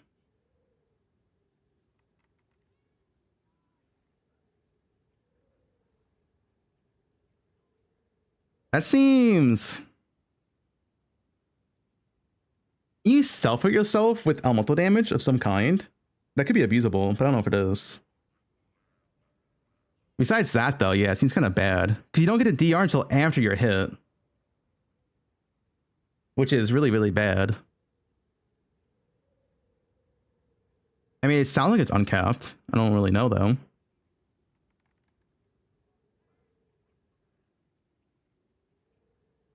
Go on to tooltip. No inherent loss of rage, regenerating 6% of your maximum rage per second. Increase and reduction of mana regen also apply to rage regen. This one actually has a lot of potential. Like infinite rage, mana stacking. Which not many people can use. There's not that many things that spend rage right now, but the bear does have spend rage.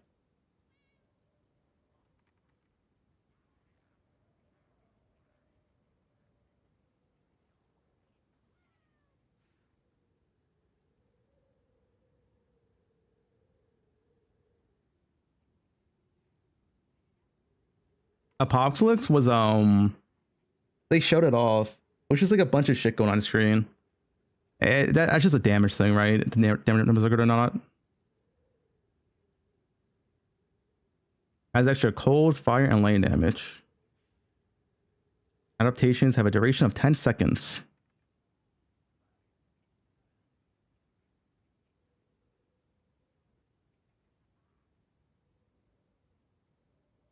Why does this also have the keyword here? Is this stacked for 8%? Take 4% less elemental damage per adaptation. Yeah, it's the same wording.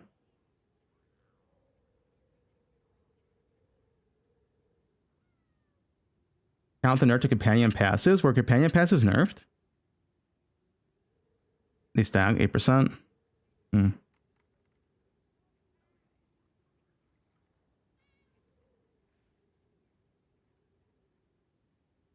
Yeah, if you take any fizz hit, you get all three, right? I guess with this note, it's pretty good. Very, very tanky, but it is 4 points of investment. What's the max stacks, though? Or is there? Like, there is a max stack, right? I don't know what the max stack is.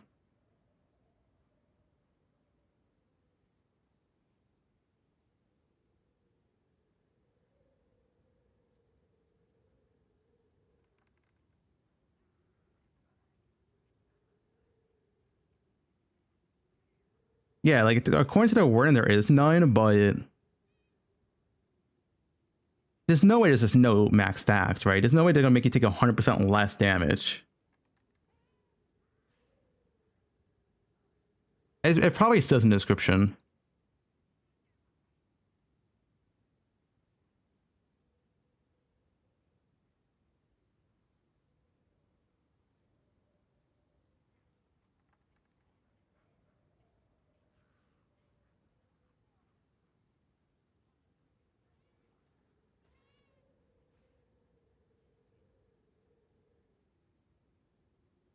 Extra prime.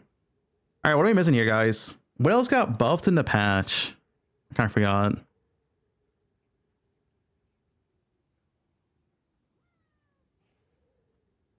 I guess Unarmor Armor got buffed if you aren't playing Hauled Palm, which I don't know who does that.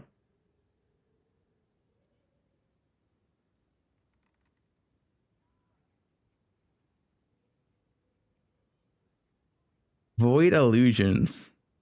What's the companion nerf? Did I miss it?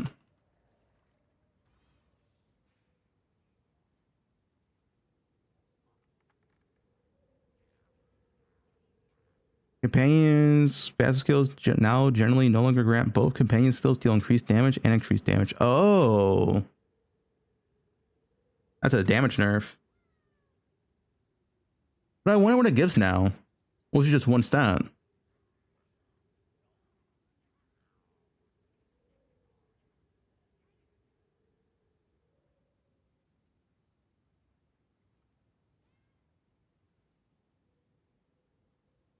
No, Roa is buffed. Roa is probably the only proper way to play Endgame now. It is what it is.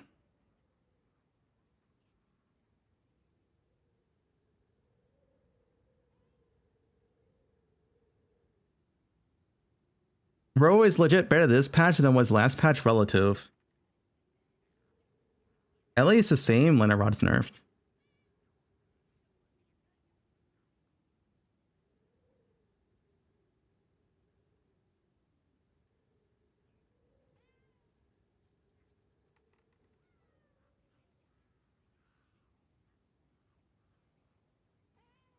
No projectiles got changed. It's like I wouldn't say it's nerf, it's just changed. Checked void illusions. Yeah, I know it got buffed.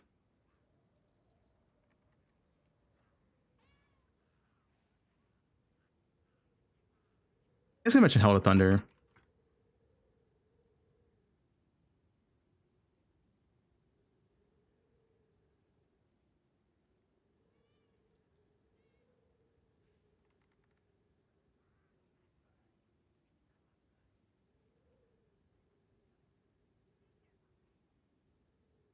Yeah, Noah's better if you stack arrows.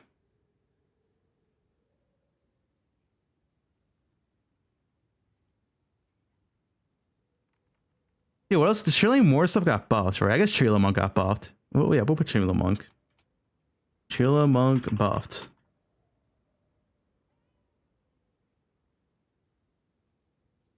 Virtual nerf because of pack size nerf? Oh, that's a good point, actually. If they nerf pack size by 40% and Virtual didn't get any compensation, that is actually a pretty big Virtual nerf.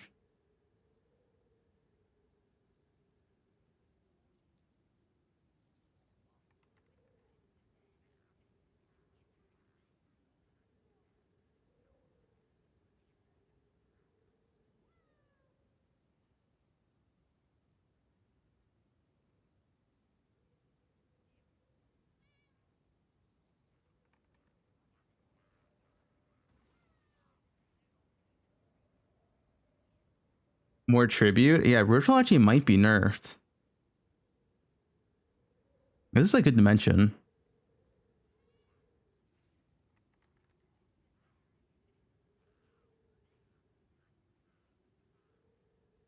What's it called?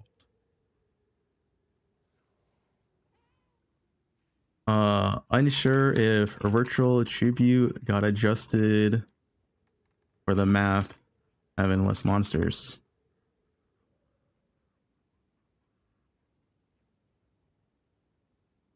X the Farmer X. I'm sorry, dude.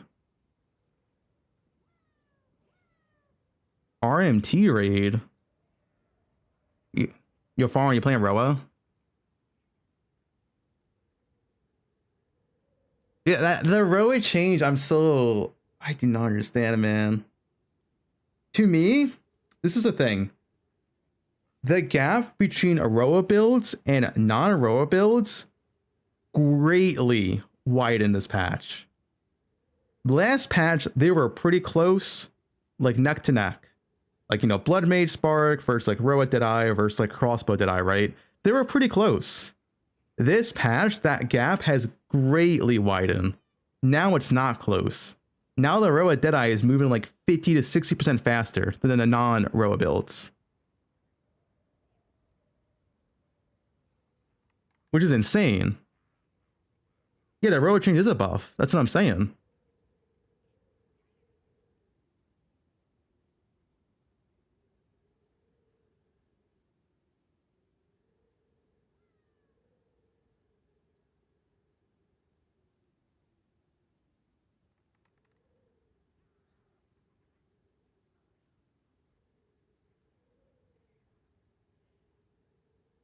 What is in pack size nerf 500k kills? That is true.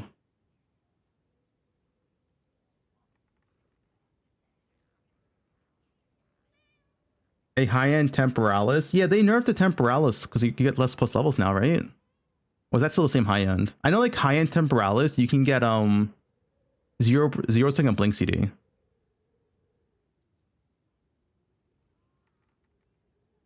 But they nerfed that, right? Can you still get 0 second blink CD?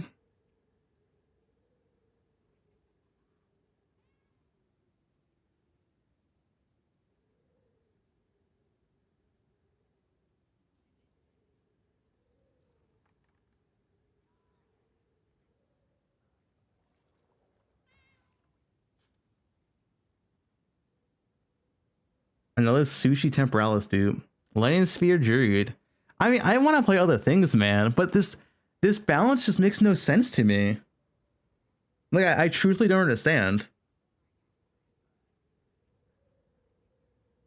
The gap between Roa builds and non-Roa builds is just greatly widened now. Because they also nerfed the attack builds, right? they nerfed the attack movement builds because they removed 2 sources of more attack speed.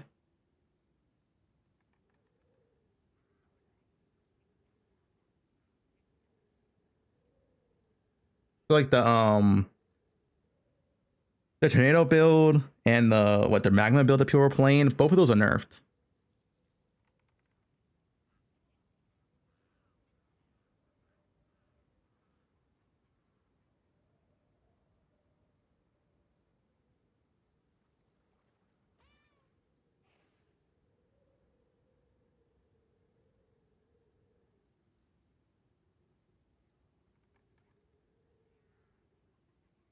Guys, if you don't understand why Roa is not buffed, just don't type in my chat. I would appreciate it. I would actually appreciate it.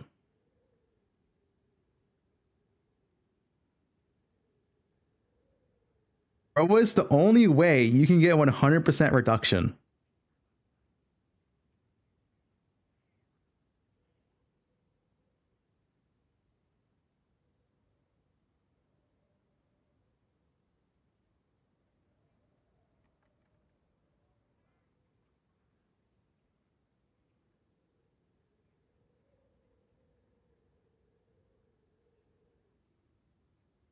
They forgot to nerf Roa.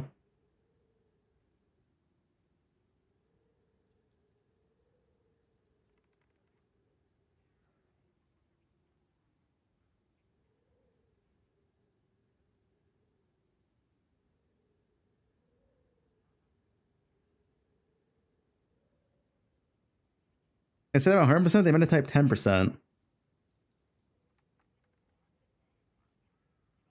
Pathfinder be another option. Yeah, Pathfinder could be an option. Depending on what type of skill trees you can make and how many small attributes. But Deny early on is still way stronger because +1 arrow. Hardcore chat. Nick, is the Roa change a buff or nerf? You tell me. When every class lost reduced move speed penalty, and now Roa is the only way to get 100%. Buff. Yeah, Nick's smart. Nick's a smart person.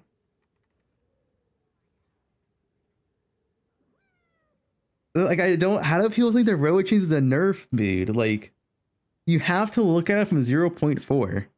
Roa is now the only way to get 100% reduction. You probably can't even get more than 50% on other classes now. Besides, like, you know, Pathfinder, because you have 50% here, right?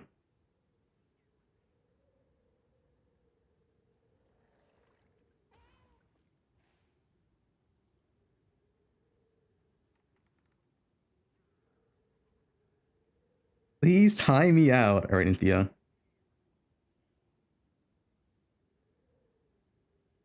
Yeah, I don't understand why people can't understand it.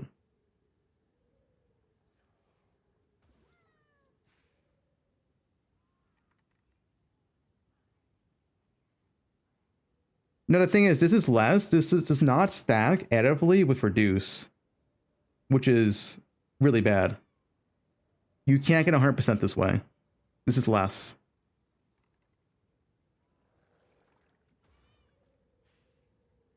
X-Bow Ritualist. I mean, the issue is it's still the same as before, right? But the issue is you can't get like 100% reduce anymore.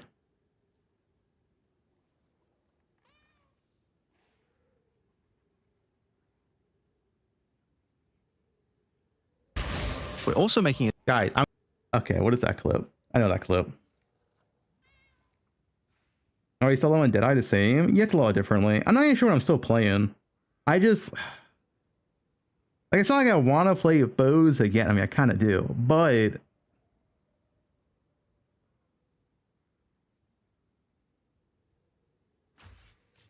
Alk LFG.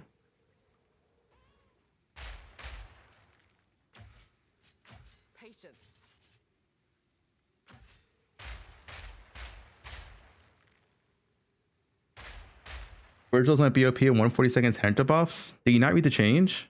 I know what it does.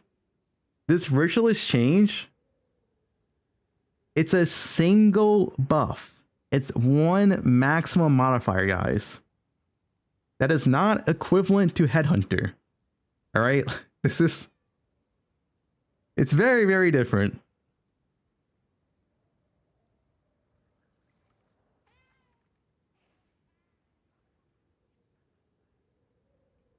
Wyvern, Juno, and Rewa. You can't use Wyvern or Rewa. You gonna play Li Jedi again at 0.4? Yeah, it's still top tier.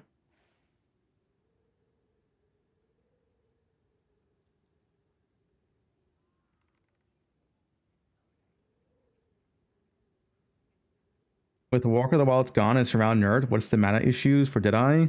The new support gem.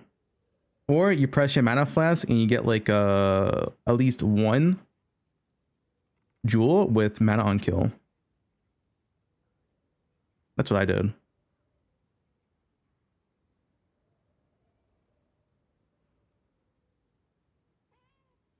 Press in mana flask. I mean, you can use the new support gem, which gives you mana leech. That's an option.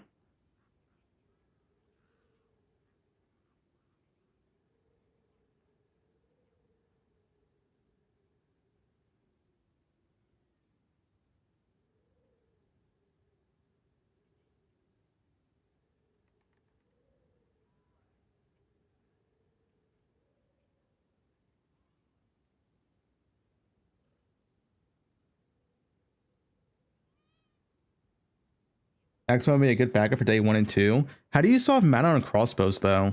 I think the mana nerf is bigger for crossbows. Crossbows have a massive mana issue, man. Like you use 3 grenades, you're gonna literally You can't use helmet anymore.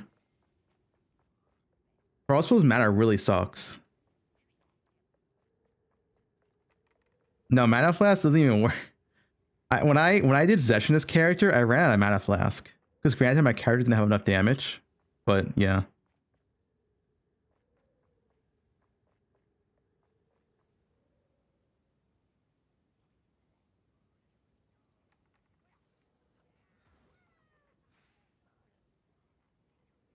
Solution, do more damage? Yeah, I mean, that is the solution. This was his SSF character that is Zesh 4 on.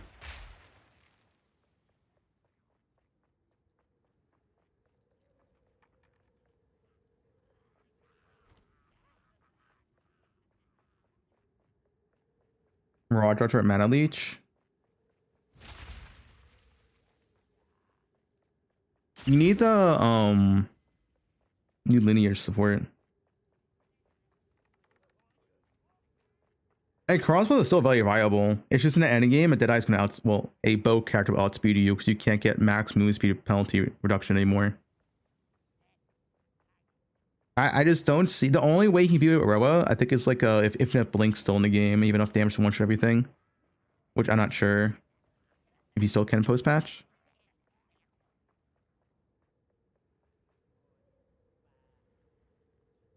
That's like an endgame. You need a Temporalis for that.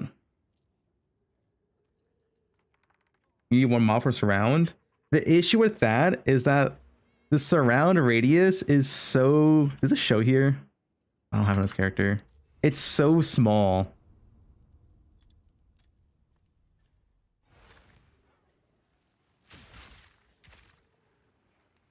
Yeah, 3 meters. Which I can't show you here, but 3 meters is like here to like here. So you only have the surround reduction if you're literally in melee range. Which, sure, is usable on bosses, but not for mapping. Well, Taxic Rift. I didn't like it. I saw the change. Yeah, you use it for bosses.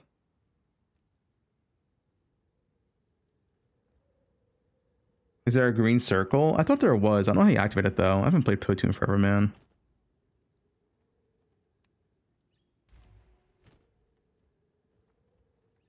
I have no idea.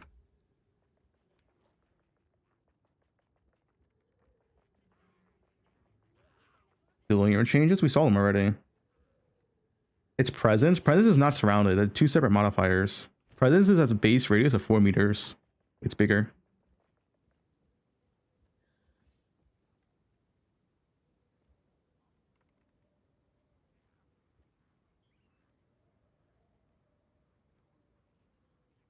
Was there any more deli changes?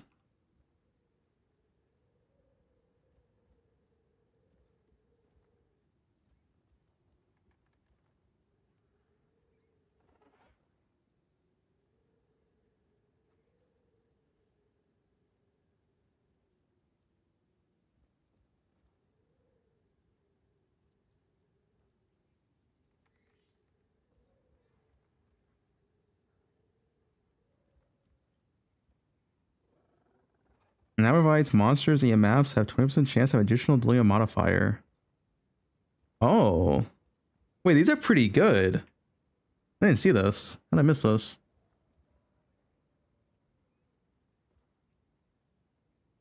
Magic monster juicing.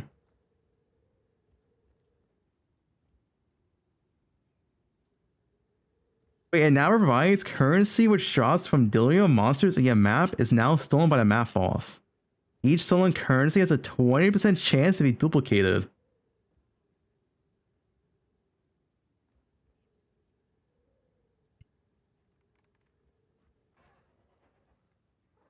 Rare monsters always manifest delirium demons in your maps. 10% increased quant of items dropped by rare monsters. Okay, these seem pretty powerful.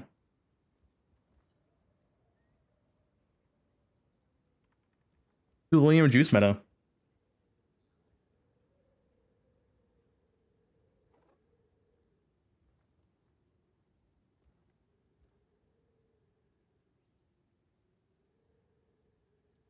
Did I breach at all?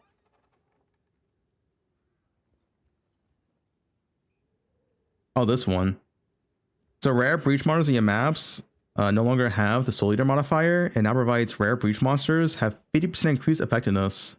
That's really good. I wanted the meta is just going to be a Deli tablet plus Abyss tablet plus Breach tablet, right? Sounds like it would be.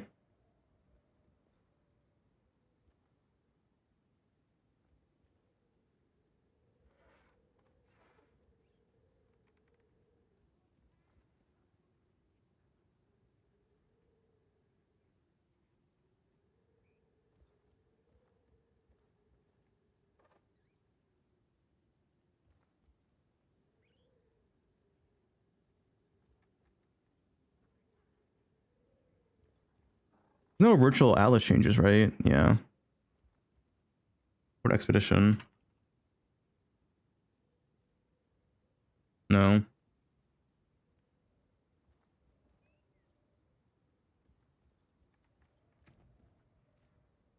Is Poe 2 saved? It's saved next patch.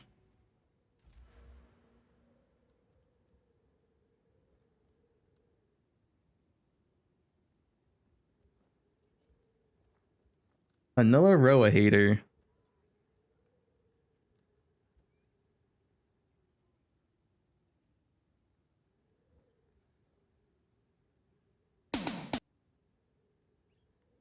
Yeah, it's a good song.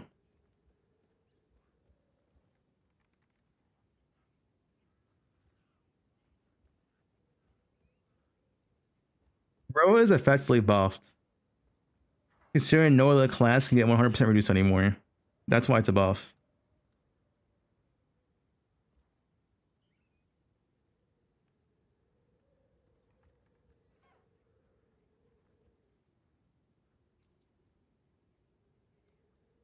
Most impactful changes? I wrote down a lot. We're missing stuff. I'm missing stuff. Guys, what else got changed? Nerf, buff, whatever.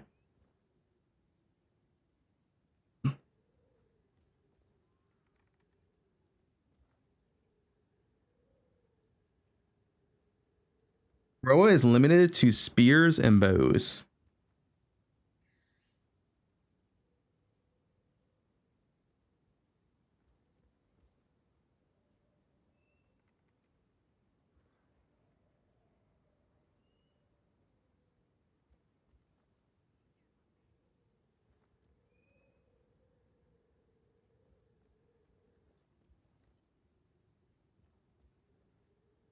The Chrono? I guess Chrono got buffed, yeah. Chrono slash what's the one called? Stormweaver, right? Yeah.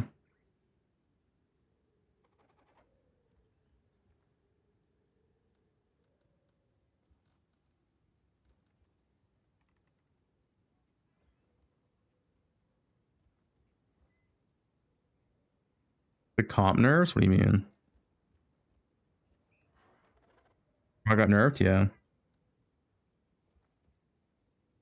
I mean, Spark's the same, but the Life Stacker Spark build is gone. That thing is gutted. That is one word.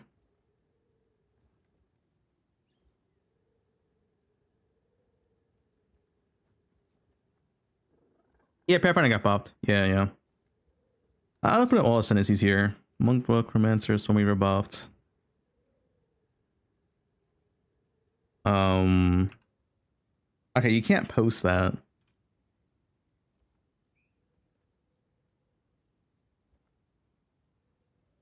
What's the other one?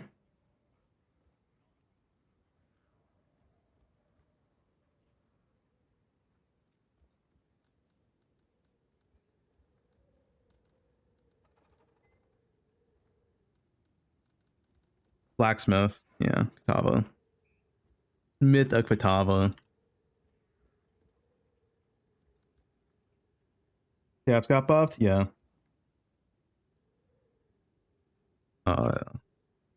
Staves massively buffed for damage output.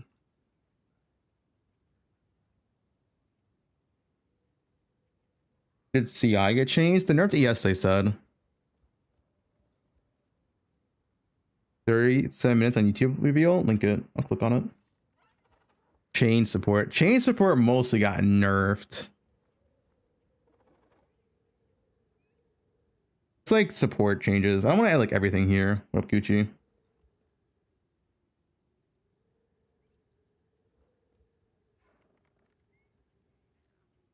Did I got nerfed? Yeah, but it's slight. Guys, like, did I went from like the best class last patch? More than likely, probably still the best class this patch. Maybe some endgame Pathfinder stuff can be good.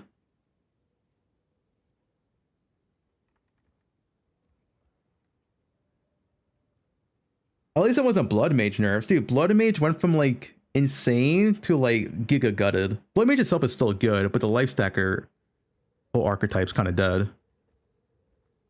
Blood Mage is still good. It's just, yeah. The nerfs that archetype was giga.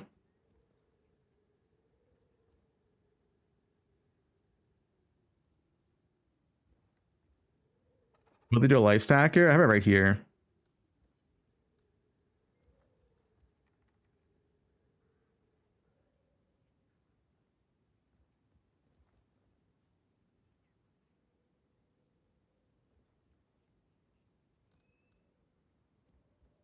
I guess mention.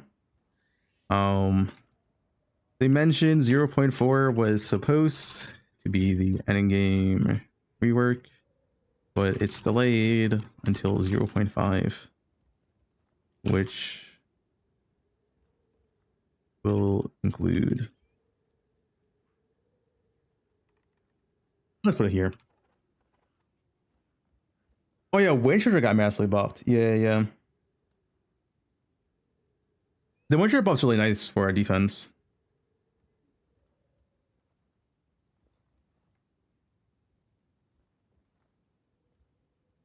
How's Pathfinder gonna be good? I mean, Pathfinder got buffed. Whether or not it definitely is viable because the buffs are pretty good. Whether or not it'll be like meta, to be determined. Essentially, they removed this node from Pathfinder, which was worthless. Was -2 ascendancy points if you want this, and they removed this one too. And then they buffed Front Assault, and they buffed Traveler's Wisdom.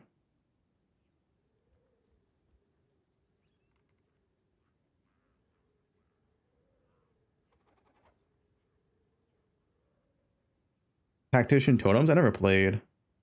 Explosive Shot build. The Explosive Shot build from last league should still be viable. Just keep in mind, you're gonna have to solve mana issues.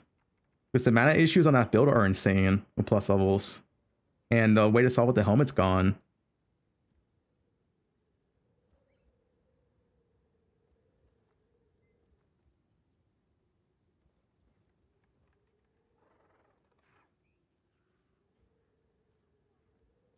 Spears comeback? Spears are like the same. When the friendly shit got buffed.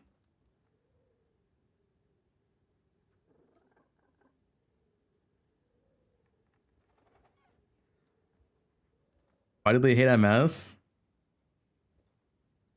This PvE2 is supposed to be a slow and calculated moment-to-moment game.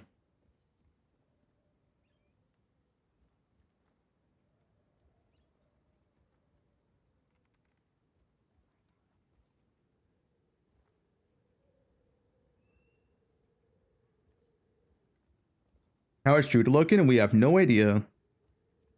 The Druid gameplay they show made Druid look unplayable. But they said like yeah in the interview, they were just underpowered in gear and stuff, and it's actually like pretty good. But we don't know until they actually like show us numbers, right?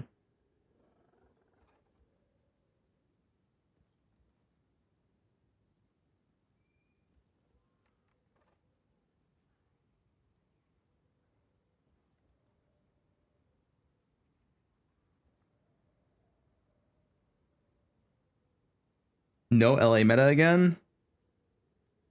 The whole thing about LA and Raj was just single targets nerfed, but your clear is just as good as before. And relatively, you're way better than other classes now. Because Roa.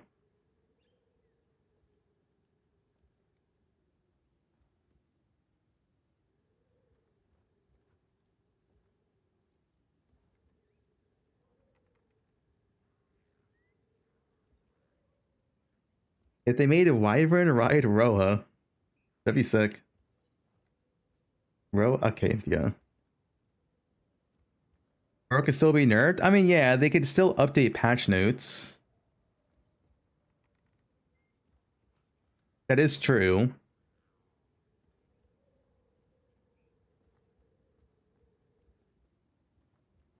Who knows? Maybe they actually nerf Roa.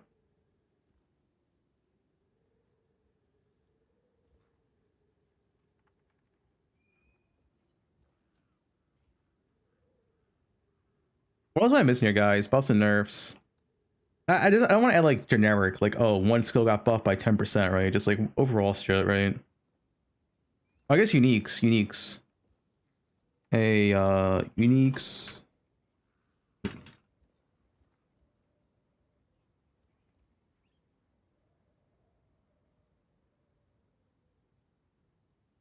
A lot of uniques got buffed.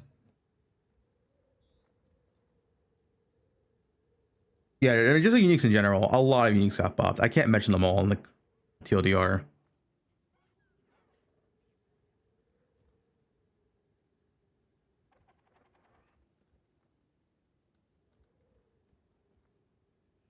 Invoker. What's about to Invoker?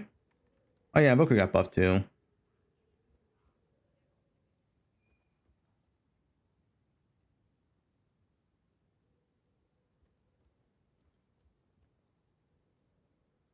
Around gutted. That's Viper Cap. Do I have it here?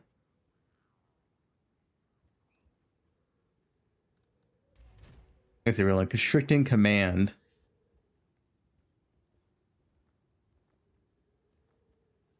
Can't reduce around to below 1.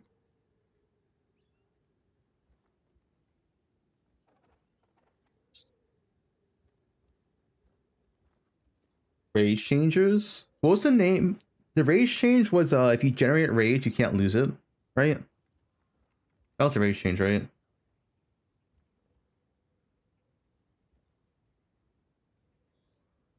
you think Ice Shot works better than LA? Ice Shot works.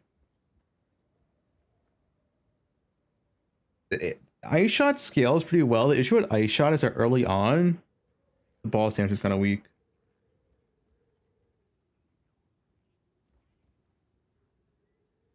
The rage change. I mean, this is a rage change.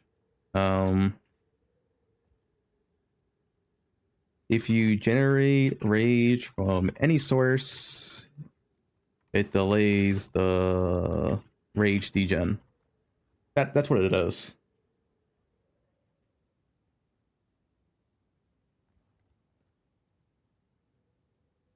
Regen? Yeah, but it's just regen. Okay, it's the same thing.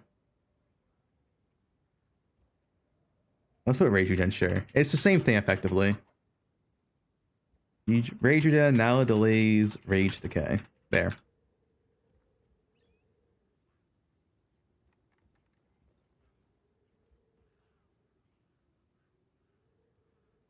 Ascension is probably the tier 0, yeah.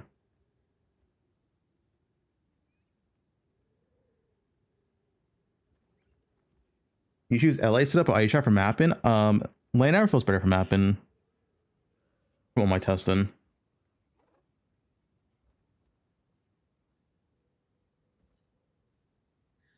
I'm really surprised Tornado Shot wasn't nerfed either.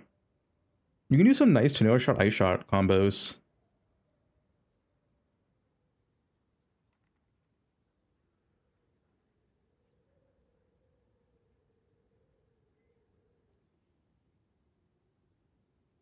Yeah, you shoot a Tornado Shot and you put out, you shoot Ice Shot.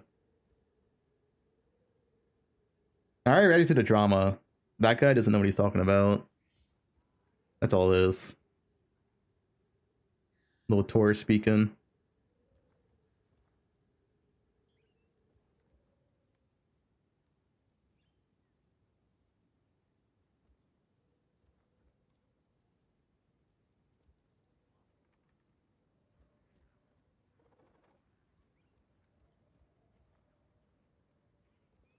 Just trying to one mob near you, but one mob near you is like 3 meters. It's like from here to like here is 3 meters, which is pretty bad for mapping.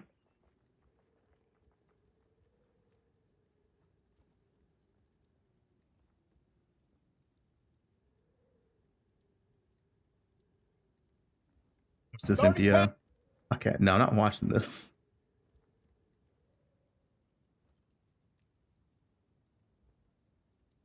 It's not presence. Surround is different. Surround is not presence. It's a different keyword.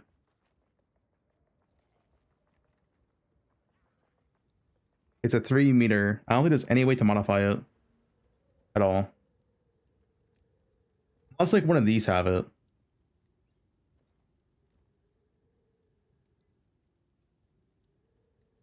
Oh, I guess this one does. 50%. You can increase it to 4.5 meters. But still.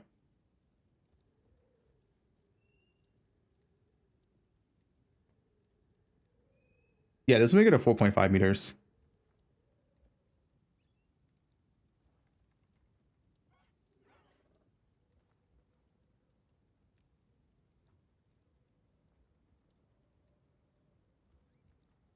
The chase items?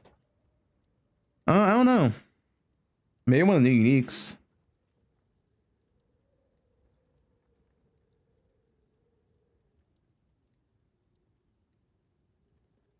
Not watching it, Pia.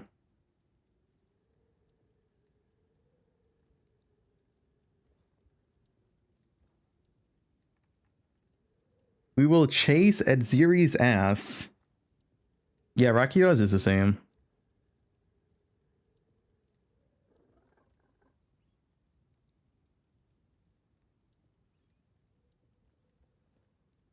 Sparrow Volley, I don't like it at all. You also can't use Robo, so. Can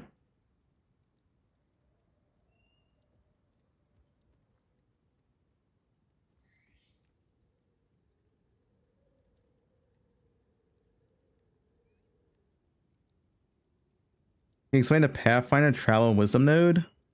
Yeah, so when you click Travel's Wisdom, you can start from Warrior or Sork. And you still start from Ranger.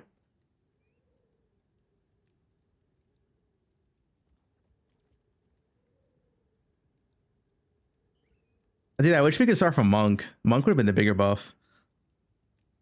Funnily enough. Will Jude be there for blasters? Who knows?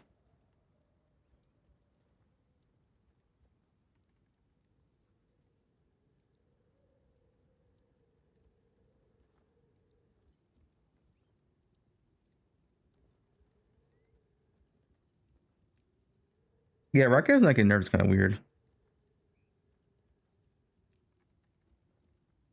Enemies? I'm not playing 4 enemies surround, dude. It does not feel good. It's not good. You can use it for Boston, sure. But for mapping, it feels bad.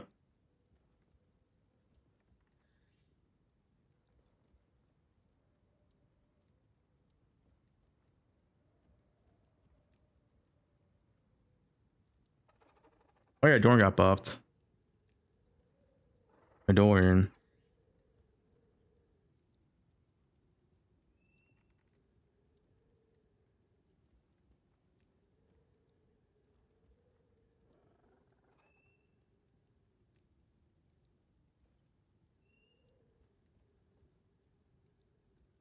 Yeah, in the Q&A, they said homogenizing's removed. It's gone. No projectile change? Depends on your build you're playing. If you're playing crossbows, it's a big nerf. If you're playing bows, it's still like the same endgame.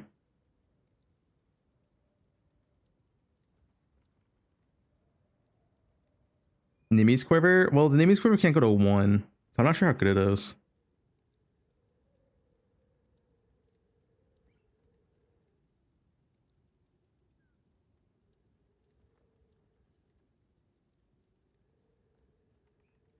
Nah, I can't. Well, Restricting Commander can't go to 1, so I assume that can't go to 1. You can't go from 2 to 1.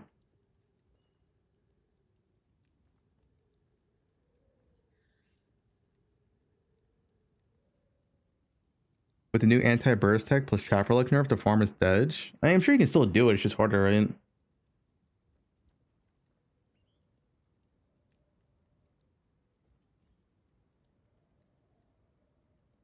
Yeah, homogenize is removed. It's gone. That's just gone.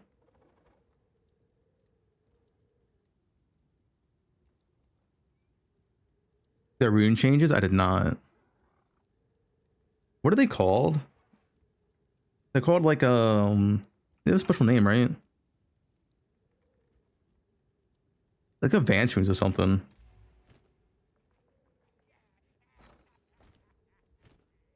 They're not the basic runes. Augments counts all runes, which is not all runes, right?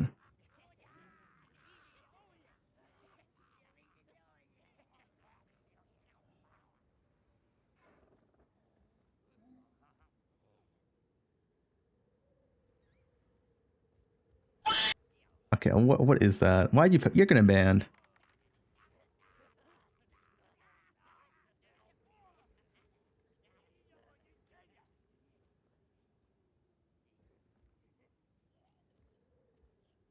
Good runes limited to 1? Yeah, I guess that's one way to put it. I guess all the unique runes are now limited to 1. Like MS, +1 arrow, +1 spell levels, etc. Because their regular runes are not limited to 1. Like, you know, resist or something, or greater iron rune, right? These are not limited to 1. You can still use 3 of these.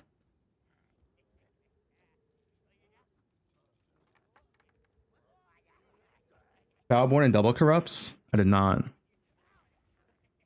Double corrupts are in the game. That second corruption only gives the enchantment though. It's only the Vaal uniques can be placed modifiers though. Now you can't Foulborn non. It's only Vaal uniques. Only Vaal uniques can get it. Your Discord checkpoint? What's that?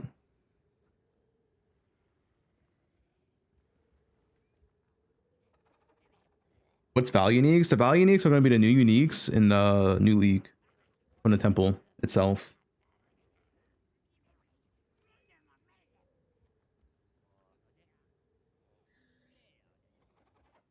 Can you use lock for a second Vaal? I don't think so.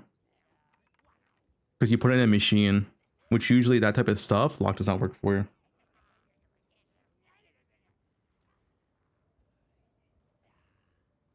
The temple. I mean, I just be its own section. The mechanic.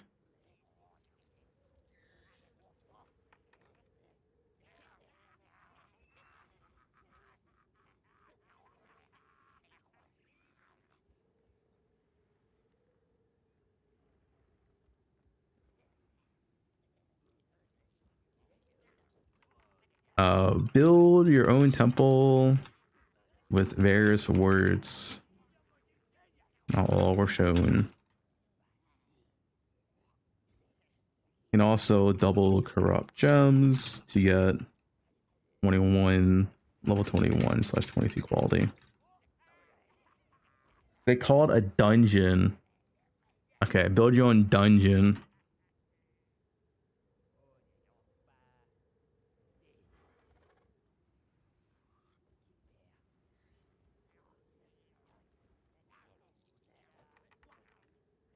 Yeah, robotic arm.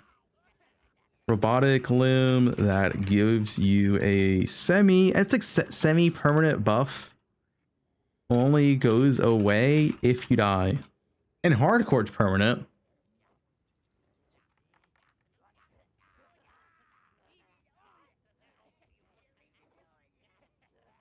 Yeah, hardcore is permanent.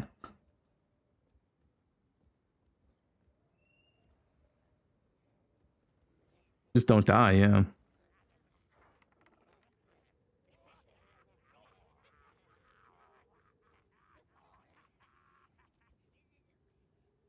Able to fight Aziri, a new pinnacle boss, at the end of the dungeon once you fully build it.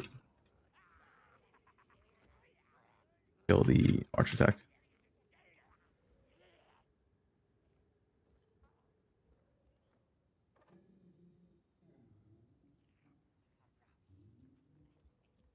Booba boss. Goonin buffs for Aziri. Dude, I'm just saying, who is that clip?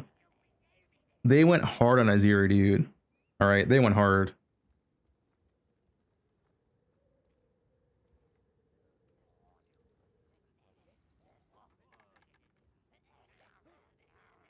Can you make this your thumbnail?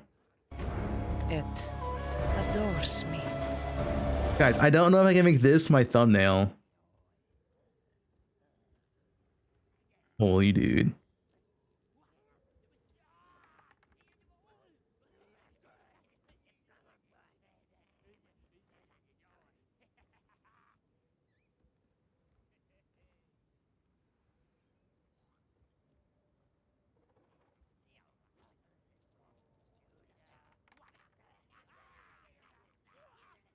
You have that loop in the corner of the stream. The new quiver, I think it's very good. But time will tell. Aziri is Bob 5? No.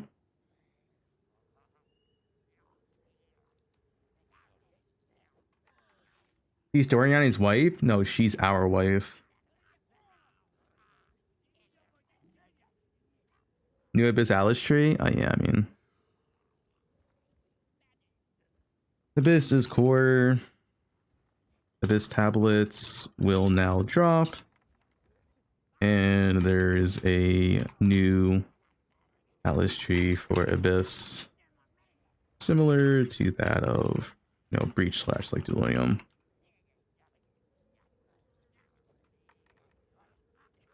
We invented time travel to smash Aziri. Is that the lore?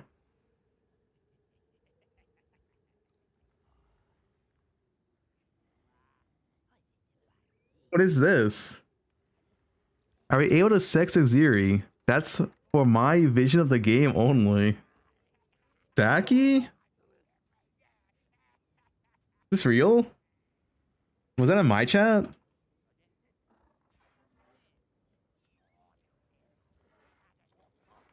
It is in my chat. This guy's a gooner.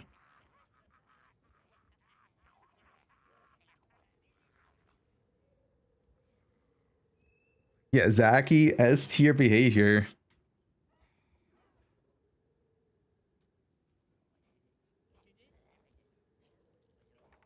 Who is that? He's a GG developer. What's a GG?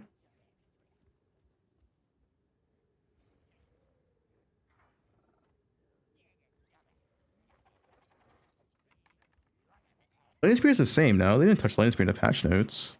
The same as last patch. It's like playable. Not anything special though. Yeah.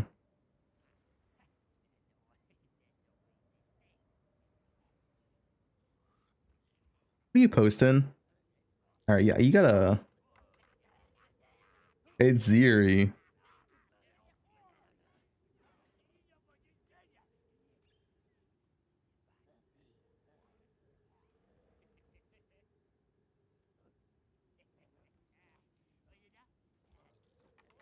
Kelly Fogger lose? Oh yeah, did I put that here?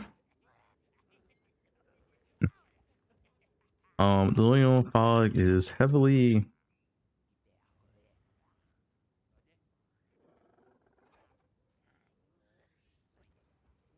Well, I guess it's not a buff.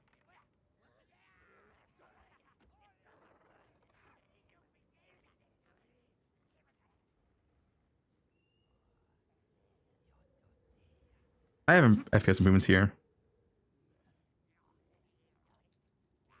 Yeah, you had to go Arbor out Ash to craft tablets. I guess up to 4 modifiers.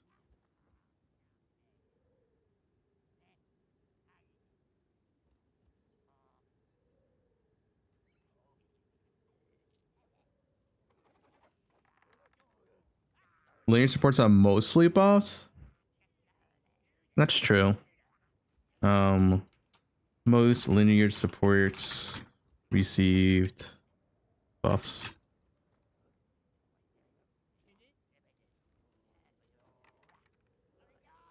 What am I playing? We'll decide tomorrow.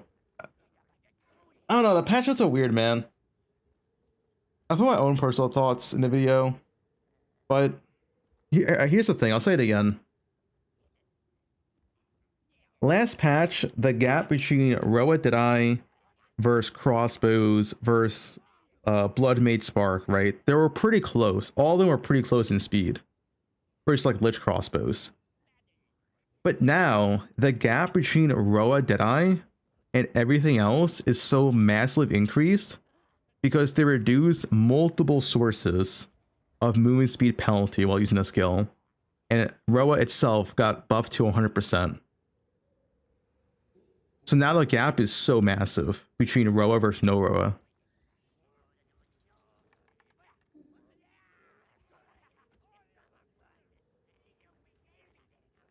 In terms of movement speed, yeah, in terms of movement speed, the gap is massive. And the thing is, as far as I can see from these patch notes, damage is not really touched or nerfed all that much. So tier 15s in content like that are still going to be pretty easy. On top of that, they removed distills. Distills added difficulty to your map. Now they don't exist for your maps. So I still expect Endgame to be really, really easy, which comes to the same conclusion as before, where the only stat that matters is movement speed. Because there still is no, as far as I can see, there's still no actual hard content this patch.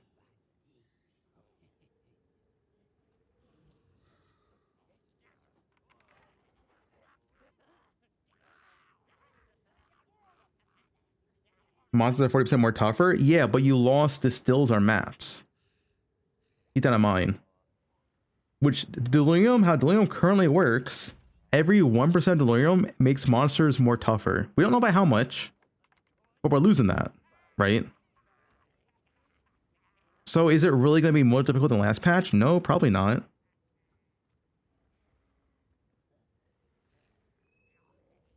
It's just kind of temple content. Yeah, we don't really know what temple's going to be.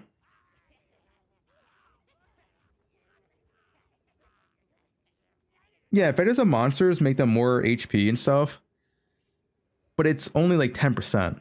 3 tablets, so 30% at max. I don't expect, like, I don't expect current endgame versus 0.4 endgame difficulty to really be all that different, considering they didn't really nerf player power all that much. Like, player power is still insane. Like, people are gonna walk into Zesh day 2, day 1, and still one-shot them. The player power is still, they didn't touch on player. I honestly thought they would have player power way more, but they didn't really.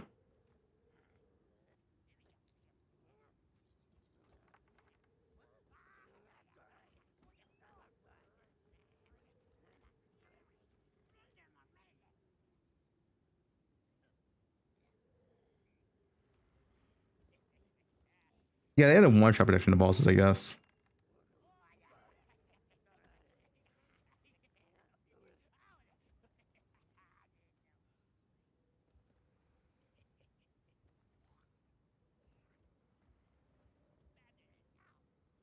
Talons are 4 mods. Yeah, Talons are 4 mods, but the 4 mods aren't really going to increase the difficulty. My personal opinion, I expect current endgame and 0.4 endgame to be roughly the same in difficulty.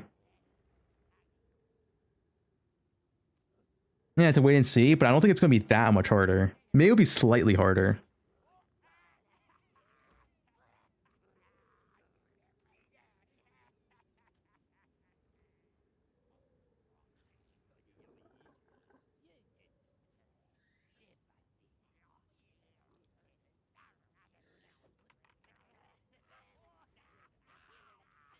Do we want harder? Yeah. I personally want harder optional endgame content. I feel like the game is overall too easy right now.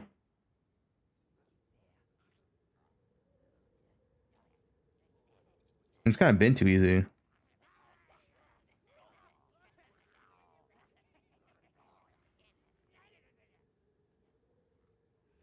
You gonna try Druid? I want them to release more stuff about Druid, because their Druid showcase made Druid look so bad.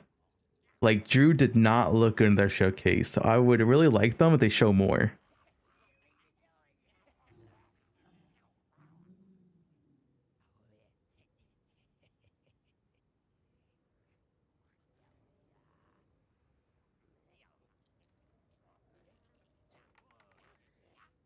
They always make classes look bad. I mean, yes and no. We were kind of pogging out on Amazon, no? And we saw the Amazon reveal. It looked kind of sick at the time. Drew just looked kind of XDD.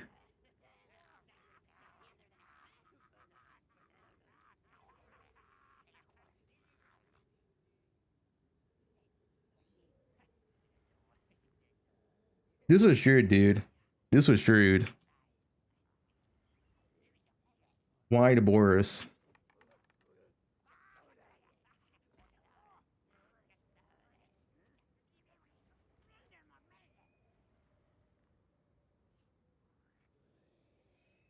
Twenty damage incoming. The thing is, at the end of the day, the only thing that matters is numbers. And unless we get Druid numbers before launch, it's hard to say. Like, what is the percent damage on the skills, right? Level 20, 20, all that.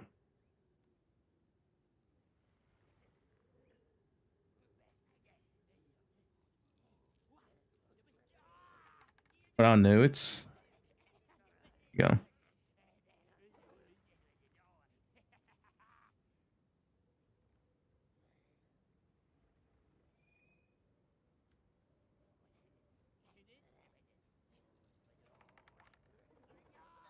Yeah, like some of the stuff looks to have a potential. The empowered bear.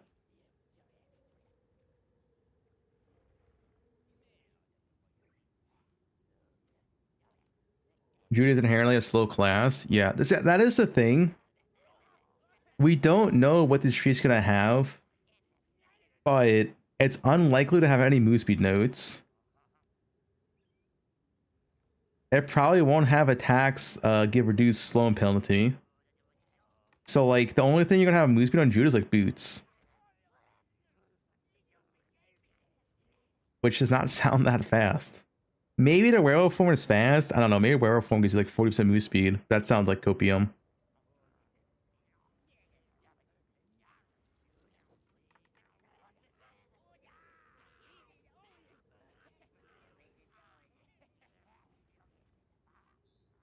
What is this? Diablo. Wait, is this Diablo 3? Diablo 3 season starts in 23 hours.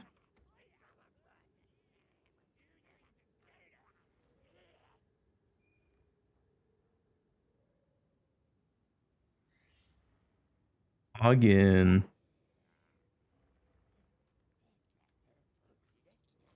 If you're gonna be a temple runner, you don't need that much movement speed. But that's where you're wrong. If you're going to be a temple runner, you actually want max movement speed. because the only way you can do temples is by speedrunning maps, right? You can only do temples by doing maps. So you actually want to be maximum speed as a temple runner. So you can speedrun maps and like go to the next temple as fast as possible.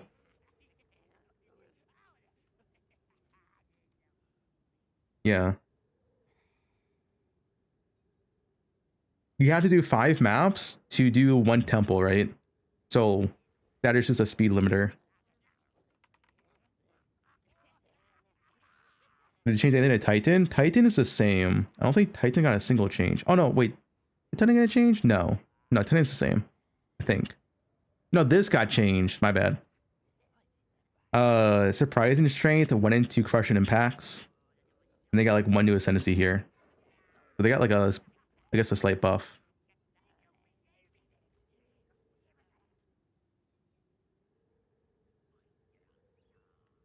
Wait, is that guy being increased, Hail? Why can't they just tell us the numbers?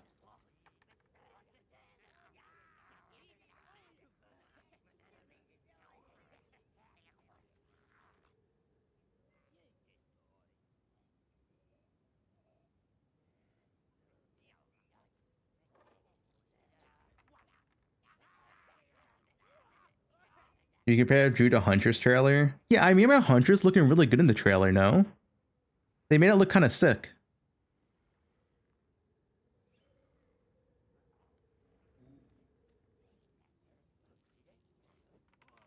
At least it looked way faster. Like these skills kind of like smooth. Yeah, that skill was sick. I don't know, the Huntress trailer was a lot better than the Druid. The tornado skill looks sick. Yeah. They made Huntress look really sick in the trailer. The Roa mount.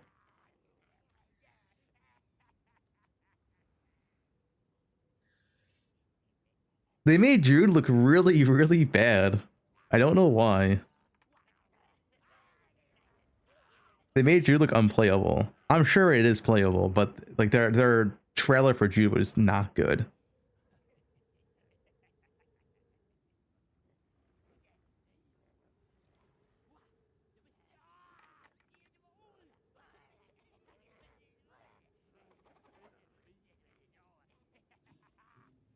Can you be a Baron Roa? No.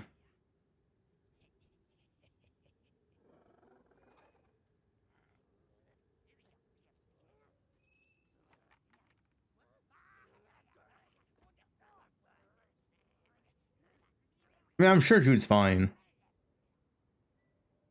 But like, yeah, they didn't make Druid look good whatsoever.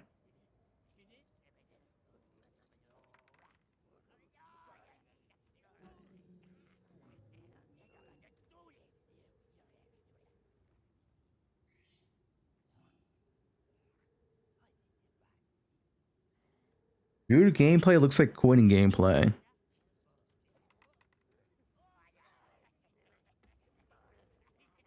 What is this emote, dude? Why can you do that on Twitch?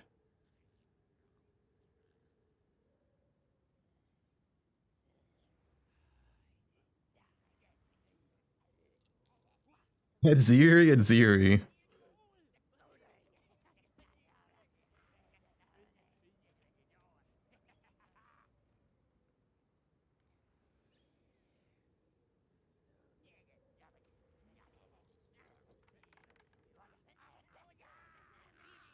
Glacial Lance that I works. Eh.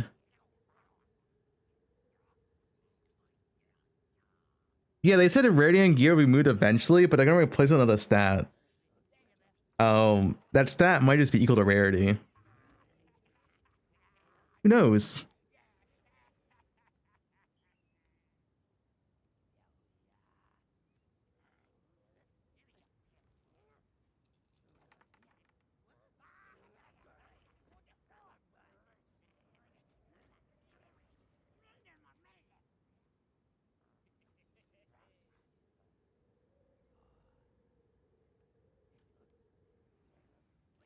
Yes, Omnio. I mean, I think Pathfinder is pretty good. But Endgame did I will still be faster.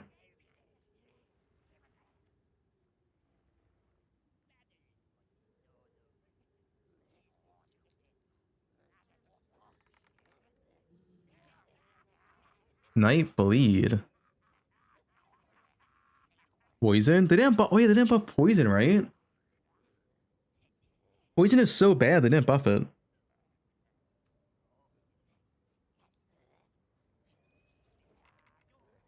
Unless though, I guess the thing is, we don't know what the new skill tree looks like, and maybe the new skill tree has like poison buffs. I guess it could be a thing, but we don't know the skill tree at all.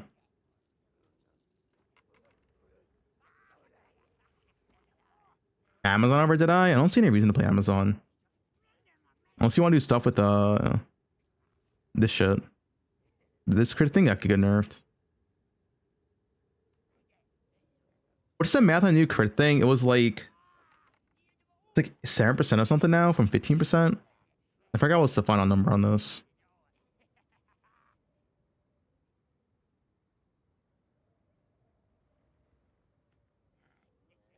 No, it's not 15% anymore. 6.2% max. Okay, yeah.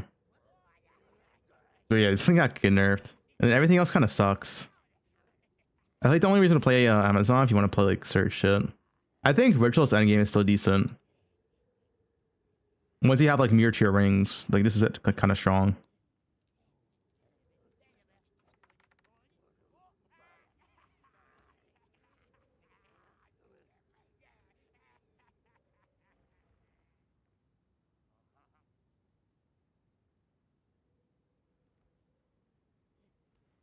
Ring build.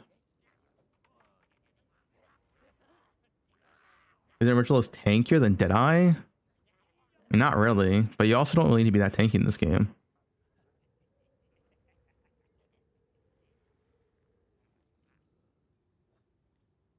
Is the Lich Crossbow Moosey build still intact? That is heavily nerfed.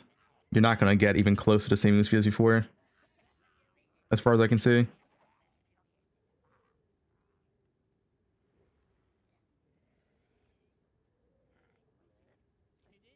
The best build in 0.4? I mean, the best build, if it's still doable and viable, the Infinite Blink build. I haven't checked if it's still good, if it's still viable. But 0-second Blink builds are very, very strong. That's like ultra endgame though. Besides that, I mean, I think any robot build is top tier. And then past that, grenades, crossbows, I guess.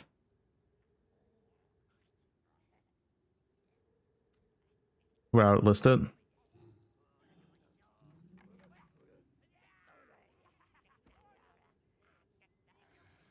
A crossbow is really good last patch, and crossbow's not nerfed this patch, with the exception that they lost a ton of movement speed, which is a big nerf.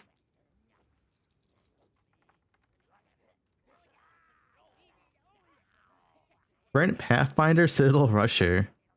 Yeah, that's the thing. You can play the Pathfinder sprint thing might be pretty good if you just want to rush maps. Like you just go to the boss, go next map for like whatever mechanic.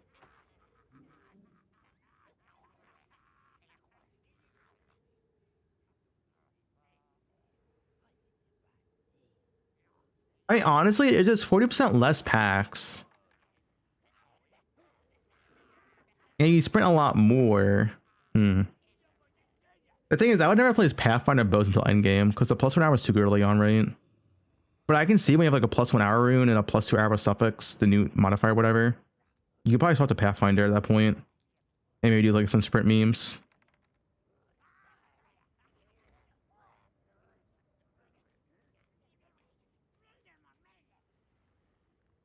Yeah, you can do oh no, crossbows are on +1 though. So you could do crossbows, but the +1 on crossbows is so strong.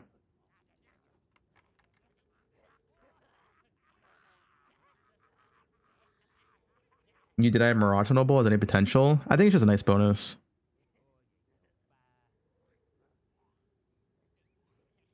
The pack size nerfs means the farmers have to struggle to get those kills. Yeah, I think the farmer's cooked.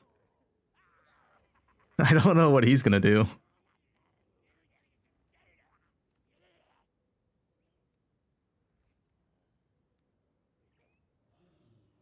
Thoughts on Witch Hunter? I think Witch Hunter is very good defensively, but outside of one defensive ascendancy, there's like not a big reason to play it. Technically, Witch Hunter was also nerfed because this whole explode, right? Explode is a lot worse when you lose pack size. So yeah, it's very good defensively though, but anything but defensive, I don't think there's a reason to play this. Heck, Reddit. What is Reddit going on? Wait, guys, did I get a bingo? Hold up. Warrior, fuck, Warrior didn't get nerfed. ES is nerfed. Liner Rod nerfed. Reforged Bench is not fixed. Fuck. New Pinnacle Boss, Crafted nerfed, Druid, Endgame, fuck. New currency, map prep fix, Alish, fuck. Jude Catform, okay, no. Plus levels nerfed, that didn't happen either. Railroad, no, okay. Map, no. Double Corrupt, Incursion, Lead Mechanic, Druid, map, Druid, fuck. Dude, I don't think I got bingo.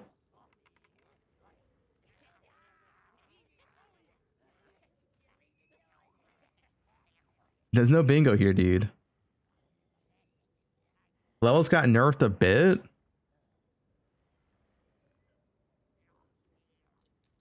Wait, there's no new ascendancies this patch, right? Besides Druid itself? I'm actually kind of surprised. Did they add a single ascendancy? I'm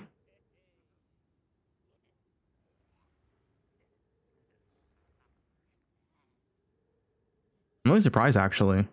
That's 2 patches in a row with no ascendancies.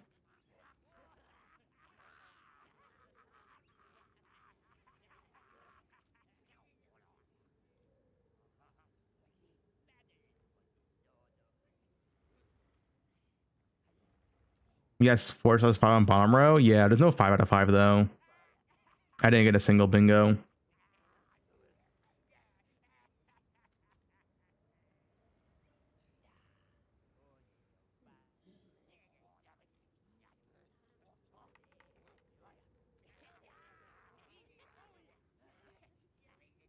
You bingo last line? This one? No. Trial Ancestors, not in.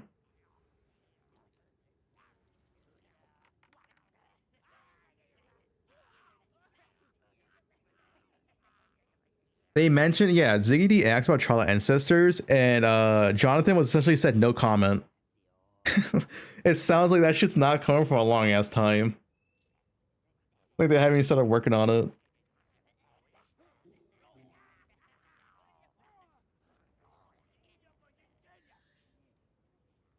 It's probably not on 0.5.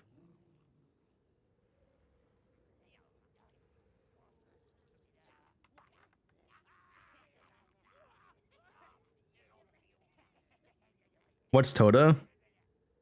It's an old PoE1 league that's supposed to be the third way to ascend in PoE2. Well, my bingo lost. GG.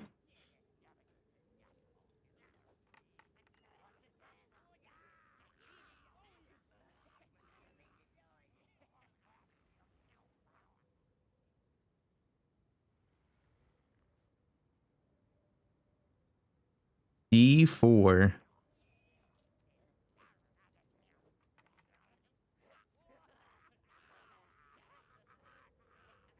The patch definitely had less than I expected, but they did say 0.5 is gonna have the massive endgame work. But then 12 like new content in this league, it's kind of just league mechanic, right? It's just a league mechanic.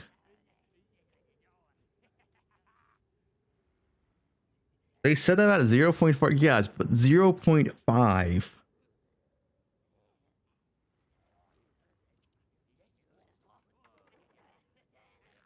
As long as Incursion is fun. This league can go pretty south though if the league mechanic feels bad. Like if the league mechanic does not feel like rewarding, the league can go pretty south.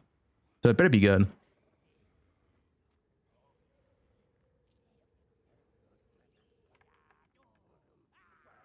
Reddit? I'll check Reddit.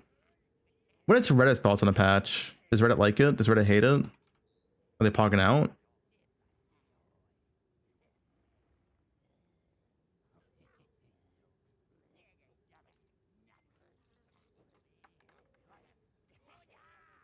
We did it. Delorean fog removed. Can't believe you are disappointed with today's reveal.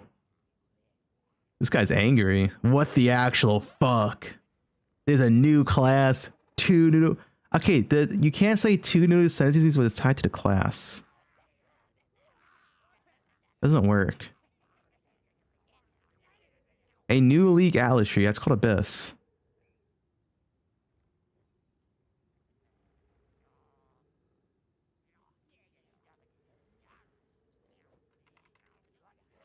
You remember they said a 1.0 will go out this year. People want the endgame change more than anything you listed. I mean, that's kind of true.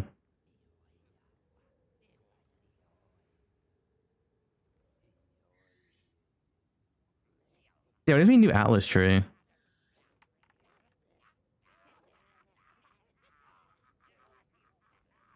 So endgame got barely changed. Looks disappointed, honestly. They claimed this expansion would be focused on endgame, and we got almost nothing. Yeah, well. Coda new Ascendancy endgame just got pat. How did Ascendancies not make it in, though?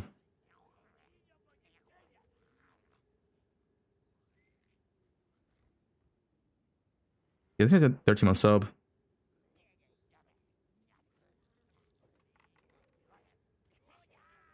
Yeah, dude, PoE 1 is slowing them down. Guys, they have to abandon PoE 1 so they can fully focus on PoE 2.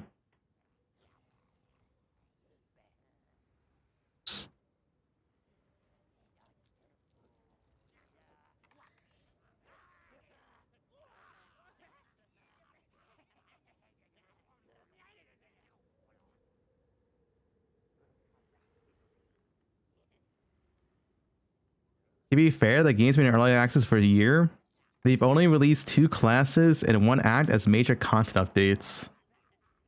They originally said the game would be out of early access by the end of this year, when in reality, it looks like it won't be content complete with all classes and ascendancies until 2027. I mean, when you put it like that,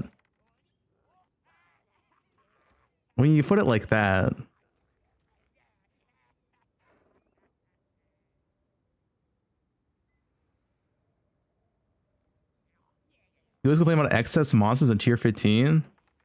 Actually don't know.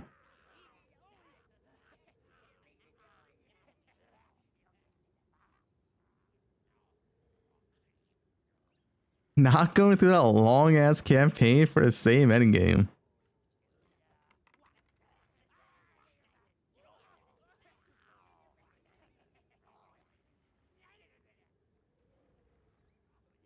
Yeah, I think that Reddit's pretty mixed.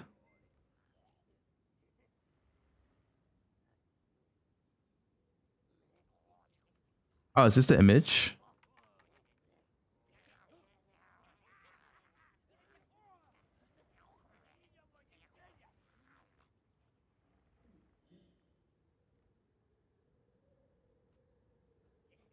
Wolf, bear, wyvern. 11 new uniques.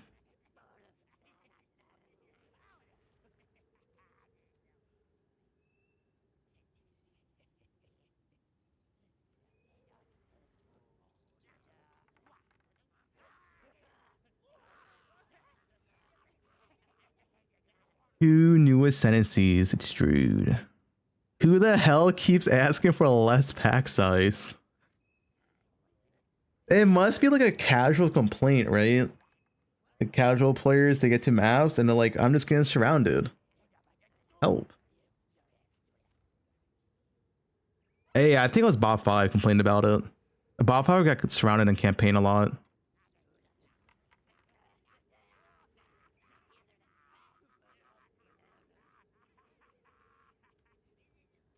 It was me.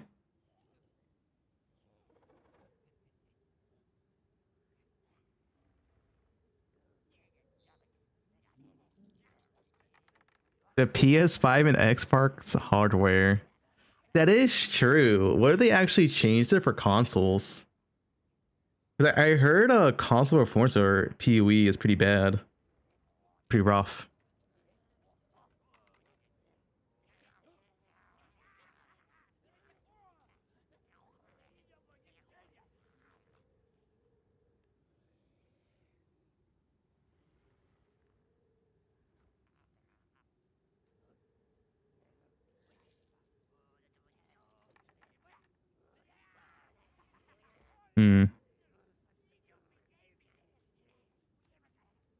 Patch notes, what are they saying?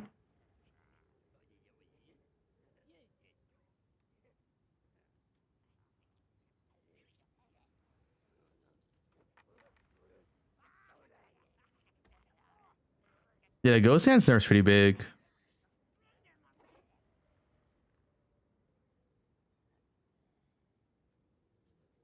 Yeah, Ragcast might be nerf's kind of big too.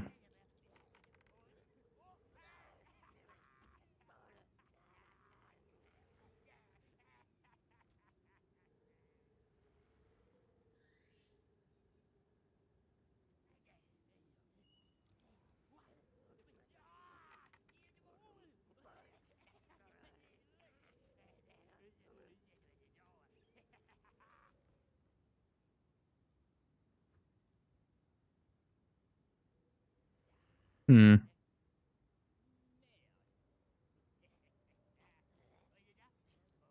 Developing 2 games is too much for GGG. I absolutely love GGG and appreciate that they are deeply concerned about experience. They are so worried about keeping everyone happy, and I believe it has hurted the development of both games. The last Po1 League was underwhelming, and this Po2 League is essentially the Druid, which was delayed from the previous league.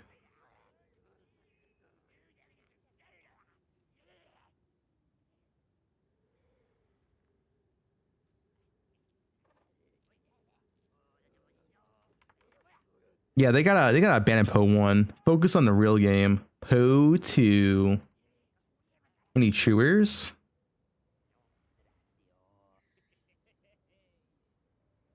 Abandon Po1, all on Po2.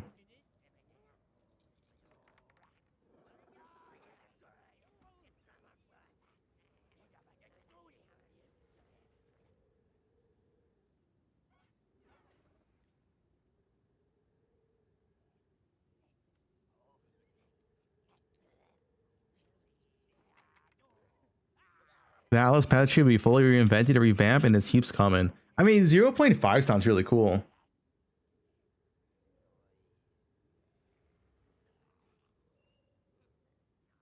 Just saying.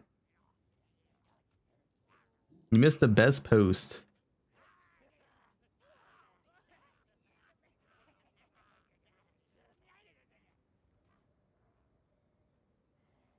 Holy dude.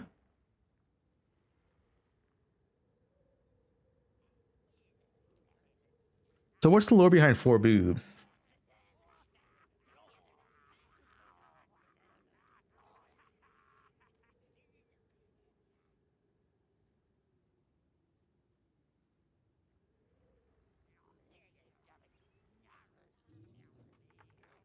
We're over 2.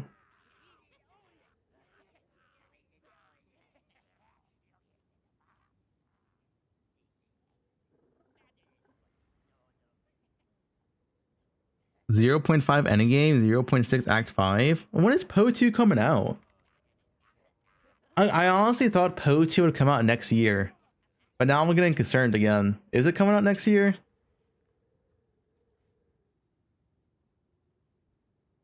I thought it would come out next year.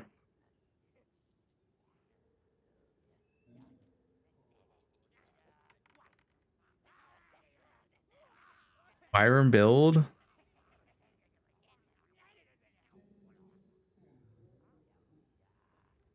What's this?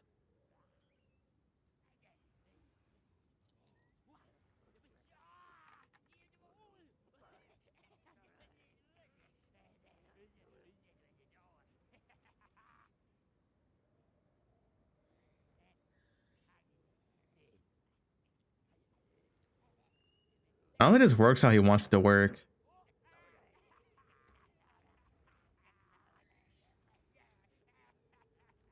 Jonathan didn't sound confident at all about 2026. I honestly thought it would be 2026. But yeah, now I'm not sure.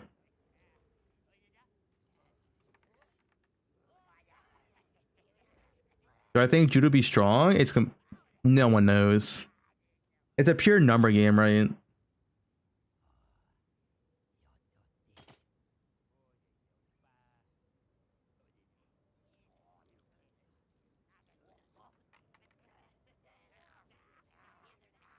Did they nerf everything? Not really. I think the biggest nerfs, I mean, I have them here. I think the biggest nerf is probably like the life stacker. It's just gone. Everything else is more or less still viable.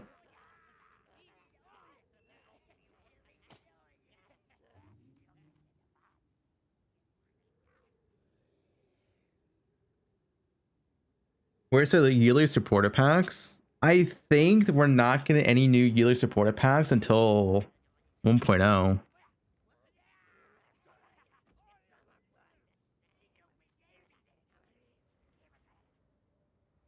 I'm gonna play Judo, did I?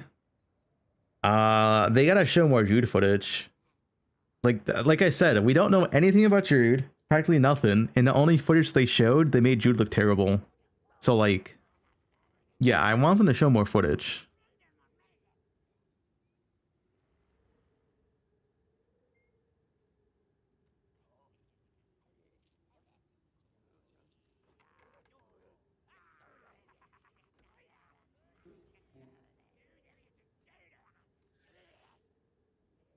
Adorn's back. I mean, I don't know if Adorn's back.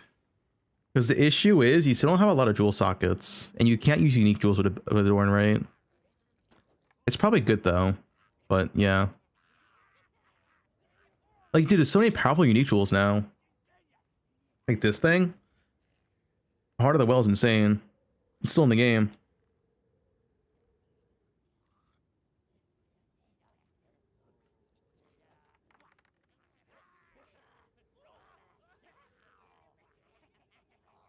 What are my initial thoughts?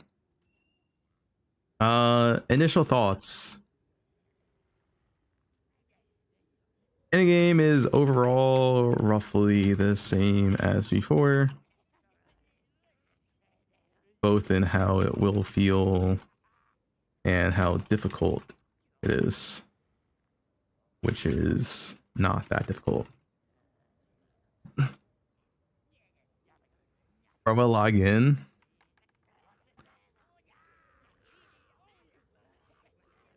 The gap between Aroa builds and non-Aroa builds greatly increased this patch because of the reduction of reduce MS penalty while using a skill.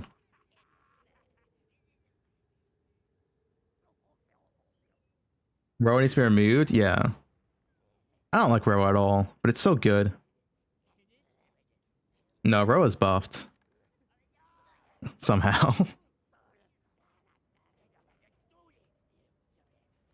The gap between Roa builds and non-Roa builds is just, it's so greatly increased this patch. I think Pathfinder is still pretty decent. Pathfinder will probably have a pretty good spot for Russian maps with sprint. 49 Roa option. What did they change to make Roa better? Okay, I'll say it again. The reason why Roa is better to this patch than it is last patch is that they nerfed all sources of reduced movement speed penalty. So last patch, if you played like Crossbow Lich, you played Spark Blood Mage, you played Crossbow Deadeye, you could stack this to like 80 to 100%. In a new patch, you can't. It's all nerfed. The chest got nerfed, the runes got nerfed, the skill tree got nerfed, they all got nerfed. Meaning the only way to get 100% movement speed penalty while using skills is Roa. And that's it.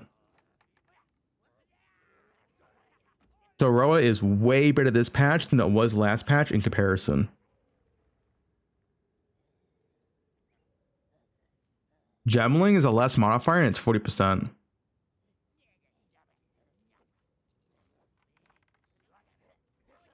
So how this works, both, so yeah, Gemlin has this. Where is it? This. 40% less movement speed penalty, right? And Pathfinder also has this. 50% less movement speed penalty, but this is a less and not reduce. So it does not stack additively, which makes it way worse. You cannot get 100% on Pathfinder, and you cannot get 100% on Gemling, because there are less modifiers, not reduce. But I think Pathfinder can still be pretty fast because this node next patch makes you unable to get heavy stunned while sprinting. Which I think for some map Russian content, like I think Ritual, Expedition, some boss rush stuff, I think Pathfinder can be pretty potent. So yeah, I think Deadeye and Pathfinder are the two fastest classes outside of like some Giga Endgame, like Perma Blink, build that people did last week with Temporalis and stuff, right? That's like Giga Endgame.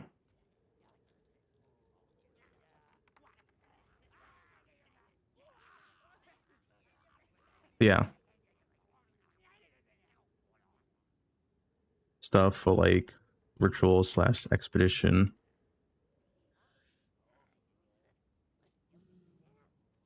Monk Stacker got nerfed. Oh, every single attack movement skill got heavily nerfed because you lost more multipliers. You lost more on Rigolts, 20% gone, and you lost more on charge regulation. That's also gone.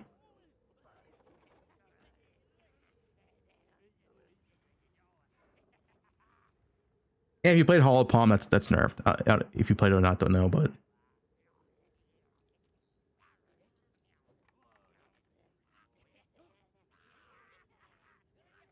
Risk Arab was like okay.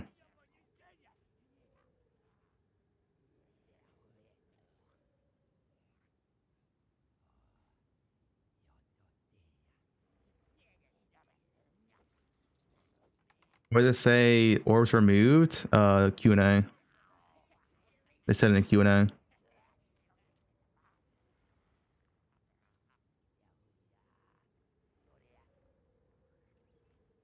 Did you talk about this?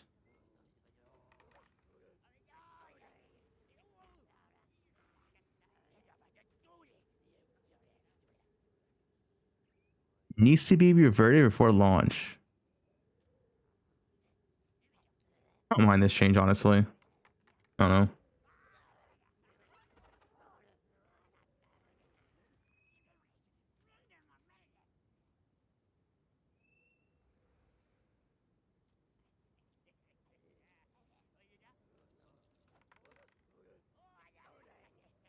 But yeah. New info. Oh, we saw this already.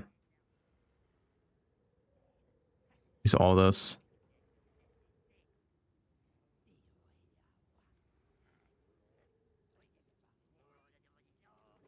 With all the twisted builds before, right? They all use Rigolts, correct? To move. And that's nerfed. That's gone. So I don't know if they all use charge regulation, but the Rigolts ones they did use.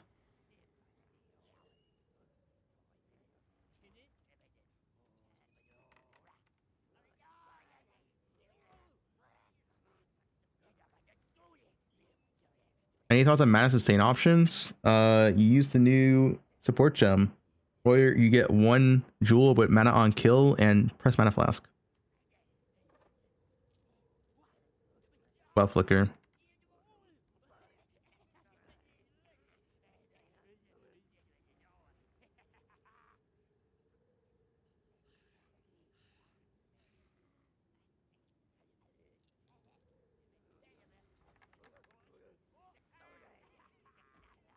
I actually, the more I think about Pathfinder, the more I kind of like it.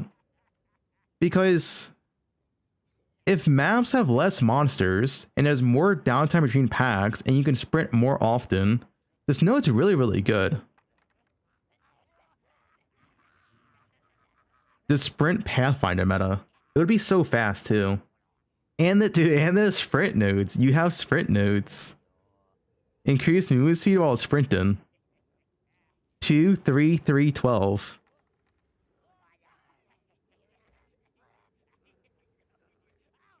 I could see a sprint Pathfinder meta.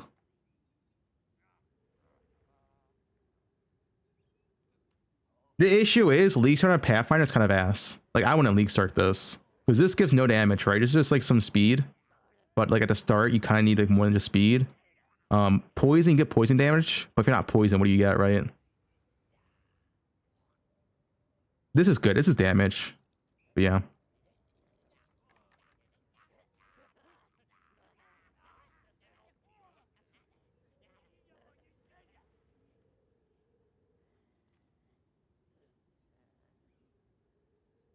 That's no row build. Yeah, but if you're sprinting around, like the scenarios I'm thinking of is you're not trying to full clear the map. Like you're like you're trying to do all the rituals in the map, right?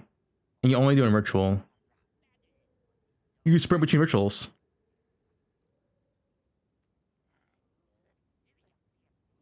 Or expedition. Even abyss. Like you say, you just want to do abyss because like abyss currency is worth a lot. You just sprint towards the abyss, sprint towards the boss, and leave the map. Like stuff like that. Citadel farming, yeah, like Citadel farming 2. Like anything, any farm where you don't want the full clear the map, I think Pathfinder is going to be extremely good. Temple farming, yeah. Roa is going to be like for builds that want the full clear maps. It's like for different purposes, I guess.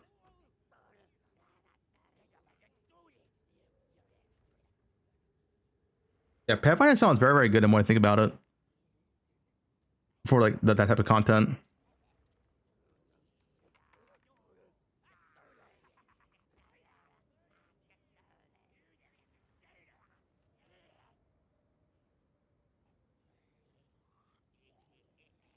You use different classes and new ascendancy. Yeah, you can start out a Sork or Warrior, which I'm not sure how much Warrior is gonna be relevant for Pathfinder.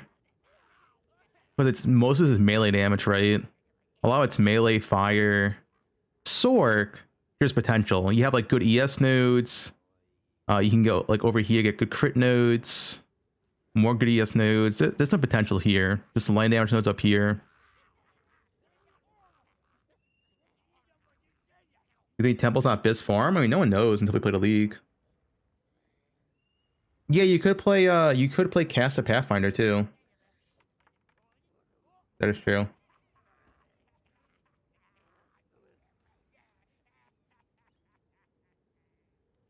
Nah, there's no forbidden jewels.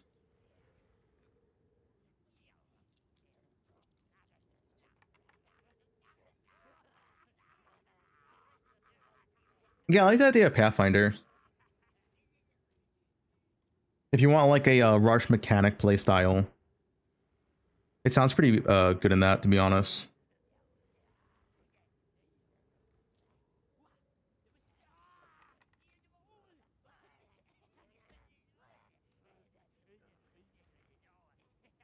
Is a bear farm good trample? No one knows. No one can tell you how good Druid is because we have no idea. We don't have numbers. Like no one knows. And the preview made Druid look bad, so.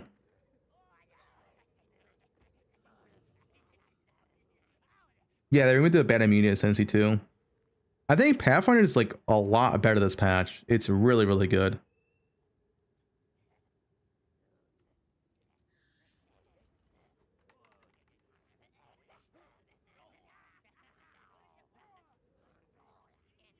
Pathfinder Adorn Tree? What is this, dude? Yep. Imagine this being an optimal tree.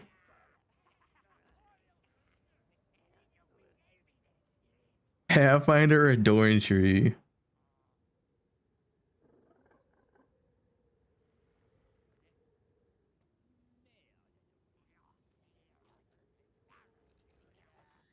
Thanks for prime subs, appreciate it.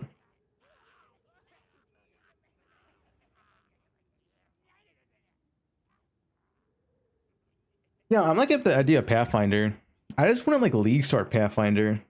Because I think League Start Pathfinder, unless you're doing specifically Concoction, doesn't really offer that much at the start.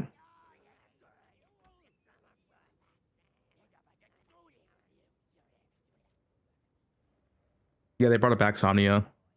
So now how it works, I guess I can put it here. Rare monsters will now show. It's not rare monsters, it's all content.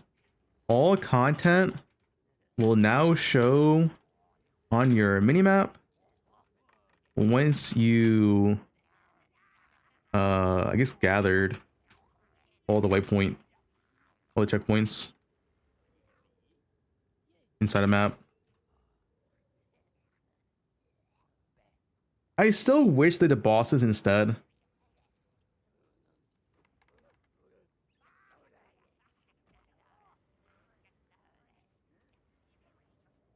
I would have liked it was a boss kill instead of all checkpoints.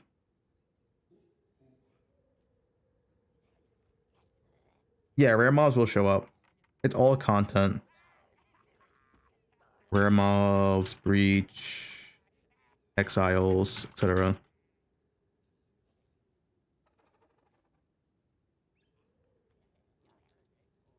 Gameplay today? No.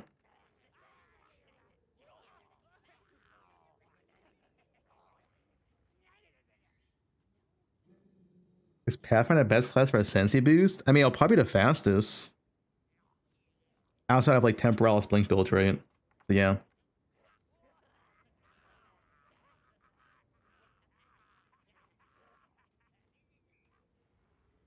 And my issue with Druid is my issue with the game right now. Druid has to be insane. Let's say Druid's is equivalent to Warrior. We know how that turns out, right? Like, Warrior's not even bad. But Warrior lacks speed. And that, like I said, the current endgame is just not that hard. So you're going to play a class with 0 move speed. It has to be really strong to justify it. But there's going to be 0 move speed nodes here, right? Literally 0.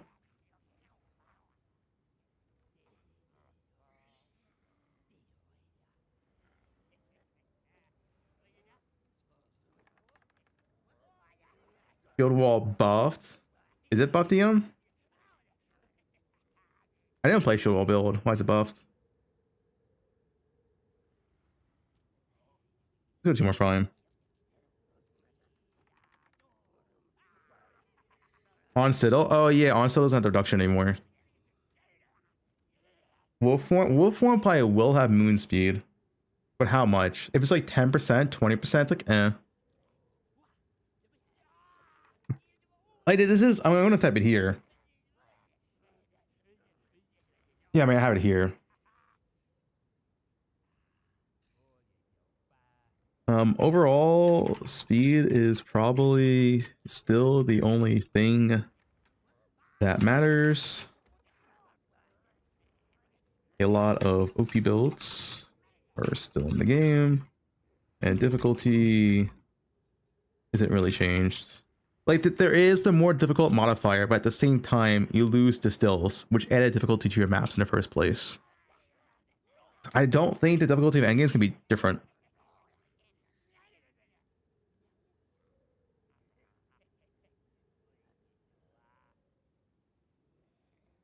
You can only equip one soul core in the next patch. It's soul cores as well.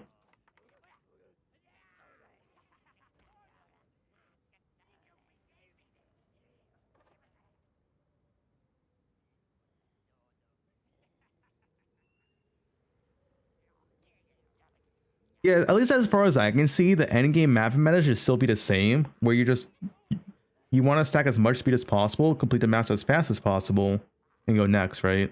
I don't think the difficulty is really, as far as I can see, it's not there.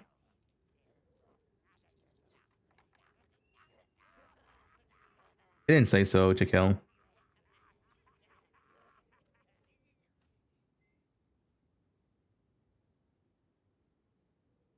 Oh, might have hidden MS nodes. I mean, that could be true, but we don't know.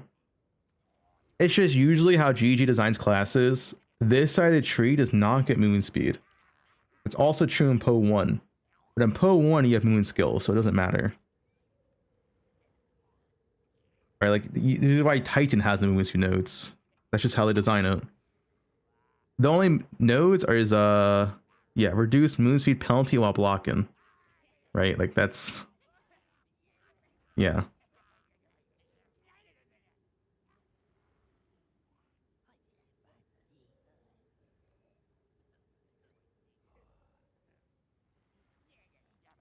Yay. You happy, DM?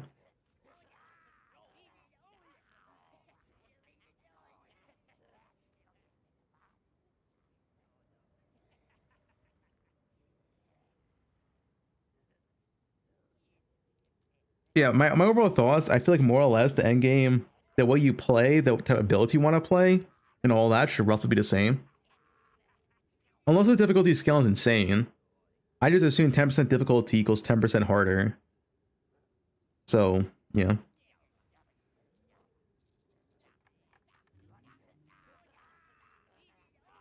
Yeah, Endgame is pretty much mostly the same. The only thing difference in Endgame now is that we have the new mechanic, right? Which we'll see how it is. But the thing is, that's only once every 5 maps. Yeah, I mean, Endgame's gonna feel very, very similar.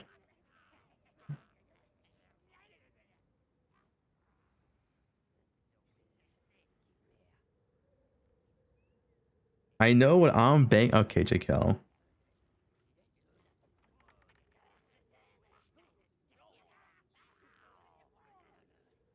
I mean, 0.5 is gonna be the big patch, dude. Massive endgame work.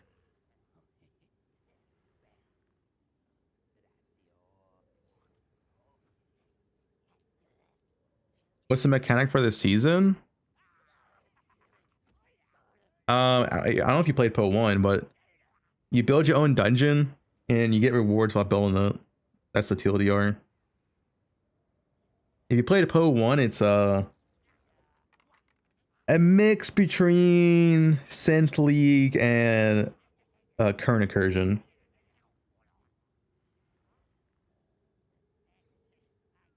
Not a sex dungeon. Better, yeah, like a Kalandra, but better. It's very different than a Po 1. I can't really compare it to Po 1. It is very, very different. We'll see how it feels. Time will tell.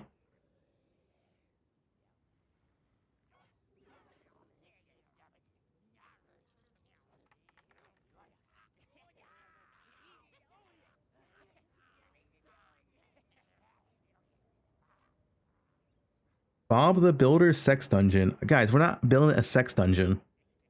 All right, this is not Sushi's basement. A build tier list? Yeah, I'll probably make it with Jung and Rue, I assume. We're gonna do it again, usually.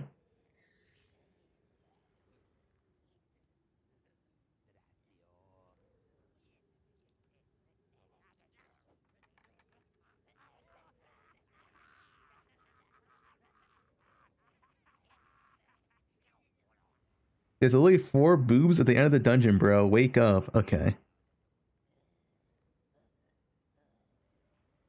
Another bow league? I mean, bows look good. I think the biggest thing to bows is the fact that they can use Roa.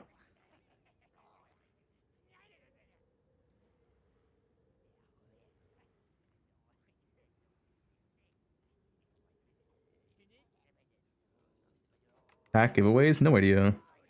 That was like MOBA slash Rue last time.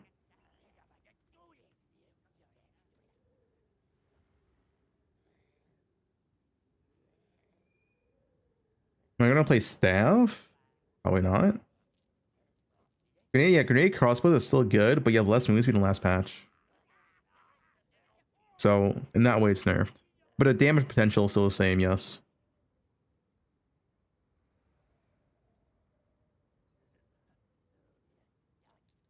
Can crossbows use Roa? No.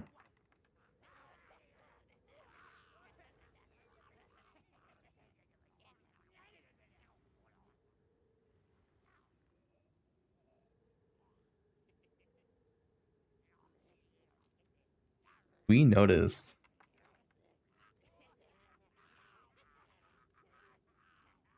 Fuck Roa, I'm gonna sprint. What build would you play on Pathfinder though? Like, if I'm playing crossbows, it's like Deadeye Angle. The +1's too strong.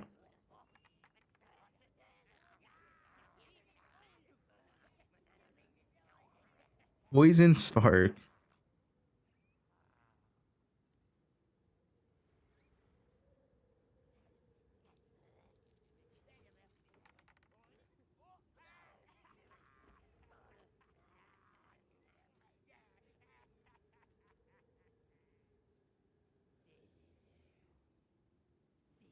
Old Bosco's got buffed. I don't really feel buffed.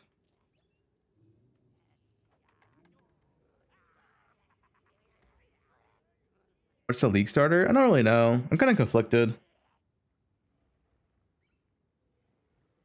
I really want to know how Leonard rods work properly. If it's 10 rods per second or 100 rods per second. I feel like it's 10 rods per second, but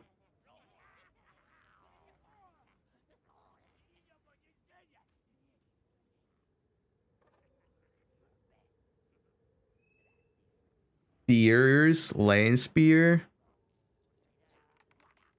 Lion Spear, Pathfinder.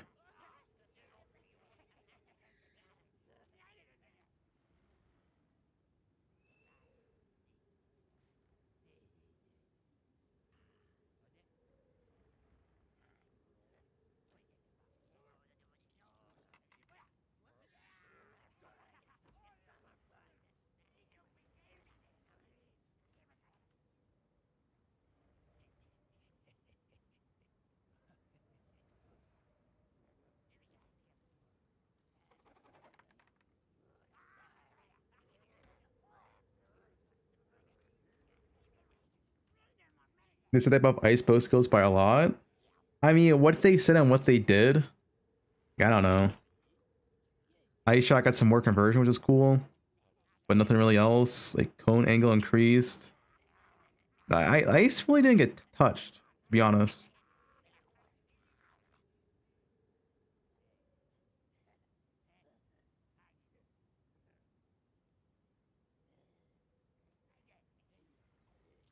Yeah, I saw Judas Senses. Minion nerfs? Well, the cocaine ant got nerfed, which people use as minions, right? Besides that, I don't think so.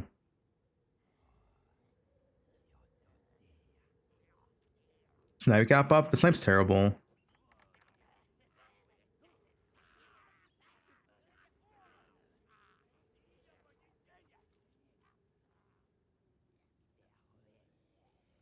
I mean, there's a Pathfinder angle for sure. I really like the thought of Pathfinder endgame. Once you have gear, I don't like the thought of League Sword in Pathfinder, but once you have gear, Fubgun is actually a team. The builds and strats are done by Germans. They got an American guy, Mirror Mike. Okay, who is Mirror Mike?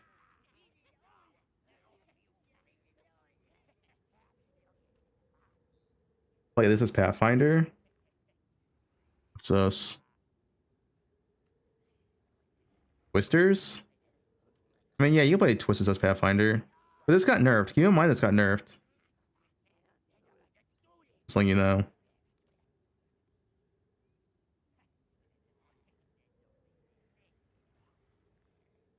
But also, why'd you play this as Pathfinder? The whole point of this build is that you move without moving speed.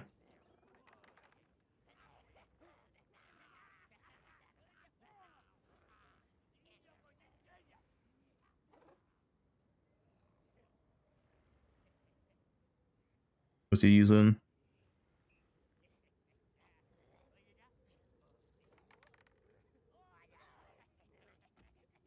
Yeah, like this got nerfed, right? So he's 20% slower. Which is like so fine, but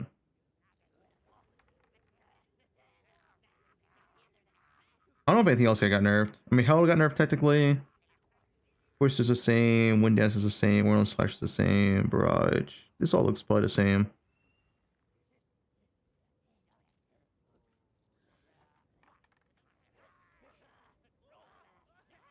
Enter League, it always is.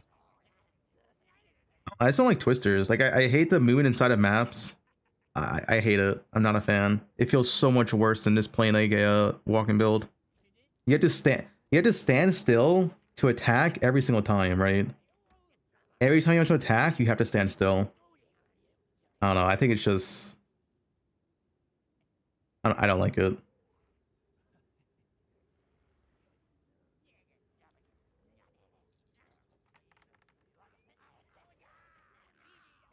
And this build's slower next patch. Keep that in mind.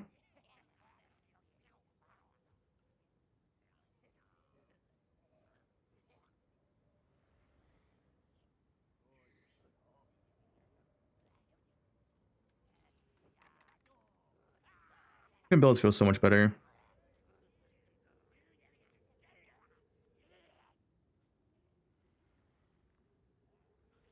What rune did that build use?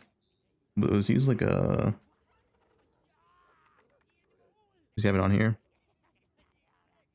Oh yeah, you can't use two of these either. So you lose 5% attack to the weapon as well.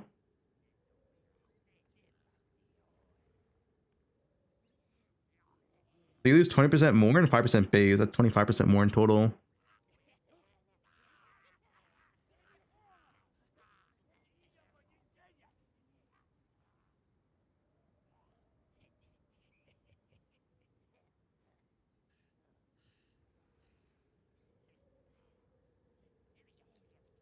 You lose 35% on gloves. Oh, you lose so much attack speed on gloves too. Yeah, dude, I guess all the attack move builds got massively nerfed. I forgot about gloves. Yeah, you can't do this next league. You can't have 48% attack speed gloves. Yeah.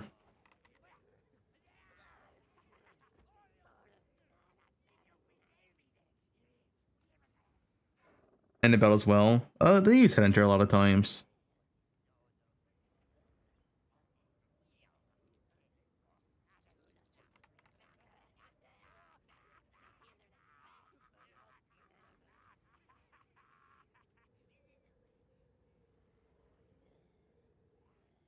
How much DPS those gloves give you? 1 is 68k to 260k. But it's like a attack speed pattern. But yeah.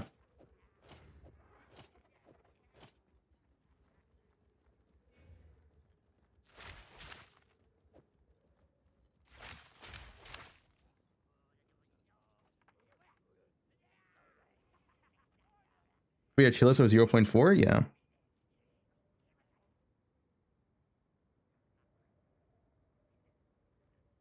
The runes he has? I assume he's attack speed. I mean, I'll check. There's no way he doesn't, right? Yeah. 2 attack speed runes. Wait, is that attack speed runes? What name? Yep, it is. So he loses this attack speed right here, 2 attack speed runes here, and Rigolts, which he also uses, right? So it is quite a bit of attack speed loss.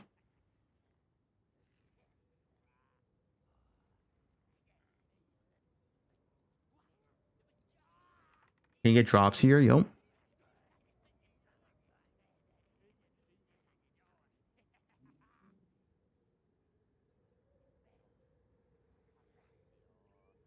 The notepad? Yeah.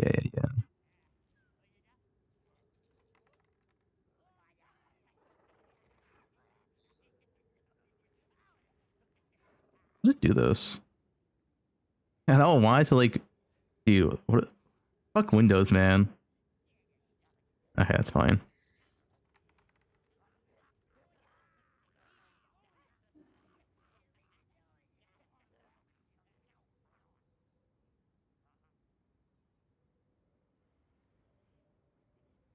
Move to Linux? What's worse?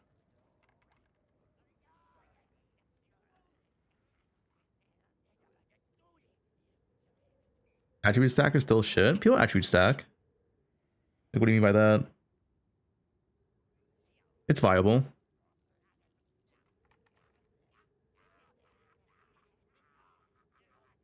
What about this? What's this? 300% rarity. Cold bow occultist. I mean, yeah, it's just a bow build, right? Bow builds are still viable next league. The bow builds are the same.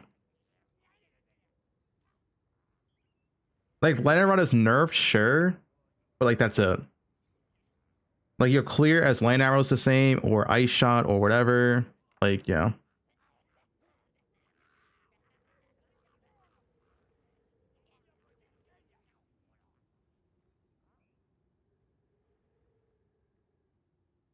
Viper Cap? I mean, Viper Cap? You didn't need Viper Cap to play bow builds. Which is good. But Ice Shot is so much worse clear than Light Arrow, by the way. It feels so much worse for clear.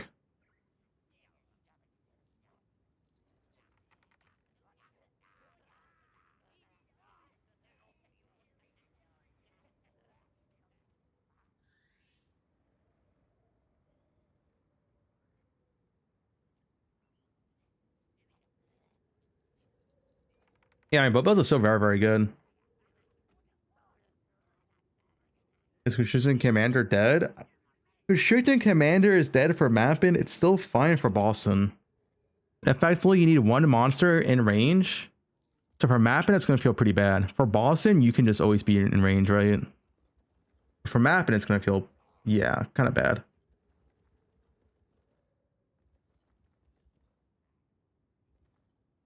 Drillneck? Yeah, we saw Drillneck. They return for 2 enemies.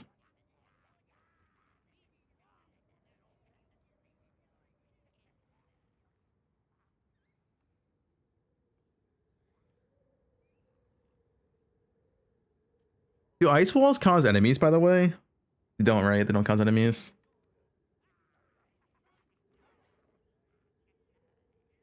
Oh, no, it's just pierce at least 2 times, not enemies. I guess you could choose his ice wall then. Kadiro? Kadiro's pretty bad. I don't like it at all.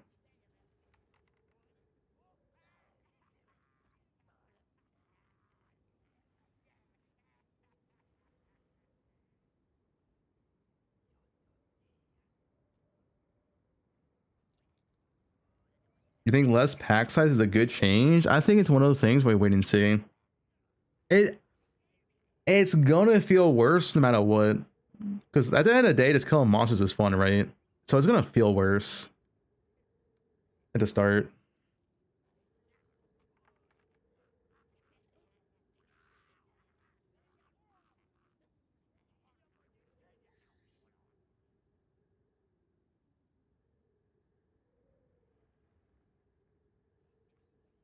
I'll see though. As always, I'll wait and judge when I play the patch.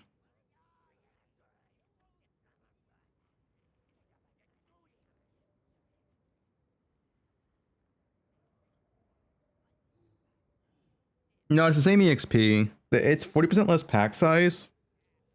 But in exchange, they buffed the EXP of mobs to make it the same as before.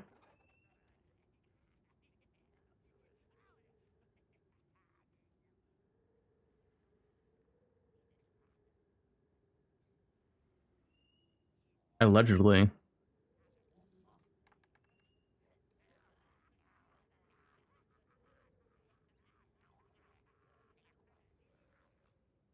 I think it might be more loot than before.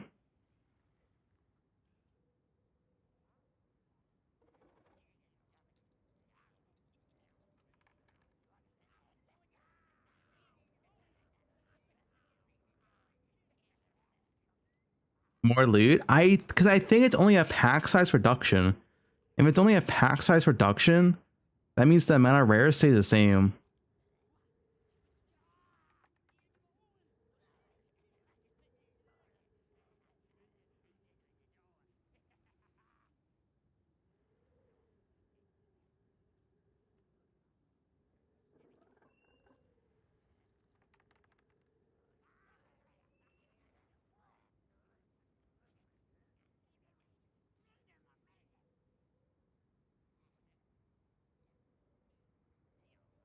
Rares are more tanky. They'll be 40% more tanky in tier 15. Amazon's always fine.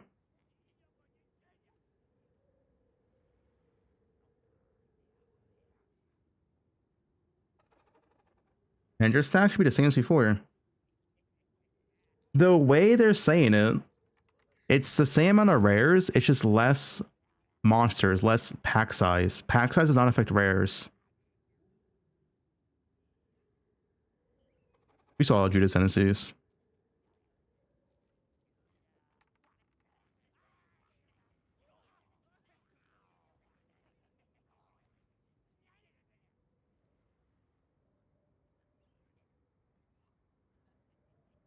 Where are the patch notes on the website, like always.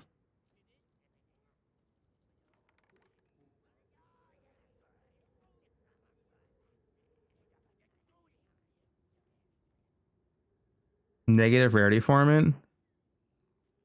Well, I think exceptional base types are they're nerfed, right? So they're gonna be as expensive. Like, to be honest, I'm not really gonna care for 3 socket boots. But it's just like a resist rune now, right? Like, what else am I putting on my boots? It's one movie speed rune and then what?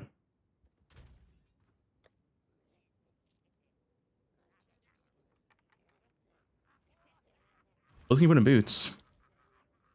So I think exceptionals lost a lot of value this patch.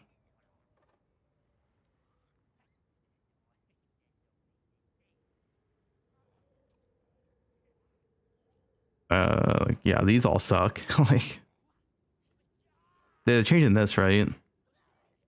That one got changed. What was a different one?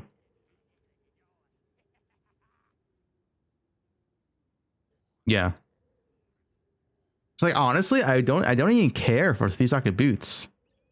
It's just like one res, which is like okay, but it's not like that important to the build, right? It's just putting a resist rune in there.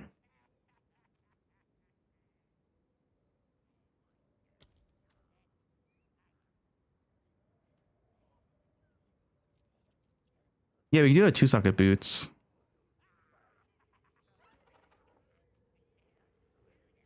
I mean, it's just resist, yeah. But resist is not like make or break. So I think like exceptional bases probably will lose a lot of value. Because like 2-socket boots is not big anymore. It's like it's kind of whatever, right? Like we're gonna be slower for sure. They nerf speed.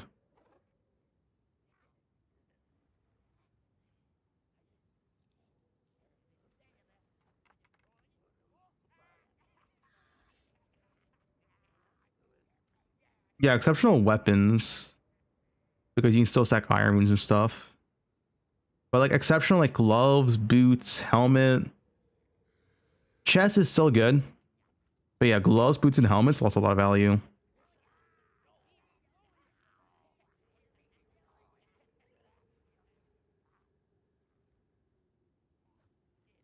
For exceptional bases.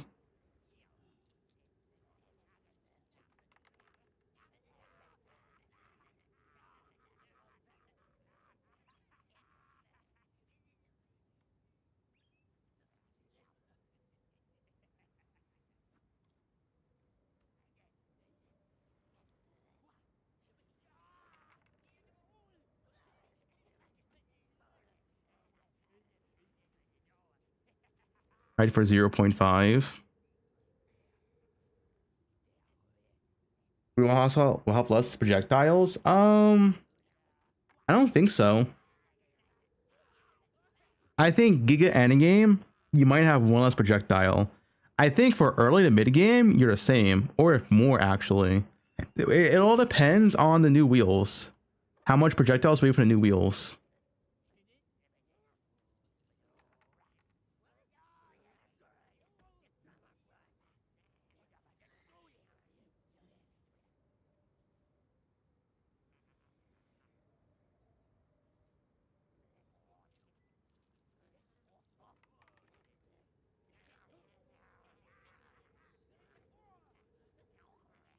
Like, it actually might be better early game to be honest, because now you're not tied to Gemini bow, right? As much. Like imagine this. Imagine you're playing bows next patch. You get +1 from your Deadeye Ascendancy, and you get +1 from your skill tree, and then you can use any bow. You got 3 arrows.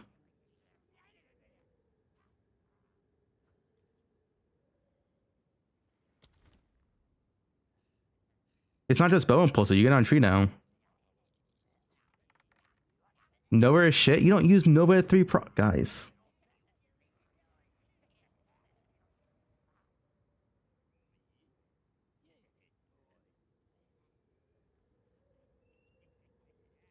I get from the skill tree, it's new next patch.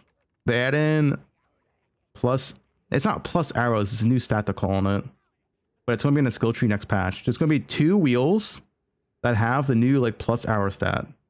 Now we don't know how much it actually gives, but assuming if you get both wheels and both wheels equal up to +1, that's good enough.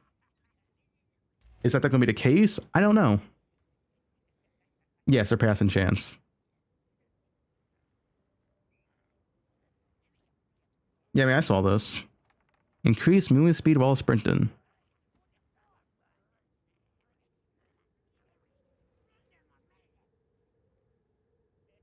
Pathfinder.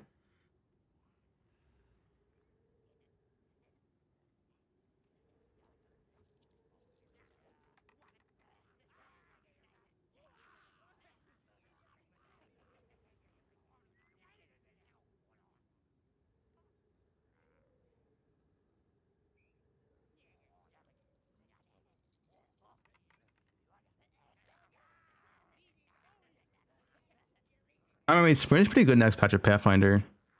Like, actually.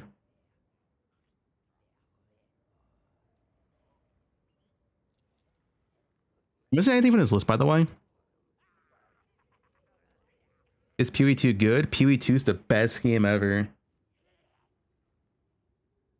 It's actually so good that they should have banned Impo 1.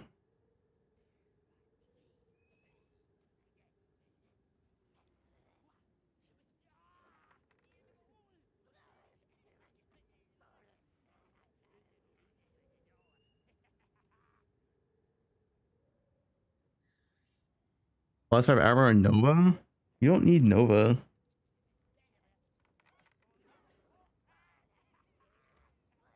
It's 40% less packs.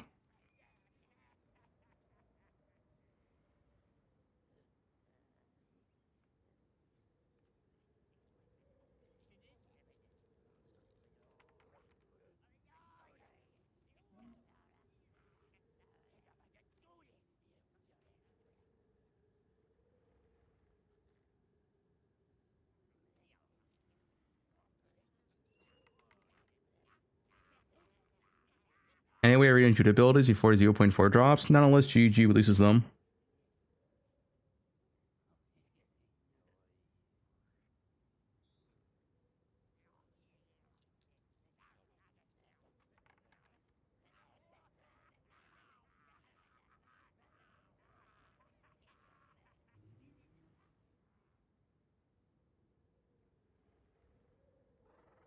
Crimson Assault Keystone.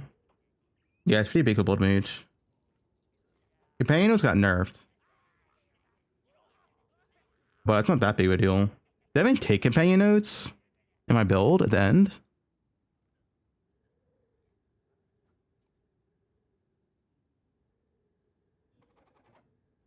No. Well, I guess maybe I would take them without the surround nodes, but I don't think it's a big deal.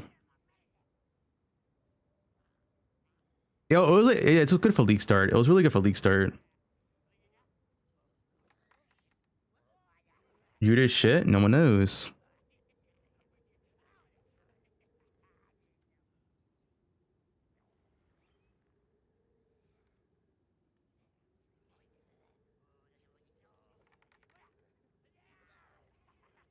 I mean, Deadeye is slower as well.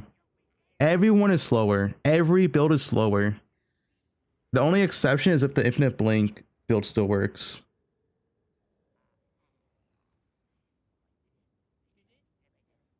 Like the Twisted build slower, the Movement Speed builds are slower, the Crossbow build slower, like all slower.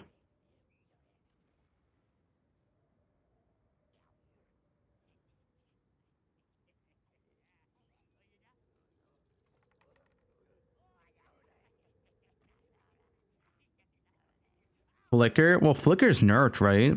Because less pack size is a pretty big nerf for Flicker. You're less likely to chain between monsters.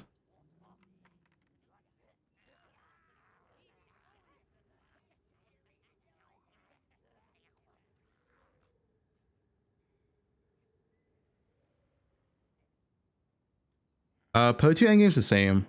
The endgame patch is actually in 0.5. It's the same though. For this patch.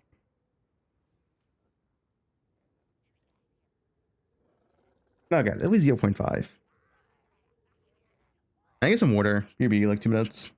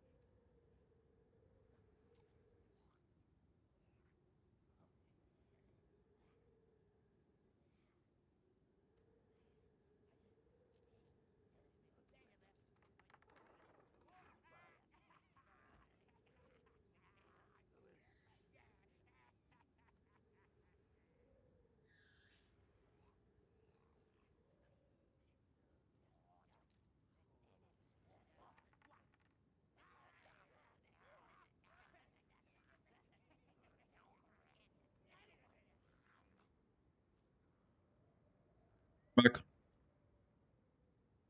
Quick water break.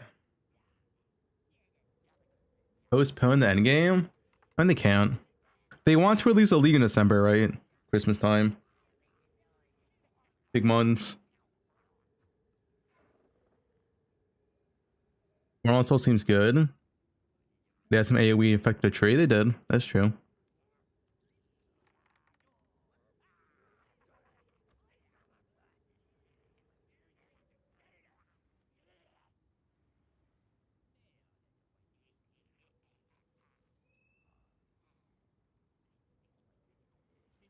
Mm-mm-mm.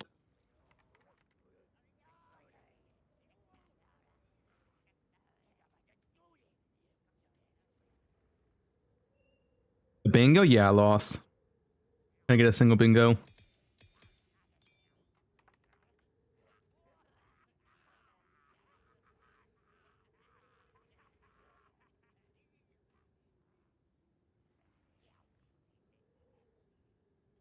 Wind charger viable for what? Witcher is fine, yeah. It's not like Witch Hunter is like ever like Witcher is not bad. It's just overshadowed by Ranger.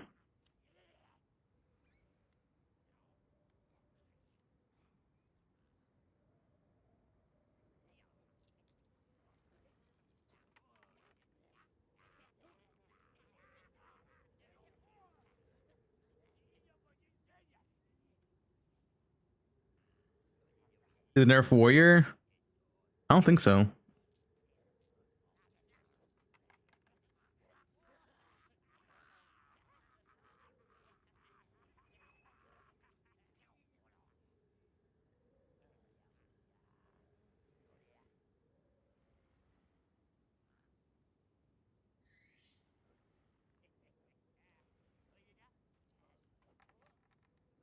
Movie speed still king? Yep. I don't see anything change in that this patch, to be honest. I want to see if there's anything I missed.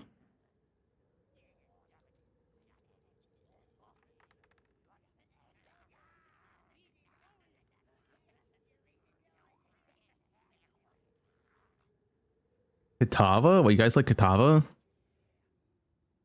For 100% increased Thorns damage. Is this why?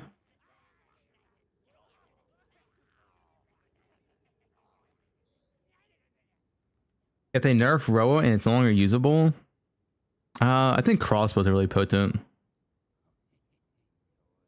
Crossbows are the same damage as before. It's actually kind of insane how crossbows weren't touched. I feel like.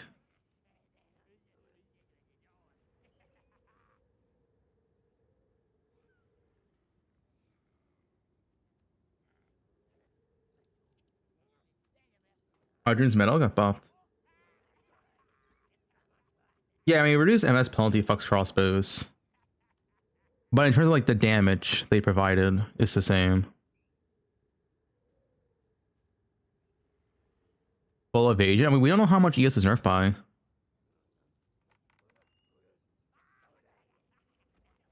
Like, they said they nerf ES, presumably the nerf's on the skill tree, but we don't have the new skill tree, so we don't know.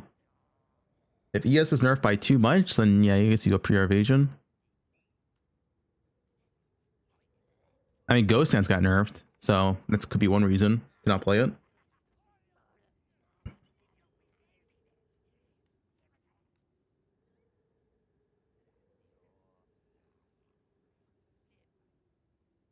The tree would be down on Monday before launch.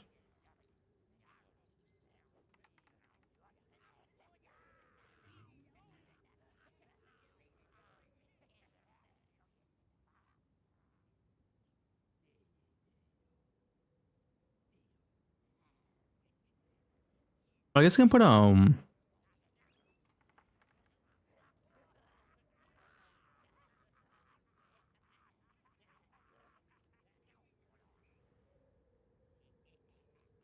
Walker of the Wilds.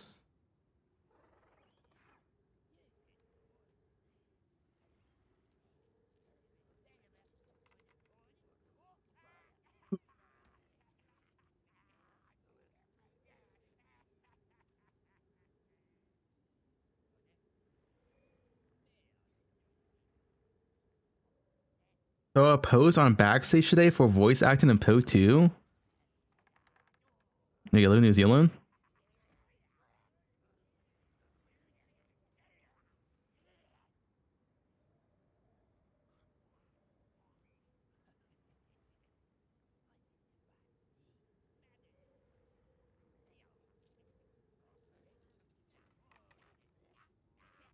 Boker. I mean, the Warrior buff's pretty good.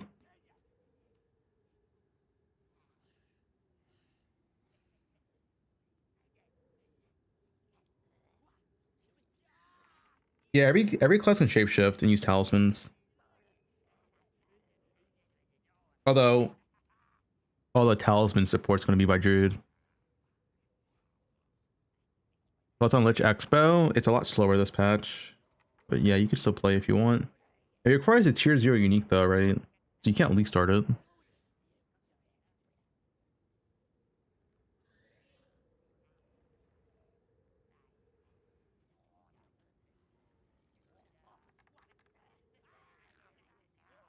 Thoughts on Chrono? I thought that Chrono buff was pretty good.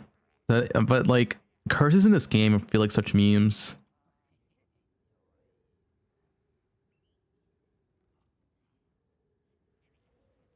It's good for Boston. I'll say that.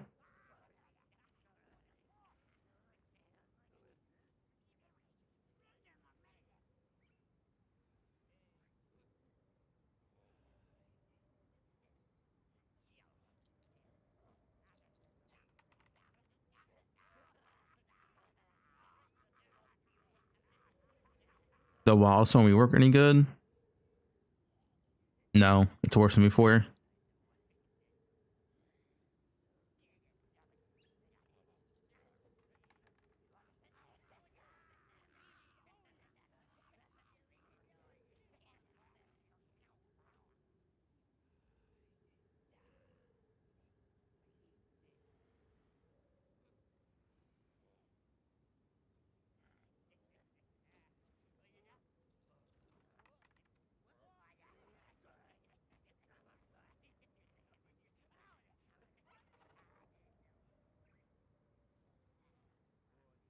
I think that's mostly about it.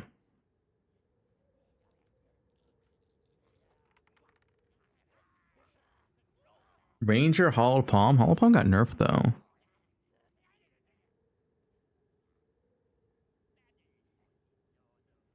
Like Hollow Palm got drastically nerfed.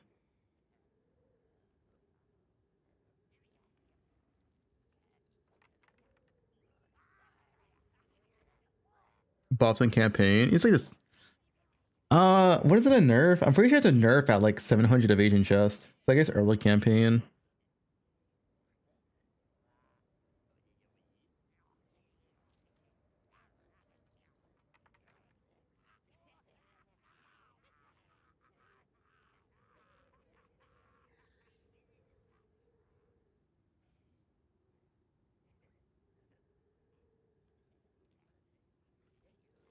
Early on to buff. Yeah, but the evasion scaling got nerfed. I mean, you just do the math yourself, but it went from 25 to 75, right? So I believe, say you have a 750 evasion chest, 30% of 1.4 is 4.2 or 0.42. I mean, that'll be 1.82 versus 10%. Yeah. So around 700 evasion chests, 750 evasion chests is when it's worse than before.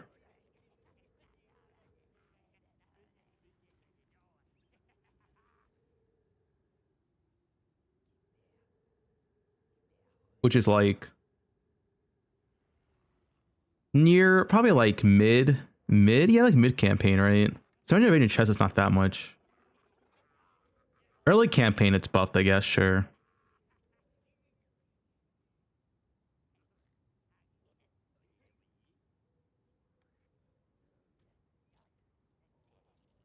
Yeah, Pathfinder looks pretty good. I like the thought of playing Pathfinder. I just like the thought of league starting Pathfinder. Opinion on Druid? No idea, because they didn't really show that much.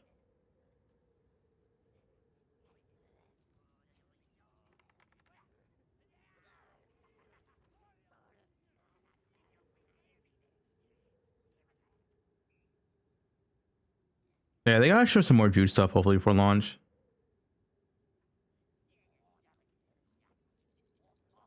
Is our did I reroll Pathfinder later? Yeah.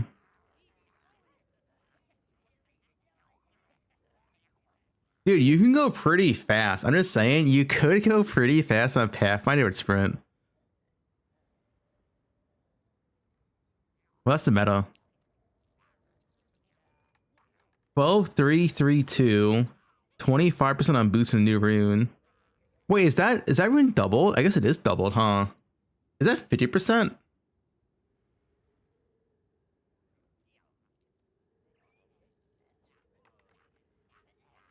That rune was a 50% then with the essence, right? Sprint League. Oh shit.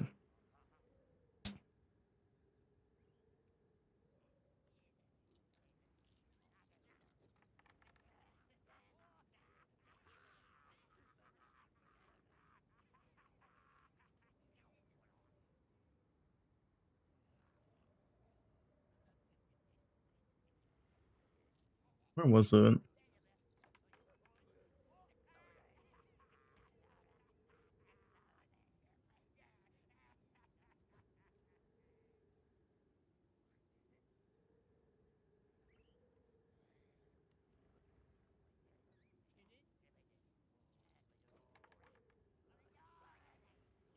I guess I'll go to the YouTube video.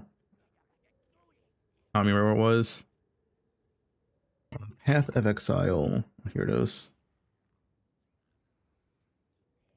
And they show it.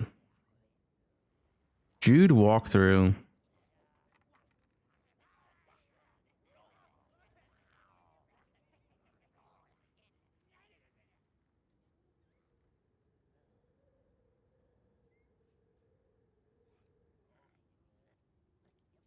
They show it here?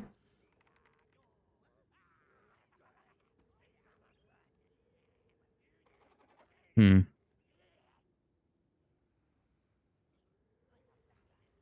It was in the temple.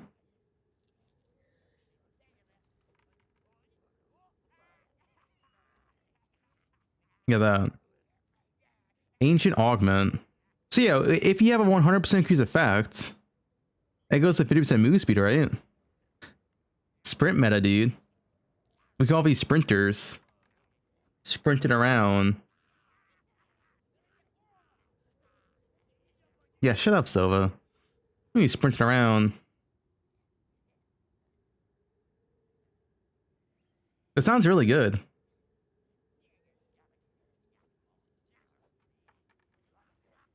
Any sprinters.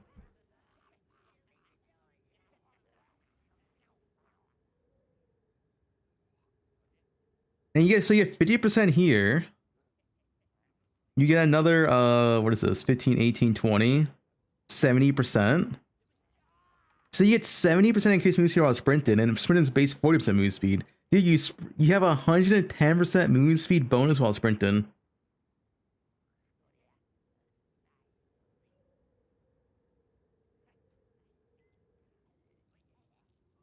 Yeah. It's time to sprint.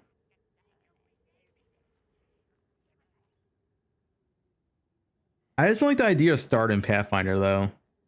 But I think you can transition to Pathfinder.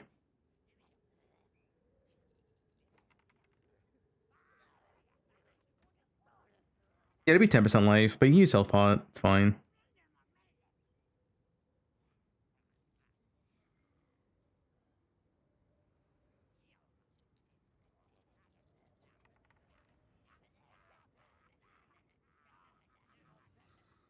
Lich Expo doesn't even lose HP, but you can't league start Lich Expo. You also can't do this as Lich. Guys, the whole reason why you're doing this is because the new Pathfinder node says you cannot be knocked down while sprinting. That's the only reason why you would play this. You have to be Pathfinder for this.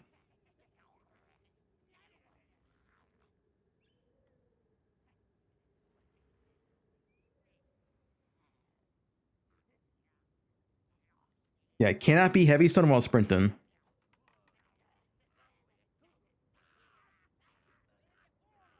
Drops are until like tomorrow.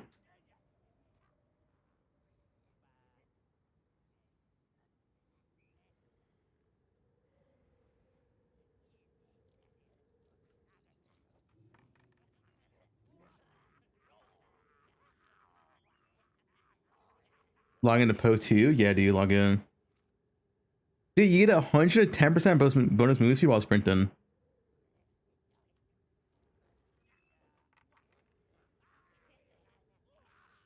That sounds pretty good to me. And then you have 45% on boots. And you get like another 20% on tree, and you're kind of like zooming.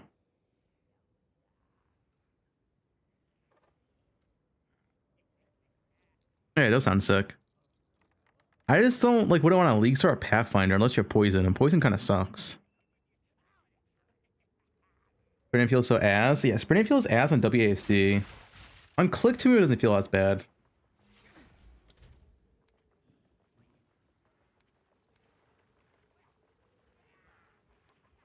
Enable.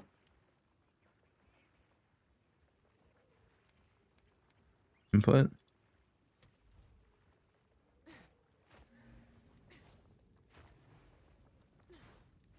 There is some clunkiness to sprinting. But I don't know, dude.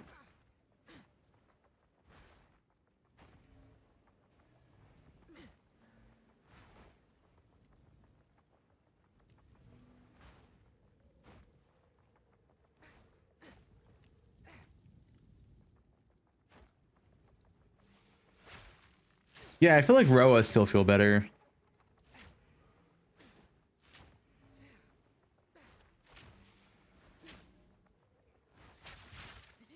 Roa is still so good, man. I mean, Roa's fucking buff relative.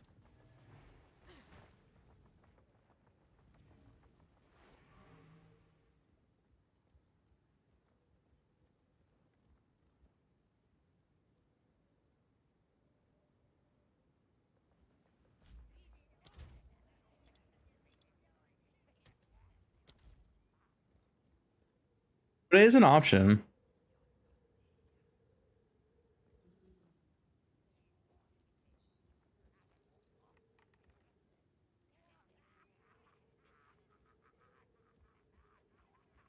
The turn radius.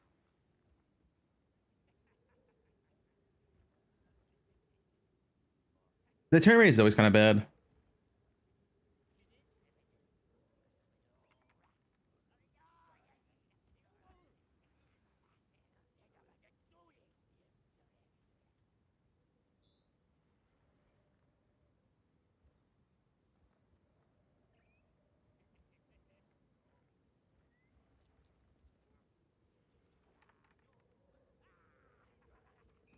Spears? I mean, spears are just as good as they were last league, which is fine. Like, they're not bad. Wyvern build? Dude, Wyvern did not look good.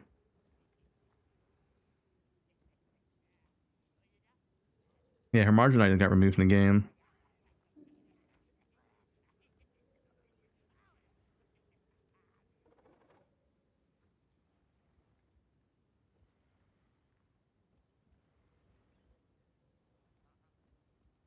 What are your plants, my little guy? Not a water, no plants. Rue 2, listen, Rue can water his little plants, and he can crash out day 1 on Act 2 boss, alright, with his ZDPS water and plant build. But us, the bow chats, will not struggle.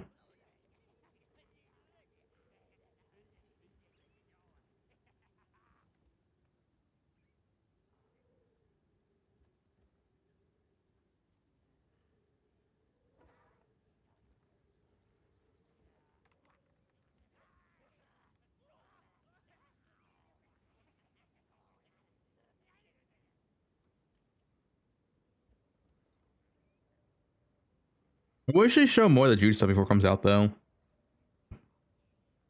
Meta cuck? Yeah, I make the meta. Settle down a little, bro. I feel like a 0.1.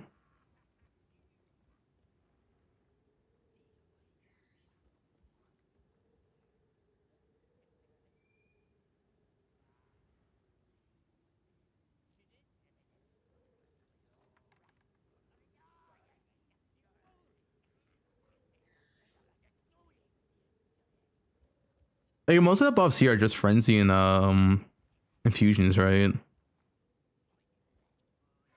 Yeah. I guess ball lightning got a big buff.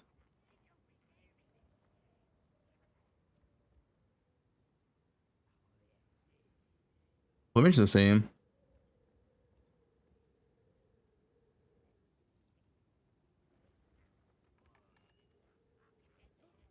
This is a buff.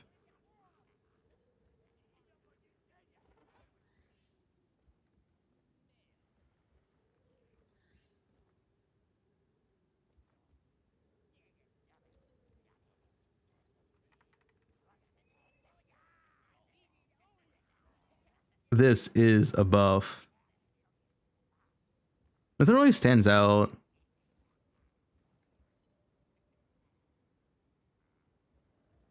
They did like a bunch of minor buffs and stuff, but it's like cool and all.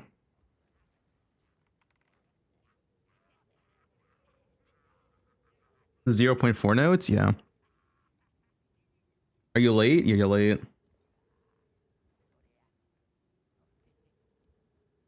I don't know. My initial thoughts: crossbow's really good. Bow is still really good. Warrior is the same as before, which is like fine. It's like good. Staffs feel kind of like a meme, to be honest. I don't even know what staffs do in endgame now. Like it's the same as before, but it's not that strong compared to other classes. I feel like. I felt like at least. Spears are just as good as before. Spells got nerfed technically because you lost some guaranteed plus levels, and the whole life stacker spell build got nerfed. They are still good, yeah. All upon got nerfed massively.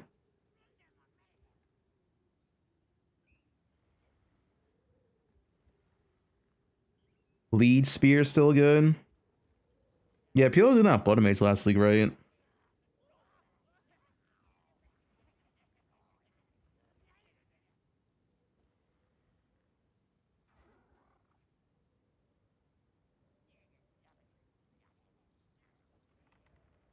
Isn't a blade spear only blood mage? You know, ritualist. But yeah, it's actually also just as good as before. Yeah. Lightning spear. That's a bleed spear build.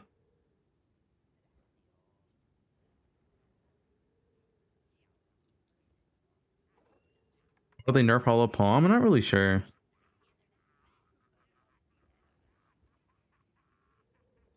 Bark nerfed. I mean, all that's nerfed, right? Anyone that have relied heavily on reduced movement speed penalty is nerfed.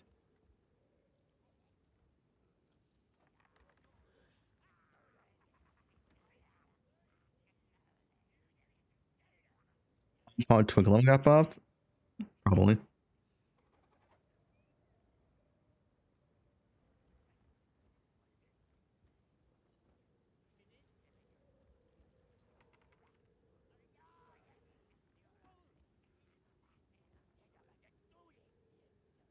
Another act to the story? No.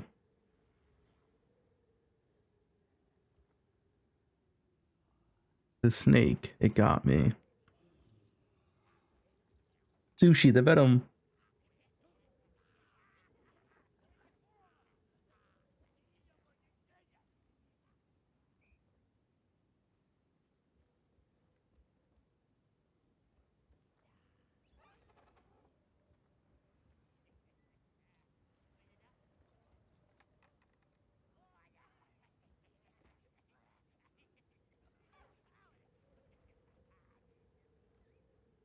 Green Fletch? You mean Doom Fletch? Doom Fletch is still whatever.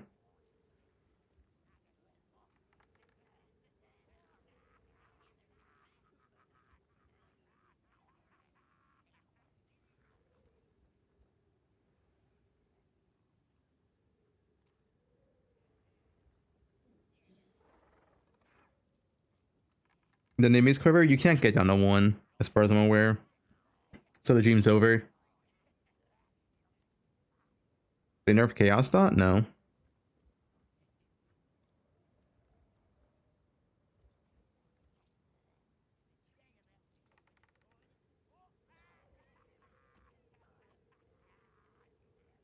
The rain mechanic and changes to toxic growth?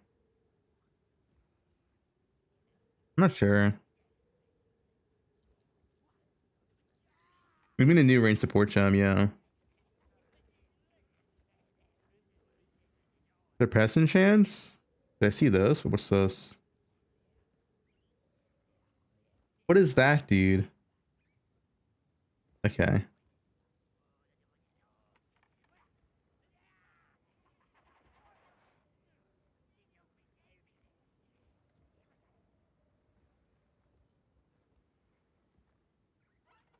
And enormous.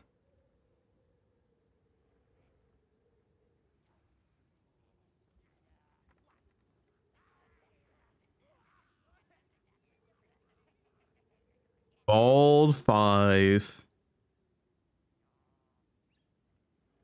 Pathfinder Elite Sword. I think Pathfinder is really, really potent for speed. I just don't know what your Elite Sword is Pathfinder, to be honest.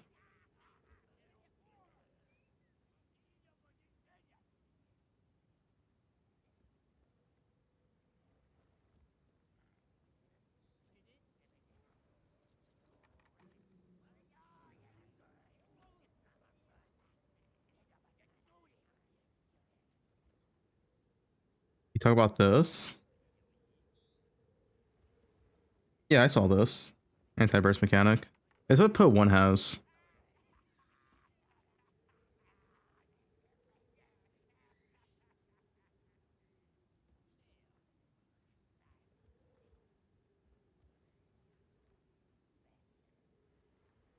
Does the Lantern Rod change interaction? Lantern impact your build at all? Yeah, I mean, Lantern Rod got nerfed, so yes.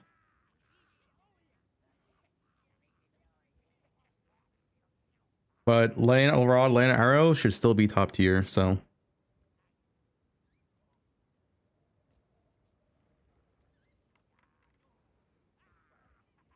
I'm pretty confident it's 100 hits per second at max effectiveness, which makes Lantern Rod, Lantern Arrow still extremely good. It's worse than before, but it was like broken as fuck before.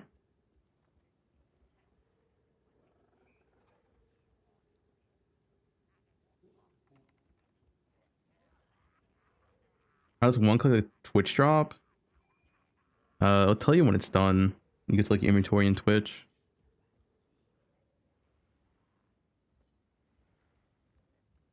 I can't believe this. I can't believe they would ruin my build like this. This guy's upset.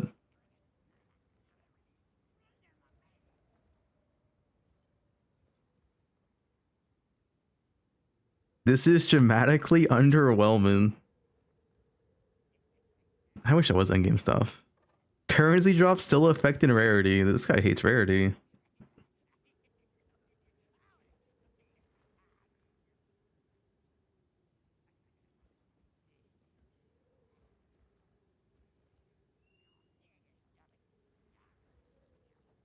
Who was a cat?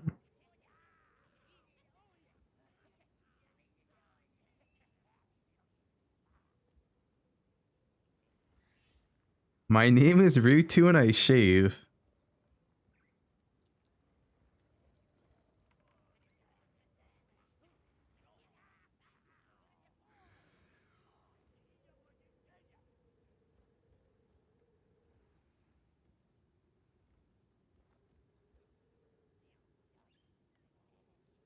Well, the Mana Leech Keystone is now on support gem. A new the new support gem. But who knows how rare that is.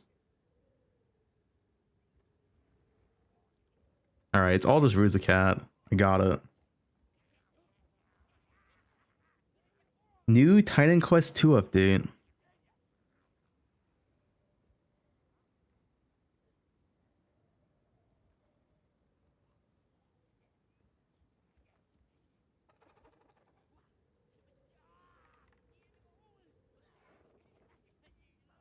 Cat, what is Rue? Rue's a cat.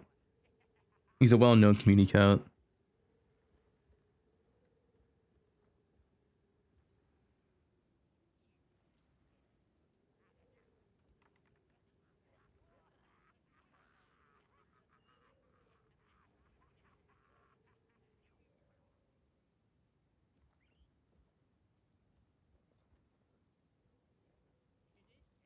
Can you find it in-game to pet? Kind of. Dude, what is this?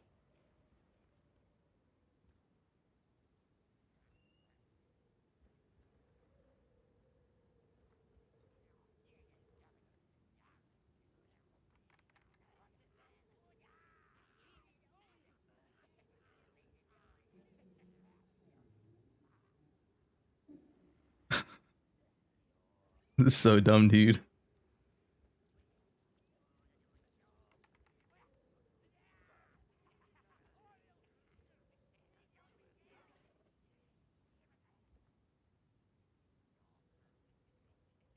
All right, I think that's everything, right? I need to decide what I want to play. I mean, Endgame is going to be like Pathfinder or Row of Bows, right? We don't want to at least start those. Who knows? And mid-league patch? Probably not, because they're going to be on Christmas break. Are you going to play DN? Only you play with DN.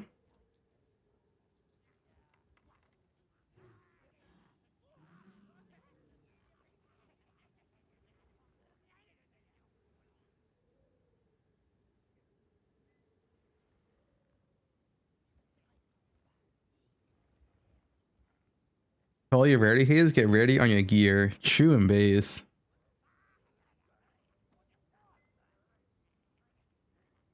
What's DN? All right.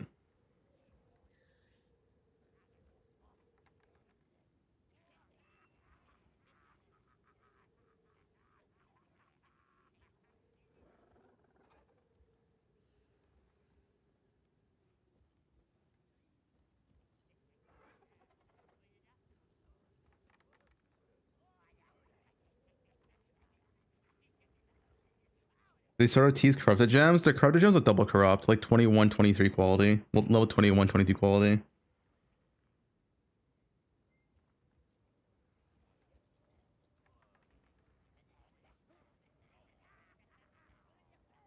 Doesn't Lich still have 90 Moosefeed boots?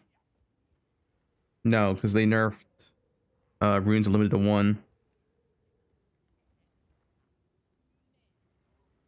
You can use 1 rune.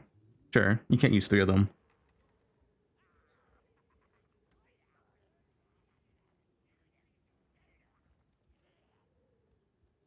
Thank you for the dodge roll cosmetic. No problem, dude. Enjoy it. Wait, do I have it? Hold up, hold up. Guys, look at this.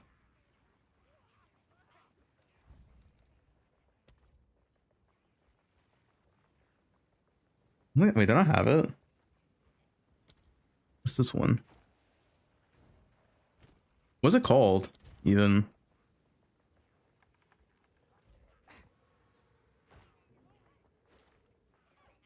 I did claim it. Check. Yeah, I claimed it. I have it. It's not my account yet. The core is a Scamp and Poe one.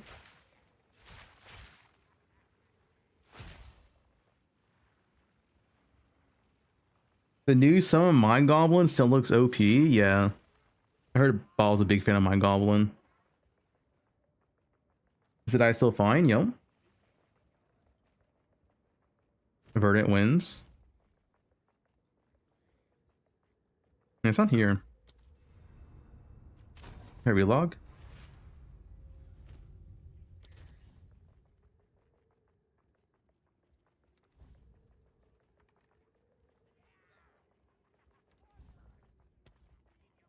I claimed it. It's just not my account yet.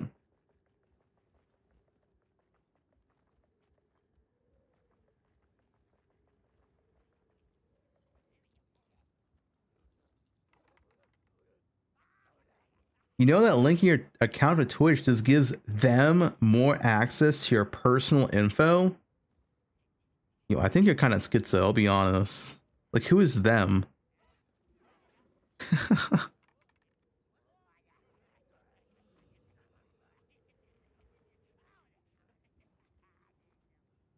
Monka.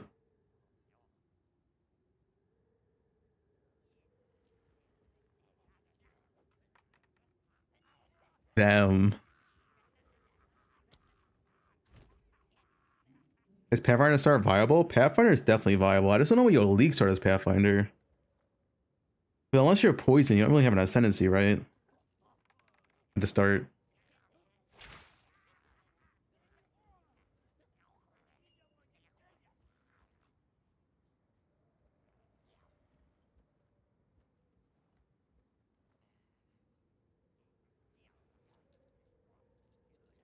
Is Hall Palm still worth going? It's nerfed in Endgame. The gloves got buffed, but the Giga attack speed got good nerfed.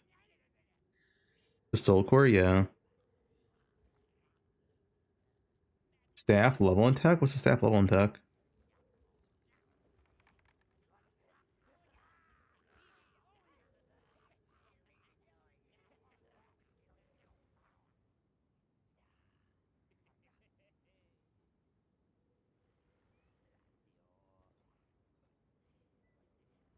Fastest fantasy for crossbows? I mean, it's usually Deadeye. It's way too good to start the +1 proj.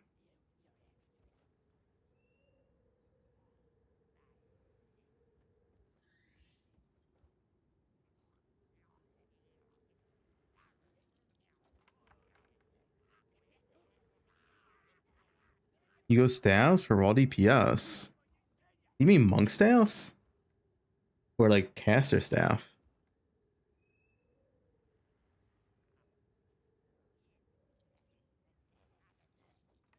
Pattern changes, here you go.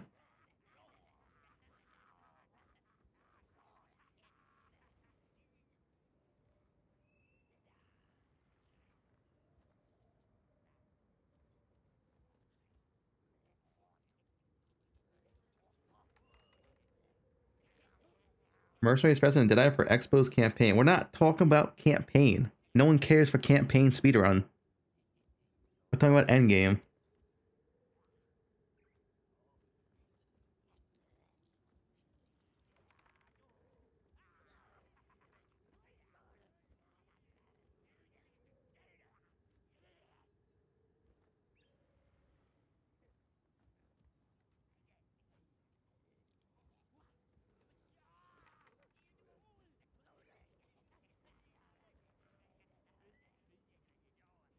I speedrun the campaign because I hate it.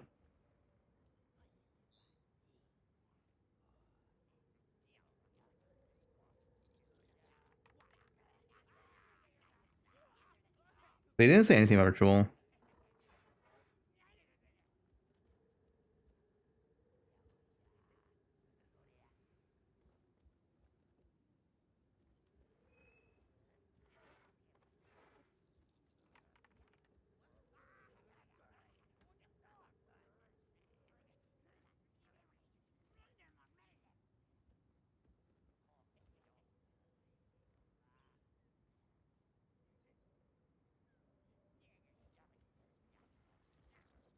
D4 is the best campaign ever? Yeah, true.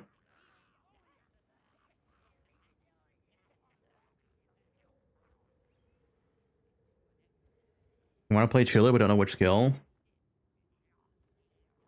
I mean, you could just not play Trilo Monk.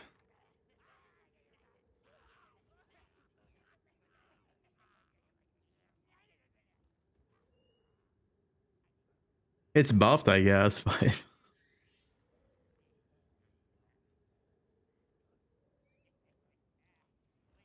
Yeah, all of Fusion shit got buffed. They massively buffed the Fusion. And they buffed on the skill tree as well. Fusion might not be a meme anymore. They buffed Fusion everywhere. Ascendancy, skill tree, the skills. And you're a Mage Blood.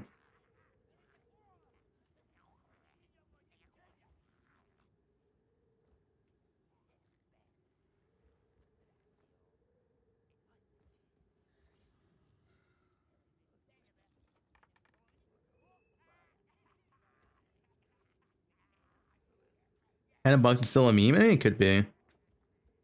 I'm not gonna judge it till in game though. It's got a lot of buffs, and this skill tree also don't know about.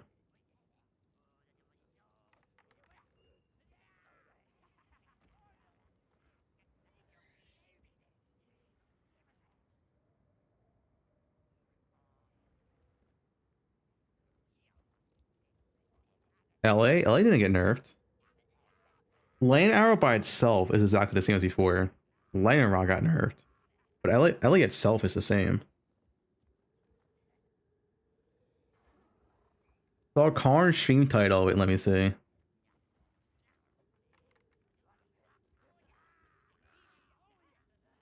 Wait, Path of X. Wait, that's Path of Exile 1. What? Ben's on PoE 1 already.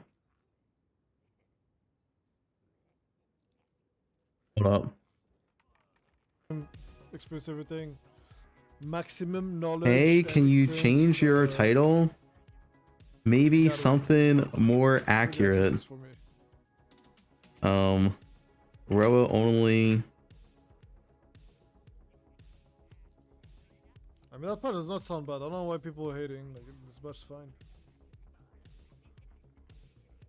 I could Roa only. Hey, Fub. Fub. Yeah, Karn? What's that? You just gave me the middle finger. Because you've escaped. How the fuck does Roa does not get nerfed? I cannot believe this shit. How is this possible? How is Roa unnerfed? This is crazy to me. That is actually unreal. Actually unreal. Hey, you know what? You know what? Because Fab is trying to talk shit. Guess what, Fubgun? My build does double damage now. Get fucked. Fuck you!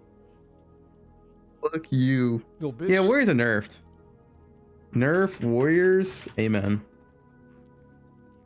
Effectively buffed because all the movements got nerfed.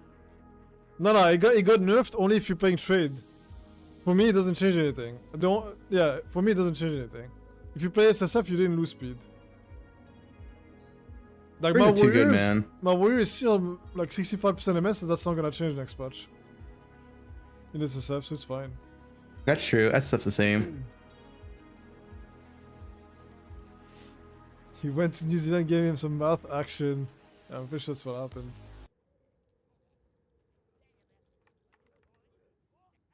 We get info on the Vine spell? No. I hope they release more info before launch and show some more Druid gameplay. They really didn't show that much. What's your opinion on the homogenized omen? I mean, Crafton was 2 OP.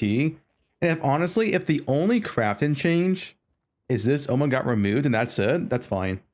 Crafton is still very good. This was by far the best omen, best Crafton thing in the game besides locks. It's still OP, honestly. Crafton's still really good.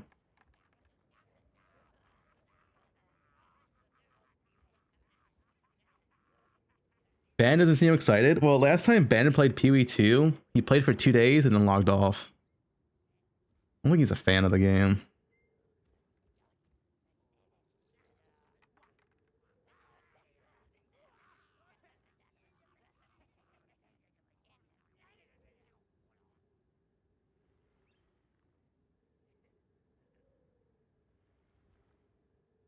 You make a decision when your league started? You'll know in a few days. There's definitely a few options. There's also like a league start angle and then like swap like when we get into a different build. That's also like an angle as well. I mean, I like the thought of both Deadeye and Pathfinder no matter what I'm gonna play.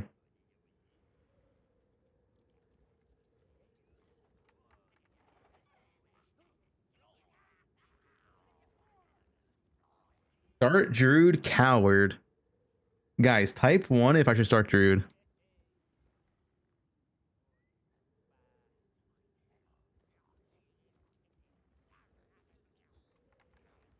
A lot of ones. Guys, if I start Druid, we're just gonna be fucking mauling the Act 2 boss for like 10 minutes straight. And then Chash is gonna type Lamau.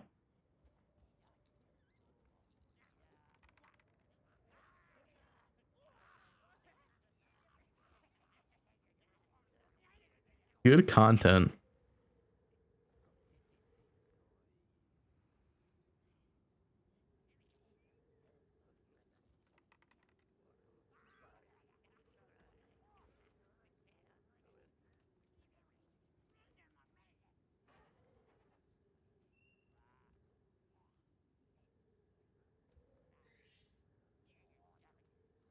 I just hate completely unknown like skills. Like, I wish they show like more Druid skill gems. They show more gameplay, because like the footage they showed does not look convincing. The footage they showed makes me not want to play Druid.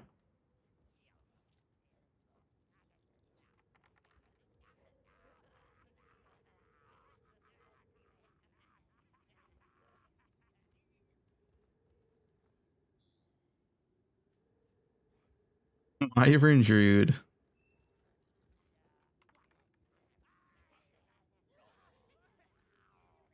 There's no link to stream playlist.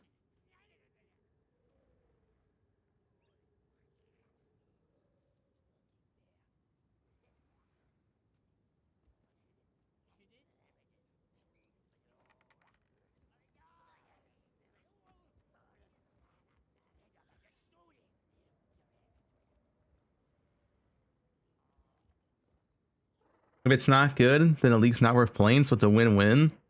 I mean, the league mechanic might be fun, right? It's unknown until we actually play it.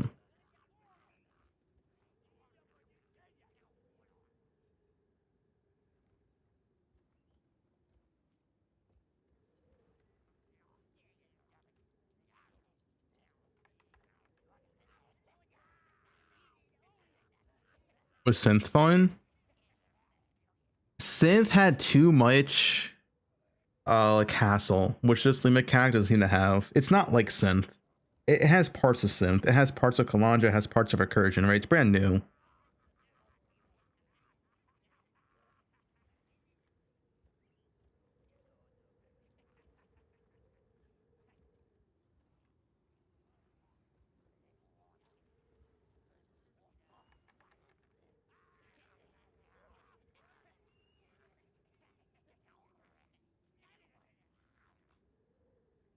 You think Witch Hunters want to tank your classes now? Yeah. The Witch Hunter can get very, very tanky now at top end. Extremely tanky.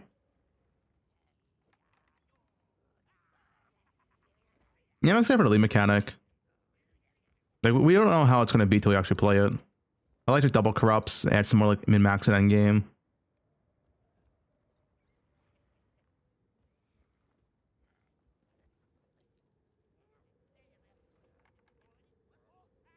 Get ready to lose your first 5 headhunters to double corrupts. Well, there's no reason to double corrupt headhunter.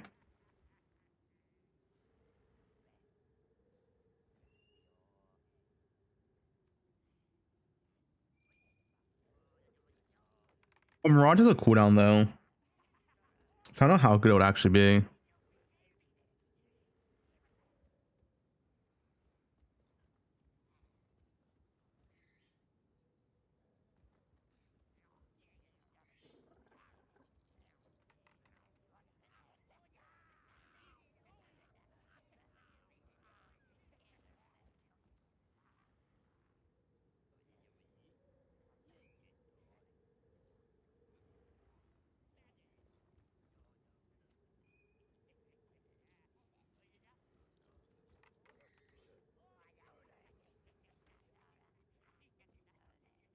How big the Land Rod nerf is? It's pretty big, but it's still really, really good.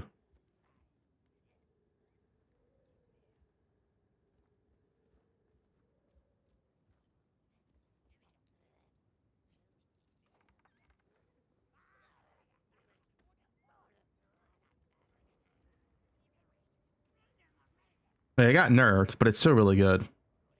Like Land Rod was broken, right? Now it's probably not broken, but it's probably still like really strong.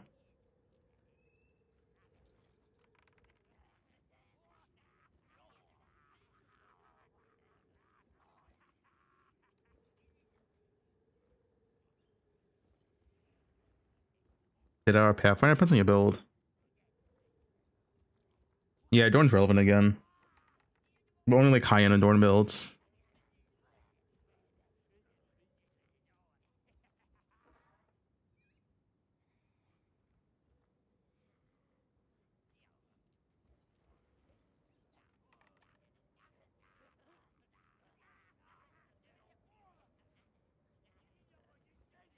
Factoring depressed nap from reveal anything good? Yeah, bro was good. What do they do to Adorn? It's 150% instead of 100%. Which is kind of cracked. But you can't get that many Jewel Sockets in the game. But it's still good.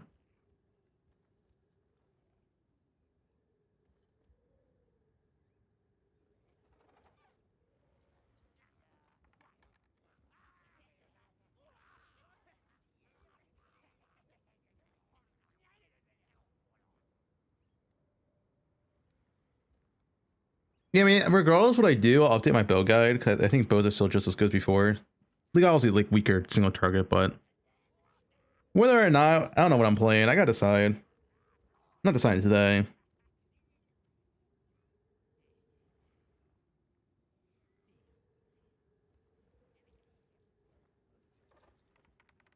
Druid, of course.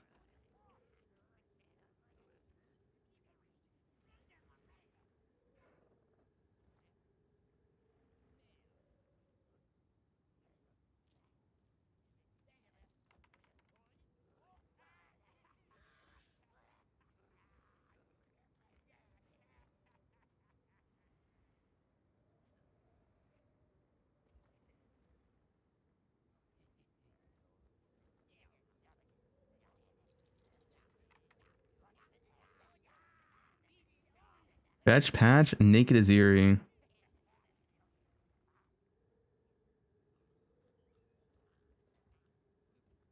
Why nerf movement speed? I mean, GG wants the game to be slow.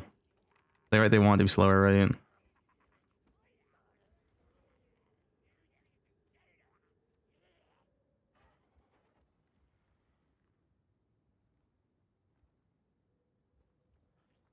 Can you restart YouTube stream? You download the VOD for your flight. I'm probably ending here anyway. Not much to talk about, right? I don't know. Anything else?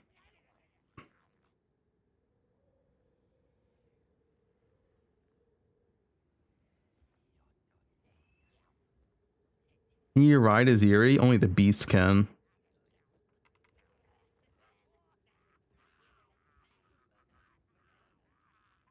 How's the crafting? Yep.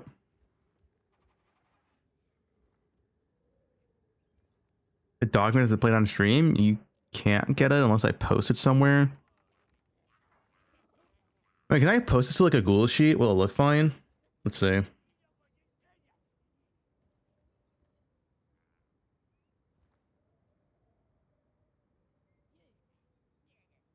Blank spreadsheet.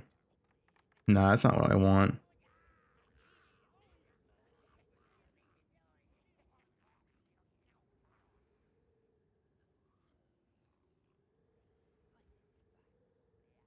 Public paste bin.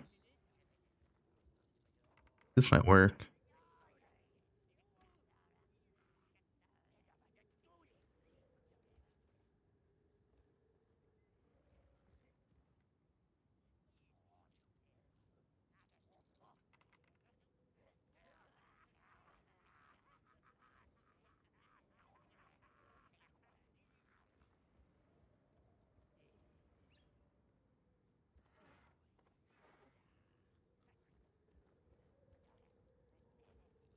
Hmm.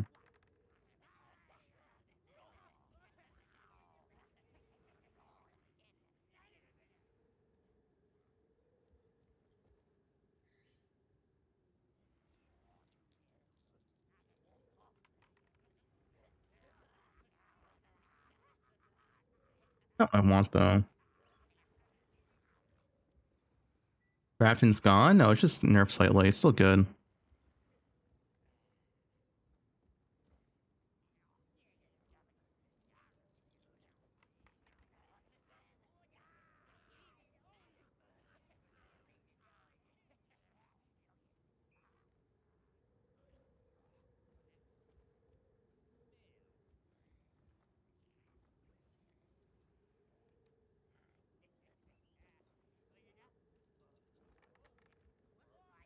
Does this work?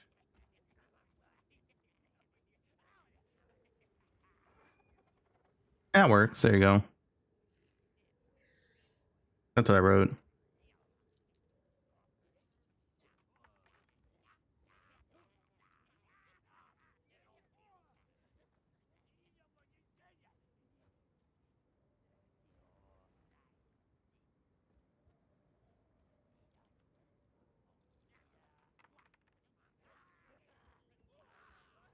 Get a plan for next league? Not yet. I'm conflicted on what I want to do.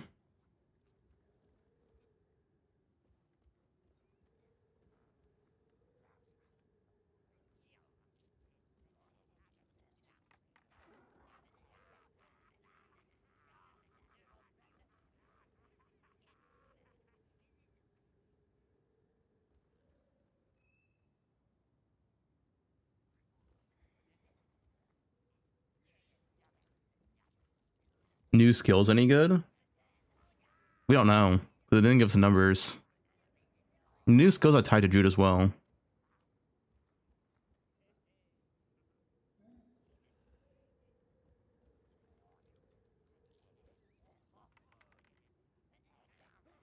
Thoughts? My initial thoughts.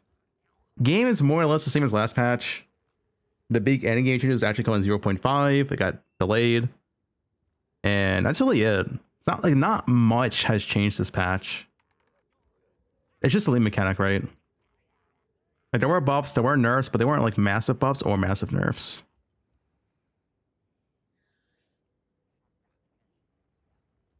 More or less, the game will probably feel pretty similar to that last patch. The only thing is the lead mechanic, right? That's new.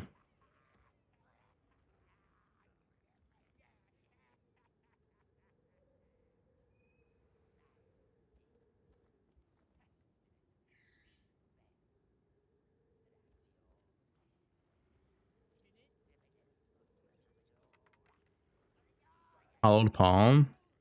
Typo. Oh. Whoops.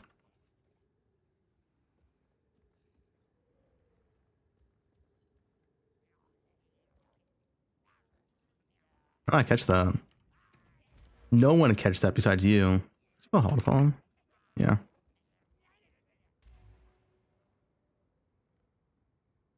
How long's the Twitch drop? I think it's until tomorrow, like 12 more hours.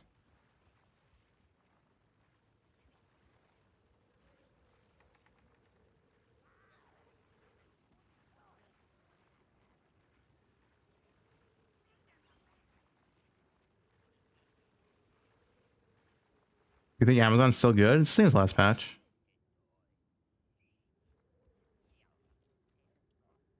Yeah, it's 12 more hours. Which Druid form? Bear form looked like the only good form. The other ones I was not convinced. But it's just their showcase, which is never that great.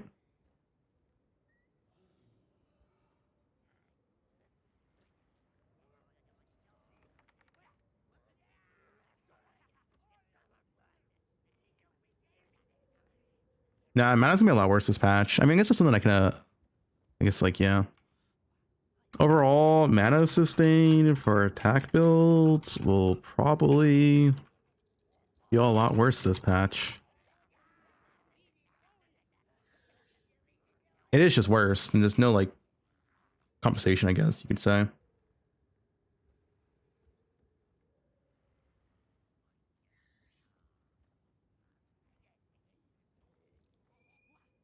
Invoker staff goods, the same as it was last patch, so yeah, it's playable. It's not bad, but it's not like amazing.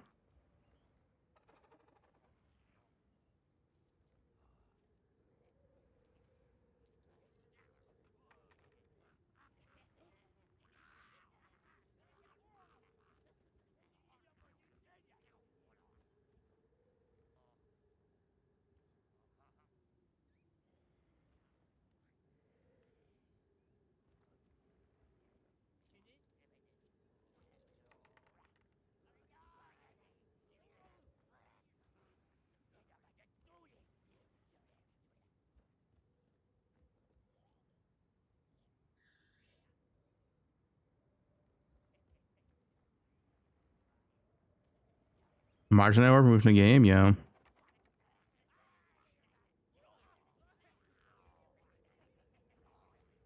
You think Near Curtain will be fun? I hope so. We'll wait and see.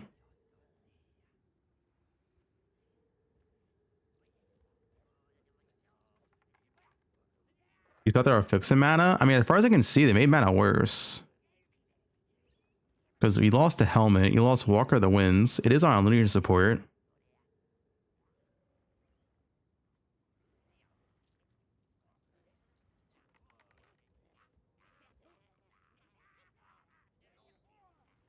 Yeah. Anyway, I think that's about it for me today. I got nothing else to do, nothing else to talk about. Just kind of stalling. I'll be on again tomorrow, of course. Thanks for watching. We'll be cooking up whatever. I mean, there's not much to cook up. I'm not sure what I'm going to play. We could play Druid. I'll update my bow guide for sure because not much has changed. But we could play, like, my initial thoughts is Deadeye and Pathfinder look really strong. You could play as bows, you could play as crossbows. Endgame, you probably want to be... Endgame, you probably want to be bows. But I'm not sure right now what I want to do.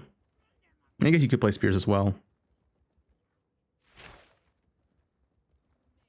You share your notes? Yeah, I posted it. I'll post it again.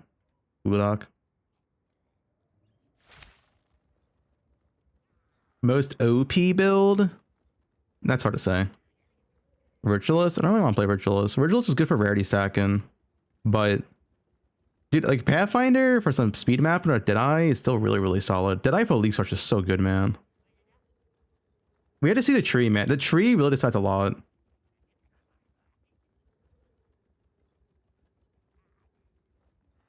Amazon's okay. I'm not a big fan of Amazon personally.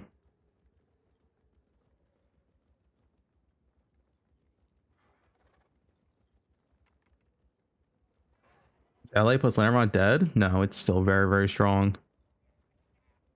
We get the tree when we get Data Mined, unless they release it early. Yeah, I'll decide in like the next couple days. We'll do some, like, I don't know.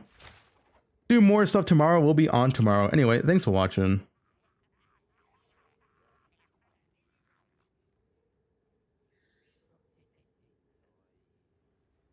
I read my favorite warrior player. Just got here? Well, yeah. Right now the Poe 2, you guys still get drops.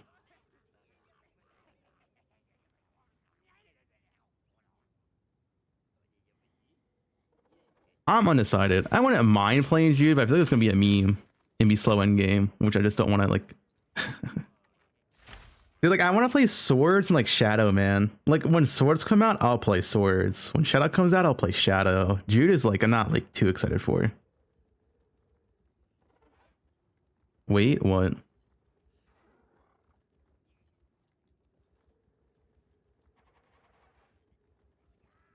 Alright, peace out.